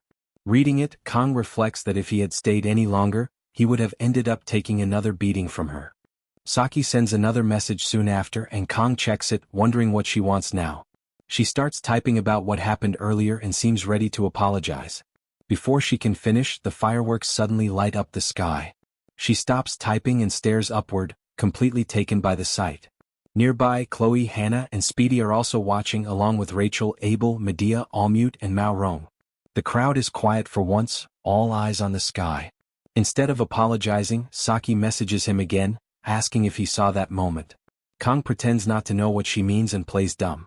She gets annoyed and calls him an idiot, making it clear she is talking about the fireworks. Kong claims he cannot see them from where he is. The view shifts to him. He is clearly lying. From his position, the fireworks are fully visible, bursting across the sky in color. Saki, irritated, drops the subject and tells him to hurry back. She adds another message telling him to bring ice cream on the way. Kong refuses without hesitation. She complains and sends a playful emoji to soften it. Kong starts walking, thinking to himself that this festival might be their last. The next day arrives. The festival is over and reality sets in. A test is approaching. Speedy groans non-stop, complaining about how wide the test material is and questioning why it had to be made so broad. Kong listens in silence. Meanwhile, Chloe is completely distracted. A fly has landed on the table, and her eyes are locked onto it. Speedy slams his book down in frustration, ranting about how the academy has no concern for student rights. The loud bang sends the fly into the air, and Chloe immediately goes after it. Saki wakes up from the noise and snaps at Speedy to shut up. He fires back, telling her to go sleep in the dorm instead. Saki curses him out, demanding to know how her sleeping there affects him at all, pointing out that he is the real problem at the moment. Speedy jumps to his feet, furious, shouting about how unfair it is, asking if he is the only one taking the test and how anyone could expect him to memorize all of this. Saki casually states that she already memorized everything. Speedy freezes, stunned, and asks what she just said. She repeats herself, confused by his reaction. That pushes Speedy over the edge. Angry that she studied ahead of time, he starts venting his frustration at her. At that exact moment, the fly lands right on his face. Chloe reacts instantly and slaps Speedy across the cheek, finally shutting him up. She apologizes right away, calling him smuggy and explaining that she was just trying to kill the fly on his face. Speedy, still stunned, asks why she keeps calling him that. Saki laughs, saying Speedy is just an annoying bug and got what he deserved. Watching all of this, Kong wonders why Speedy has been getting beaten by everyone lately. Then at the same time, everyone's phones buzz. An email arrives. The details of the final practical exam have been changed. The test will now take place in the Jaikin Academy Special Hall. Team composition is revised as well. Each group will consist of one second-year cadet and two first-year cadets, chosen at random. Speedy immediately explodes again, raging about how they could change the exam just 3 days before it happens. Kong stays quiet, thinking. The original plan was to clear the Goblin Dungeon in Gapyeong. He had been looking forward to it, mainly for the materials that could be obtained there. Now, however, it feels like the story itself is starting to shift. Kong comes to a hard realization. The exam changed because he killed the Gore. By doing that, he threw away his biggest edge as a player who knew what was coming. If this continues, the story will drift further and further from anything he can predict. Saki snaps him out of it by pointing out that he looks worried, which is rare for him. Kong sets his phone down and denies it, brushing it off. Saki opens her notebook and signals him to look. She admits that she is also confused by the sudden change in the exam, but she does not completely oppose it. During the previous midterm, a demonoid appeared and the Sword Emperor was injured in Avalon. Trouble always breaks out whenever training happens outside controlled areas. In short, she explains that nowhere is truly safe except the academy itself. Kong keeps staring at her without responding. The silence throws her off. He suddenly agrees, saying that now that he thinks about it, she is right. His thoughts feel clearer. Thanks to her, the issue feels settled. Saki gets flustered by the way he looks at her and snaps at him, embarrassed, asking why he is staring like that. She quickly shuts her notebook and shifts the topic, saying that if Kong stays confused, then she will be confused too. Kong does not follow what she means and asks what she is talking about. Saki fidgets with her legs, nervous, and tries to clarify. She corrects herself, saying she means the travel club members. If the club leader is unstable, it will affect everyone. Kong completely misses that she was joking. Instead, he asks her for a favor. He wants to know if she still has a copy of the academy staff list she hacked before. She explains that she deleted the saved data to avoid tracking, but she kept a printed version. Kong mutters that this is fortunate. If she has that, things will be much easier. Saki asks what he means, confused, and Kong bluntly tells her to hack the academy network again. That only confuses her more. He then reveals that villains are operating undercover inside the academy. Chloe asks if this is connected to the Buffalo Dungeon. Kong admits he is not sure, since villains often change their appearances while living among humans. Saki quickly understands his intent. He wants a new staff list to compare side by side with the old one. Kong confirms it. As everyone knows, the club was formed to protect its members. If there are people who could become threats later, knowing ahead of time can only help. The group admits there are many questions they want to ask, but for now they agree to go along with his plan. Kong thanks them for their cooperation and thinks to himself that this level of explanation should be enough for the moment. Saki folds her arms and explains that she cannot be completely certain, but the academy staff data is automatically updated every month. She believes the system relies not only on the cloud hub, but also on subspace technology. Speedy does not see why it needs to be so complex and questions it. Kong remains quiet. Inside his head, he acknowledges that it makes sense Saki would not fully grasp it. She is native to this world. What they are seeing is an optimization process, one that regularly clears out excess dummy data to reduce storage load. In this world, systems are likely built that way by default. Because of that structure, the abnormal data can be detected like this. Even though many things have changed, his experience as a player still proves useful. He asks Saki how long it will take her. She pauses briefly, then says it will not take long to handle what he requested. After that, she questions whether he has been taking advantage of her too much. Kong falls silent. She is right. He realizes he has relied on her heavily, using the excuse of being in the same club. The thought leaves him feeling guilty. Still, there is little he can offer in return. He has no money, no influence, no reputation. Compared to her status as the daughter of Japan's permanent prime minister, he has nothing. He asks if there is something she wants. The question catches her off guard. She stutters and turns her face away, clearly flustered. After a short silence, she tells him to grant her one favor in the future.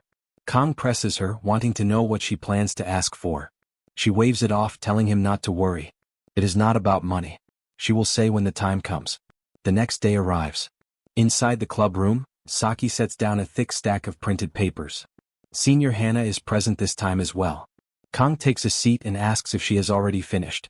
She confirms that she printed all the personal data on the academy staff, including records of suspicious activity. All that remains now is to review it. Kong worries that he may have pushed too much work onto her, but he knows she delivers once she commits. Speedy scans one of the documents and asks if this is really acceptable. He points out that Saki even pulled data on how many times each person went to the bathroom. He argues that this is a clear violation of privacy, and that even with the goal of finding villains, it is still a crime. Saki scoffs at that, stating that it became a crime the moment she hacked the system in the first place, so arguing now is pointless. Speedy pushes back and the two start bickering. Kong is stuck between them. Kong steps in, telling Speedy it is fine. More information, even small details, could help them. Speedy still objects. Kong reassures him that once they finish, Saki will shred all the documents. After hearing that, Speedy finally gives in. Kong looks over the group and reflects in silence. Chloe is an assassin by nature, and Saki has a habit of crossing lines to get results. Neither of them holds clear moral limits. He is unsure where Senior Hana stands, but Speedy's presence is the reason they have not gone too far yet. Saki addresses everyone, noting that there is only about a week left before summer vacation. During the final exam period, the travel club will focus on identifying the hidden villain. She then asks if anyone has questions so far. Senior Hana raises her hand. She says she already understands the outline of the plan from before arriving, but asks what source Kong used for the information he provided. Speedy agrees and adds that he wanted to ask the same thing the day before. Saki mocks Speedy, joking about what kind of kid would die just because the club president said so. Kong stays quiet. He has been cornered. They pointed out the very issue he was trying to quietly avoid. He cannot say that he cooperated with Choi Seola, nor can he explain that Leon was being framed. Any misunderstanding would only pile up, leading to more questions. Worse still, if Chloe learns the truth, Choi Seola, who has no remaining magic power, would not survive. Kong finally responds, saying he cannot reveal the source yet. All he can say is that the informant is reliable. Senior Hana smirks. Kong adds that when the time comes he will explain everything. That time is simply not now. Hana accepts this without pressing further. Kong watches her closely, thinking that he cannot read her intentions at all. She notices his stare and meets his eyes, humming a soft, romantic tune as if teasing him. Saki catches on to the exchange. Kong thinks she reminds him of someone, though he cannot place who. Deciding not to dwell on it, he moves on and officially starts the first real travel club meeting. Time passes. Later, Kong sits on a couch, worn out. Chloe hands him a bottle of water and he thanks her, admitting how thirsty he is. While drinking, he notices her looking guilty, as if she feels she did not contribute much. His attention shifts to Speedy and Saki. They are already deep into the papers, pointing out a suspicious case where someone was absent last month and showed strange movement patterns. Kong turns back to Chloe and reassures her. There is no reason for her to worry so much. Speedy and Saki enjoy this kind of work. On top of that, Chloe has strengths they do not. She proved that in the Buffalo Dungeon and again during the festival. That lifts her mood instantly. Kong praises her effort. Her face turns bright red. She mumbles that she hopes she ends up in the same group as Kang Jeom-ma for the exam. At that moment, Kang's phone buzzes. The exam teams have been announced. Kang Jeom-ma, a first-year cadet, and San Hana, a second-year cadet, are assigned to the same team. The leader is Rachel Demura from the Star class. A message from Rachel follows immediately. She writes in an unsettling tone, pointing out that they have been paired together once again. Kong lets the bottle slip from his hand and releases a heavy sigh. Speedy remarks that this exam will be exhausting for Kong again. Chloe agrees, adding that he ended up grouped with that woman. She immediately corrects herself, clarifying that it is that blonde woman of all people. Speedy shrugs it off, saying there is no reason to worry. Hannah is also on the team, so nothing serious should happen. Hannah reassures Chloe, promising to keep Kong from getting distracted by Rachel's body. Chloe thanks her for that. Speedy then turns his attention to Saki and asks who ended up in her group. She answers that it is a second-year Wolf class student named Ario. Speedy follows up by asking who the group leader is. Saki reveals that it is Leon. Kong reacts in surprise and everyone immediately looks his way. Saki snaps, accusing him of imagining something dirty between her and Leon, demanding to know what he is thinking. Kong hurriedly denies it and cuts the meeting short, declaring the session over for the day. Everyone starts heading out, wishing each other luck on the written exam scheduled for the next day. Once the room empties, only Hannah and Saki remain. Hannah prepares to leave as well, but Saki stops her by calling her name. Hannah turns back, asking if she needs something. The camera shifts to a document lying on the desk. Saki, her tone firm, reads the name San Hannah aloud and questions why that name appears on the faculty list. She demands to know who Hannah really is. As sunlight pours in through the window, Hannah's expression hardens, losing all softness. Saki notes that Hannah has a balanced personality, and she rarely talks too much. She also avoids giving her own view on things. She has felt off from the start. Saki lifts the paper and calls Hannah by name. Then she hesitates and shifts to a more formal way of addressing her, using the title Professor San Hannah. Hannah suddenly laughs and it puts Saki on edge. Saki presses her, trying to figure out who Hannah really is. Hannah pushes back, pointing out that Saki is still tense from what they just went over, and that she is taking it too far. Saki, confused, tries to understand what Hannah means. Hannah slowly raises a hand and indicates the document, making it clear she only found something amusing. It is the idea that Saki mixed her up with someone else just because they share the same name. Saki then notices the document says the professor is away on a work trip. She cannot understand why it would happen during the festival. She wonders if she somehow overlooked it. Then another thought hits her and she suspects the data was edited. She thinks to herself that the subspace system updates this information automatically. It should be almost impossible to access and even harder to alter. Only the principal is supposed to have access to the subspace system. Saki connects it in her head to Principal Medea. Hannah cuts into her spiral and treats it like a simple mistake. She frames it as normal human error, not something a machine would avoid.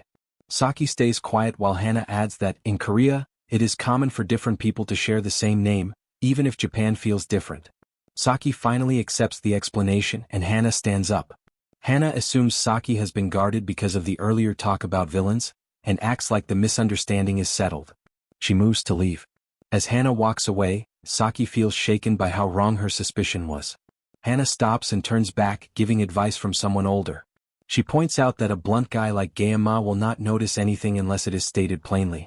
She gives a small wave, showing clear support for Saki, then leaves, wishing her well on the exams. Then as the door shuts, Saki starts shaking, thrown off by what was just said. Later the scene shifts to Kong. It is 5:40 a.m. and he lies on the bed, thinking the exam change itself is fine, but the real issue is that Rachel is the team leader. Kong already has too much to deal with, and now the stress gets worse because he has to be in the same group as the person he feels the most awkward around. As a player, he understands that Rachel's approach toward him is not love, but a way to secure a strong seed. He remembers how, in the game, she flirts with Leon and pushes for a Netflix and chill kind of moment. Kong finds it weirdly funny that the developers wrote her as someone who never dated before, calling it a short gap emo. Gap emo is a Japanese term, and it points to how Rachel's outside image and her real self do not match, making her the last one to reach her true love. Even so, Rachel's first feelings were meant for Leon. He recalls how Rachel got flustered when Leon finally made a move on her. She puts on a fearless act, but inside she is a nervous mess. Kong only hopes he will not get dragged into trouble. Right then he gets a call from Saki. He cannot figure out why she would call at this hour. Kong picks up, asking what is going on and whether she is still awake. Saki gives no answer and he says he just woke up earlier than planned and checks on her. She stumbles through it, reminding him that she does not sleep much. Kang accepts that but asks why she called so late and whether she noticed something off. She goes quiet for a moment, then questions if he thinks she only calls when something is wrong. He points out that calling instead of texting usually means it is urgent or important. Saki starts to speak again and Kang waits for the rest. But she suddenly backs off, says it is nothing and wishes him luck on his exams. She moves to end the call but he says her name to stop her. She asks what, and he also wishes her luck on her exams. Saki stays silent and he checks if she already hung up, but the line is still open. She finally thanks him then quickly ends the call. Kang is left confused by the way she acted, and he notices the sun coming up so he needs to start getting ready. The scene then shifts to later. Kang stands in front of a plain-looking building, but the mood around it feels different. As he walks into the Joaquin Academy Special Hall, he thinks to himself that this place is built to copy what Baylor Joaquin went through during 20 years in Gehenna. It is a small-scale copy, complete with rocks and weeds set into the ground. The good part is that there are no monsters. He knows the academy is big on field training, but holding an exam in a place like this feels off. And the gap between living it and playing it hits hard. Right then someone rushes straight at him. It is Rachel. She jumps in and wraps him in a tight, overly warm hug. He stiffens in disgust and reaches for his sashimi blade, ready to put a stop to the headache. She quickly hops back, telling him to slow down, acting shocked that he looks even more dangerous than before. She adds that it suits him, and claims that is why the girls are all over him. Just then Hannah steps in and greets Guillaume. She is holding a B-rank crowbar as her armament. He looks thrown off and asks if that is really her weapon. She confirms it and asks what he thinks of it. He cannot even answer, unsure if she is messing with him. Rachel then snaps at Hannah for being late right from the start. Hannah takes it without blinking, identifies Rachel, mentions they crossed paths at the festival, and keeps it formal by addressing her as the team leader. The moment the title comes out, Rachel turns awkward and tries to brush it off, then forces a cheerful shake of Hannah's hand. Kang is surprised, realizing Hannah is better at handling Rachel than expected. Just then an instructor calls for everyone's attention. Seeing the group is complete, he starts laying out the rules. The first-year final exam is being held in the special hall. It is a team versus team event, but not in the way most would picture. The test itself is simple. They must pass through the gate and reach a checkpoint within 1 hour. The teams that make it in time move on to the next level. Anyone who arrives late fails. Hearing that, students start murmuring that it sounds far too easy. Rachel quietly reduces it to nothing more than running fast. Kang agrees with the point. A plain race would never be enough for a final. The instructor continues, explaining that once they enter, they will face an artificial Gehenna. A copied version of the demonic realm, only without the demonic beasts. They will not have subspace protection inside, so first years need to be careful. Students whisper again, saying that if there are no demonic beasts, there is nothing to fear. Others guess maybe the air is hard to breathe. The instructor barks for silence. He makes it clear the danger is the students themselves, reckless kids carrying weapons who could cause injuries or deaths. Because of that, weapon use is banned for this exam. Hearing this, Kang thinks to himself that a timed run inside artificial Gehenna feels a lot more fair than the midterm exams. Still, since subspace support cannot exist in Gehenna, he wonders how they plan to grade students in a test where subspace help is not allowed. The instructor explains that each team will have one instructor assigned. That person will judge their performance and also step in to stop any serious injuries. If anyone wants to quit at any point, they must tell their assigned instructor. Then the instructors step forward, join their assigned teams, and start collecting weapons. Rachel complains that the exam is dull, and she would rather trade at least a few hits. Hannah jokes that hauling a crowbar around was annoying anyway, and Kang just stares at the two of them like they are not normal. The instructor then walks up to their group and asks for their weapons. She freezes when she realizes Gaoma is on her team. She mutters his name and Rachel asks if he knows her. Rachel adds that the woman gives off a nasty, unsettling smell. Seola says she does not know him personally, but makes it clear no instructor could miss the story of Kang Gaoma's subspace duel. She then introduces herself as Instructor Kim, the one assigned to oversee their team during the exam. Inside, she curses her luck, wondering why she got stuck with this group of all groups. With her seal of subordination gone, she tells herself she has no choice but to deal with it. Noticing them staring, she tries to turn it into a joke, claiming she is so pretty that their staring is making her shy, calling them kids. Rachel sneers and compares her to a damn yam. Seola gets annoyed and fires back that having a chest full of fat does not make someone beautiful, calling Rachel Miss Banana Hair. At the banana hair jab, Rachel demands a fight. They step in close, and Seola calls her Miss Banana again, pointing out how much attitude she is giving the instructor. Rachel shoots back with an insult about Seola's chest being flat, using a flat earth comparison. Seola warns her not to cross the line, calling her banana head. She reminds Rachel that she is the team's instructor, there to stop accidents, and also the one who will grade them. Kang then cuts in, pointing out they should move because the exam has already started. Seola quickly agrees and lets out a laugh, saying she has no idea why he was not chosen as team leader. Rachel hears the jab, clenches her teeth, and mutters that she cannot stand her. Then in the next moment she looks pale as they step into artificial Gehenna. The first trial, a wasteland. Instructor Kim runs ahead in high spirits, acting excited that it feels just like the real thing.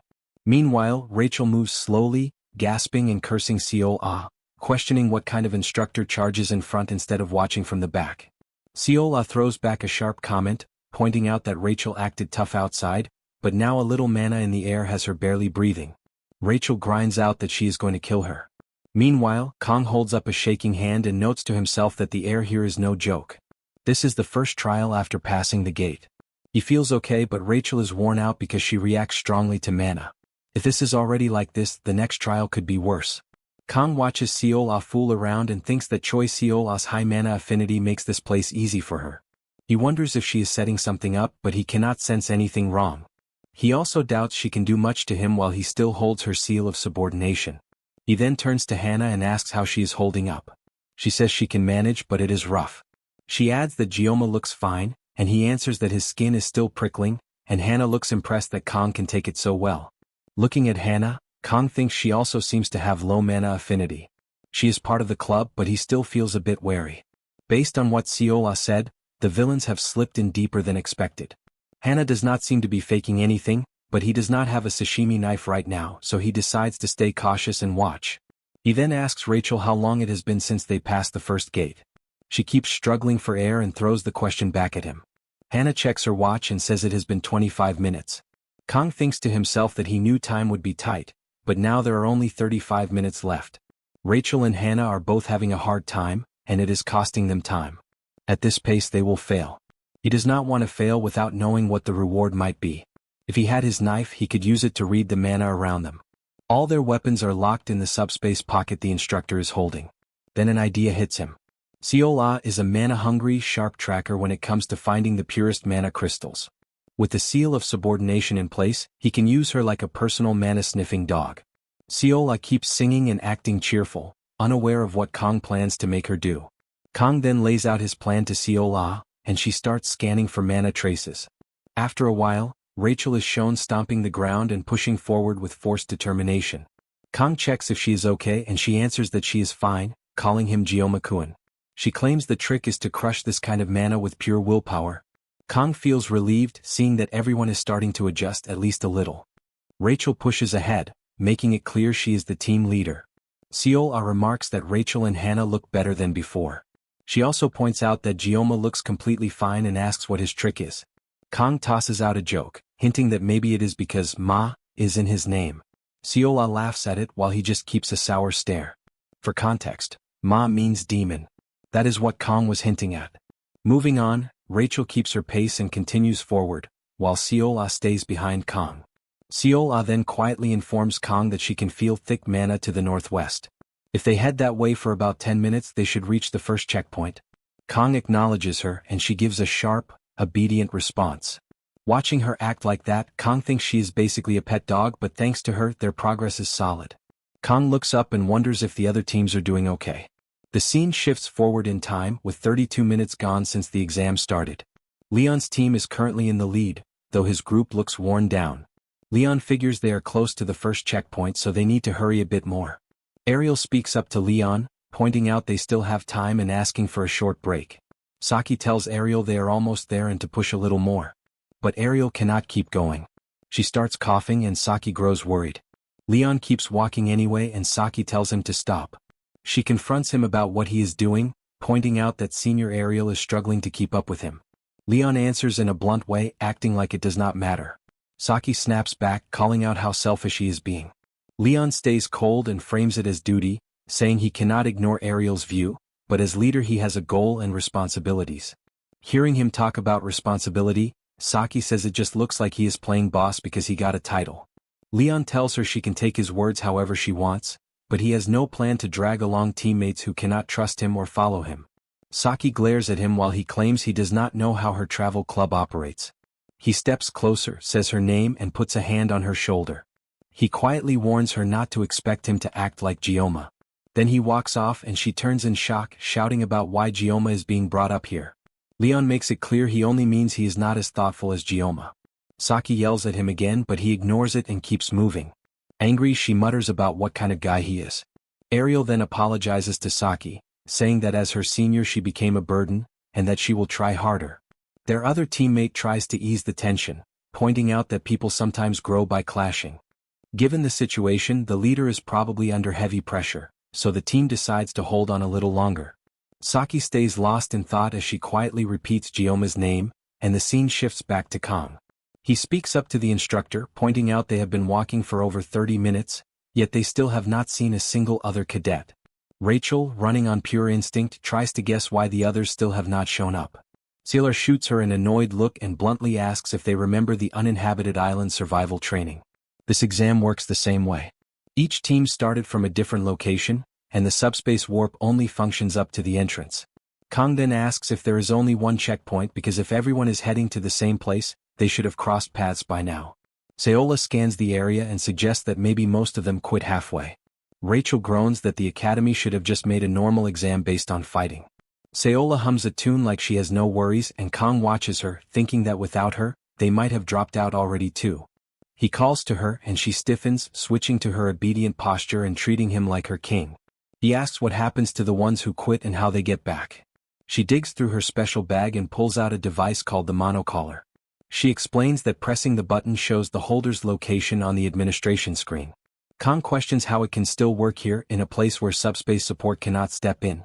Saola cracks a joke about his curiosity being like a live fish. Then she admits she does not know the exact method, only that it is an education tool built by the Hero Association's lab. It is said to be made from a weakened artifact. And the subspace pouch they are using also comes from the association. Kang thinks to himself that back when magic and divine blessing were not separated, relics from the myth age like artifacts carried unknown power. Their worth goes far beyond money. Fewer than 10 are recognized as world treasures. Even a single nation holding one can break international law. That is why the Hero Association manages them, to keep power balanced between countries. But the idea that they now produce and hand out degraded versions does not sit right. As he keeps staring at the device, Saola puts it away and makes it clear he cannot have it. If she loses it, she has to pay for it and her salary is already trash. Kang finds it oddly funny, wondering why a villain talks in such a normal human way. Saola acts confident and tells him not to worry. As long as she is with them, they will find the checkpoint. Right on time, Rachel shouts that she found the checkpoint. Saola then brags to Kang, acting proud like it only happened because of her help. She walks up to the checkpoint and stops the timer, stating that Rachel's team cleared the first stage in 48 minutes and 24 seconds. She adds that once the second stage begins, she will start timing another hour. They all stare at the door and it feels wrong. There are no walls around it, nothing built up, nothing normal. Rachel, confused, questions if this is really the entrance. Saola then quietly tells Kang it is her first time in the special hall too. But this does not look like a normal checkpoint. It is only a single door, yet the mana coming off it is twisting space. Kang studies the door, wondering if it is truly that strong. Rachel peers behind it and points out there is nothing there. She asks the instructor if they should just open it and go through. Saola keeps the timer in hand and tells her yes, acting dismissive and calling her pickled radish. It starts the moment they step inside.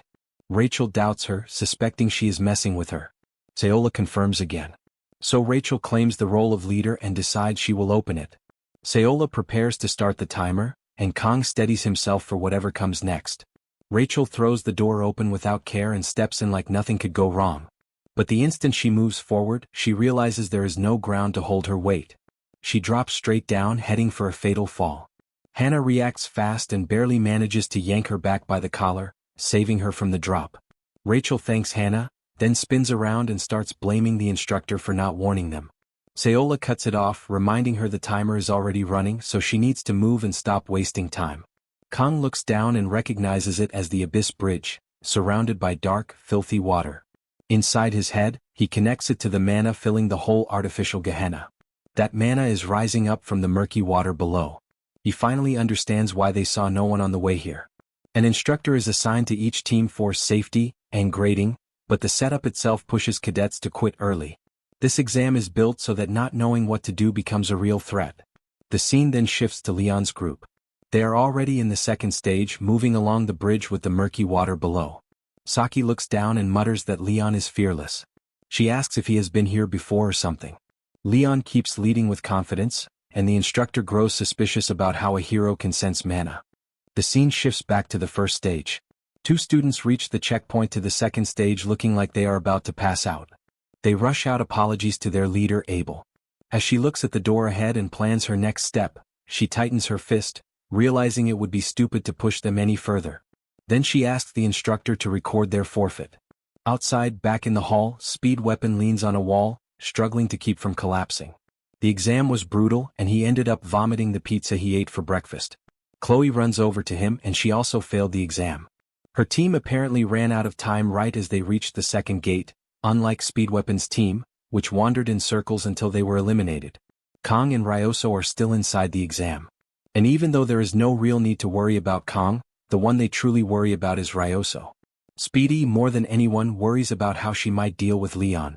Speedy thinks to himself that Leon is a prodigy who showed up out of nowhere. He seems perfect, clean like a blank sheet of paper. Stay near ink and you turn black. Get close to ink and you get stained.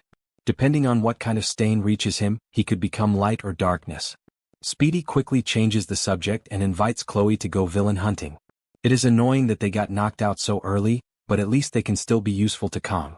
Chloe agrees with excitement, teasing him by calling him Smuggy, and saying he is starting to look more and more like Kang. Speedy groans inside, wondering why she cannot even remember his name right. Meanwhile, back in the second stage of the exam, Kang carefully guides his team through steep, rocky ground. Rachel uses the moment to jump onto Gamma's back. Her oversized airbags make the landing soft and safe, but she immediately slides off once she feels his hostility again. She cracks a joke about having a wide heart instead of being narrow-minded. Kang quietly notes that she seems fully adjusted now. Hannah looks ahead and points out that it seems like the checkpoint. She wonders if they only need to cross it now. A massive tower comes into view in the distance. Kang thinks to himself that this time the goal is clearly visible. The problem is that it is the kind of place that makes anyone pause. With no subspace protection, even he cannot just rush forward without thinking. Kang's focus shifts to Seol-ah, his personal mana-sniffing dog. He already used her once, so using her again feels like nothing. The protagonist walks up to her and makes her go across the bridge first. It is basically cheating, but nobody is watching, so it does not matter. He twists the logic, claiming instructors are there to stop accidents, so it fits for her to step up at a moment like this. Seol-ah tries to protest, saying she should not interfere because it is an exam. But the others back Galma's call and agree she should cross first. Seol-ah stammers and drops to her knees, slipping into a panic, showing she is scared. Kang steps closer while she is down on the ground. Then, with a hard tone, he orders her to cross the bridge first, and promises that if she does it, he will grant her one wish. She lights up for a moment, but then he makes it clear the seal of subordination is not on the table and her face sinks. Still she accepts. She stands and tells everyone to trust her and stay close. She frames it as the instructor taking responsibility for their safety. Hannah claps for her courage, saying she looks cool. After making it a good distance toward the far end, Seol-ah freezes up and collapses in fear, crying that she cannot go any farther. Seeing her like that, Rachel questions whether she is really an instructor since she is acting like a little kid. Kang still gives her credit since they managed to get across because of her. Gioma walks over and praises her for doing well. She mumbles in confusion and he checks if she even heard him, repeating that she did a good job. Those simple words hit her harder than he expected. And she nearly breaks down, thanking Gioma, before forcing herself back up and pushing forward again, telling him to trust her. Rachel, surprised, asks Kang if he slipped her money, and why she is suddenly acting like this. Kang questions if he looks like he has that kind of cash. Rachel laughs and admits that is fair. Rachel then runs after the instructor, shouting for her not to rush ahead and reminding everyone she is the leader. But Seol-ah fires back that she is the instructor, so she goes first. Hannah and Gioma watch the two of them go. Hannah mutters that those two oddly have good chemistry. Then she calls Kang a bastard, blaming it on him being a sinful man. She walks off and Gioma is left with no clue what she meant. Elsewhere, inside the third gate called the Tower of Ordeal, Leon's group is almost at the top. Even Saki is starting to feel drained now, and she cannot figure out what is driving Leon to push so hard. They have not seen any other students since the start, so first place is basically locked in. Behind them the instructor says they are close, and that they only need to push a little more. But Senior Ario has finally run out of strength. She cannot take another step and once again, Saki tries to get Leon to slow down. This time his response is far colder, and he blames her for failing to keep up with him. Everyone, even the instructor, is shocked by how harsh he sounds. That reaction seems to pull Leon back to himself and he apologizes, admitting exhaustion made him irritable. The 5th floor is close. They can rest there. Saki still looks shaken by what he just showed. Leon says he will go ahead to check the 5th floor, so the others can come up slowly. Meanwhile, their senior collapses from exhaustion and starts crying, saying she truly cannot go on, no matter how hard she tries. As the instructor tries to talk her into continuing, Saki crouches down and offers her back to her. Ario looks startled by that. Saki states that the one who can last should carry the rest, and urges her to hurry before she changes her mind. Inside, Saki admits she is not in great shape either. Maybe it is hitting her more than she expected. She never thought she would step up for someone else. It might be because she saw Kang help her when she needed it.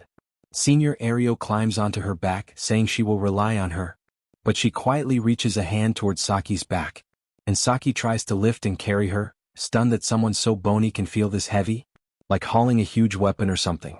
Then, without warning, both girls' eyes sharpen. At the same time, Kang senses something too, and looks up toward the tower they are about to enter. Rachel lightly mocks him for being scared and he brushes it off, but he can tell something just happened. Meanwhile, on the 4th floor of the tower, a blade is shown dripping with blood. Saki drops to her knees and when she touches her chest she finds blood there. Then she fully collapses, soaked in her own blood. Ario also falls beside her. Saki curls up in agony as her awareness dims, and her blood spreads beneath her. The last name that flashes in her mind before everything goes dark is Galma. The scene shifts back to Kang's group. Rachel stares around, amazed by the inside of the tower while Kang stays quiet, unable to shake the feeling that something is wrong. He wonders if he is just being too sensitive and forces himself to treat it like nothing. Seola says she will take the lead again and Hannah supports her. Rachel notices Kang slowing down and asks if he is having trouble with stairs. He denies it, but he is impressed that the place almost perfectly copies the magic tower, and that Joaquin was clearly not an average man. Then he notices footprints. Rachel walks right past them, complaining that she is already worn out. Kang thinks about how they have not seen anyone for the entire exam, yet now it looks like a team is ahead of them. Then his foot lands in blood. He stops and lifts his foot, recognizing it right away. He wonders if the blood dripped down from above. A crash suddenly echoes and he snaps his head up. Without hesitating, he sprints up the stairs. Seola panics, orders the others to stay put and rushes after Kang. Meanwhile, memories flicker through Saki's mind and she opens her eyes, confused. She raises a shaking hand, trying to understand what happened. Then it hits her. She touches the blade's tip and realizes it is poison, and if nothing changes she will die. Just then she notices a clash between Leon and the instructor. Leon is fighting barehanded, because the instructor is holding all the team's weapons. Saki realizes Instructor Paul is a villain working undercover. Leon throws a heavy strike, but Paul slips aside, and the force of Leon's fist alone makes part of the path crack and crumble. Paul looks impressed. Then he turns only to find Leon already right behind him, ready to finish it. But someone from behind drives a strike through Leon's abdomen, calling him disappointing. Leon clutches his side and screams in pain. Senior Ario betrayed him. She dismisses him, thinking that even as a hero candidate he is still only human. Then as Leon drops to his knees she comments that Paul still seems unable to control Permish's power properly. He apologizes to her and she brushes it off. But she questions whether Leon is truly the hero. To her he seems too weak to hold Lord Permish. She doubts the story, wondering if Lord Igor was really killed by him, or if the professor has been lying. Paul folds his arms and points out that Leon still made it this far without weapons in a place like this, a space close to the demonic realm. He adds that Lord Igor also had poor compatibility with the host, and that the Sword Emperor was supposedly there as well. He does not believe the information is fake. Hearing that, Ario answers that maybe she expected too much. But there is nobody else who fits the role. If Lord Permish can settle into Leon's body, then it will work out. Paul says the outcome will be good enough. Ario hopes so, since they took them in after Lord Igor died. Just then, Saki tries to move her shaking body. Ario takes notice, surprised that Saki Ryoso is awake. Saki stares weakly, thinking to herself that this is how she dies. As the end closes in, she starts looking back on her life. It was hollow. The same dull routine, the bleak home day after day. Nothing felt fun or worth it. She did not enter the academy to become a hero. She only needed a reason to die. Ario walks up to her and mocks her, asking how the act was. She admits she worried she would get caught on the way. But Saki caused trouble on her own, which made everything easier. She even thanks Saki for that. Saki forces out a weak question, asking why she would do this. Ario laughs, acting like the answer is obvious. Ario kneels beside her and says she is disappointed. Saki might not realize it, but Ario always thought Saki was similar to her. Ario grips the blade and points out what she means. Those tired eyes, that face that looks like it already gave up on life. Ario believed Saki was closer to people like them. In fact, she had planned to bring Saki to Lord Permish once everything was under control. Then she twists the blade already lodged in Saki's chest, and Saki screams in pain. With a crazed look, Ario mutters that Saki tried to carry her. To her, that looks like Saki somehow woke up a soft spot for other people. That proves it in Ario's mind. In the end, Saki is still just human. Ario repeats her disappointment. Instructor Paul looks uneasy at the violence while Saki keeps screaming. Ario finally stops and throws out a cold, mocking line, saying it is not like Saki has time to hear more explanation anyway. She claims that after talking this much, Saki will not die feeling lonely. Then she walks off, waving goodbye. Saki lies alone, dying in her own blood. Tears roll down her face as she thinks she does not want to die. She remembers the moments she shared with Kong. She does not want to die after finally finding a reason to live. She knows there is no God in this cruel world. As her tears fall into the blood below, she calls Galma's name inside her head. Then she sees a light like her God. Kong himself answered her cry. With barely any strength, she reaches a hand toward him, begging him to save her. Kong stands there, unmoving. His pupils do not shake. They go still. The kind of stillness that hits when someone stops feeling human for a moment. Only a silence so heavy it turns the air cold. Ario notices Kong and comments that a guest has arrived. Ciola finally catches up to Kong, but she freezes when she sees Leon and Saki at death's edge. Ario addresses Ciola like it has been a long time. Ciola, shaking, mutters Ario's name. Ario asks how she has been and shows her monstrous arm, offering a contract with Lord Permish. She explains they switched sides after Lord Igor died, and claims traitors like Ciola need a new master. She also points out Ciola's mana is running low. Hearing herself called a traitor, Ciola curses inside. To Ciola, Ario is the real traitor, the one who ran the moment Igor died. Ario steps on Leon's head, then looks at Kong and calls him the Sashimi Saint or whatever. She warns him to stay where he is. It is a shocking feat that Iron Leg was taken down, but in this moment, it looks like Kong already understands what kind of situation this is. Ario slams Leon's head into the ground. With a smug look, she shifts her attention to Kong, pointing out that even the hero candidate has been reduced to this. She frames it as proof that an unarmed human cannot do anything. Then she turns to Ciola and makes an offer, playing on their past.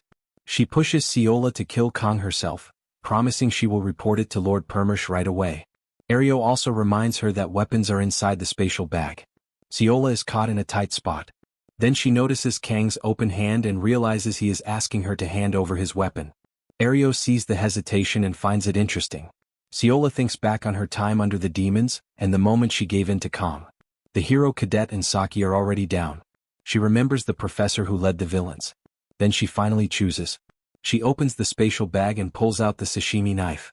She lifts it and calls out Kang's name. Ario watches, thinking Ciola has not changed.